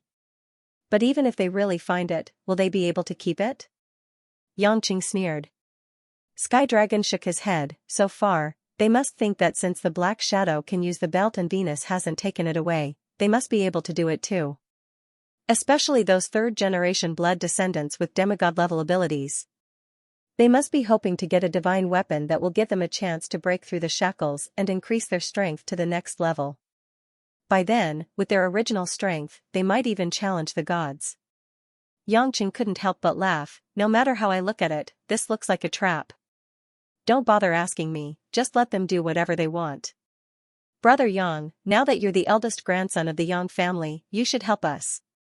The mages from the Sword and the Stone and the Knights of the Round Table are easy to deal with, but if the old monsters from the Blood Clan who have lived for thousands of years come out, we, the Yellow Flame Iron Brigade, would be sending ourselves to death. Shoo, shoo, shoo. I haven't even settled my wife's matters. Why would I care about your trivial matters? Aphrodite didn't even react to it, why should I get involved? Xianxia immediately rejected the idea. He didn't want to get involved in such matters. It wouldn't be good for either side. Then, Brother Yang, can you help us ask the Goddess of Beauty in America, if Miss Kristen is willing? We hope that she can show up once. After all, there are so many powerful blood descendants fighting for the magical girdle. If they fight in Xianxia, we won't be able to control it, Yi begged. Xianxia thought it was not a big deal, so he nodded. Okay, I'll go back and give her a call. Let's do it now, the sooner the better. Yi said hurriedly. Xianxia was speechless, so he took out his phone and dialed Kristen's number. When the call was connected, Christine immediately asked, Hades, don't tell me you're also asking me about the magical girdle? My dear girdle wasn't stolen. It's always been with me, please don't ask any more. The girdle in the video looks almost the same, but it's definitely not my magical girdle. There are so many psychic ability users in this world, like the Soul Magician and the Sword and the Stone, all of them can create the illusion of mind control. Why do you think it's because of the girdle? Xianxia smiled at Xianxia. Why are you so agitated? I'm just asking on behalf of the Yellow Flame Iron Brigade, they wouldn't dare to ask you themselves. I was wondering, if it's really your artifact, how could someone use it and you don't know about it? Christine gritted her teeth and said, before you, Poseidon, Artemis, and Hermes all called to ask me and woke me up. Don't worry about it, if they want to look for it, then let them. But if I find out who is using my artifact to play tricks, I'll skin them alive. You should hate Raphael. He's the leader of Savath himself, but he still let his vampires come to Xianxia with Camarilla's people. Xianxia laughed. The Raphael mentioned was naturally the leader of the Tsimus clan, who was also the god of farming Hermes whom he had met a few times before. Kristen seemed to be too lazy to talk about it, he's such a creepy guy. He won't let his men know that he has a divinity. Hades, I can tell you very clearly that the divine artifacts of our main gods are closely related to our divinity. This is why Artemis could immediately sense Selene when it appeared in Korea a while ago, even though it was half a world away. Among all the artifacts, there is only one artifact, which is the missing helmet of invisibility that should have belonged to you. Actually, it should be considered a crown. It can't be sensed. That's because this divine artifact is meant to hide everything that can be sensed. So, only the user can sense its existence. This is also the only exception among divine artifacts. No wonder. The previous Hades couldn't find it. It turns out that it can't be sensed. Yangqing finally understood. Kristen yawned, alright, I'm going to sleep for a while. If you have time in Xianxia, help me keep an eye on it. If you really find someone who is deliberately mystifying things, tell me and I'll kill him myself. Do you really think that hiding in Xianxia will stop us from killing people? Yangqing laughed dryly and then hung up the phone. Sky Dragon and Yizi, who were at the side, more or less understood. They were both relieved. As long as the belt wasn't real, it wouldn't be easy for there to be a big conflict. If that's the case, then we'll go first. We'll find the culprit and inform young Master Yang, Sky Dragon said. Yangqing hurriedly waved his hand, please don't, this has nothing to do with me. Goodbye. After sending Sky Dragon and Yezi away, Yangqing calmly thought for a while, but he had no clue about it. He couldn't figure out who would do such a thing, so he simply stopped speculating. Half an hour had passed, and the dishes on the table had been prepared. Tang Wan didn't interrupt before. She poured herself a cup of wine and drank by herself. Her face was flushed and her eyes were hazy from being drunk. She looked charming and a little dazed. How did you get so drunk? Don't force yourself if you can't hold your liquor. Yangqing laughed. Tang Wan pouted and exhaled a breath that reeked of alcohol. It's been a long time since I've been able to relax and drink like this. The more I drank, the more I drank. Baijiu. Baijiu is really strong. Yangqing was speechless. He picked up some food for Tang Wan and said with a smile, alright, don't drink anymore. Have a simple meal and go back. Tang Wan bit her lower lip and smiled sweetly. She supported her chin with one hand and held the chopsticks with the other, eating slowly. Yangqing gobbled up most of the food, paid the bill, and left the restaurant with the woman. The air on the street was extremely cold, with a thick humidity and bone-chilling coldness. Tang Wan walked unsteadily, and her legs seemed to be fighting. She staggered and bumped into each other from time to time. Yangqing wanted to reach out to hold the woman, but Tang Wan broke away from him. Don't hold me. I'll walk by myself. Tang Wan said with a sweet smile.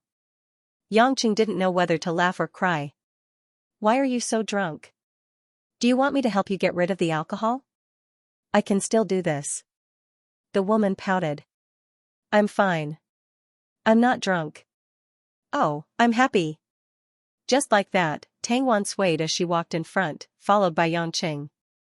When the passers-by saw this scene, they all smiled kindly. A great beauty walking drunkenly on the street was still pleasing to the eye. Yangqing was helpless. Worried that the woman would fall, he simply walked in front of Tang Wan and bent down, alright, don't go crazy. Get on my back, I'll carry you. Tang Wan pushed Yangqing, one hand pointing straight at the street in front of them, the other hand on her waist, full of vigor. I already said I'm not drunk, let me tell you. I, Tang Wan, no matter how much I drink, can still walk back by myself. I don't want a man to carry me. Women also have backbone. You're still saying you're not drunk? Yangqing sighed and shook his head, but he couldn't help but laugh. This was the first time he saw Tang Wan in such a silly drunken state. At this moment, the mature woman who was usually intelligent and wise was like a tender and honest drunken girl, very cute.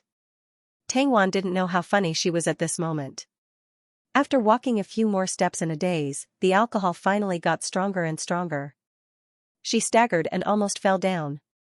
Fortunately, Yangqing pulled her up from the side, ignoring the woman's movements, and carried her on his back. Two plump thighs were firmly clamped by Yangqing's waist. Tang Wan didn't move anymore. She lay on the man's back and stuck close to his body. Her red lips were parted, and she exhaled the fragrance of an orchid as she whispered. Yangqing. Darling. I'm here. Hubby. I'm here, say something. Yangqing couldn't be bothered to help the woman sober up. Tang Wan probably hadn't relaxed for a long time, so she got drunk so easily by his side. Tang Wan chuckled to herself, clicked her tongue, and narrowed her beautiful eyes. I miss little Ju. Tang Ju? Hubby. I want to go to Russia. If you want to see your brother, then go, but he's already an adult. It's not a big deal to go there to do business, right? Yangqing said. He's so clumsy, and he always thinks he's smart. If I didn't protect him since he was young, he would have been led astray by the other family members. Although he had seen Tang Wan treat her younger brother, Tang Ju, with a lot of criticism and lecturing, they were still the closest siblings after their parents passed away. Now that Tang Ju was in Russia, Tang Wan was still worried about him. It's been hard for you all these years, right? Do you always miss your parents? Yangqing asked warmly. Tang Wan curled her lips, no.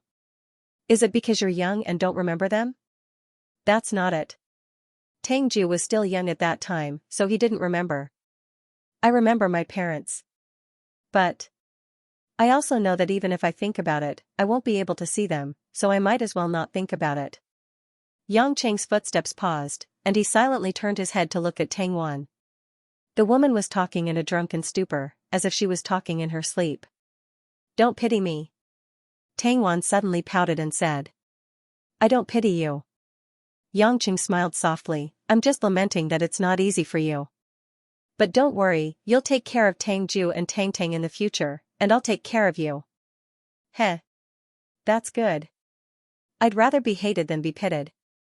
As he spoke, he seemed to be too sleepy, and just like that, he fell asleep on Yangqing's shoulder, closed his eyes, and fell asleep.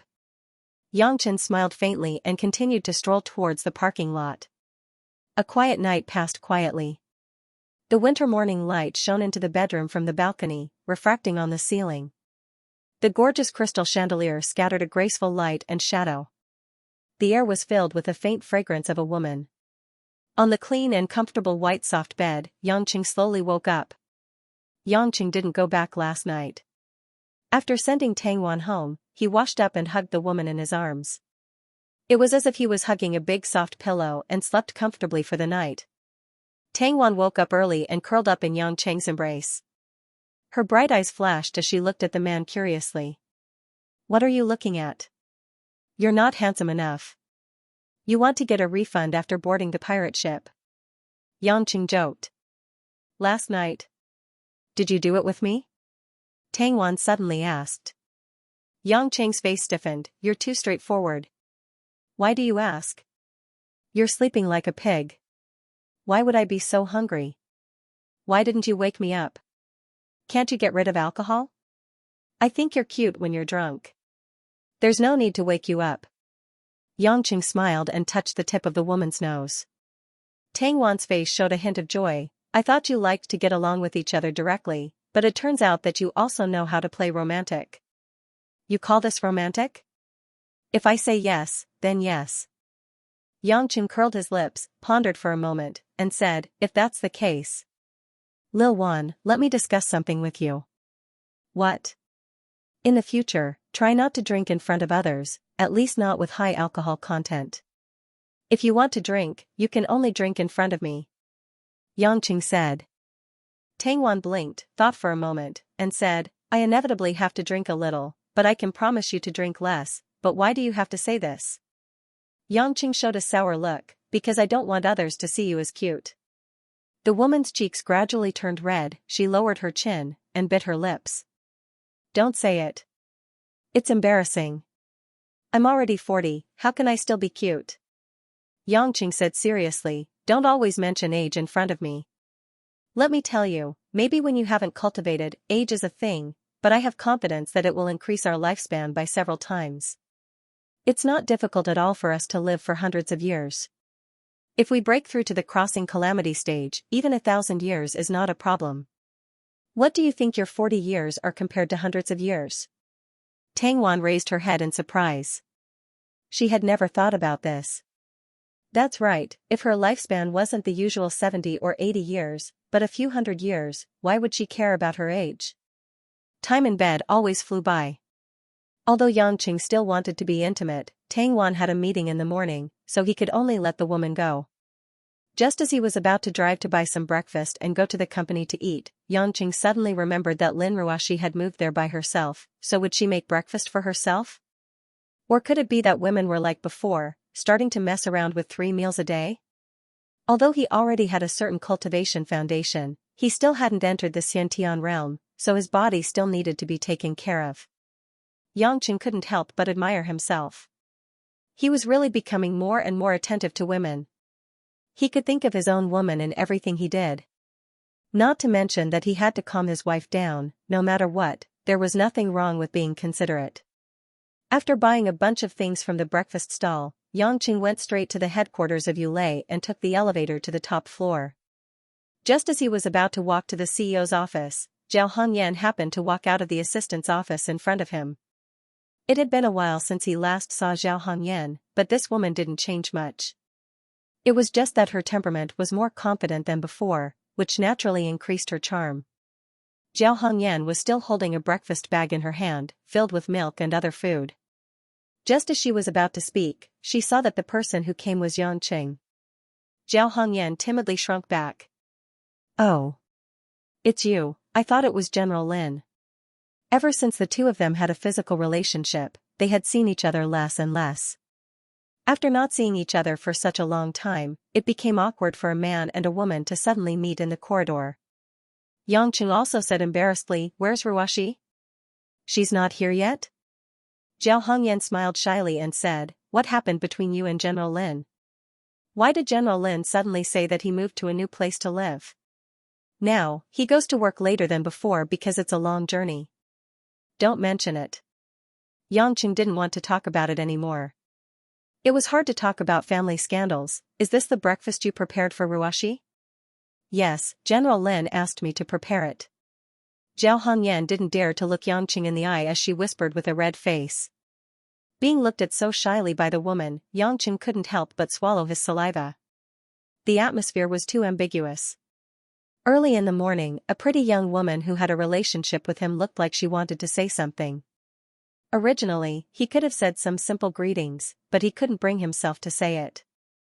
During their previous meetings, Zhao Hongyan could still talk to him normally, but after a long time, some of the originally suppressed complex emotional factors were revealed. Just when the two of them didn't know how to continue the conversation, the elevator door opened again and Lin Ruoshi slowly walked out. As soon as the woman walked out of the elevator, she bumped into a familiar man and a woman who were silently facing each other. She couldn't help but be stunned on the spot. With just a glance at Zhao Hongyan's bright red face, Lin Ruoshi didn't need to experience the atmosphere in the corridor to be able to realize a lot of things. Her originally expressionless face couldn't help but be dyed with a layer of frost. "General Lin, you're here." Zhao Hongyan seemed to be relieved. She went forward and handed the breakfast in her hand to Lin Ruoshi. "You wanted me to buy it." Lin Ruoshi acted as if she didn't see Yangqing. She took the bag, nodded, and walked straight to the office. Just as she was about to pass by Yangqing, Yangqing hurriedly stopped her and said with a grin, "Ruoshi, I bought it too. You can eat some." Lin Ruoshi chuckled, "Are you sure you bought it for me?"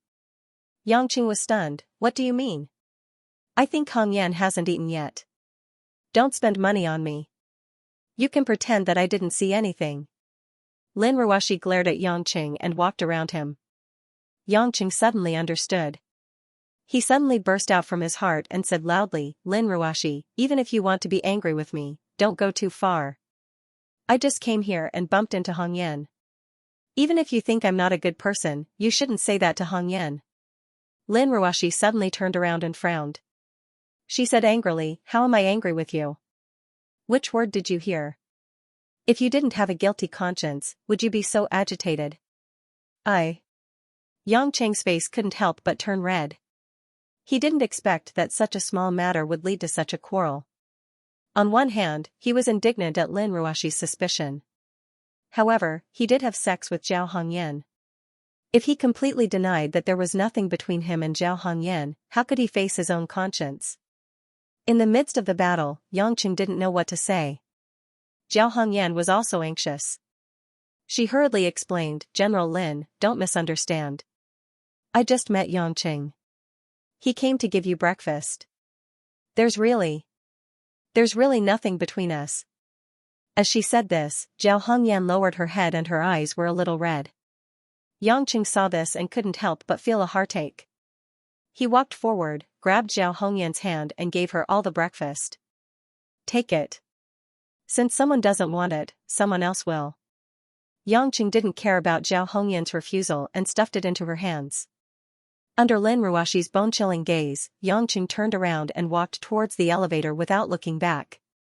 Zhao Hongyan's face was full of guilt. She whispered softly, General Lin, don't be angry at Director Yang. He really brought breakfast for you. This breakfast was prepared for you. Take it. Looking at the big bag of breakfast that Zhao Hongyan handed over, Lin Ruoxi indifferently handed the small bag of breakfast back to Zhao Hongyan. Take all of this. I don't have an appetite today. After saying that, Lin Ruoxi walked back to the office with a pale face. Zhao Hongyan stood on the spot in a daze. She looked at the 2 bags of breakfast in her hands. The scene of Yongqing handing over to her appeared in her mind. She was in a daze. At the same time, in the parlor of the Yang family in Beijing. On the dining table, there were all kinds of northern snacks and appetizers. Steamed buns and cornbread were everywhere. The most special thing was a large plate of roast duck. The roast duck had obviously been processed by the servants. The duck skin and duck meat were wrapped in dough. You could eat it freely with the sauce. At the table, 3 adults and 1 child were sitting. It was Yang Gongming, Yang Pijuan, Gui Shuihua, and Yang Lanlan, who returned to the Yang family with Gui Shuihua. This large plate of roast duck was the size of 3 ducks. It was oily and fragrant. It was specially placed in front of Lanlan. The chubby little girl held a roast duck roll in each hand. She dipped it in the sweet sauce and ate it with relish. She didn't need to chew much at all. She could swallow it easily. If it weren't for the high standard of the Yang family's kitchen, they really wouldn't be able to make 3 roast ducks for this little girl to eat so early in the morning. Yang Gongming took the bowl of porridge and ate a few mouthfuls. Then he looked at his great-granddaughter with a smile on his face. He looked extremely kind. Gui Shuihua was a little helpless. She persuaded the child to eat slowly from time to time. Yang Pijuan's expression was the weirdest. He didn't like it, nor did he hate it. He just looked at the little girl strangely. It seemed that he couldn't stand it. He always looked at Lanlan and was in a daze. Lanlan, is roast duck really so delicious? Yang Gongming asked with a smile. Lanlan nodded vigorously and said, Great-grandpa, Lanlan likes it very much. I want to eat roast duck at noon, okay? You still want to eat? You've only been in Yanjing for a few days and you've already eaten almost 20 roast ducks. You're not allowed to eat anymore. Gui Shuihua glared at her. Lanlan pouted her greasy little mouth and looked wronged. Yang Gongming hurriedly stopped her. Hey! Shuihua, let her eat if she wants to. It's not like the Yang family can't afford it. As long as she doesn't get a stomachache and is healthy, it's not a big deal. Dad, this is not good. When we were in Zhonghai, we tried our best to not let Lanlan eat too much. How can a girl eat so much? What will she do when she grows up? Gui Shuihua said worriedly. She's just a kid. Why? Do you want her to lose weight? Other families are worried about their children's appetite, but you guys are complaining about her big appetite. Let me tell you, don't restrict Lanlan from eating in the future. Since this child is born with a special constitution, she should be raised in a special way, Yang Gongming said firmly. Gui Shuihua looked helpless, but she could only agree. Lanlan smiled sweetly. Great-grandpa is the best. Haha, Lanlan, you said you wanted to see ponies yesterday. Great-grandpa asked your grandpa to bring some ponies from overseas to the stud farm. Great-grandpa will take you to ride ponies today. Lanlan immediately jumped down from the high chair and ran to Yang Gongming. She jumped up and hugged the old man. She kissed his face and said, Great-grandpa is so awesome. Mommy only bought a fake pony for Lanlan and not a real one for Lanlan. Hearing his great-granddaughter acting coquettishly, young Gongming was overjoyed. He caressed the child's face and asked Lan Lan to continue eating breakfast. He then said to Yang Pijuan, "Pijuan, did the horses I asked you to send over arrive on time?" Yang Pijuan nodded respectfully. "Dad, they arrived last night. They were picked from the racetrack. But, it's not good for you to spoil your child so much." "Why? Don't you love your granddaughter? Her parents should be the ones to be strict in this family. We're elders from different generations, so what's wrong with loving our children? Moreover, girls need to be raised well, and I think Lan Lan is quite sensible," Yang Gongming said nonchalantly. Yang Pijuan didn't agree. He definitely didn't agree with raising a child before having a child. However, he didn't dare to disobey his father. He could only sigh softly. Yang Gongming could tell what his son was thinking and said unhappily, "Don't think that she's not your granddaughter just because you're not related by blood. Yang Lai is your son and that brat betrayed the Yang family." "Blood? Humph, he's unreliable." "Dad, we haven't found Lai. How do you know that he betrayed the Yang family? Maybe he has his own difficulties?" Yang Pijuan quickly defended his son. "A narrow-minded person can't achieve anything," Yang Gongming said with a straight face. Guo Shuihua heard it and she felt uncomfortable too, but since even Yang Pijuan was scolded, she couldn't say anything. When they were almost done eating, Yang Gongming said, "Both of you, come with me later and bring Lan Lan to the racecourse. Don't you know how to ride a horse? You need to train your body too." Guo Shuihua said awkwardly, "Dad, I'm afraid I can't go today. I promised Mom that I'll go back to celebrate my nephew's birthday." "Oh, it's your brother's son, Guo Yu, right? I didn't expect Dad to remember," Guo Shuihua nodded. All right, you should go back to your parents' home more often and visit your in-laws. Since that's the case, I won't force you. Go to the storeroom later and bring more gifts. Don't be too shabby or you'll embarrass our family. As for this old man, I won't be going to celebrate personally," Yang Gongming smiled. Guo Shuihua quickly shook her hand, "How can I let Dad go? It's just a junior's birthday. With your kindness, my parents will be very happy." "Shuihua, I'll go with you too." Yang Pijuan went up and said. But as soon as she said it, she was glared at by Yang Gongming. "Humph. What are you going to do? You've never participated in this kind of activity.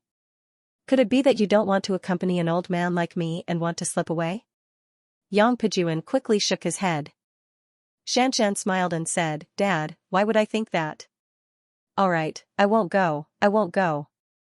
With a stiff face, Yang Pijuan looked at the chubby little girl who was still eating the roast duck with relish. His eyes were filled with emotion. Lan Lan chewed on her food with her cheeks bulging. Her grandfather, Yang Pijuan, who rarely spoke to her, was looking at her strangely. Lan Lan was also confused, but as a child, she was too lazy to think too much.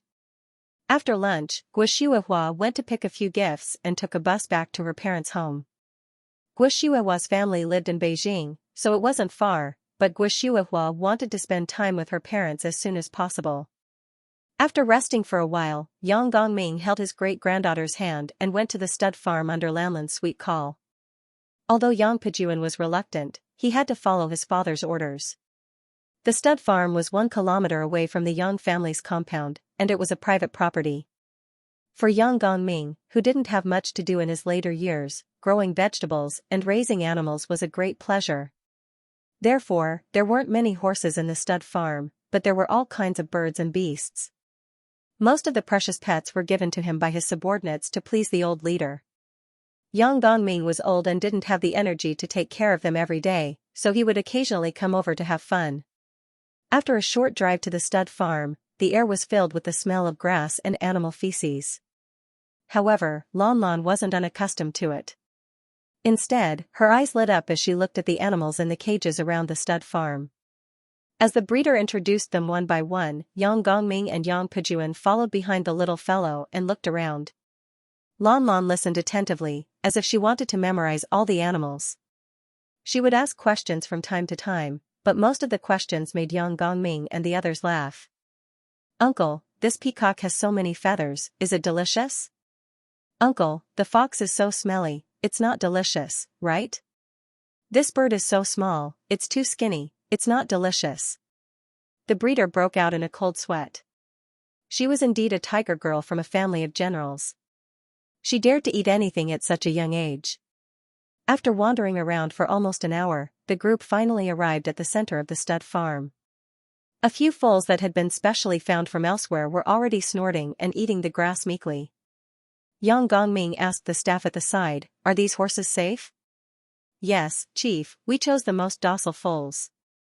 Miss Lanlan won't do anything to them." "That's good." Yang Gongming walked forward and patted the child's head. "Lanlan, let uncle carry you up and ride the pony." Lanlan shook her head and smiled sweetly. "Great-grandfather, Lanlan can go up by herself." As she said that, the little girl kicked her legs and jumped 2 meters. She was thrown high up in the air, drew a beautiful arc and landed on the back of a white pony. This scene caused everyone around to be dumbfounded. They could not imagine that a 4 or 5-year-old girl could actually have such athletic ability. Although Yang Gongming and Yang Pejuan had heard from Wu Shuihua that Lanlan was born with a special physique, they didn't expect her strength to be so great. The pony was also startled. It neighed and began to run around with its 4 hooves. "Sigh. Miss Lanlan. Be careful." The staff immediately broke out in a cold sweat. When they were preparing, they didn't expect Lanlan to suddenly fall onto the horse and startle it. However, Lanlan giggled. Her laughter was like a silver bell, showing the girl's joyful mood. "Pony, run. Ride. Ride. Ride." The white horse was scared out of its wits by Lanlan. It started to run quickly in the stud farm. His buttocks were shaking non-stop as if he was trying to throw her off him. No matter how calm Yang Gongming was, he shouted anxiously, "Hurry up and stop the horse. Don't let my great-granddaughter fall." "Dad, how can we catch up with the horse?" Yang Pejuan smiled bitterly. "What should we do?" "Think of a way," Yang Gongming said angrily. Several staff immediately shouted and asked Lanlan to hold on tight. They didn't care about the risk of being knocked over by the horse and rushed forward to pull the horse. But the shock of one horse seemed to have lit a fuse, and the other horses also began to stir. Just as the little white horse ran past a manger, a black adult horse that had been breathing heavily from its nostrils for a long time finally seemed to be unable to withstand the provocation. It forcefully tugged on the rope, fiercely tugging 3 times, and unexpectedly, the rope was torn apart. "Nay nay nay," the black horse rushed out crazily and chased after the little white horse in front of everyone's horrified eyes. Lanlan patted the little white horse's neck hard. "Little horse, run. The big black horse is coming for you. Run." However, Lanlan's strength was obviously too much. The white horse was already frightened, and after being patted a few times, it became dizzy and rushed to where Yang Gongming and Yang Pejuan were. "Chief! Chief, get out of the way." Several staff happened to be chasing after the horse and didn't have time to return. They were scared out of their wits by the sudden turn of the horse. However, Yang Gongming's legs were not agile after all. When he reacted, he wanted to escape, but the horse caught up with him. Yang Pejuan's face darkened and he rushed forward, ready to use his body to block the horse in front of his father. "Pejuan! Get out of the way!" Yang Gongming yelled. All of this happened in the blink of an eye and there was no time to think.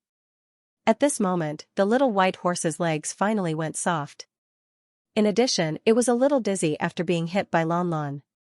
It directly fell forward, fell to the ground, and slid for a distance. Lanlan let out a soft ah and landed lightly. Her toes touched the ground and she was not hurt at all. Everyone just breathed a sigh of relief and found that the chubby little girl was not in any danger when she got off the horse. However, the big black horse that caught up from behind made everyone unable to bear to look at it. "Lanlan!" Yang Gongming's heart was in his throat, but the little girl just stood in the direction of the black horse without any reaction. The little girl just looked curiously at the black horse that was rushing over. When the black horse was about to reach her, Lanlan clenched her little fist and jumped at lightning speed. Bang! With a muffled sound, the little body collided with the chest and abdomen of the black horse. The black horse whined and flew backward. Nay! The black horse's body fell heavily on the muddy ground, raising a cloud of dust. There was a big bloody hole in its chest. Its 4 legs twitched a few times and the black horse was about to die. Little Lon Lon fell to the ground, covered with horse blood. She innocently stuck out her tongue and licked the warm horse blood on the corner of her lips. Bad horse, how dare you bully the little white horse? Lon Lon will kill you. There was a dead silence, except for the whistling north wind, which made everyone's ears hurt. Not only the staff, but even Yang Pejuan, who was used to seeing big scenes, was stunned and pale. Yang Gongming's eyes lit up as he looked at the little fat girl who was still confused, covered in blood, and panting with anger. After a moment of shock, he showed a satisfied smile. After a while, the staff came up to deal with the unconscious white horse and the dead black horse. But everyone's attention was undoubtedly still on Lon Lon. The shock in their hearts almost drove them crazy. Was this a child who just entered kindergarten? They only heard that young Master Yang had extraordinary skills, but his daughter was too amazing. Lon Lon was a little unhappy. She pouted and walked in front of Yang Gongming. Great-grandpa, Lon Lon wants to take a bath, it stinks. Yang Gongming picked up the child without hesitation. Lon Lon, although the black horse is bad, you can't kill it directly. Remember, don't kill small animals casually in the future, understand? Lon Lon blinked her big eyes. It's like killing bad people. Dad said, you can't kill people just because they are a little bad, you have to kill big bad people, right? Yang Gongming was stunned, but then nodded, yes. Lon Lon said oh as if she understood, then she clicked her tongue, Great-grandpa, the black horse is dead, let's eat the black horse's meat tonight. Everyone only felt a cold wind blowing past the back of their heads. Looking at the innocent little girl, many people began to feel numb in their legs. Night slowly fell in Zhonghai, outside a residence in the western suburbs. A pretty girl dressed in a black and white woolen dress stood by the roadside. As the weather was close to 0 degrees, the girl kept jumping on the spot, rubbing her hands and exhaling white-hot air. After a few minutes, a black BMW finally shone its lights and slowly approached before coming to a stop. When the girl saw it, a smile appeared on her face and she jogged to the car. Yangchen got out of the car with a huge plastic bag in his hand. When he saw the woman waiting outside, especially the 2 patches of redness on her cheeks due to the cold wind, he immediately said in dissatisfaction, Qing why are you waiting outside? Don't you know it's cold outside? Xiao Qiqing giggled and went up to hug Yangchen. Then, she held the man's hand, it's nothing, it's good to take a breath of fresh air. Silly girl, Yangchen didn't know whether to laugh or cry. He felt warm in his heart and said gently, you can't cultivate, and your meridians are very cold. You have to take care of your body.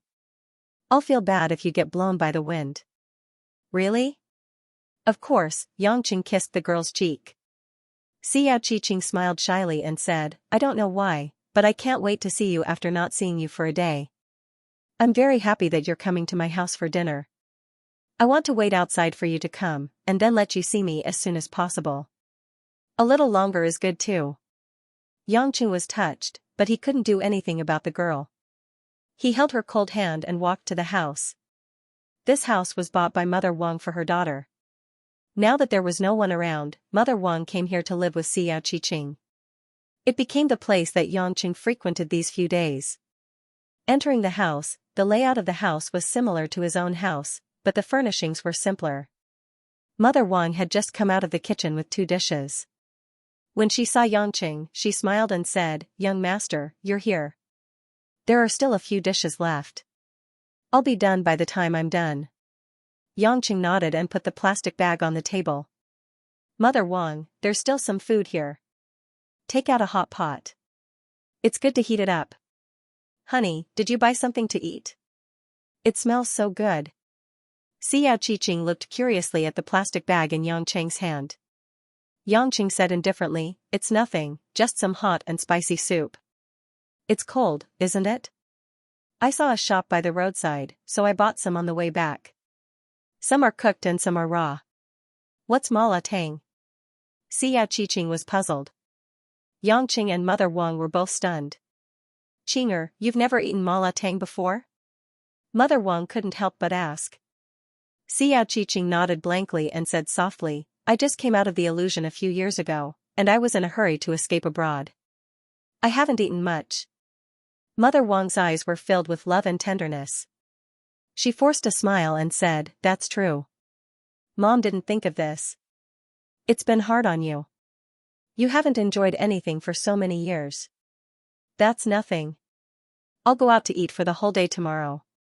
We'll find a night market or something and eat everything," Xianxia said cheerfully. "Thank you, young master. Qing'er is very happy to be with you," Mother Wang said gratefully. Xiao Qiqing also nodded vigorously and was full of anticipation. Yangqing sighed in his heart. "It's good that you're happy. I've done so many things to make you all happy. It's a pity that not everyone can be as happy as Qing'er." Mother Wang's hands were very fast. She quickly turned on the hot pot and cooked all the ingredients for the mala tang. Just as it was about to start eating, someone pushed in from the outside. "Oh, it smells so good. I'm late. Mother Wang. Jiqing. I'm here again." The person who shouted loudly as soon as she entered was none other than Anqin, who was wearing a white velvet jacket and carrying a big Dior bag. Anqin only realized that Yangqing was also sitting in the hall when she entered. She stuck out her pink tongue and smiled shyly. "Hubby, you're here too. Are you here to freeload like me?" Yangqing looked at the woman with a smile that wasn't a smile. "From what you're saying, you often come here to freeload?" She said that it's boring to eat alone at home. She used to want me to cook for her. When my mom cooks for me, she likes to freeload even more. But I've been busy these few days, so I haven't seen her," Xia Qiqing said. Mother Wang seemed to have known that as well. She said gently, "Young master, you might not know this, but Miss Anqin and Qing'er get along very well. She often brings Qing'er shopping and even teaches Qing'er how to put on makeup. They're very close." That's right. I'm not just here to freeload." Anqin giggled as she placed the big bag of cosmetics on the floor. She then smoothly sat beside Xiao Qiqing. Yangqing admitted that he wasn't very considerate towards the women. He didn't know who was closer to whom. But now it seemed that Changwei and Mo Qianni living together would naturally be better. Anqin and Xiao Qiqing had similar personalities, so they got along very well. He didn't know how the other women would build their relationships in the future. But one thing was for sure, the atmosphere that was becoming more and more like a big family was what Yangqing had been looking forward to. After they started eating, Xiao Qiqing and Anqin chatted non-stop. Xiao Qiqing didn't have any sisters to talk to about girls in the past. Although she was curious about women's clothing and makeup, she didn't know much about it. It just so happened that Anqin used to be a stewardess. She was born in a wealthy family and understood everything. She was lively and had endless things to talk about. The two hit it off as if they were biological sisters. Halfway through the meal, Xiao Qiqing suddenly thought of something and casually asked, "Anqin, where did you go a few days ago? I thought you went on a business trip to a faraway place." Anqin pouted. "Don't mention it. It was so annoying. I was dragged by the board of directors and dragged by my subordinates for meetings. My head was about to explode." "Did something happen to your business?" Yangqing asked with concern. Anqin sighed. "Yeah. A competitor company got a clean energy hotel project after receiving investments from an overseas company. Our company has always been in the hotel and catering business. This time, their project got the support of the government. If we let them succeed, our stock will definitely fall." "Is it that serious? Didn't the Liu family's assets belong to the Yin family? Is there still a company in Shanghai that can compete with you?"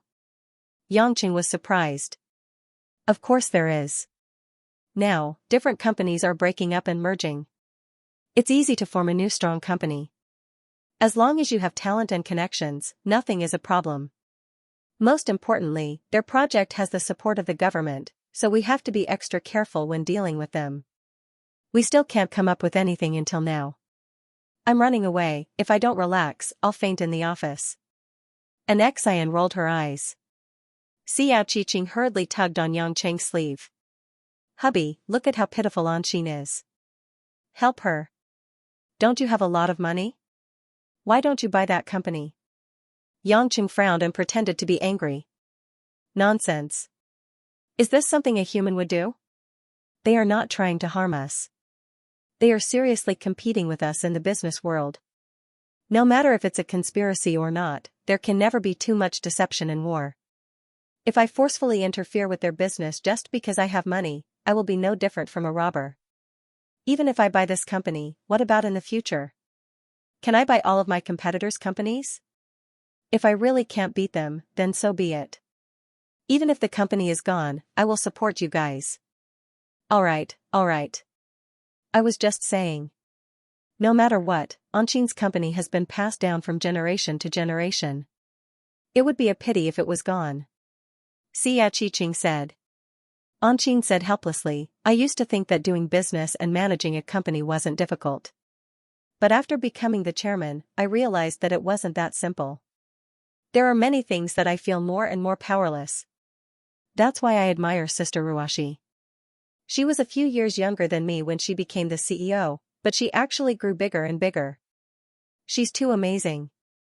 At the mention of Lin Ruashi, Yang Cheng's face unnaturally revealed a hint of bitterness as he laughed at himself. Mother Wang saw this and asked with concern, Son-in-law, I haven't asked yet. Did you go these 2 days? Is Miss willing to go home? Anqing and Xiao also looked over with concern. Although the women didn't say it, they must be thinking about it for various reasons. Yangqing heaved a sigh of relief. He raised his head and frowned. Mother Wang, I think Ruashi won't be coming back anytime soon. Mother Wang widened her mouth in shock. What are you talking about? What happened? Yangqing didn't hide anything. He told her about how Lin Ruashi rejected him at the door yesterday morning and how Lin Ruashi fought with him over breakfast this morning. Mother Wang, I really can't think of a solution. I really can't figure it out. I was just thinking about her and wanted to send her breakfast. Bumping into Hong Yan in the corridor isn't something I can control. I can't just turn around and leave when I see her, can I? Ruashi must know who I'm going there for, but why must she be so angry at me? Yangqing said in distress. Anqing and Xiao had complicated expressions on their faces and didn't say anything. Wang Ma silently pondered for a moment, then relaxed her brows and softly said, Son-in-law, I know you have resentment in your heart for treating you like this, but as you said, Miss must be clear in her heart that your original intention was to treat her well. But sometimes, when a woman thinks about something, she doesn't think about whether it's right or wrong or who's responsible for it. These are all secondary. Yang Chen asked in return, then what should I think about? Attitude. Mother Wang said. Attitude? That's right. What women care more about is a man's attitude towards women. Mother Wang smiled. It might be an exaggeration, but I feel that Miss is angry at you and unreasonable. Although she's at fault, your attitude is also part of the responsibility. For example, although you went to apologize, you didn't say a word and went straight to her door. Then, you acted as if Miss would calm down and come back obediently. You must have made Miss uncomfortable. This is also her character. She's very prideful. Actually, she has a soft heart. As long as you lower your attitude and be polite, Miss won't resist. Just like this morning, as long as you're smiling and don't go head-on against Miss to correct and explain, Miss's original intention is to throw a little tantrum. How would she really misunderstand that you specially bought breakfast for Assistant Xiao? Yangqing only felt enlightened. It seemed like, it was really like that. He was indeed overconfident. He always felt that when Lin Ruashi was angry, she would change back to normal after a little coaxing. Although he apologized sincerely, he didn't feel a sense of crisis and felt that it was reasonable. That makes sense. Yangqing smiled awkwardly, but Mother Wang, right now, Ruashi and I are at a deadlock. I don't even dare to go look for her. I don't know how angry she is at me. Anqing, who had been listening all this time, suddenly blinked her eyes and said, How about? I'll go see Sister Ruashi? You go? Yangqing laughed, Darling Anqing, aren't you afraid of seeing Ruashi the most? Anqing pouted, I'm afraid I'm a little afraid, but Sister Ruashi actually doesn't mind seeing me the most. I'm easy to bully. I can help you see her emotional state, and then, I can ask her something. Ask Ruashi what? Yangqing asked curiously. Anshin bit her lips embarrassedly. Well, it's about our company. I think Sister Ruashi is so good at business, she definitely has a way to help me save the situation. Yangqing smiled, but thinking about it, it was a good idea. If Lin Ruashi was willing to help Anshin, it also showed that the woman didn't really hate him in her heart. After dinner, Yangqing accompanied the two women and Mother Wang to watch TV for a while.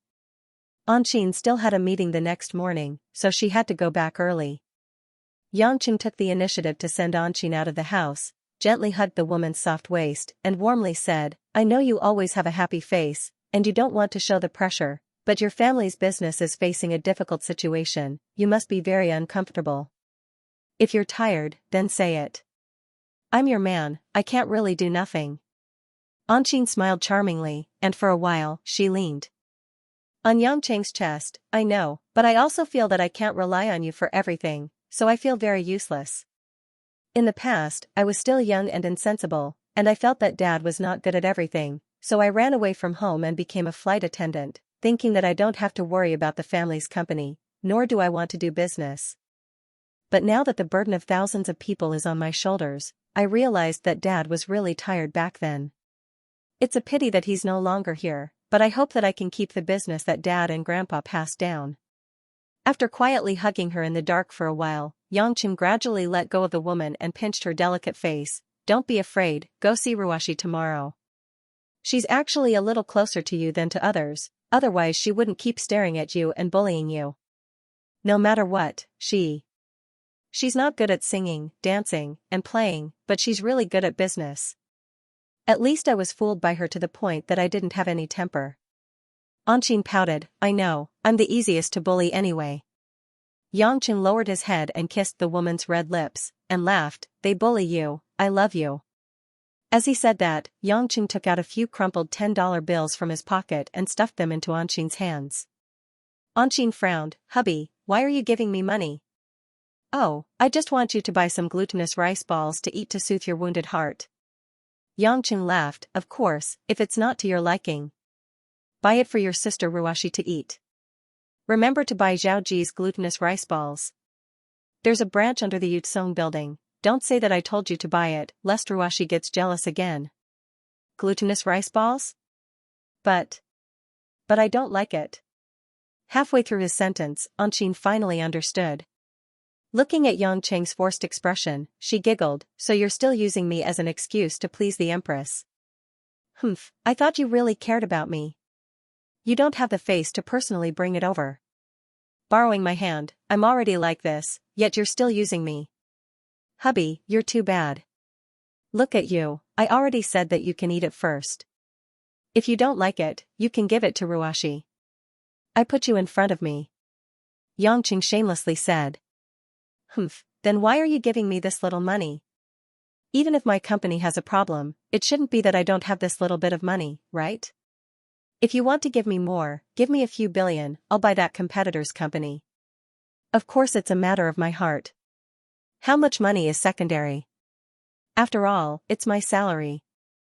Yangqing reached out and patted the woman's butt. All right, baby, you should go back and rest. Good night. If he continued to stay like this, his face would turn red. Yangqing quickly turned around and ran back into the house. Today, he had made up his mind to sleep in Xiao Qiqing's room. The next morning, on the top floor of Yulei International Building, there was a light knock on the door of the CEO's office. Please come in. Lin Ruashi buried her head in her desk, staring at the densely packed graphs and all kinds of data on the computer screen. She had no intention of being distracted at all. After the door opened, Zhao Hongyan walked in and said with a smile, General Lin, Missin is here. She said that she has something to talk to you about. Missin? Which Missin? Do I have an appointment today? Lin Ruashi finally turned her head in confusion.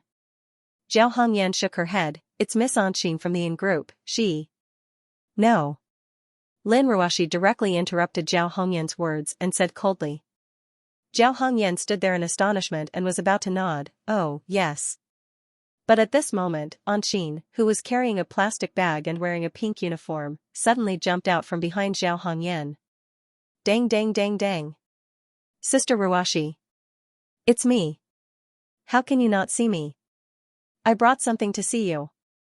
Anqing ran into the office with a smile and Zhao Hongyan couldn't stop her even if she wanted to. Wow, Sister Ruashi, your office is so grand and spacious. Don't you think it's spacious here? Do you want me to buy some flowers and decorate it for you? An Xian unceremoniously sat on the sofa and started chatting with him. Lin Ruashi frowned, but she couldn't kick her out since she already came in. She signaled Zhao Hongyan and the latter quietly closed the door and left. After sorting out the documents on the table, Lin Ruashi walked to the sofa and sat down. Just when she was about to ask questions, she glanced at the bag Anqing placed on the coffee table and gulped. Glutinous rice balls? Sister Ruashi, your nose is so sharp. You can smell glutinous rice balls without opening it. Anqing said in surprise. Lin Ruashi rolled her eyes. Idiot, it's written on the package. Only then did Anqing react. Oh, I didn't even notice. Lin Ruashi cleared her throat and purposely didn't look at the bag. Speak, why are you looking for me in broad daylight? I just want to see Sister Ruashi. Anqing rubbed her hands on her thighs and smiled embarrassedly. Don't waste my time. If you have something to say it quickly. Lin Ruashi frowned. Anqing's body tensed up and asked softly, Sister Ruashi, when are you going back? Just be merciful and calm down. Lin Ruashi looked at Anqing meaningfully for a while, then suddenly asked with a smile, do you really want me to go back, or do you just want to ask? Anqing was stunned for a moment, then immediately said, of course I sincerely hope so. Sister Ruashi, you quarreled with your husband like this. We also feel bad. Anyway, my heart feels like it's hanging in lead. I always feel uncomfortable. Why? If I were to divorce Xianxia, wouldn't you guys have a better chance? Lin Ruashi asked again. Anqing smiled bitterly, there is a chance, but the chance does not mean that it is what we are really looking forward to. Sister Ruashi, I really hope that you and your husband can always be good. I think it's not only me, Sister Changwei and the others also think the same. Think about it carefully, when your husband was abroad and when he returned to Huaxia, he would not lack women. However, when he met Sister Changwei and Jingjing, he did not have any intention of being together. I don't think he is the kind of person who places too much importance on ordinary relationships between men and women. He would only be willing to settle down with a woman that he truly loves. None of us can make him build a family with Anqing, only you can do it. So, even if we love him, we won't fight with you. Just calm down, your husband looks fine on the surface, but he must have a heavy burden in his heart. Lin Ruashi listened quietly for a while. After a long time, she said, you're very direct. Anqing smiled innocently. I know I'm not as smart as you, so there's no point in beating around the bush. I might as well say what's on my mind. Did he tell you that I like to eat glutinous rice balls? Yeah. Anqing nodded. He was the one who gave me the money to buy the glutinous rice balls. He even pretended that he wanted me to buy glutinous rice balls to eat, but I don't like glutinous rice balls at all. What? Lin Ruashi's voice suddenly went up an octave. She suddenly stood up and said angrily, what's so great about you? Why didn't he like eating glutinous rice balls? Do you know how cute glutinous rice balls are? Isn't it delicious? Anqing was stunned. Her entire body quivered as she shrank back in fear. I mean, I've never eaten glutinous rice balls. Don't talk nonsense if you haven't eaten it before. I hate people who don't like glutinous rice balls the most. Lin Ruashi then sat down calmly, as if the sudden rainstorm was just an illusion. Anqing patted her chest with some lingering fear and smiled fawningly. I also think that glutinous rice balls are very cute, But the most important thing is that Sister Ruashi likes it. I specially bought some more flavors. My husband said that sister likes to eat Zhaoji's balls, so I went to buy them early this morning. You only know how to play tricks. Lin Ruashi's eyes revealed a hint of joy, but it disappeared in a flash. She casually took the bag, opened it, and took out a box of glutinous rice balls. One by one, the glutinous rice balls of different colors were stuffed there, waiting to be enjoyed. Under Anqing's slightly nervous gaze, Lin Ruashi picked up a rice ball with both hands, as if she was holding a treasure, and subconsciously moistened her lips with her pink tongue. Ah! After taking a bite, the woman chewed as if her life was already complete, as she happily chewed. Anshin even felt that if there was a man who looked like the glutinous rice ball, Lin Ruashi would definitely love him to death. Just when Anshin didn't know whether she should continue talking and was waiting for Lin Ruashi to finish eating the rice ball, Lin Ruashi looked over with a hint of a smile on her face. Say it, I know you have something else to talk to me about. Ah. Anshin asked hesitantly, Sister Ruashi, how do you know? Because if someone were to come and persuade me, the first choice would be Wang Ma. For someone like you, I'd be lucky if you didn't piss me off. Since you're here, you must have recommended yourself. Of course, you have other reasons, Lin Ruashi said vaguely as she chewed on her food. She was humming a tune that couldn't be considered high-pitched. Anshin let out a breath, thinking that she really couldn't hide anything. Suddenly, she felt that Yanqing was too pitiful. Dealing with this kind of woman, his IQ was worrying. However, she still had to ask what she should ask, so Anshin smiled and said, Sister Ruashi, actually, my company has some problems, I don't know what to do, so I want to ask you to help me think of a solution. Lin Ruashi turned her head and looked at Anshin. Your group is mainly in the hotel and catering business, it's far from my industry, you're asking me? I really can't think of a solution, Anshin said pitifully. Lin Ruashi continued to eat the rice ball. She didn't have any intention of stopping, she said vaguely, then. Tell me. Anshin hurriedly explained the problem she encountered. I'm worried that when they make this clean energy hotel project a reality, we won't be able to turn the situation around. At that time, our main business will be inferior, and we will be beaten to the ground sooner or later. Lin Ruashi listened quietly. She just happened to bite a glutinous rice ball clean, very naturally sucked her slender white fingers, and clicked her tongue. Lin Ruashi looked at the rest of the pills in the box longingly. She decided to hold it in for the time being and said, for a high-tech project like this, there must be a professional person in charge. Otherwise, it wouldn't be possible to operate efficiently. The director of this project is the soul of this project. He and his team are the core of the problem. If you want to interrupt their plan, you have to start with that project director. Anshin nodded, I know that, but this is precisely the problem we are facing right now. The director of that project used to be from our group, but because he couldn't get an important position from my father, he went abroad to study. In the end, he was hired by their company, and he got a high return. This project is single-handedly controlled by that person. I didn't know about it before, but the old people in the company told me that this time, that person is obviously targeting our own family. He wants to take revenge on us for not taking a fancy to his talent back then. Lin Ruashi revealed a look of understanding, thought for a moment, and said, seeing that you bought me the glutinous rice ball, I can teach you a way, but whether or not you can succeed will depend on your courage and luck. Anshin was startled. She blinked her eyes. Sister Ruashi, do you really have a way? I just finished speaking. It's not like it's a particularly thorny problem, everything depends on the opponent to judge the difficulty. Your opponent is just a proud and arrogant person, greedy for glory and splendor, and narrow-minded person. This kind of person is very easy to deal with. Lin Ruashi said. Anshin had a puzzled look on her face. Is it that project director? It was very annoying. But he is deliberately dealing with us, and we are at a disadvantage right now. Lin Ruashi shook her head. Let me ask you, how much did the other company give him? After the implementation has achieved results, give him the position of vice president of the company, and 20% of the project's dividends, is already the limit. Anshin said. Lin Ruashi said, then if you want to poach him from the other company back to the Yin family group, what kind of price do you need to pay? Anshin frowned. Sister Ruashi, are you talking about recruiting him back? Then. I'm afraid it's very difficult, he hates our family so much.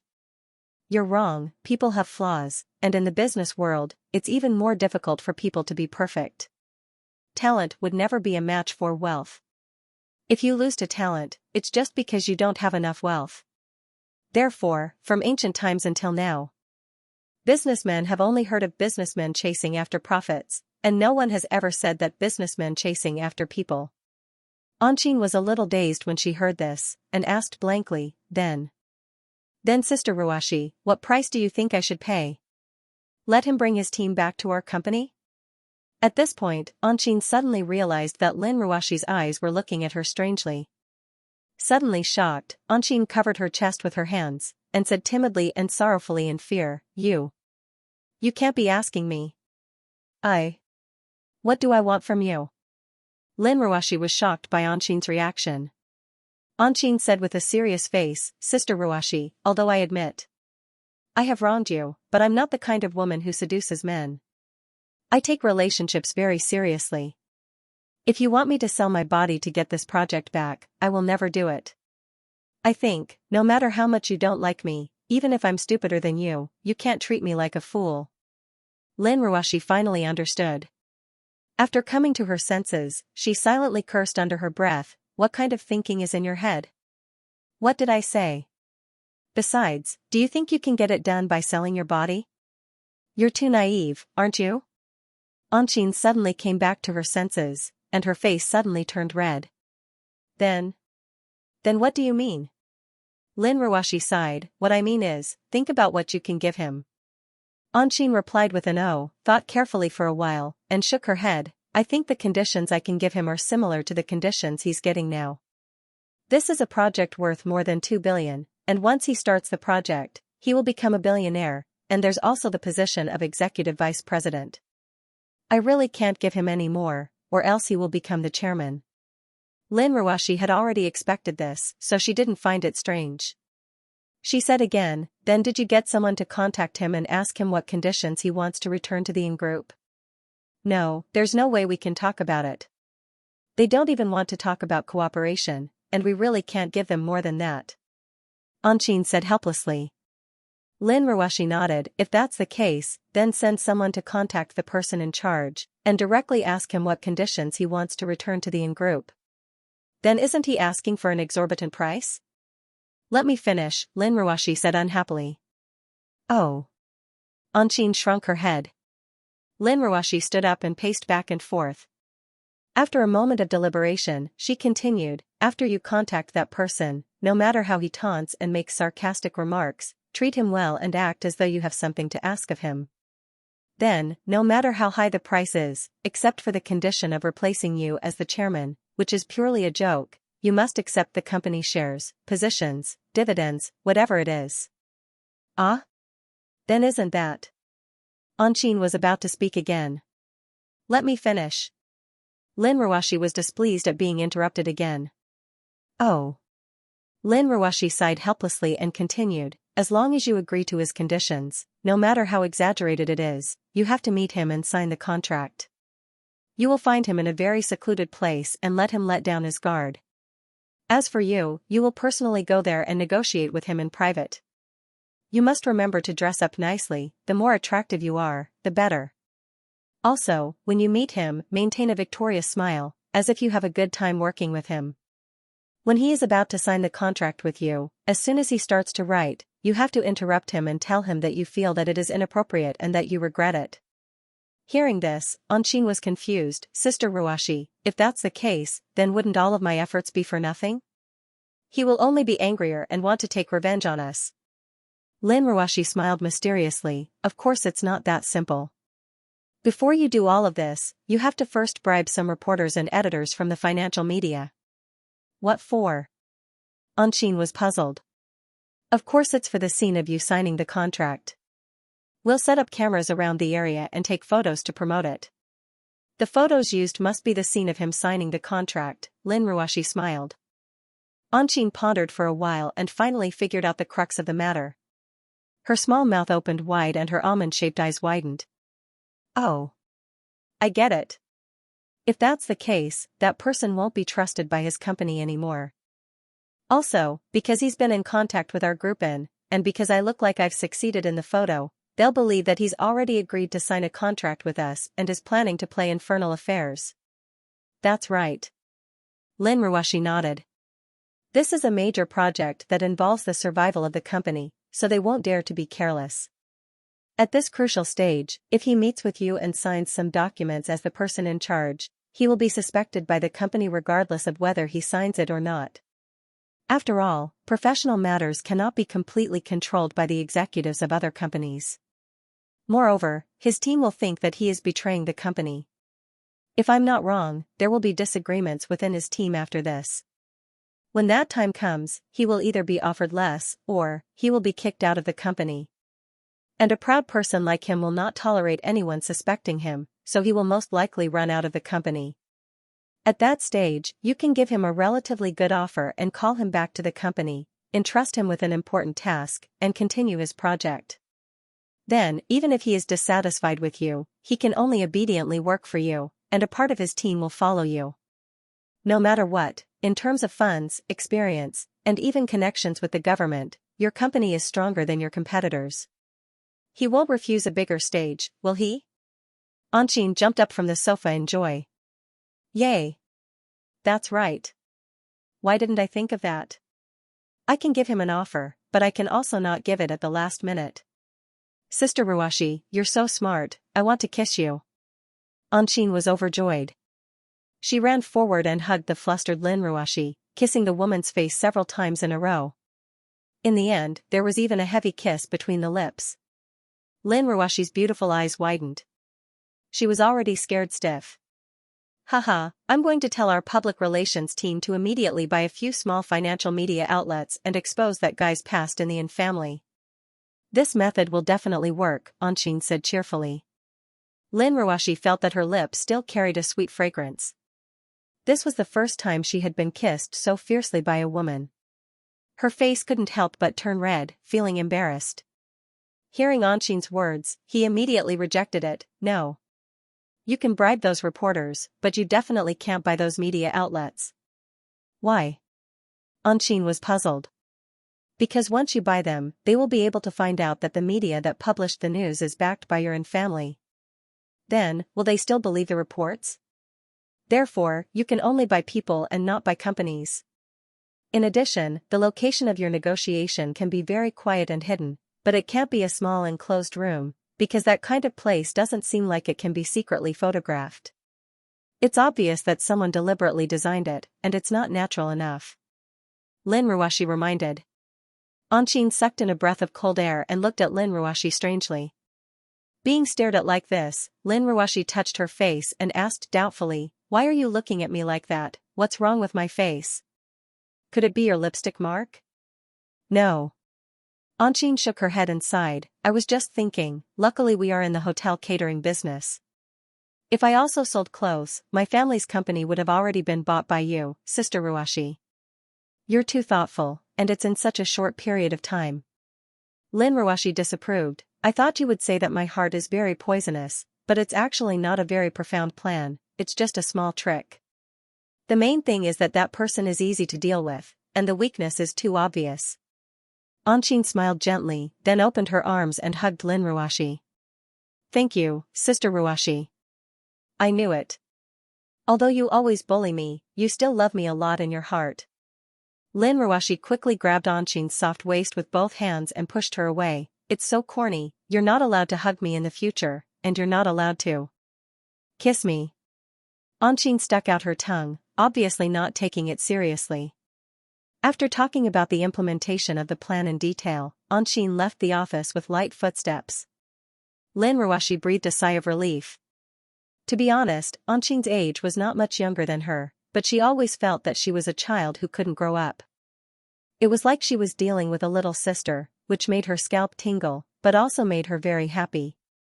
She helped Anqing, helped that bad guy's lover, but she still felt quite happy. Did she really treat Anqing as a little sister, or did she really treat those lovers as her own people? Turning her head, looking at the 2 boxes of glutinous rice balls on the sofa, Lin Ruashi's eyes revealed a touch of complex thoughts. It was the end of December and Christmas was just a few days away. As night fell, it was getting colder and colder in the mountains. The bare trees were interspersed between the evergreen pines and cypresses. From afar, it looked like there were many brown dots on the green curtain.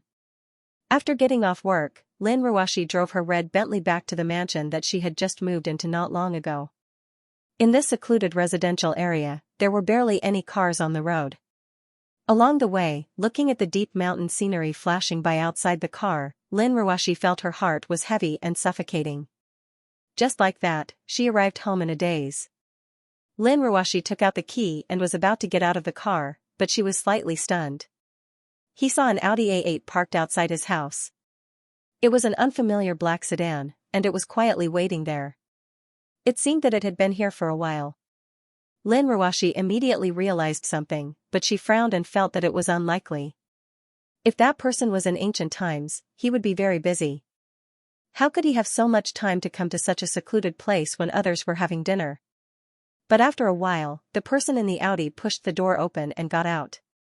Wrapped in a thick black cashmere coat, Ning Guangyao wore a gray scarf and exhaled white hot air as he got out of the car. Seeing that Lin Ruashi didn't get out of the car, Ning Guangyao showed a kind smile and waved at Lin Ruashi in the car.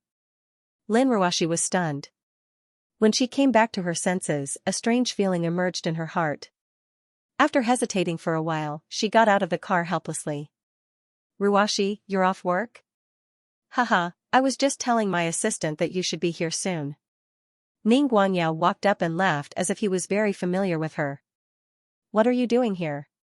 Lin Ruashi looked away and asked indifferently. Ning Guangyao didn't mind. He smiled and said, I was worried about you, so I came to see you. Seeing that you're doing well, I'm relieved. Worried about me? Lin Ruashi was a little confused. Ning Guangyao sighed and said, even if you don't tell me, I know. Didn't you have a conflict with Xianxia and separated? Don't blame me for secretly inquiring about this matter. I've always been concerned about you since you were young. Premier Ning, it's none of your business, right? Lin Ruashi replied unhappily. How can we not care about this? You are my daughter. How can I let you be bullied by the Yang family? You were right to move out. I, Ning Guangyao's daughter, cannot be wronged. I know that they must have wronged you. You are a kind-hearted child, I know all of this. Ning Guangyao said earnestly. Lin Ruashi suddenly felt a little flustered. Ning Guangyao's gentle and loving gaze made it harder and harder for her to resist. Enough, don't say any more. I will take care of my own business. Lin Ruashi said resolutely, Premier Ning, you should leave quickly. Don't come here for an outsider like me in the future. Ning Guangyao's face turned pale. Child, I really want to care about you more. Are you really not willing to say a few more words? Lin Ruashi remained silent and bit her lower lip. At this time, an assistant wearing a suit walked up from behind Ning Guangyao. Premier, there's an emergency meeting tonight. If we don't go to the airport now, we won't be able to get back to Beijing in time. Ning Guangyao frowned and said, can't you see that I'm talking to my daughter? But... this? The assistant looked anxious. Lin Ruashi subconsciously raised her head. Seeing this scene, her heart couldn't help but soften a little. He didn't expect Ning Guangyao to have a meeting tonight, but he took the time to come to Zhonghai to take a look at him. Premier Ning, official business is important. You should leave first. Lin Ruashi said tactfully. Ning Guangyao had a struggling expression on his face, but in the end, he gritted his teeth and said helplessly, all right, since Ruashi said so, then I'll come see you next time. If you feel wronged, just tell me. Didn't I give you my contact number last time? Don't worry about whether I'm working or not.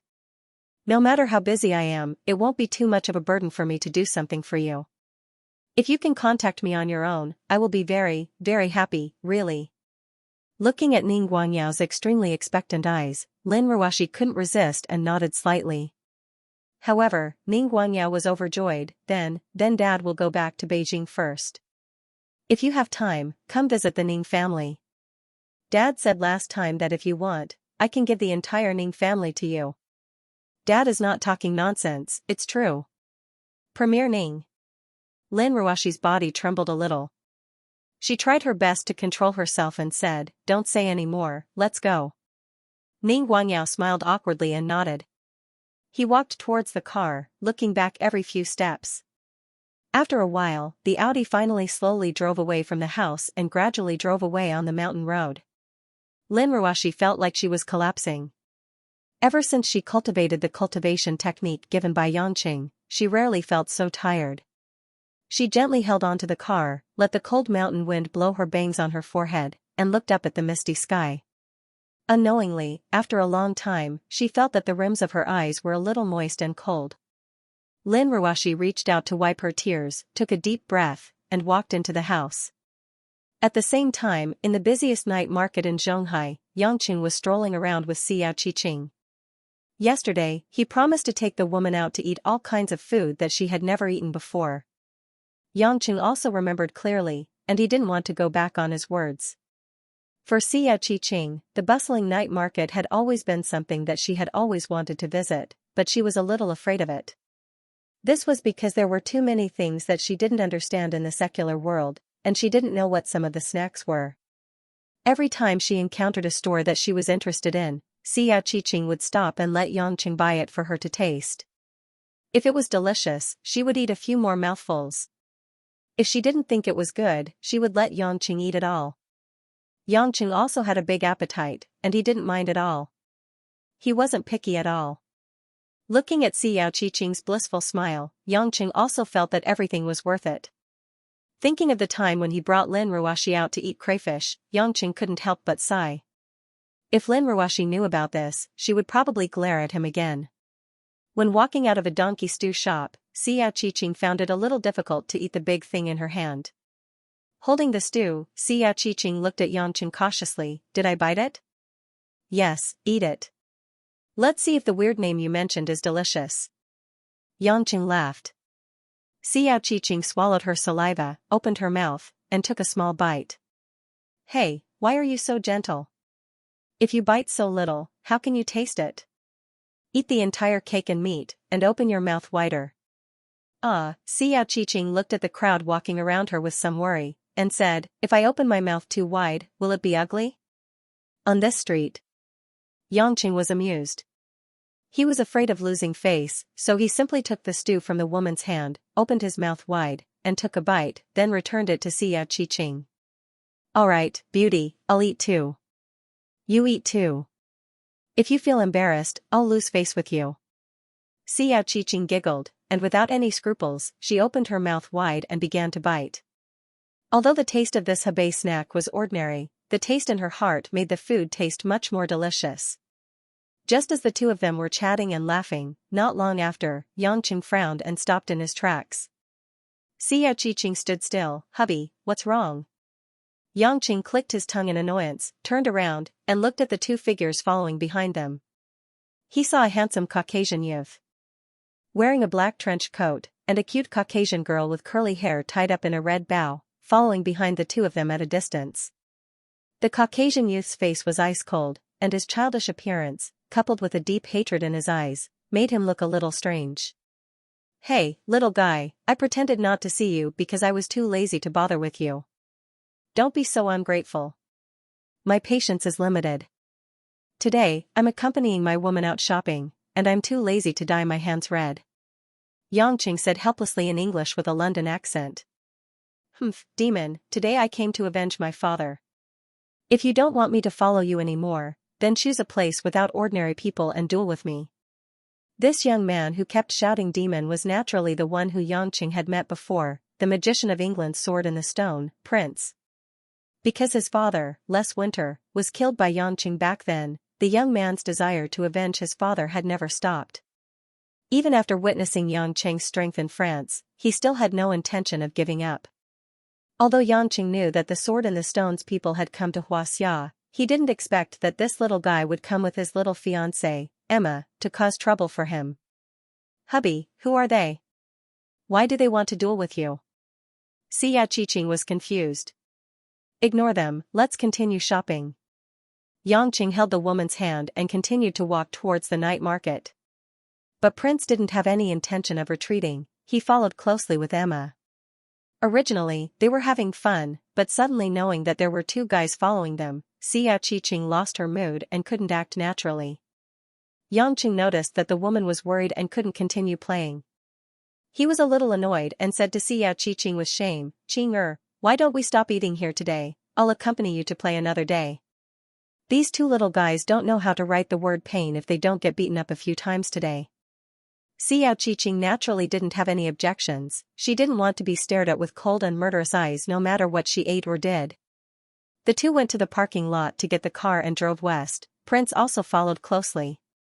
Even when they reached the western suburbs villa, they still couldn't get rid of Prince and Emma. After getting out of the car, Yangqing saw the young man and woman also getting out of the car. He couldn't help but smile bitterly. The little guy's driving skills are not bad, looks like he's determined to fight with me. But you've seen my strength in France, let me tell you, I'm much stronger than before. Do you think you have a chance of winning to avenge your father? My little prince has also become stronger. Don't look down on me. The young girl Emma was the first to speak up for her fiancé. Shut up, woman, it's not your turn to speak. Who said I'm yours? Prince reprimanded him in displeasure and coldly snorted at Yangqing. After that incident, I put even more effort into studying mind magic. I'm now several times stronger than my father was back then. It's all for the sake of eradicating you, you devil. Yangqing said with a strange smile, your sword in the stone didn't come to Xianxia to seek revenge. I think you two came here secretly, didn't you? Aren't you afraid of being lectured by your organization's officers? Prince's face turned a rare shade of red. Clearly, he had been hit on the mark. He forced himself to remain calm and said, cut the crap. I'm going to attack. As soon as he finished speaking, Prince spread open his arms, and a dazzling halo quickly appeared around his body. It was like the Buddha's halo of the mythical Buddha, and also like the brilliance of sunlight that lingered after being scattered. Yangqing blinked his eyes in surprise. Magic was not an Esper ability. This method of using energy was extremely pure manipulation of various elements, and through the application of the laws passed down from generation to generation, one could achieve one's own goal. Therefore, the biggest difference between a magician and an Esper was that they didn't need to make many changes to their own bodies. What was important was their mental strength. This also caused many magicians to be born with extremely high talent in magic and progress at lightning speed. Prince was a good example. Compared to the last time in France, the magical elements he could manipulate were much stronger this time. Indeed, as he said, he was already several times stronger than his father was back then. Unfortunately, Yangqing's progress was much faster than this little guy's. If Yangqing was still at the innate stage, he might have had a lot of trouble. But now, he had rapidly crossed the soul-forming stage and entered the tribulation stage. His primordial spirit had long become so strong that the Western magicians couldn't even imagine it. This kind of mind control magic was just like scratching an itch through a door. After leisurely casting a shield of heaven and earth to protect Xiao Qiqing, Yangqing directly walked toward Prince. With an excited look in his eyes, Prince activated his mind control magic. His blue pupils began to emit a platinum-colored glow. A dazzling ball of light formed in front of Prince's chest, emitting a bewitching glow. Yes. Just come closer like this. You demon. I'll make you kill yourself with your own hands. Prince muttered to himself, constantly strengthening his control over his mental strength. But gradually, Prince realized that as Yangqing walked closer, his magic didn't have the slightest effect.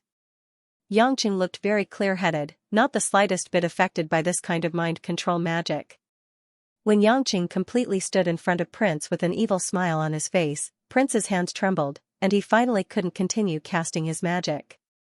How? How can this be? How can you? Prince's face was pale, and a sense of despair emerged from the bottom of his heart. Before coming to look for Yangqing privately, the young man felt that no matter how bad he was, with his current strength, he should be able to cause a lot of trouble for Yangqing. However, in the current situation, it was as if he was playing a ridiculous game of house. This monster was actually completely unaffected by the mind control magic. Yangqing sighed slightly, and with a big hand, he directly grabbed Prince by the collar and lifted him high in the air. As if he was lifting a little chick, Yangqing stared at the young magician whose face was starting to turn green, and grinned. You should be glad that you didn't meet me from back then. If it were 2 years ago, I would definitely eliminate a little fellow like you who came to seek revenge for your father. You. What do you want? Prince said with a trembling voice, but his eyes were full of unwillingness. Just as Yangqing was about to speak, the girl who had been quiet all this while, Emma, suddenly moved swiftly. The seemingly gentle and quiet Emma's eyes flashed with a green light, and she suddenly let out a low growl from her throat. Like a ferocious beast, her body was like a heavy cannonball, pressing down on Yangqing. Whoosh! The girl's seemingly slender arm somehow emitted a vigorous power, bringing with it a wild gust of wind as it fiercely chopped down on the arm that Xianxia was using to grab Prince.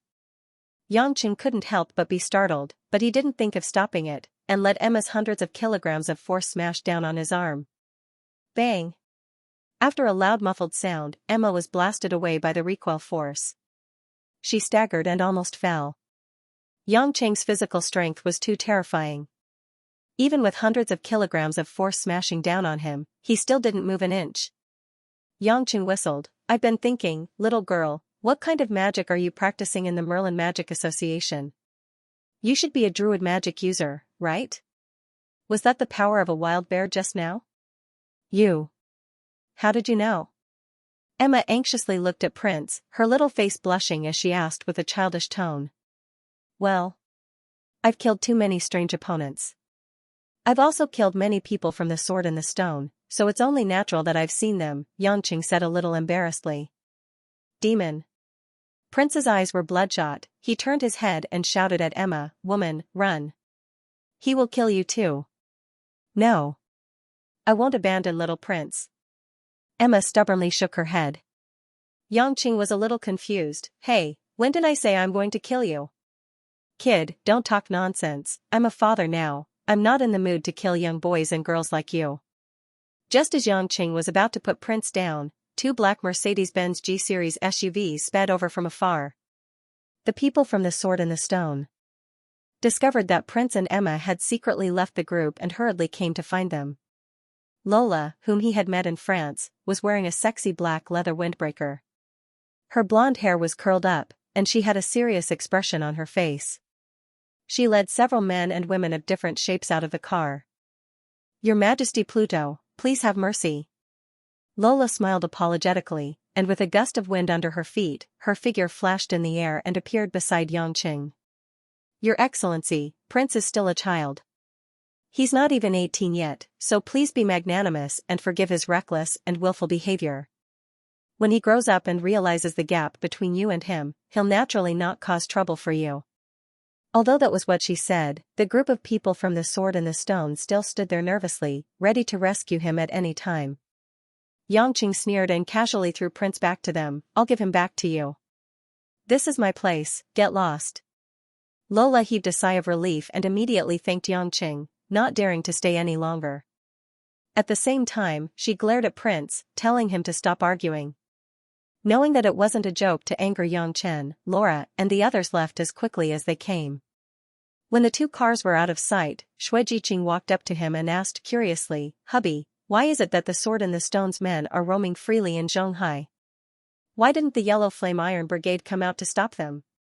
Are they still afraid of the Sword and the Stone when they are already in Huaxia? Who said they didn't do anything? They want to borrow my hand to teach them a lesson, but unfortunately, I won't fall for it." Xianxia smiled and turned to look at the gap between a villa and a thicket. He shouted, "Come out, we haven't seen each other for a long time. Is there a need to hide?" Xiaoqiqing turned back in surprise, and when she saw the person slowly walking out, she couldn't help but be curious. It was an old man in a gray robe. His age was indiscernible, and he looked amiable. No matter how you looked at him, he didn't look like someone from the Yellow Flame Iron Brigade. But it was Grey Robe, whom Xianxia hadn't seen for a long time. After Lin Jiguo left, this old man from the group of 8 had been staying in Yanjing to take care of the Lin family that was gradually declining. Xianxia guessed that if it wasn't for the fact that the Yellow Flame Iron Brigade didn't have enough manpower, they wouldn't have asked him to come. "Young Master Yang is really advancing 1,000 miles in a day, you can't be compared to the past." Grey Robe laughed. Xianxia frowned, "That's weird, why can't I see through your cultivation?" The grey robe in front of him was very different from the one he had seen in the past. However, Xianxia couldn't tell what was strange about him. He couldn't see through him. Grey Robe smiled, "It's normal for an old man to have some realizations. When it comes to cultivation, it is inevitable that everyone has their own understanding of it. It is not difficult to conceal one's cultivation." Xianxia nodded. Grey Robe was too lazy to probe further. "Follow them if you want to keep an eye on the Sword and the Stone, I have to go home for dinner." Grey Robe called out to Xianxia just as Xianxia was about to enter the house with Xiaoqiqing. "Young Master Yang, Aren't you curious about where the people of the Sword and the Stone are heading to right now, since they left in such a hurry without saying anything? What does that have to do with me, as long as it's not at my house? Xianxia said nonchalantly.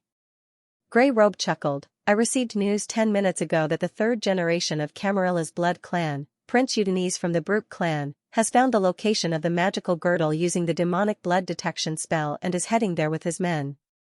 Just get to the point, why are you telling me this? Xianxia turned around. Grey Robe sighed, the target is at Nanshan in Zhonghai. Xianxia's heart skipped a beat. Nanshan? Wasn't that where Lin Ruoshi was now?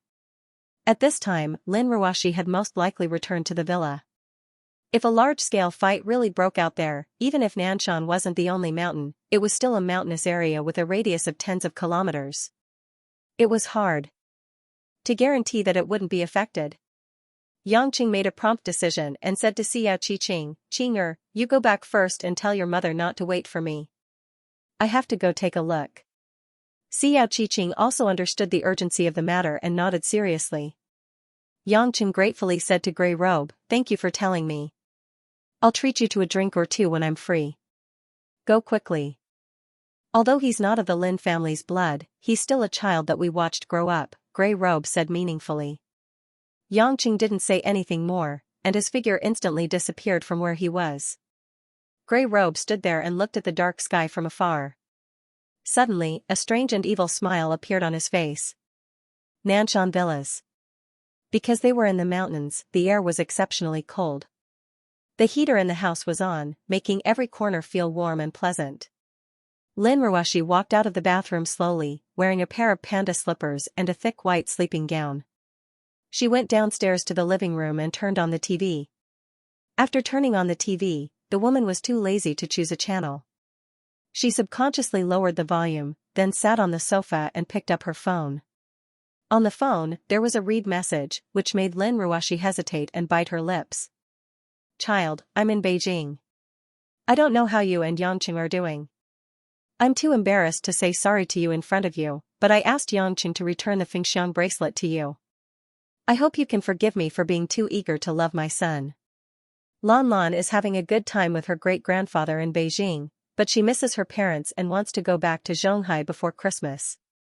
If you're willing, give me a call or text back to make an appointment so that I can pick up Lan Lan at the airport." Guo Shihuahua's message had already been sent in the afternoon. However, Lin Ruoshi still hadn't decided how to deal with it. Lin Ruoshi's mind was filled with thoughts, and she could almost hear Lan Lan calling out "Mommy" in a cute voice. Thinking of her daughter, Lin Ruoshi couldn't control herself and her eyes turned red. After all, they hadn't seen each other for a few days, and she missed her a lot. At this point, everyone was at fault. However, if this continued, it would be too heartless for the child to have no parents. Lin Ruoshi pondered for a moment before dialing Guo Shihuahua's number. After a while, Guo Shihuahua picked up and said with a smile, "Ruoshi, are you off work?" "Yeah. Just in time. We're also eating. Let Lan Lan talk to you first?" Guo Shihuahua seemed very natural and didn't look like she had just resolved the conflict. Lin Ruoshi had to admire her mother-in-law. In fact, she was very thoughtful and resourceful. With just a few simple words, she resolved the awkwardness. Suddenly, Guo Shihuahua's bitter laughter came from the other side. "Ouch. Little ancestor. Wipe off the oil on your hands and then take the phone. Ouch. Grandma will give it to you. Don't be anxious. Don't fall." Yang Gongming's laughter was mixed on the side, which seemed to be happy and harmonious. Lin Ruoshi burst into laughter. She knew that Lan Lan was in a hurry to talk and grabbed the phone with her greasy hands. "Mom. Lan Lan misses you." Lan Lan finally grabbed the phone and shouted in a sweet voice. Lin Ruoshi's nose was a little sour. She restrained herself and said with a smile, "Mom misses Lan Lan too. Baby, do you want to go home?" "Yeah. Lan Lan has eaten a lot of roast duck. Lan Lan doesn't want to eat anymore. I want to go home. Mom will pick up Lan Lan, okay?" Listening to her daughter's naive words, Lin Ruoshi couldn't help but feel extremely satisfied in her heart and kept agreeing. After talking for more than 10 minutes, she reluctantly said goodbye and made an appointment with Guo Shuihua to send Lan Lan back to Zhonghai before Christmas. At that time, Lin Ruoxi would pick her up. From beginning to end, Guo Shuihua didn't mention whether she would go back to Zhonghai or not, which made Lin Ruoxi relieved. After all, even if she was not angry with Guo Shuihua, she would still feel awkward when she saw her in a short time. After hanging up the phone, Lin Ruoxi got up and went to the kitchen. Although she was not very hungry, she had to eat something. After learning cooking from Mother Wang for a long time, it was easy for her to make some simple dishes by herself. But when she walked a few steps, she heard the doorbell ring. Lin Ruoxi walked to the door and turned on the video device. What appeared on the screen were the faces of several strange white men. The man in the lead had silver hair, a long face, pale but delicate skin, and his eyebrows were full of arrogance. An ominous premonition arose, and Lin Ruoxi hesitated whether to call the police or not. These people were dressed in retro clothes, all black cloaks and leather jackets. No matter how she looked at them, they didn't look like good people. But before Lin Ruoxi could think about it, the silver-haired man suddenly showed a disdainful smile, stretched out a hand, and gently touched the safety door in front of him. Bang! The specially made protective door at the entrance was like a fragile paper door that could not withstand a gust of wind. It was actually shaken open by a strange force. Lin Ruoxi was shocked and quickly ran a few steps, looking at the men in black who walked into the house one after another in panic. The silver-haired man glanced at Lin Ruoxi. When he saw Lin Ruoxi's pink neck, his eyes slightly paused, and a touch of greed flashed in his eyes. You. Who are you?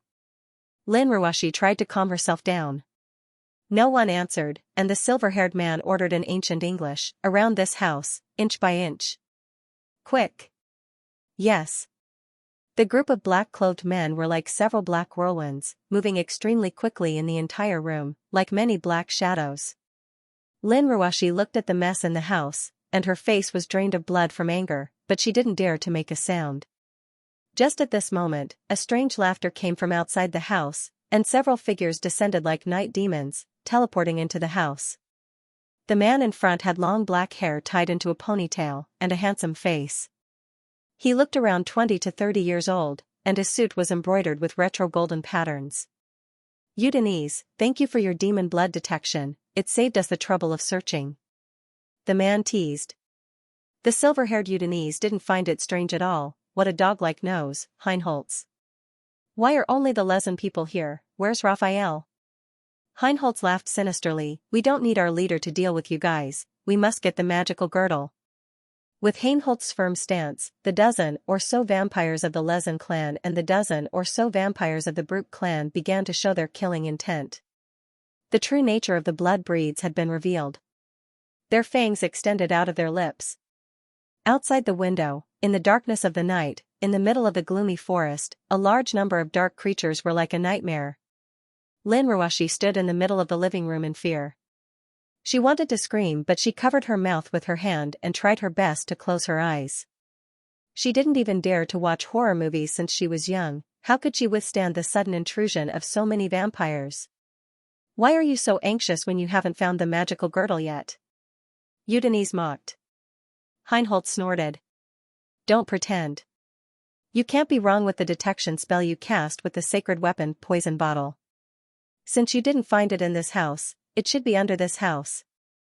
As Heinholz spoke, a huge blood-red light blade that was 5 or 6 feet long and more than 2 feet wide appeared in his hand. Black mist swirled around it, making the entire blade of light look extremely majestic. Get out of my way. Blood slash. Heinholz's hand that had turned into a giant blood sword slashed down. Boom. The entire house emitted a strong blood-red light that shot out from all the windows and doors. The violent airflow blew all the furniture downstairs into a mess. Under the effect of the advanced blood art, blood rupture slash, the center of the hall was cleaved into two. Lin Ruoxi stared at the scene in front of her in shock. The marble floor of her house, together with the soil a few meters below it, had been split open. A 3 to 4 meter wide trench had suddenly formed in the ground. Amidst the flying dust, at the bottom of the ravine, half of a shiny golden ribbon-shaped object had already been revealed. The strange thing was that the golden girdle was covered in a layer of light even though it was buried underground. There wasn't a single speck of dust on it. All the blood breeds had a fanatical and greedy look in their eyes because the pattern on the belt was exactly the same as the one depicted on the Venus charm. Belt totem in the ancient documents of the blood breeds. It's really here, haha. The divine artifact, the magical girdle. Udinese couldn't hide his excitement, but he didn't go down to snatch it. What are you laughing at? It's not for you. Udinese, I know you Brook warriors are brave, but we, Riazenba, have a better chance of winning than you. Heinholz, the Brook clan isn't afraid of you if you want to fight. But before that, shouldn't we get rid of those despicable humans? Udinese snickered. Heinholz snorted. Let's see if your men are faster or if our men are ruthless enough. The two of them simultaneously made a command gesture unique to the Blood clan, and the few high-level Blood clansmen behind them all dispersed. Almost in the next second, screams of human beings could be heard coming from the surrounding woods near the parking lot. They found us. Kill all the Blood clansmen. No one knew who shouted, but the response came one after another. Different organizations from all over the world gathered around the South Hill Villa. The humans who came to snatch the magical girdle began to fight back. They had originally wanted to take advantage of the bloody battle between the two clans sent by the Blood clan and then reap the benefits. However, they had still underestimated the people sent by the Blood clan this time. Not to mention the princes like Udinese and Heinholz, even the dukes and marquises from the Blood clan were more terrifying than they could imagine. All sorts of mutants and secret skill masters formed an alliance to fight against the high-level Blood clansmen. Unfortunately, the humans were no match for the Blood clansmen. Normal elemental damage was negligible to the Blood clansmen who had tough skin and strong regenerative abilities. Almost every mutant who tried to fight back would have their necks bitten off by the Blood clansmen and their hearts pierced by the Blood clansmen. In the blink of an eye, the villa turned into a slaughterhouse. Blood flowed all over the ground, emitting a pungent stench. Lin Ruashi felt nauseous when she smelled the stench of blood. However, the Blood clansmen's eyes turned red with excitement. 3 dukes, 8 marquises, and an earl from the Blood race. Udinese, is the Camarilla so afraid of Savith? Why did they send so many masters? Heinholz looked at the massacre with interest. Afraid? Humph, what are you talking about, Heinholz? Didn't you bring Rashik and Sokka too? They're much stronger than my 3 dukes. Udinese mocked. Heinholz smirked and glanced at Lin Ruashi, who was trembling in the living room. This human woman tastes good. Heinholz licked his scarlet lips. Udinese frowned and appeared behind Lin Ruashi in a flash. Lin Ruashi felt a chill on her neck and Udinese grabbed her throat from behind. Then, Udinese lowered his head and sniffed Lin Ruashi's neck. The green veins could be seen clearly. Udinese breathed in intoxication as if he smelled some century-old wine. Tears rolled down Lin Ruashi's cheeks. Even though she had the inner force of the peak-acquired stage, she was no different from an ordinary person in front of a third-generation blood prince who had the power of a demigod. The defenseless woman could even imagine that if she tried to resist, her neck would be bitten off. Death was so close to her at this moment, but Lin Ruashi's mind was filled with other thoughts.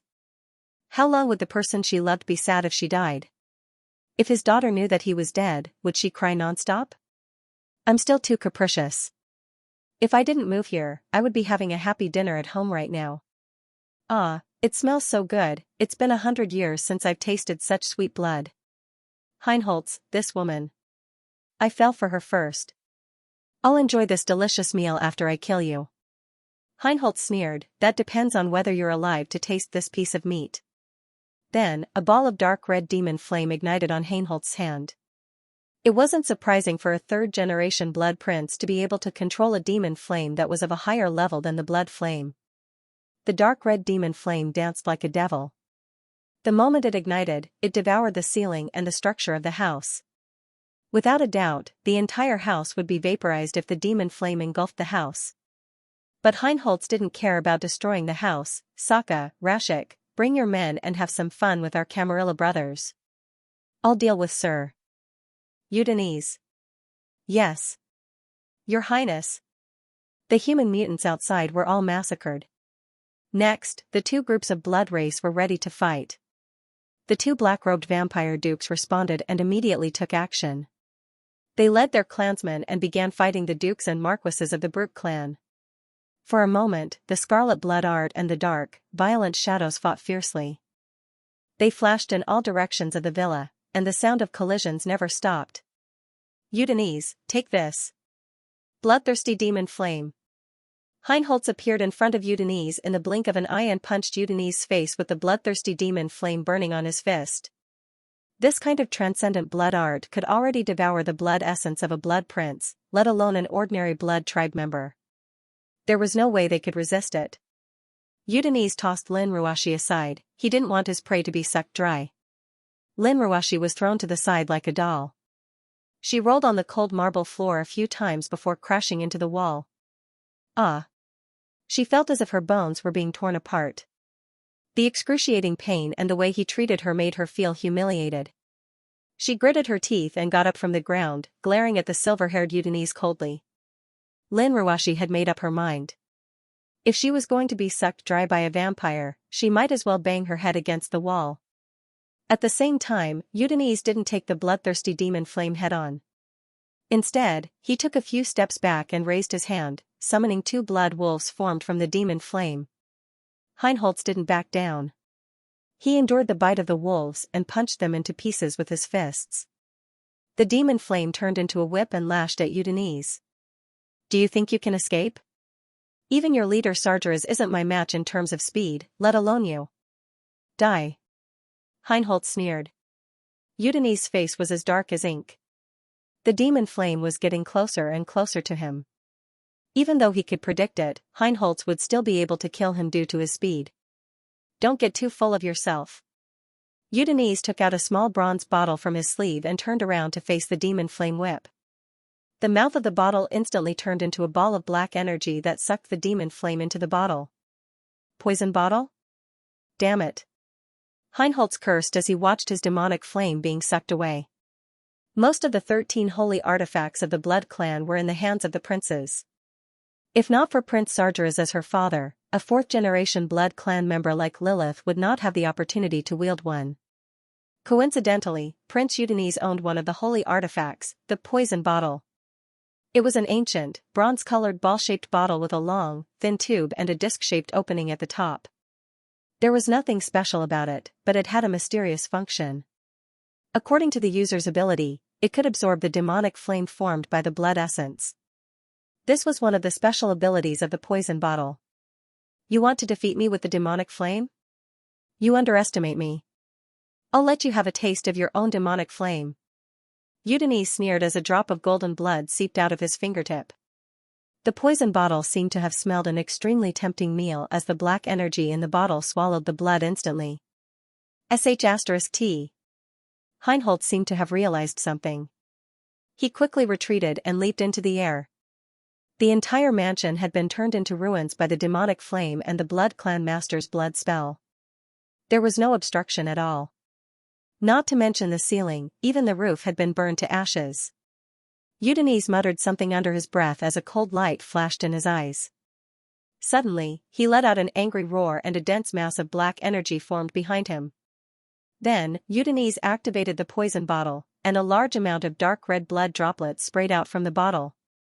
Once the blood droplets came into contact with the black cloud-like energy, they started to change.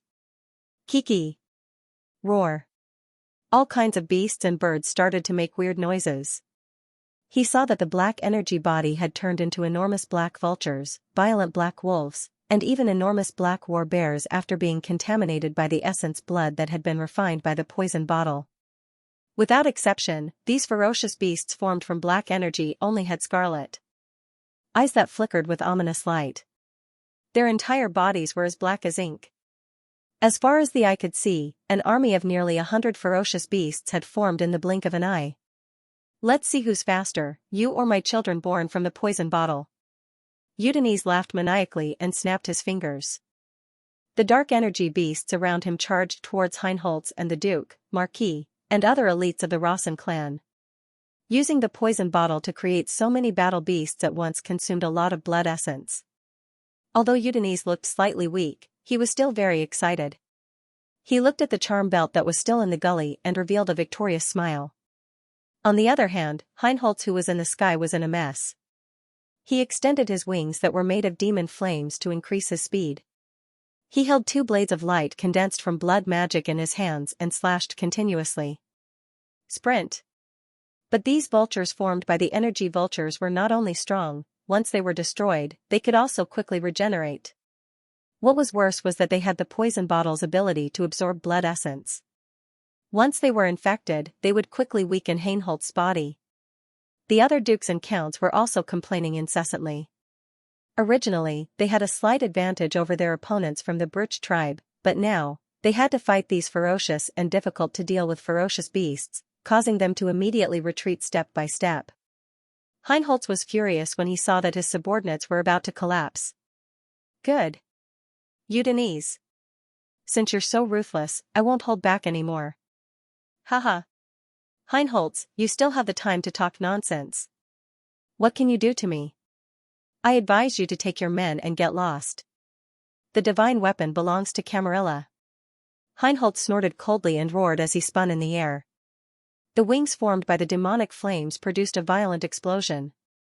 Blood flame breaking blade. Boom. A huge blood-colored ripple of light rippled outwards, instantly shattering a dozen of the surrounding energy bodies. Although the black energy beasts were still reassembling, it bought Heinholz some time. A dark golden key the length of a palm suddenly appeared in Heinholz's hand. It was unknown how long it had been there, but the key itself had a strong sense of vicissitudes. The complicated patterns on the key glowed with a crimson light.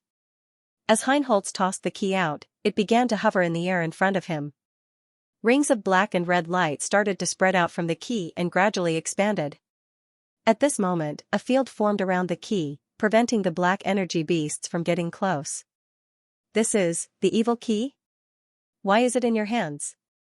When Udinese saw the real identity of the key, his eyes almost popped out of his head. Ha ha ha ha. You didn't expect this, did you? His Excellency Raphael's prediction is amazing. He knew that you would bring the poison bottle here, so he gave the sacred weapon, the evil key, to me temporarily. Damn Raphael. Udinese roared, but it was to no avail. The evil key was the smallest and most delicate of the 13 sacred weapons of the blood descendants, but its function was unique. It was the key to open the gate of hell. Once the gate of hell was opened, the energy beasts in the mortal world would retreat in fear because that was the territory of the devil god, Satan. According to the history of the gods, although no one knew if the devil god, Satan, as the evil key, ever since it appeared, the gate of hell had never been completely closed. Therefore, the blood descendants who had lived for thousands of years could not help but guess that Satan might be a higher-level god, or else how could he create a world like hell? Of course, the evil key was not able to summon the power of Satan to fight for its user, but the power of the devil of hell was not something the blood descendants could defend against. Open! The gate of hell! Following Heinholz's shout, the key rotated 180 degrees in the air. Boom! The rumbling sound of a door opening came from the dark night sky. A bronze door that flickered with red flames appeared strange and sinister under the night sky. It appeared out of thin air. The gap of the door slowly opened, and from inside, black flames could be seen jumping around, and all kinds of terrifying roars and laughter could be heard, deafening to the ears. The Blood Clan members felt an enormous sense of oppression emanating from the gates of hell. Lin Ruashi, who was hiding in the corner, sat on the ground, looking at the sudden appearance of the black energy beasts and the gate of hell. She was so scared that she did not even dare to breathe loudly. She could not understand what was happening in front of her, and she could only hope that the nightmare would be over soon. Devil. Possession. Heinholz laughed maniacally, and his body opened up. At the same time, a huge blurry shadow rushed out of the gate of hell. Before they could see what the shadow was, it had already entered Heinholz's body. A strange tearing sound came from Heinholz's throat, and his body was like a bloated cotton ball. After his clothes were torn apart, large pieces of muscles grew out. On his head, a pair of devil horns broke out, and after his clothes were torn apart, his dark and explosive muscles were exposed. Arg, as if he was in extreme pain, Heinholz clenched his fists, and his body arched, then suddenly opened up. Pung! A pair of huge devil wings grew out from Heinholz's back, and they were at least 7 to 8 feet wide. When they flapped, the wind was so strong that it hurt. Heinholz, whose hair was disheveled, finally finished the devil possession ritual. He clenched his scaly claws, and felt the surging energy in his body, and let out an excited laugh. "All right. Udinese. I want to play with you." Udinese was facing a strong enemy, and his face was tense. "Humph, with your strength, the devil possession can only last for less than 15 minutes, you still don't know if you can beat me." "Really? Then you can try." As soon as Heinholz finished his sentence, he flapped his wings and smashed more than 10 energy beasts that surrounded him into pieces. The energy form that couldn't fight back was no longer able to withstand a single blow. Heinholz laughed proudly and his body shot down like a beam of light. As he was about to reach the ground, he rebounded 90 degrees towards Udinese. Udinese immediately summoned 2 battle wolves made of energy to block the attack as he saw that the situation wasn't looking good. But Heinholz didn't seem to care. He crushed the battle wolves with his body and punched Udinese's stomach. Bam! Like a cannonball, Udinese roared in pain as it flew out, smashing through 2 walls and creating a ravine on the ground before it finally came to a stop. Heinholz was completely defeated. The moment Udinese got up, he followed up and slapped Udinese to the left. Once the power of the devil was enhanced, Heinholz's demigod power as a third-generation blood breed was almost equivalent to that of a god. Udinese couldn't gain any advantage in terms of physical strength. He was at a complete disadvantage in a clash of absolute strength. Although he had the poison bottle in his hand, it was a killing technique used in group battles. It was useless against the death key, which was a powerful one-on-one battle. Udinese's body was covered in blood after a few rounds of attacks. Even though the third-generation blood race's powerful regenerative ability allowed him to recover quickly, his body was still weak. Soon, Udinese's body started to tremble. Since he used the poison bottle, Udinese's body was weak and his control over his body was weakened. The black energy form was disappearing and the Russian Dragon clan had the upper hand again. Looks like the outcome is set. Udinese, your brute clan, if you're done for today, you're going to fall. TSK, this isn't Europe, no one can save you. Heinholz laughed out loud. He wasn't in a rush to deal a fatal blow to Udinese. Instead, he flashed to Lin Ruashi's side. Lin Ruashi was shocked. She glanced at the tall devil Heinholz and didn't dare to raise her head. "Humph, miss, don't be afraid. You won't feel fear very soon. I will gently suck all the blood in your body." Heinholz smiled grimly. He opened one of his hands, and the nails on it extended rapidly. One grab. He grabbed Lin Ruashi's waist and lifted her up. Because of the sharpness of the nails, even if they were only clasped to the side, some parts of the nails still managed to cut through the delicate skin of the woman's waist. The bright red blood soaked through her white nightgown and dyed it bright red. Lin Ruashi moaned in pain. She bit her lips and tried to break free, only to find that she was in excruciating pain as if her body would be pierced by Heinholz's demon nails at any time. Heinholz's bloodshot eyes were filled with cruelty when he smelled the woman's blood. "I've said it before. This prey belongs to me tonight. Udinese, stay there and watch. I'll come and kill you after I'm done with my meal." Heinholz grinned, his fangs looked extremely chilling under the moonlight. Lin Ruashi felt that her breathing had stopped. If those 2 fangs were to bite her neck, it would undoubtedly break her neck in an instant. She didn't dare to open her eyes. It was too late even if she wanted to commit suicide. Heinholz finally bit the artery on Lin Ruashi's neck. Arg. No, just when all the blood breeds were looking at this scene, Heinholz let out an extremely shrill scream. In the next moment, all the blood clan members realized that a figure that didn't look very tall had appeared behind Heinholz. Heinholz's arm that was holding on to the woman was chopped off by that person's hand. His muscular arm, which was protected by demon scales, was cleanly cut off from the root by an unknown force. The entire arm was cut off, causing Heinholz to retreat in pain. Who are you? Why are you here?" Heinholz's arm was chopped off and new muscles were growing rapidly. The recovery ability of the Blood Clan was extremely powerful. But he wasn't afraid of losing his arm. His arm could grow back. The problem was that he didn't notice that someone was approaching him. What was more terrifying was that this Asian man didn't even notice how he attacked him. The ability to hide his aura, the speed of lightning, and the ferocious strength made Heinholz's blood vessels bulge. Xianxia, whose face was as cold as a 1,000-year lake, didn't answer the question of this blood clan member. The arm that was quickly withered and turned into ashes was thrown to the ground by Xianxia. Lin Ruoshi's body went limp. She fell to the ground and stared at the man in front of her blankly. Although she desperately hoped that this man would appear, just like how he had saved her countless times in the past, it was an indescribable feeling to actually see him. Ecstasy? Shock? Disbelief? Lin Ruoshi didn't know how to describe it. She started sobbing.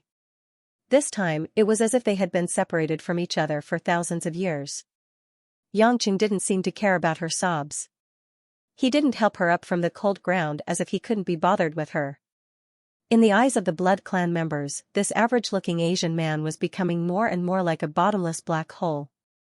All the darkness started to gather towards him. A murderous aura that was even more terrifying than the gates of hell in the sky. It was even violent and deadly. It made the dark creatures tremble in fear. Some of the dukes present were experts with millennia of experience. They knew that this sort of aura wasn't something that was innate. Instead, it was condensed from endless slaughter. Within these few seconds, Heinholz, Udinese, and the other blood races finally remembered the face of a certain person in their minds. It looked very similar to the man in front of them. Pluto.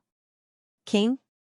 Udinese yelled hesitantly, and the rest of the blood races woke up from their stupor. Heinholz was sure of his guess when he heard Udinese's words. After all, Xianxia was a prince of the blood clan. They naturally knew what Xianxia looked like. It was just that they couldn't remember him since he appeared out of nowhere. Heinholz felt a little weak. Although he was possessed by the devil and his strength was on par with a god, he was facing a real god after all. So it's your Majesty Pluto. I don't know why you're here to break my arm. I don't think we have any grudges with the gods. Heinholz probed. Xianxia stood on the spot. His suit was fluttering in the wind, but his emotionless face didn't change at all. Xianxia raised his left hand and hooked his finger at Heinholz. Come here and die. The two simple words were spoken slowly and in a low voice, but it caused Heinholz's expression to change drastically. Your Majesty Pluto, please don't joke around. Although I respect you, it doesn't mean we're easy to bully. We're not idiots that can be trampled on by others. Even if you want to fight me, you need a reason.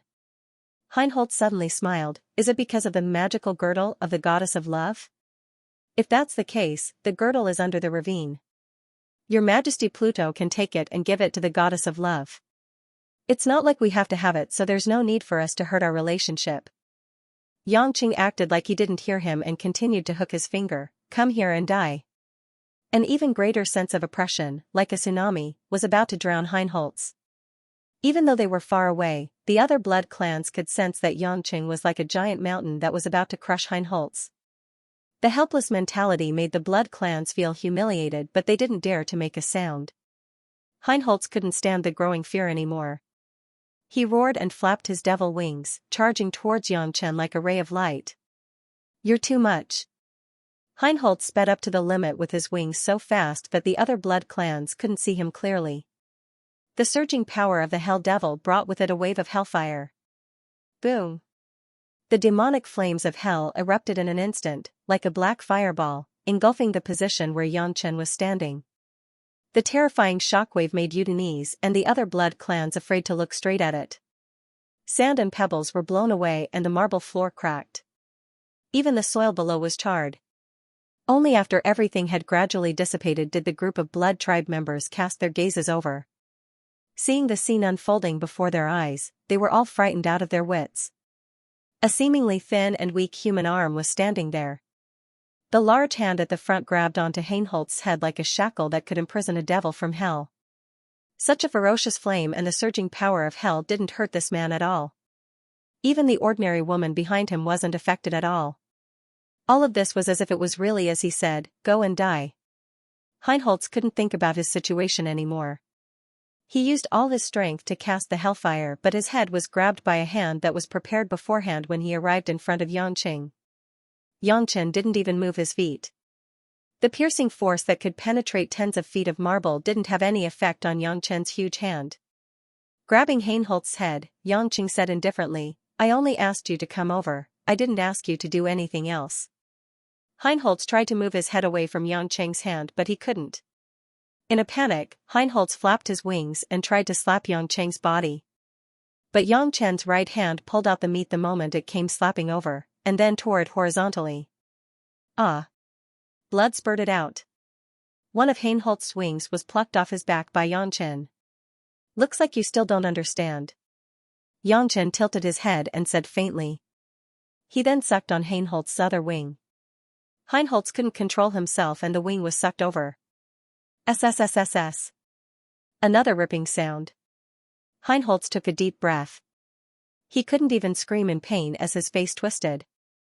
Even though the Blood clan lived on blood, they were so frightened by Xianxia's brutal method that their legs turned to jelly. This was the body of a third-generation Blood clan who had been possessed by a devil. Even the armor-piercing bullets that were advanced by human technology couldn't inflict much damage on him. How could he be so vulnerable in front of the gods? Or was it because Pluto's combat power had reached an unimaginable realm? The devil's strength was extremely tenacious. After Xianxia plucked off 2 of his wings, new wings began to grow out rapidly. However, Heinholz couldn't break free from Xianxia's palm at all. He was like a helpless little life that was facing a fearful and majestic giant. Xianxia looked at the wings that were growing out coldly and frowned slightly. "This is so troublesome."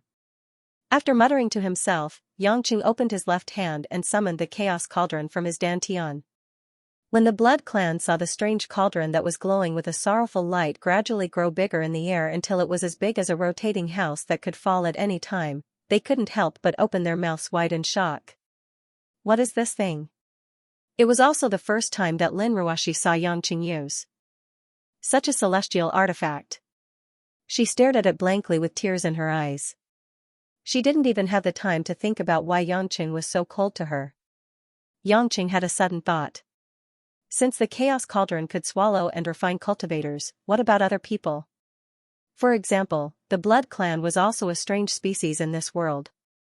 If the Chaos Cauldron swallowed them and refined them with the Samadhi true fire, what would happen?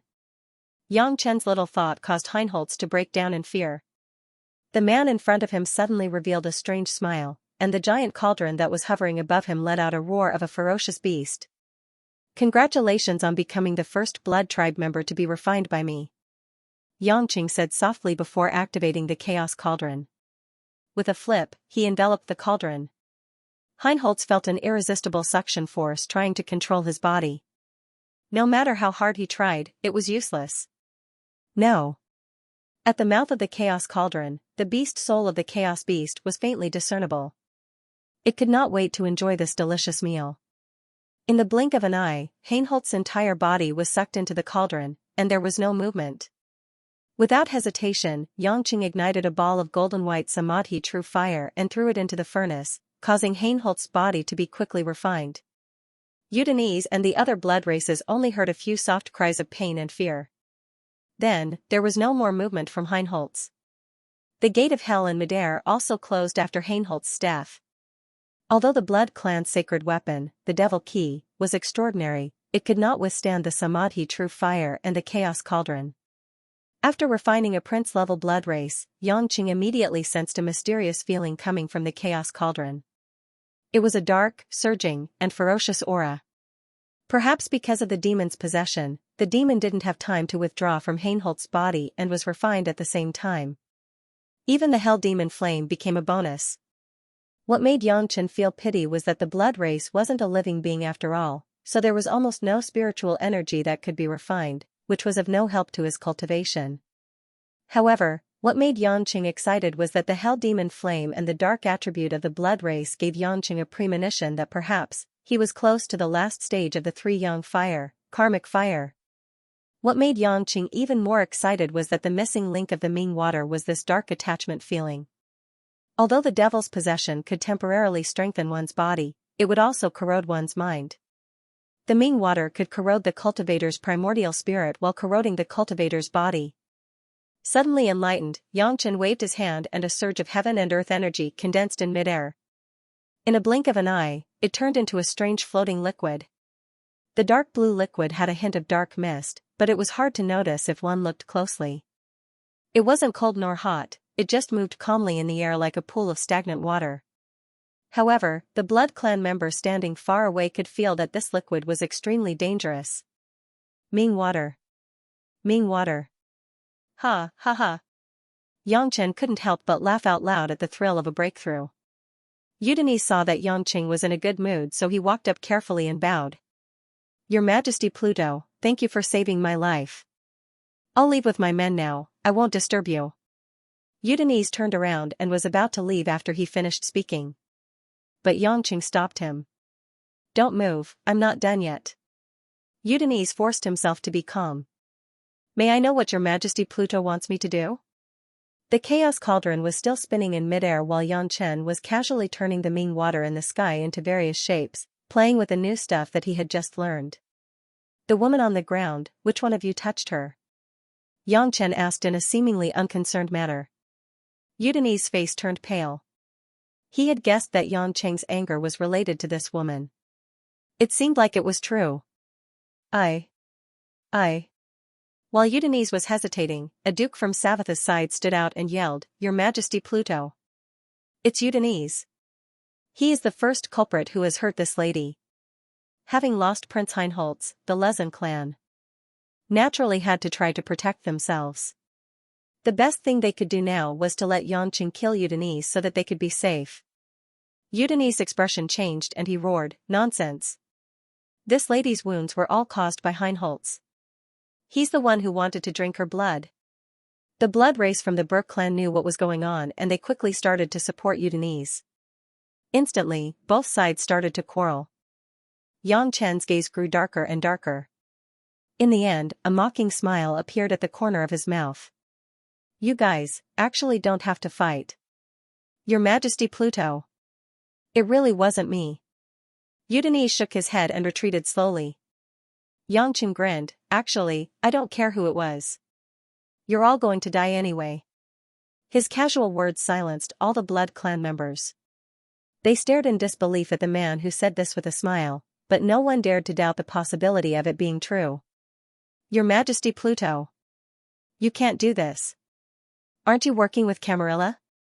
Did you forget that you're friends with Marchioness Lilith? Udinese tried to get closer. Friends? Xianxia looked like he just heard a joke. You don't even know my woman and you even want to drink my woman's blood and you want to be my friend? This?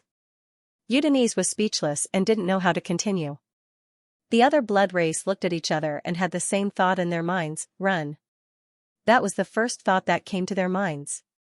Even the demonic Heinholz couldn't escape, wouldn't they be waiting for death if they stayed here? Unfortunately, Xianxia didn't keep the Chaos Cauldron because he was waiting for this moment. The Chaos Cauldron let out a loud rumble just as all the Blood Clan members chose to retreat at the same time.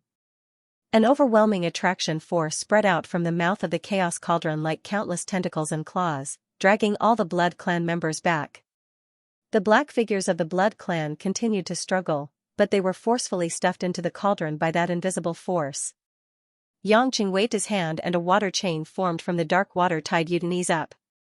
Udinese screamed and struggled, but his body that hadn't decayed for thousands of years turned into a puddle of water under the corrosion of the dark water. In just a few breaths, all of the blood race were wiped out by Xianxia, not even a speck of dust was left. Xianxia kept the Chaos Cauldron after refining all the blood race in the Chaos Cauldron and dispersed the dark water in the sky. Everything returned to normal. After taking a deep breath, Xianxia turned around and lowered his head. Expressionlessly, he looked at the woman on the ground who was trying her best to stand up despite the pain in her body. After Lin Ruashi's waist and abdomen were cut, a lot of dark red blood seeped out. Because of the impact just now, there were also a lot of bruises. This made every single movement of hers not as easy as it used to be. Seeing Xianxia turn around, Lin Ruashi didn't say anything and just stood there quietly. This place. After a long silence, Xianxia finally said in a low voice. Yes. The entire mansion had been destroyed by the battle just now. It wouldn't be an exaggeration to say that it had been razed to the ground, not to mention that the surroundings were filled with rivers of blood and human corpses. Don't move first, let me treat you. Xianxia stretched out a hand, wanting to support the woman's body, but halfway through, he trembled a little. Lin Ruoxi saw that Xianxia was frozen there. His expression didn't look angry, but there was some inexplicable panic and uneasiness. What's wrong with you? Your hand is shaking. Lin Ruoxi couldn't care less about the pain in her body and couldn't help but ask with concern. Xianxia lowered his head. His eyes were actually a little moist, and he didn't want the woman to see it. However, Lin Ruoxi saw it clearly. After a moment of shock, she became uneasy. What happened? Is there any danger? Xianxia sucked in a breath of cold air and smiled bitterly. Danger? What danger could there be? More dangerous than you almost dying? Lin Ruoxi was startled, and suddenly understood something. It was actually because of her dangerous moment just now. Xianxia was still feeling fear. He seemed to be indifferent to her, but it was to hide the fear and uneasiness in his heart. In Lin Ruoxi's memory, she had never seen Xianxia cry so uncontrollably. How scared and anxious was he to be so cautious? Xianxia laughed self-deprecatingly. Do you know, if I was 10 seconds late, you would already be a dried corpse. Why did this have to happen to you? Why can't I take good care of you even though I'm alive? Am I really that useless? More than 2 years ago, I had already watched a woman of mine and the child in her stomach leave me. I really don't have the confidence to stand up after experiencing that kind of thing again. Lin Ruoxi, I beg you, even if I die first, don't die in front of me, okay? Looking at Xianxia's incomparably ardent eyes, a deep sense of guilt made Lin Ruoxi feel uncomfortable. Actually, Don't say anything, Xianxia interrupted her and took out the Fengxiang bracelet that Lin Ruoxi refused to wear again from his summer ring. I know you think I'm selfish. Why should I ask you for this when I've done something wrong? I won't force you to forgive me, and I can't guarantee that I won't make you angrier, but I beg you, at least wear this bracelet. At least, it will make me feel more at ease. It's also for your own good, isn't it?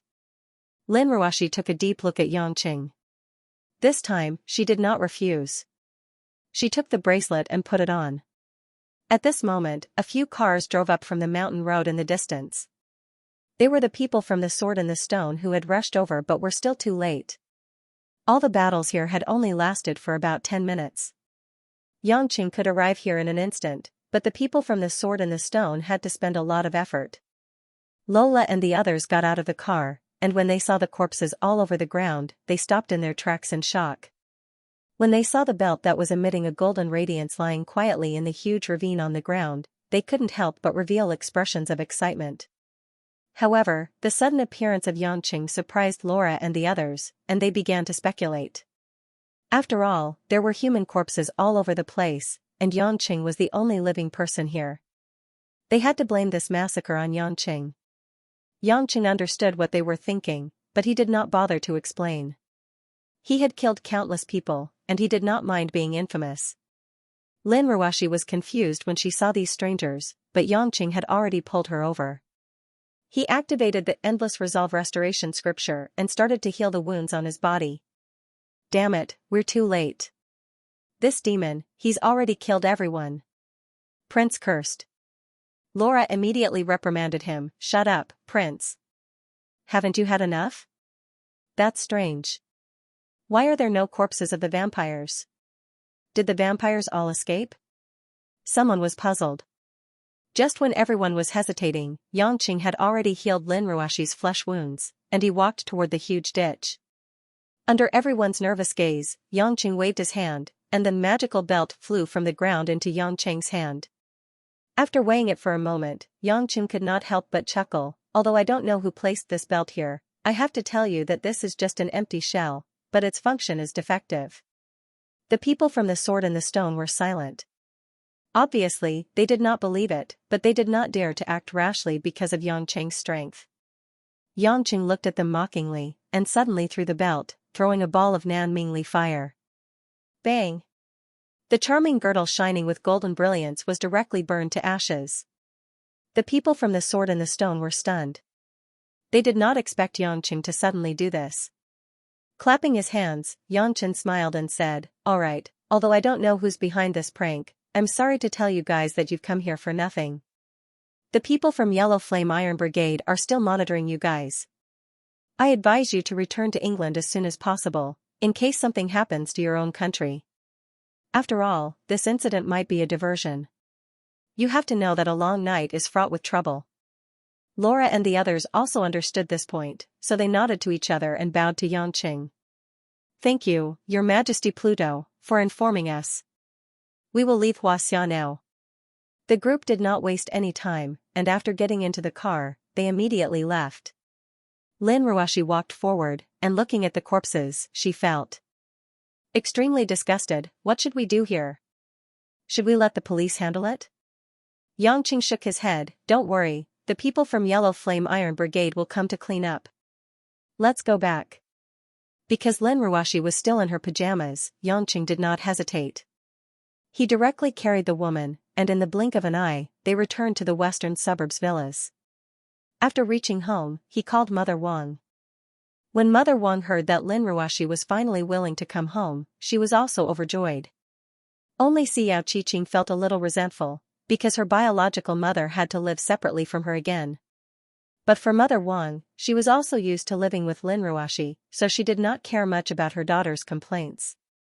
When Lin Ruashi came to the second floor, she hesitated between her room and Xianxia's room for a while, but in the end, she still chose Xianxia's room. Although it was a little awkward to sleep together as soon as they came back, as long as Lin Ruashi thought of Xianxia's painful expression just now, her heart would soften. After entering the room, after taking a shower and changing into her pajamas, Lin Ruashi realized that Xianxia did not come upstairs. When she walked outside to the railing of the second floor, she realized that Xianxia was actually sitting alone on the sofa in the living room. He did not turn on the lights, did not turn on the TV, just sat there quietly, his two hands holding his head, resting on his knees, silently thinking about something. In the dim light, the man's figure seemed to be engulfed by the darkness. Lin Ruashi felt her eyes heat up. She didn't know why, but she even hoped that at this time, the man would rush up to her and play some scoundrel, teasing her a little. Seeing how deep he looked like he was about to fall, Lin Ruashi realized that she did not like him being so serious. "You. Aren't you going to sleep?" Lin Ruashi bit her lips and asked. Xianxia raised his head, turned around and smiled faintly. His face was a little tired. "You rest, I'm thinking about something, I want to calm down." "Are you still angry at me?" "I know my temper is not very good." Lin Ruashi asked in a low voice. "Don't think too much, it's my own reason, it has nothing to do with you." Xianxia comforted with a smile. Lin Ruashi could not say anything more. After looking at the man reluctantly for a few more seconds, she silently turned around and returned to her room. That night, neither of them fell asleep, each with their own thoughts. At the same time, in the northwest of Xianxia, in the Tianshan mountain range, the pure white snow was wrapped in a silver light, not melting for 1,000 years. Other than a few yaks and extreme mountain climbers who would come here, almost no one could see it, as if it was a forbidden area. On one of the mountain peaks, a beautiful figure in a green robe suddenly flashed. A pair of bare feet that were as white as snow gently landed on the snow. The green-shirted beauty was like a graceful woman walking out of an ancient painting. Her figure was slim and graceful, and even the loose skirt could not hide her perky breasts and slender waist. Her hair was tied up in a bun with a pearl hairpin. Her black hair was as black as ink, and under her bright eyes, there was a delicate veil covering her face. But even with the faint outline, it could be seen that this woman's appearance was impressive. Just after the woman stood still for a moment, a black figure also landed on the other side of the mountain, a few feet away from the woman. This man was wearing a black trench coat, his blonde hair fluttering in the wind, and his face was handsome. He was the prince of the Ximus clan, Raphael, also known as Hermes. After a few infatuated glances at the woman, Hermes smiled evilly. "I like your outfit." The woman glanced at him coldly. "How's it going?" Hermes shrugged. "It failed. Even Athena's great prophecy couldn't predict the appearance of that special defective charm belt, but it's still better than us." Humph, the woman said disdainfully, it's just luck. Hermes laughed strangely a few times, what about you? Did you catch that person? The green-shirted woman's eyes were cold, that person is very cunning. It's a cinch to win against him, but to catch him, it's extremely difficult. But, I will catch him sooner or later. Then you have to hurry up. Athena has found Gaia's heart. Although there are many interludes in her plan, she has always been pushing it forward. If we wait until she completely launches the whole plan, then we won't have a chance. Do you think her plan will really go so smoothly? She only reserved more than 30% of her strength, and the great prophecy technique is already full of loopholes. Otherwise, she wouldn't need to show up in person to set things right. I'm afraid that if she succeeds, wouldn't she be riding on our heads for thousands of years? What's there to be afraid of? No matter how high her realm of the law of space is, it's difficult to improve, and my strength is completely different from before. I don't have to be afraid of her. Cultivator Xianxia's cultivation technique was extraordinary, and he also had the immortal weapons passed down from ancient times. None of them were easy to deal with. What's more, I'm different from her. She needs Gaia's heart to restore her to her peak state. As for me, it doesn't matter if I have Gaia's heart or not. Hermes smiled strangely and said, that's true. Why don't you let that guy make another defective product, and I'll go play again? There's no need. Although she can't kill you, it won't be difficult for her to send you into the cycle of reincarnation. With your strength, it will take at least 60 years for you to awaken again. At that time, I'm afraid it will be too late for you to do anything. Hermes snorted softly, but he had nothing to say. The woman narrowed her eyes. By the way, what did Apollo, Poseidon, and the others mean? Them? Humph, Hermes said disdainfully. A group of people are afraid of Athena. They want to oppose her but don't dare to. It's impossible for them to help us. I guess they're just pretending not to know anything and waiting to see what happens. The woman nodded. That's fine. In the end, even if that bitch Athena deserves to die, she's still one of us. I don't object to her wanting to revive Gaia's heart, but, even if we want to revive the Protoss, it shouldn't be the same as it was tens of thousands of years ago. Hermes grinned mysteriously, his eyes sparkling with a strange light. The next morning, Mother Wang had already arrived home early to prepare breakfast. Seeing Lin Ruashi coming downstairs, she said happily, Miss, you're finally back. I just saw the morning news that Nanshan was on fire last night. I'm afraid the house you bought will have to pay for. Since you're back, let's not move out in the future if we have any conflicts. Fire? Lin Ruashi was stunned for a moment. She immediately understood that the Yellow Flame Iron Brigade was just destroying the evidence. Lin Ruashi didn't care too much about whether there would be compensation for the 10 million yuan mansion. She looked around and saw that Yangqing wasn't home. She couldn't help but ask, Mother Wang, where did Yangqing go? Mother Wang shrugged helplessly. I'm wondering too. He disappeared early in the morning. I thought he was sleeping with you the whole time. Lin Ruashi couldn't help but feel a little disappointed. Although Yangqing said he didn't blame her, he was just very confused. However, Lin Ruashi felt that the man was still angry at her. Usually, they would sit here early in the morning and eat breakfast together. But now, he wasn't even willing to eat together. Lin Ruashi's heart ached. Mother Wang advised, Miss, why don't you give him a call and ask? He might have something urgent to attend to. Lin Ruashi nodded and took out her phone. Just as she was about to dial, she paused and put her phone down. Forget it, he must have something to attend to. We can't control him all the time, Lin Ruashi forced a smile. Mother Wang didn't mind it too much. That's right, we can't control him too much. It's not easy for us to reunite as a family. Mother Wang, I'm going to the airport to pick up Lan Lan tomorrow afternoon. I'll make more delicious food, but don't make it too greasy. Mom said that Lan Lan has been eating meat these few days in Beijing. I don't want her to become a little fat pig, Lin Ruashi smiled helplessly. Mother Wang was naturally overjoyed.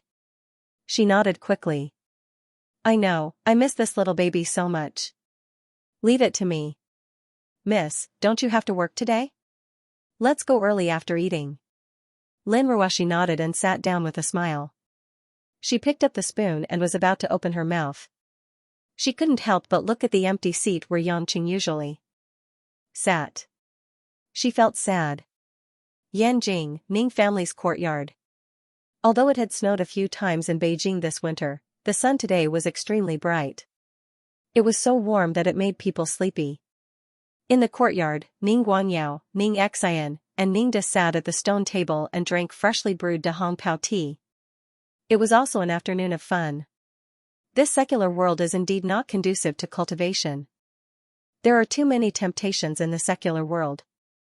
There are too many flashy things that really wear away one's Tao heart.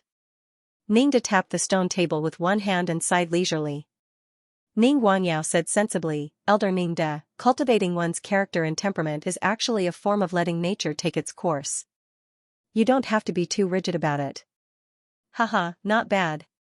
You're indeed a talent to be a premier. What you said makes sense.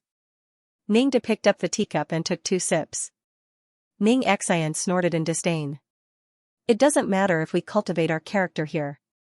But Guangyao, what happened to your daughter and that kid from the Yang family? If they really split up, then your plan to merge the Ning family and the Yang family will be completely messed up. Ning De frowned and looked at Ning Guangyao suspiciously. Elders, don't worry. I've been secretly monitoring them. Ning Guangyao smiled and said, actually, my daughter and Yangqing have been married for almost 2 years. Based on Yangqing's temperament when he was abroad, his persistence in changing women like changing clothes is already a problem. Their quarrel this time will only be more beneficial to us. I made a special trip to Zhonghai that day and met Ruoshi. She will naturally feel the warmth of providing charcoal in snowy weather. I heard news this morning that Ruoshi has returned home. In this case, it's most likely that the small matter has been resolved and they've reconciled. Their relationship as husband and wife has been maintained and I've taken this opportunity to get closer to them. It's the best of both worlds. Ning Xian and Ning De were also overjoyed. That's great. That kid from the Yang family is not simple. I don't know what kind of cultivation technique he is cultivating. Even his woman has such a high level of cultivation at such a young age. If we can pull him into the Ning family, as the son-in-law of the Ning family, it's best to hand over all his cultivation techniques. This will be of great benefit to our Ning family. Guangyao, it's very important for you to build a good relationship with your son-in-law. It's not only about your status in the secular Ning family but also the cultivation path of our Ning family. We can't make a big move in the secular world. So, it's up to you, Ning Xian said solemnly. Ning Guangyao sneered in his heart. Yangqing had been dissatisfied with him for not telling him about this earlier. Moreover, Yangqing wasn't as easily fooled as Lin Ruoshi. It was easy for him to say that. But on the surface, Ning Guangyao still pretended to be polite and courteous to reassure them that he would do his best to complete the plan. After a busy day, it was rush hour in Zhonghai. Because the sun set early in winter, it was already night time even though it was evening. Coming out of the elevator of the Yulei International Building, Lin Ruoshi quietly walked through the lobby on the first floor. The employees and the front desk greeted her with a respectful smile. Lin Ruoshi nodded as usual and didn't say anything, but the employees were already used to it and didn't think it was because the boss was arrogant. Half a year ago, Lin Ruoshi would habitually take the elevator to the underground parking lot instead of passing through the lobby and walking to the parking lot. Such a change in path was also a change in mentality. Lin Ruoshi had to admit that her previous cold personality seemed to have changed after she met Yangqing, especially after she got married. At least, the employees no longer treated her like the king of hell and didn't dare to look at her. Lin Ruoshi didn't know if this was a good or bad thing for a boss, but at least when she saw the employees' bright and admiring eyes, she felt more or less gratified. To a woman who had achieved this much in her career, money, fame, and fortune were all easily obtainable. Other socialites still relied on their men to buy branded goods and jewelry for them, but Lin Ruoshi could become the woman who sold things to them. Only when she saw more people become rich and happy because of her business operation, was the driving force for Lin Ruoshi to continue to struggle in the business world. If she lost this sense of accomplishment, Lin Ruoshi didn't dare to imagine her life if she had such an extraordinary husband while she became a mere vase. Therefore, No matter what happened at home or in her private life, she could always take care of her work, and her ambition to expand Ulay International around the world had never stopped. After getting into the car and starting the engine, Lin Ruoshi drove along the main road of the city center toward the highway as usual. The traffic was very congested, and Lin Ruoshi instinctively stepped on the gas pedal, brake pedal, and accelerator. In her mind, she couldn't help but wonder if Yangqing had already gone home. Today, she was absent-minded most of the time. She wanted to call the man and ask him where he went, and if he was at work, but she was afraid that he would disappear and not answer the phone. A kind of fear made Lin Ruoshi helpless, and at the same time, a little bit wronged and a little bit disappointed. When the car stopped at a big intersection, Lin Ruoshi couldn't help but look out of the window and the flashing neon lights. On the street, there were pairs of couples shopping, some holding hands, some hugging each other. It was intimate. Tomorrow night was Christmas Eve, and the big sale had already begun. The citizens of Xianxia, and even the residents of the surrounding prefecture-level cities began to gather to shop. In the past, Lin Ruoshi was most concerned about the sales of the company's department stores and online shopping malls during Christmas. But now, Lin Ruoshi was looking forward to it. If so many things had not happened between the two of them, perhaps at this time, they could also stroll on the street together. Just like the days when they were on their honeymoon in Korea, there were no worries, shopping, eating, and playing. Unknowingly, there were a few snowflakes floating on the window. Although it was only a few sparse pieces, it was indeed snowing. Many people on the street looked up at the sky excitedly. It was very rare to have a snowy Christmas for a southern city. Honk. A car behind her began to honk. Lin Ruoshi was shocked, and then suddenly realized that the light was green. She was thinking about these things and forgot to look at the road. She quickly stepped on the gas pedal and tried not to think too much. Back at the Shijiao villas, Lin Ruoshi subconsciously looked around for Yangqing as soon as she entered the door. But after waiting for a while, only Mother Wang came downstairs with a large black plastic bag in her hand. She didn't know what was in it. Seeing Lin Ruoshi standing in the living room in a daze, she couldn't help but ask, "Miss, what are you thinking about? Why didn't you say anything when you got home?" Lin Ruoshi finally could not hold it in any longer. Her eyes reddened, and she held back her tears. She simply threw herself into Mother Wang's arms, leaned against Mother Wang's shoulder, and began to sob. Mother Wang was startled, and she patted her back. "Ayo, what's wrong, miss? Who bullied you? What's wrong? Why are you suddenly crying?" Sob. Lin Ruoshi raised her head with tears in her eyes. "Mother Wang, Yangqing really doesn't want to see me." "Ah?" Mother Wang was stunned, and could not react. "He's still angry with me. He must think that I'm too stubborn. He can't stand me, so he ignored me." Lin Ruoshi choked with sobs. Mother Wang smiled stiffly. "Miss, there's no such thing." "There is. Look at him, I don't see him in the morning, and he doesn't come home at night. He definitely doesn't want to see me. He's hiding from me." Lin Ruoshi wiped her tears, crying like a helpless little girl. "Why don't you go home? Didn't you just come back?" Mother Wang was surprised. Lin Ruoshi stopped crying, and looked at Mother Wang. Just came back?" "That's right." Mother Wang didn't know whether to laugh or cry. "I just brought a change of clothes to the son-in-law, and I don't know where he went. His whole body is dirty, and there's some black mud on it as if he rolled on the ground. His clothes are so dirty that they can't be washed." As she spoke, Mother Wang opened the black plastic bag in her hand. It was filled with Yangqing's outerwear, and as expected, it was so dirty that it looked like it was dyed.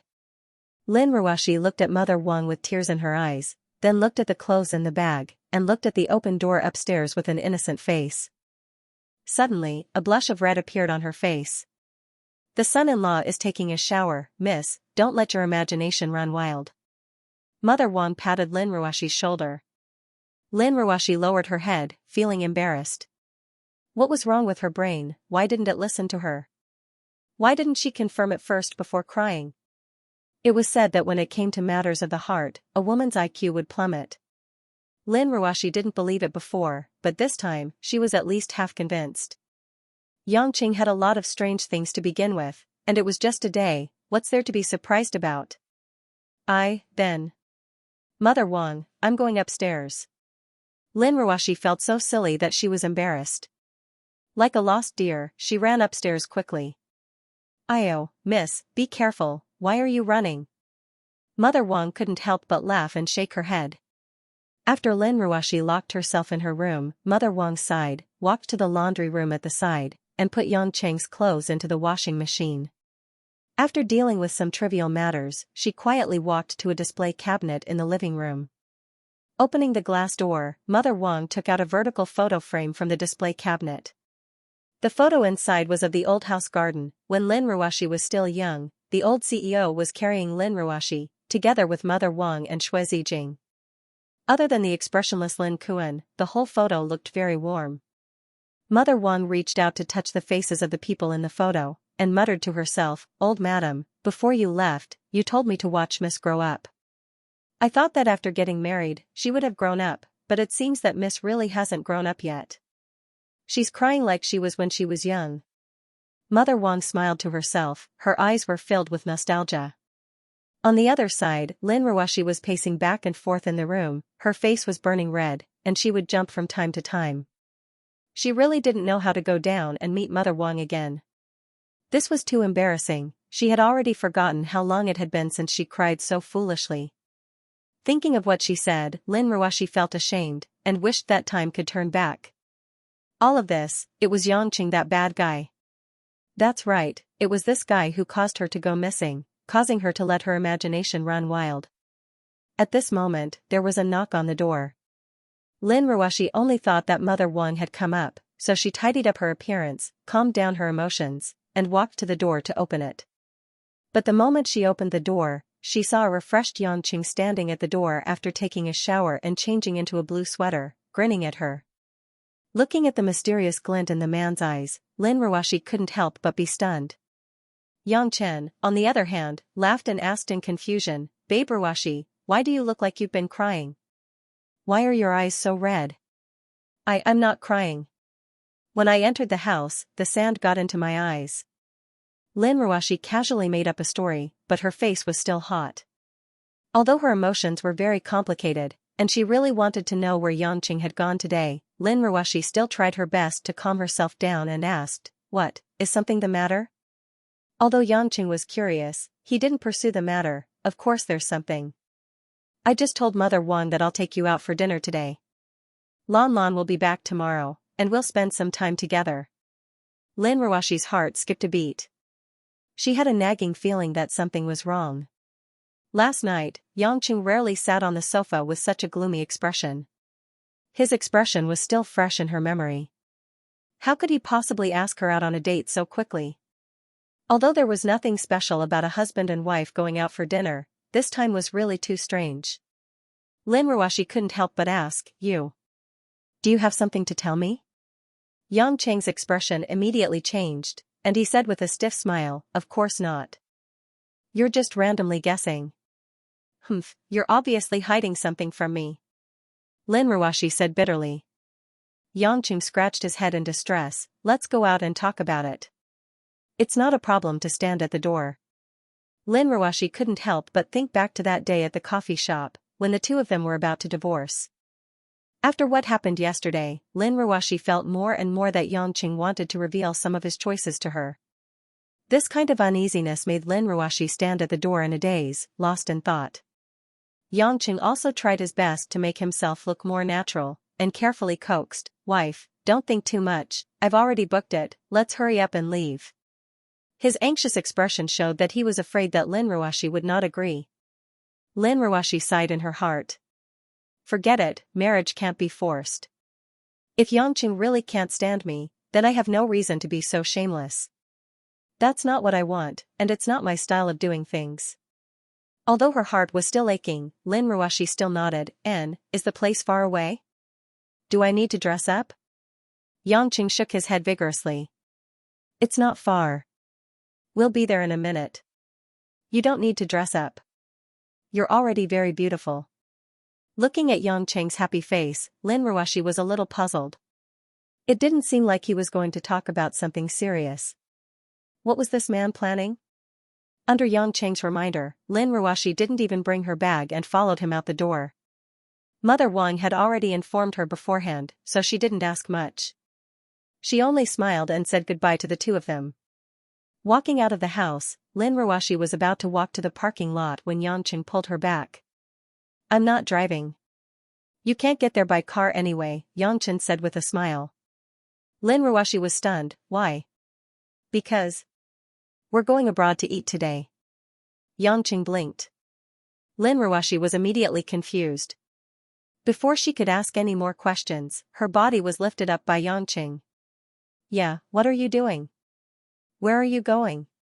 Lin Ruoshi subconsciously hugged the man's neck. Yangcheng raised his eyebrows, whistled, and said with an evil smile, You'll know when we get there. Hold on tight, although I will slow down a little, it will still be very fast. If we fall from a high altitude, it won't look good if our buttocks blossom. After saying that, Yangcheng's figure flashed, carrying the woman in his arms, he disappeared from where he stood. Although he was used to driving out in order not to shock the world, today's situation was special. Yangcheng didn't need to think about the landing point, so he directly activated the power of heaven and earth and flew at a high speed. If he was alone, it would only take him about 10 minutes to circle the earth. However, he had to consider the endurance of a woman's body while carrying Lin Ruoshi, so he slowed down as much as possible. Even so, the two of them still arrived at their destination after a quarter of an hour. Along the way, Lin Ruoshi saw that they were constantly shuttling between the clouds. Even the stars and moon above the clouds were exceptionally bright. Because of the barrier supported by Yangcheng, there wouldn't be too strong of an airflow. Looking at the rare scenery at such a close distance, he didn't realize that he had arrived so quickly. When he came back to his senses and saw the scene in front of him, he was stunned. This was a dense pine forest in the mountains. The coniferous pine and cypress trees had grown here for an unknown number of years, crisscrossing each other. Looking at the sky from here, it was pure black with dazzling stars. One could see a Milky Way slowly flowing past like a waterfall. The air was filled with a faint fragrance of black earth. The cold air was flowing because it just so happened that there was a layer of white snow here. When Lin Ruoshi landed on the soft snow, she could feel the perfect harmony between the soles of her feet and the snow. Lin Ruoshi turned around. There was no sign of human habitation around her. It should be a desolate mountain range. However, the silence revealed the world's most simple beauty. Where is this place? Didn't you say dinner? Lin Ruoshi asked. North Sea, Dao. Lin Ruoshi opened her mouth, but didn't know what to say. Looking at the beautiful night snow scenery around him, he didn't doubt it. He couldn't help but think about how beautiful it would be if he saw it during the day. Yangcheng very naturally held the woman's hand and slowly walked towards the depths of the pine forest. I came here tonight for dinner, but before that, I have to show you something. Yangcheng was quite pleased with himself. Why are you still keeping me in suspense? Lin Ruoshi whispered, but allowed the man to pull her along. If it was in the past, the temperature here would be completely unbearable for Lin Ruoshi, who was only wearing ordinary winter clothes. But now, with the peak of the Hotian realm, there wouldn't be any problems. Walking among the pines and cypresses, other than the gentle sound of the mountain breeze, there was only the sound of the two of them stepping on the snow. This tranquility also made Lin Ruoshi's mood ease up quite a bit. She didn't think too much about whether what Yangcheng wanted to say to her was good or bad. When they arrived at a slightly spacious open space, Yangcheng suddenly stopped in his tracks. What's wrong, have we arrived? Lin Ruoshi looked around in confusion. It was still pitch black and she couldn't see anything. Yangcheng took a deep breath, turned around, and caressed Lin Ruoshi's face with both hands. Lady Lin Ruoshi, please close your eyes for now. Wait for me to count to 3 before opening them, okay? Lin Ruoshi rolled her eyes at him, but obediently closed her eyes. 1, 2, 3. With a snap of Yangcheng's fingers, Lin Ruoshi felt a little bit of light outside her eyelids. She carefully opened her eyes. When Lin Ruoshi saw everything around her, she was instantly stunned. Or rather, she was completely obsessed with it. Christmas trees. So many. So many Christmas trees. The entire open space was actually surrounded by a huge Christmas tree decorated with cedar trees. These Christmas trees were close together, and there were at least 40 to 50 of them. All of them were decorated with colorful neon lights, like magical plants in fairy tales. The open space was suddenly illuminated by these bright lights, like a golden area in the darkness. On the Christmas trees, there were also a dazzling array of gift boxes, socks, stars, dolls, and a series of cute things that could be hung, making Lin Ruashi dizzy. What shocked Lin Ruashi the most was that these Christmas trees were clearly arranged in a regular pattern. "Can you see it?" Yang Qing's voice asked in her ear with a smile. Lin Ruashi looked at the man in a daze. Her brain was already not listening to her. What was going on? Yang Qing was a little depressed. Tsk tisk. He simply carried Lin Ruashi and jumped high. With a swoosh sound, the two of them came directly to a position of more than 200 meters and looked down at the Christmas tree forest below. Lin Ruashi finally saw the arrangement of these Christmas trees clearly. It was like a heart. "Can you see it clearly?" Lin Ruashi nodded in a daze. Only then did Yang Qing land on the ground and put the woman down. "What do you think? My Christmas present to you is very sincere, isn't it? These are all Christmas trees that I decorated one by one. It took me an entire day to decorate them," Yang Qing said with a proud expression. He smiled and revealed his white teeth. Lin Ruashi's heart trembled. She suddenly thought of Yang Qing, who was nowhere to be seen this morning, and the bag of dirty clothes that Mother Wan took down, those stains that looked like they had rolled around in the wild. Could it be that he actually came to Hokkaido to decorate so many Christmas trees? Did you come here today to make these Christmas trees?" Lin Ruashi still asked hesitantly. This was too unbelievable. Previously, when he brought Lanlin's family of 3 to go shopping, Yang Qing had personally said that he didn't like Christmas trees. Yang Qing nodded without hesitation. "Of course, this place is rather remote, it's a mountainous area in the middle of Hokkaido, but I asked Xianxia to use a helicopter to send a lot of Christmas tree decorations. Originally, they were going to help me do it. But I thought, if someone else did it, what difference would it be from seeing it on the street? So I came personally. Haha, but I don't have much of a concept of art. The color matching is too difficult to grasp. It's easy to electrify the lights, but how? To arrange it nicely, I've been thinking for a long time." Listening to Yang Qing's words, Lin Ruashi was completely convinced. "Why did you do this? Didn't you say that you don't like Christmas trees?" "Heh." Yang Qing chuckled. "I told you on the street that day that I don't like Christmas trees. It's true, and I still don't like it." "Then why?" Yang Qing looked at the woman. "Wife, do you know why I don't like Christmas trees?" Lin Ruashi shook her head. "You didn't tell me that day."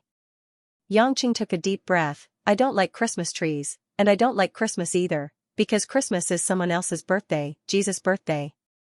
Why is the whole world celebrating someone else's birthday? Why should I be very happy on someone else's birthday?" Yang Qing's eyes were filled with thoughts and vicissitudes of life, as if he was immersed in a hazy memory. "Since I was young, it should be said that since I could remember, every Christmas, I would feel that it was the most difficult, the longest day.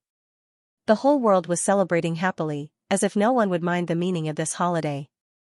Only people like me would silently squat in the darkness, looking at the city, the world's lights, the neon lights of Christmas trees. None of these lights belong to me. I want to destroy all the Christmas trees on the street, but I can't do that." The man's words were like a cold knife, cutting open a wound in Lin Ruashi's heart. But without waiting for Lin Ruashi to speak, Yang Qing revealed a bright smile, as if the dark and twisted past was no longer affected. "However, now I will try to make a Christmas tree.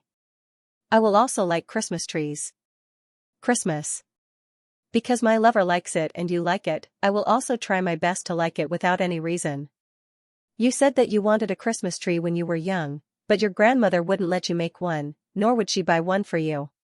Now, as your husband, I'll help you make up for all the Christmas trees you didn't have for the past 20 years. All the Christmas trees here are for my wife, Lin Ruashi. They are for your 20-odd years of regret. I hope you will like them. Of course, you have to like it even if you don't like it." You don't know how tiring it is for me to climb up and down and hang all these little gifts. Xianxia scratched his head with a helpless expression. Lin Ruoshi's eyes unknowingly became warm, and she couldn't help but choke with tears in her eyes. This huge psychological twist pulled her from the edge of the cliff to heaven, causing the woman to be unable to use the word touch to describe her current mood. Xianxia looked at the woman in surprise. Hey, Ruoshi baby, even if you're touched, you don't have to cry like this, right? I gave you such a surprise to make you happy, to make you laugh. You're so annoying. Lin Ruoshi couldn't help but pat Xianxia's chest with both hands, but it was soft and powerless. Do you know how worried I was just now? You disappeared early in the morning, didn't eat breakfast with me, and didn't leave a message. I thought you didn't want to talk to me. I thought you didn't want me anymore, you didn't like me anymore. Do you know how scared I was? Xianxia was stunned for a while, and he smiled bitterly. It seemed that he had played too much with the mystery. However, the woman was silly and cute at this time. Thinking about it made him happy. He pinched the woman's hands and said softly, I've been thinking of ways to make you happy. Seeing that you're satisfied with these Christmas trees, I'm confident. Okay, don't cry. I was going to hang a few pairs of big Christmas stockings at the head of your bed to help you pack the Christmas presents you didn't get in the past. However, I reckon that even if there really is a guy like Santa Claus, he wouldn't give presents to Lin Ruoshi. Looking at Xianxia's serious expression, Lin Ruoshi stopped crying and couldn't help but ask, why didn't you give it to me? Xianxia reached out to wipe the woman's tears and said with a smile, because Santa Claus wouldn't give presents to a crying child. Lin Ruoshi pouted, you made me cry. I made you cry, and you cried? When have you ever been so obedient? Xianxia curled his lips. Lin Ruoshi bared her teeth, big scoundrel. Hee, darling, Merry Christmas. Xianxia hugged the woman and hugged her. Lin Ruoshi held back her laughter and said angrily, you're not allowed to hug me. I'm still angry. I hate you. I want to hug you, I want to make you happy, because I like you. I hate you, Xianxia. Xianxia lowered his head and gently kissed the woman's red lips, smiling faintly. I love you, Lin Ruoshi. Amidst the gorgeous Christmas tree forest, the man's soft words seemed to echo unceasingly. The next day, the sun was shining brightly. The snow was boundless, and the pines were emerald green. In the pine forest, in an exquisite 20th-century mountain villa, although it had modern equipment, it also retained an ancient fireplace. At this moment, the fireplace was emitting the warmth of charcoal, and in the middle of the living room, on a huge sewn blanket, a man and a woman's bodies were tightly intertwined. This was naturally Xianxia and Lin Ruoshi, who had walked over from the forest last night. Since he had come to Hokkaido for dinner, Xianxia naturally wouldn't let a woman starve. After asking Xianxia to send someone to deliver the food to the villa, the two of them entered the house and enjoyed a sumptuous Japanese palace banquet. After drinking a bit of sake, the couple, who hadn't been intimate for a long time, didn't care too much. They fell onto the soft blanket and flirted until the latter half of the night. Originally, Lin Ruoshi didn't allow this man, who was so energetic to the point of being terrifying, to keep tormenting her, but perhaps the dozens of Christmas trees really made her happy, so she didn't forcefully stop him. In the end, she fell asleep from exhaustion, and Lin Ruoshi didn't even know how she fell asleep. Ugh. When the sun rose high up in the sky, Lin Ruoshi woke up in a daze, and she subconsciously wanted to move her body. Xianxia's arm was still wrapped around her, and the two of them were naked. Their chests were pressed together, and the two plump and delicate lumps were squeezed, making Lin Ruoshi feel shy and a little stuffy.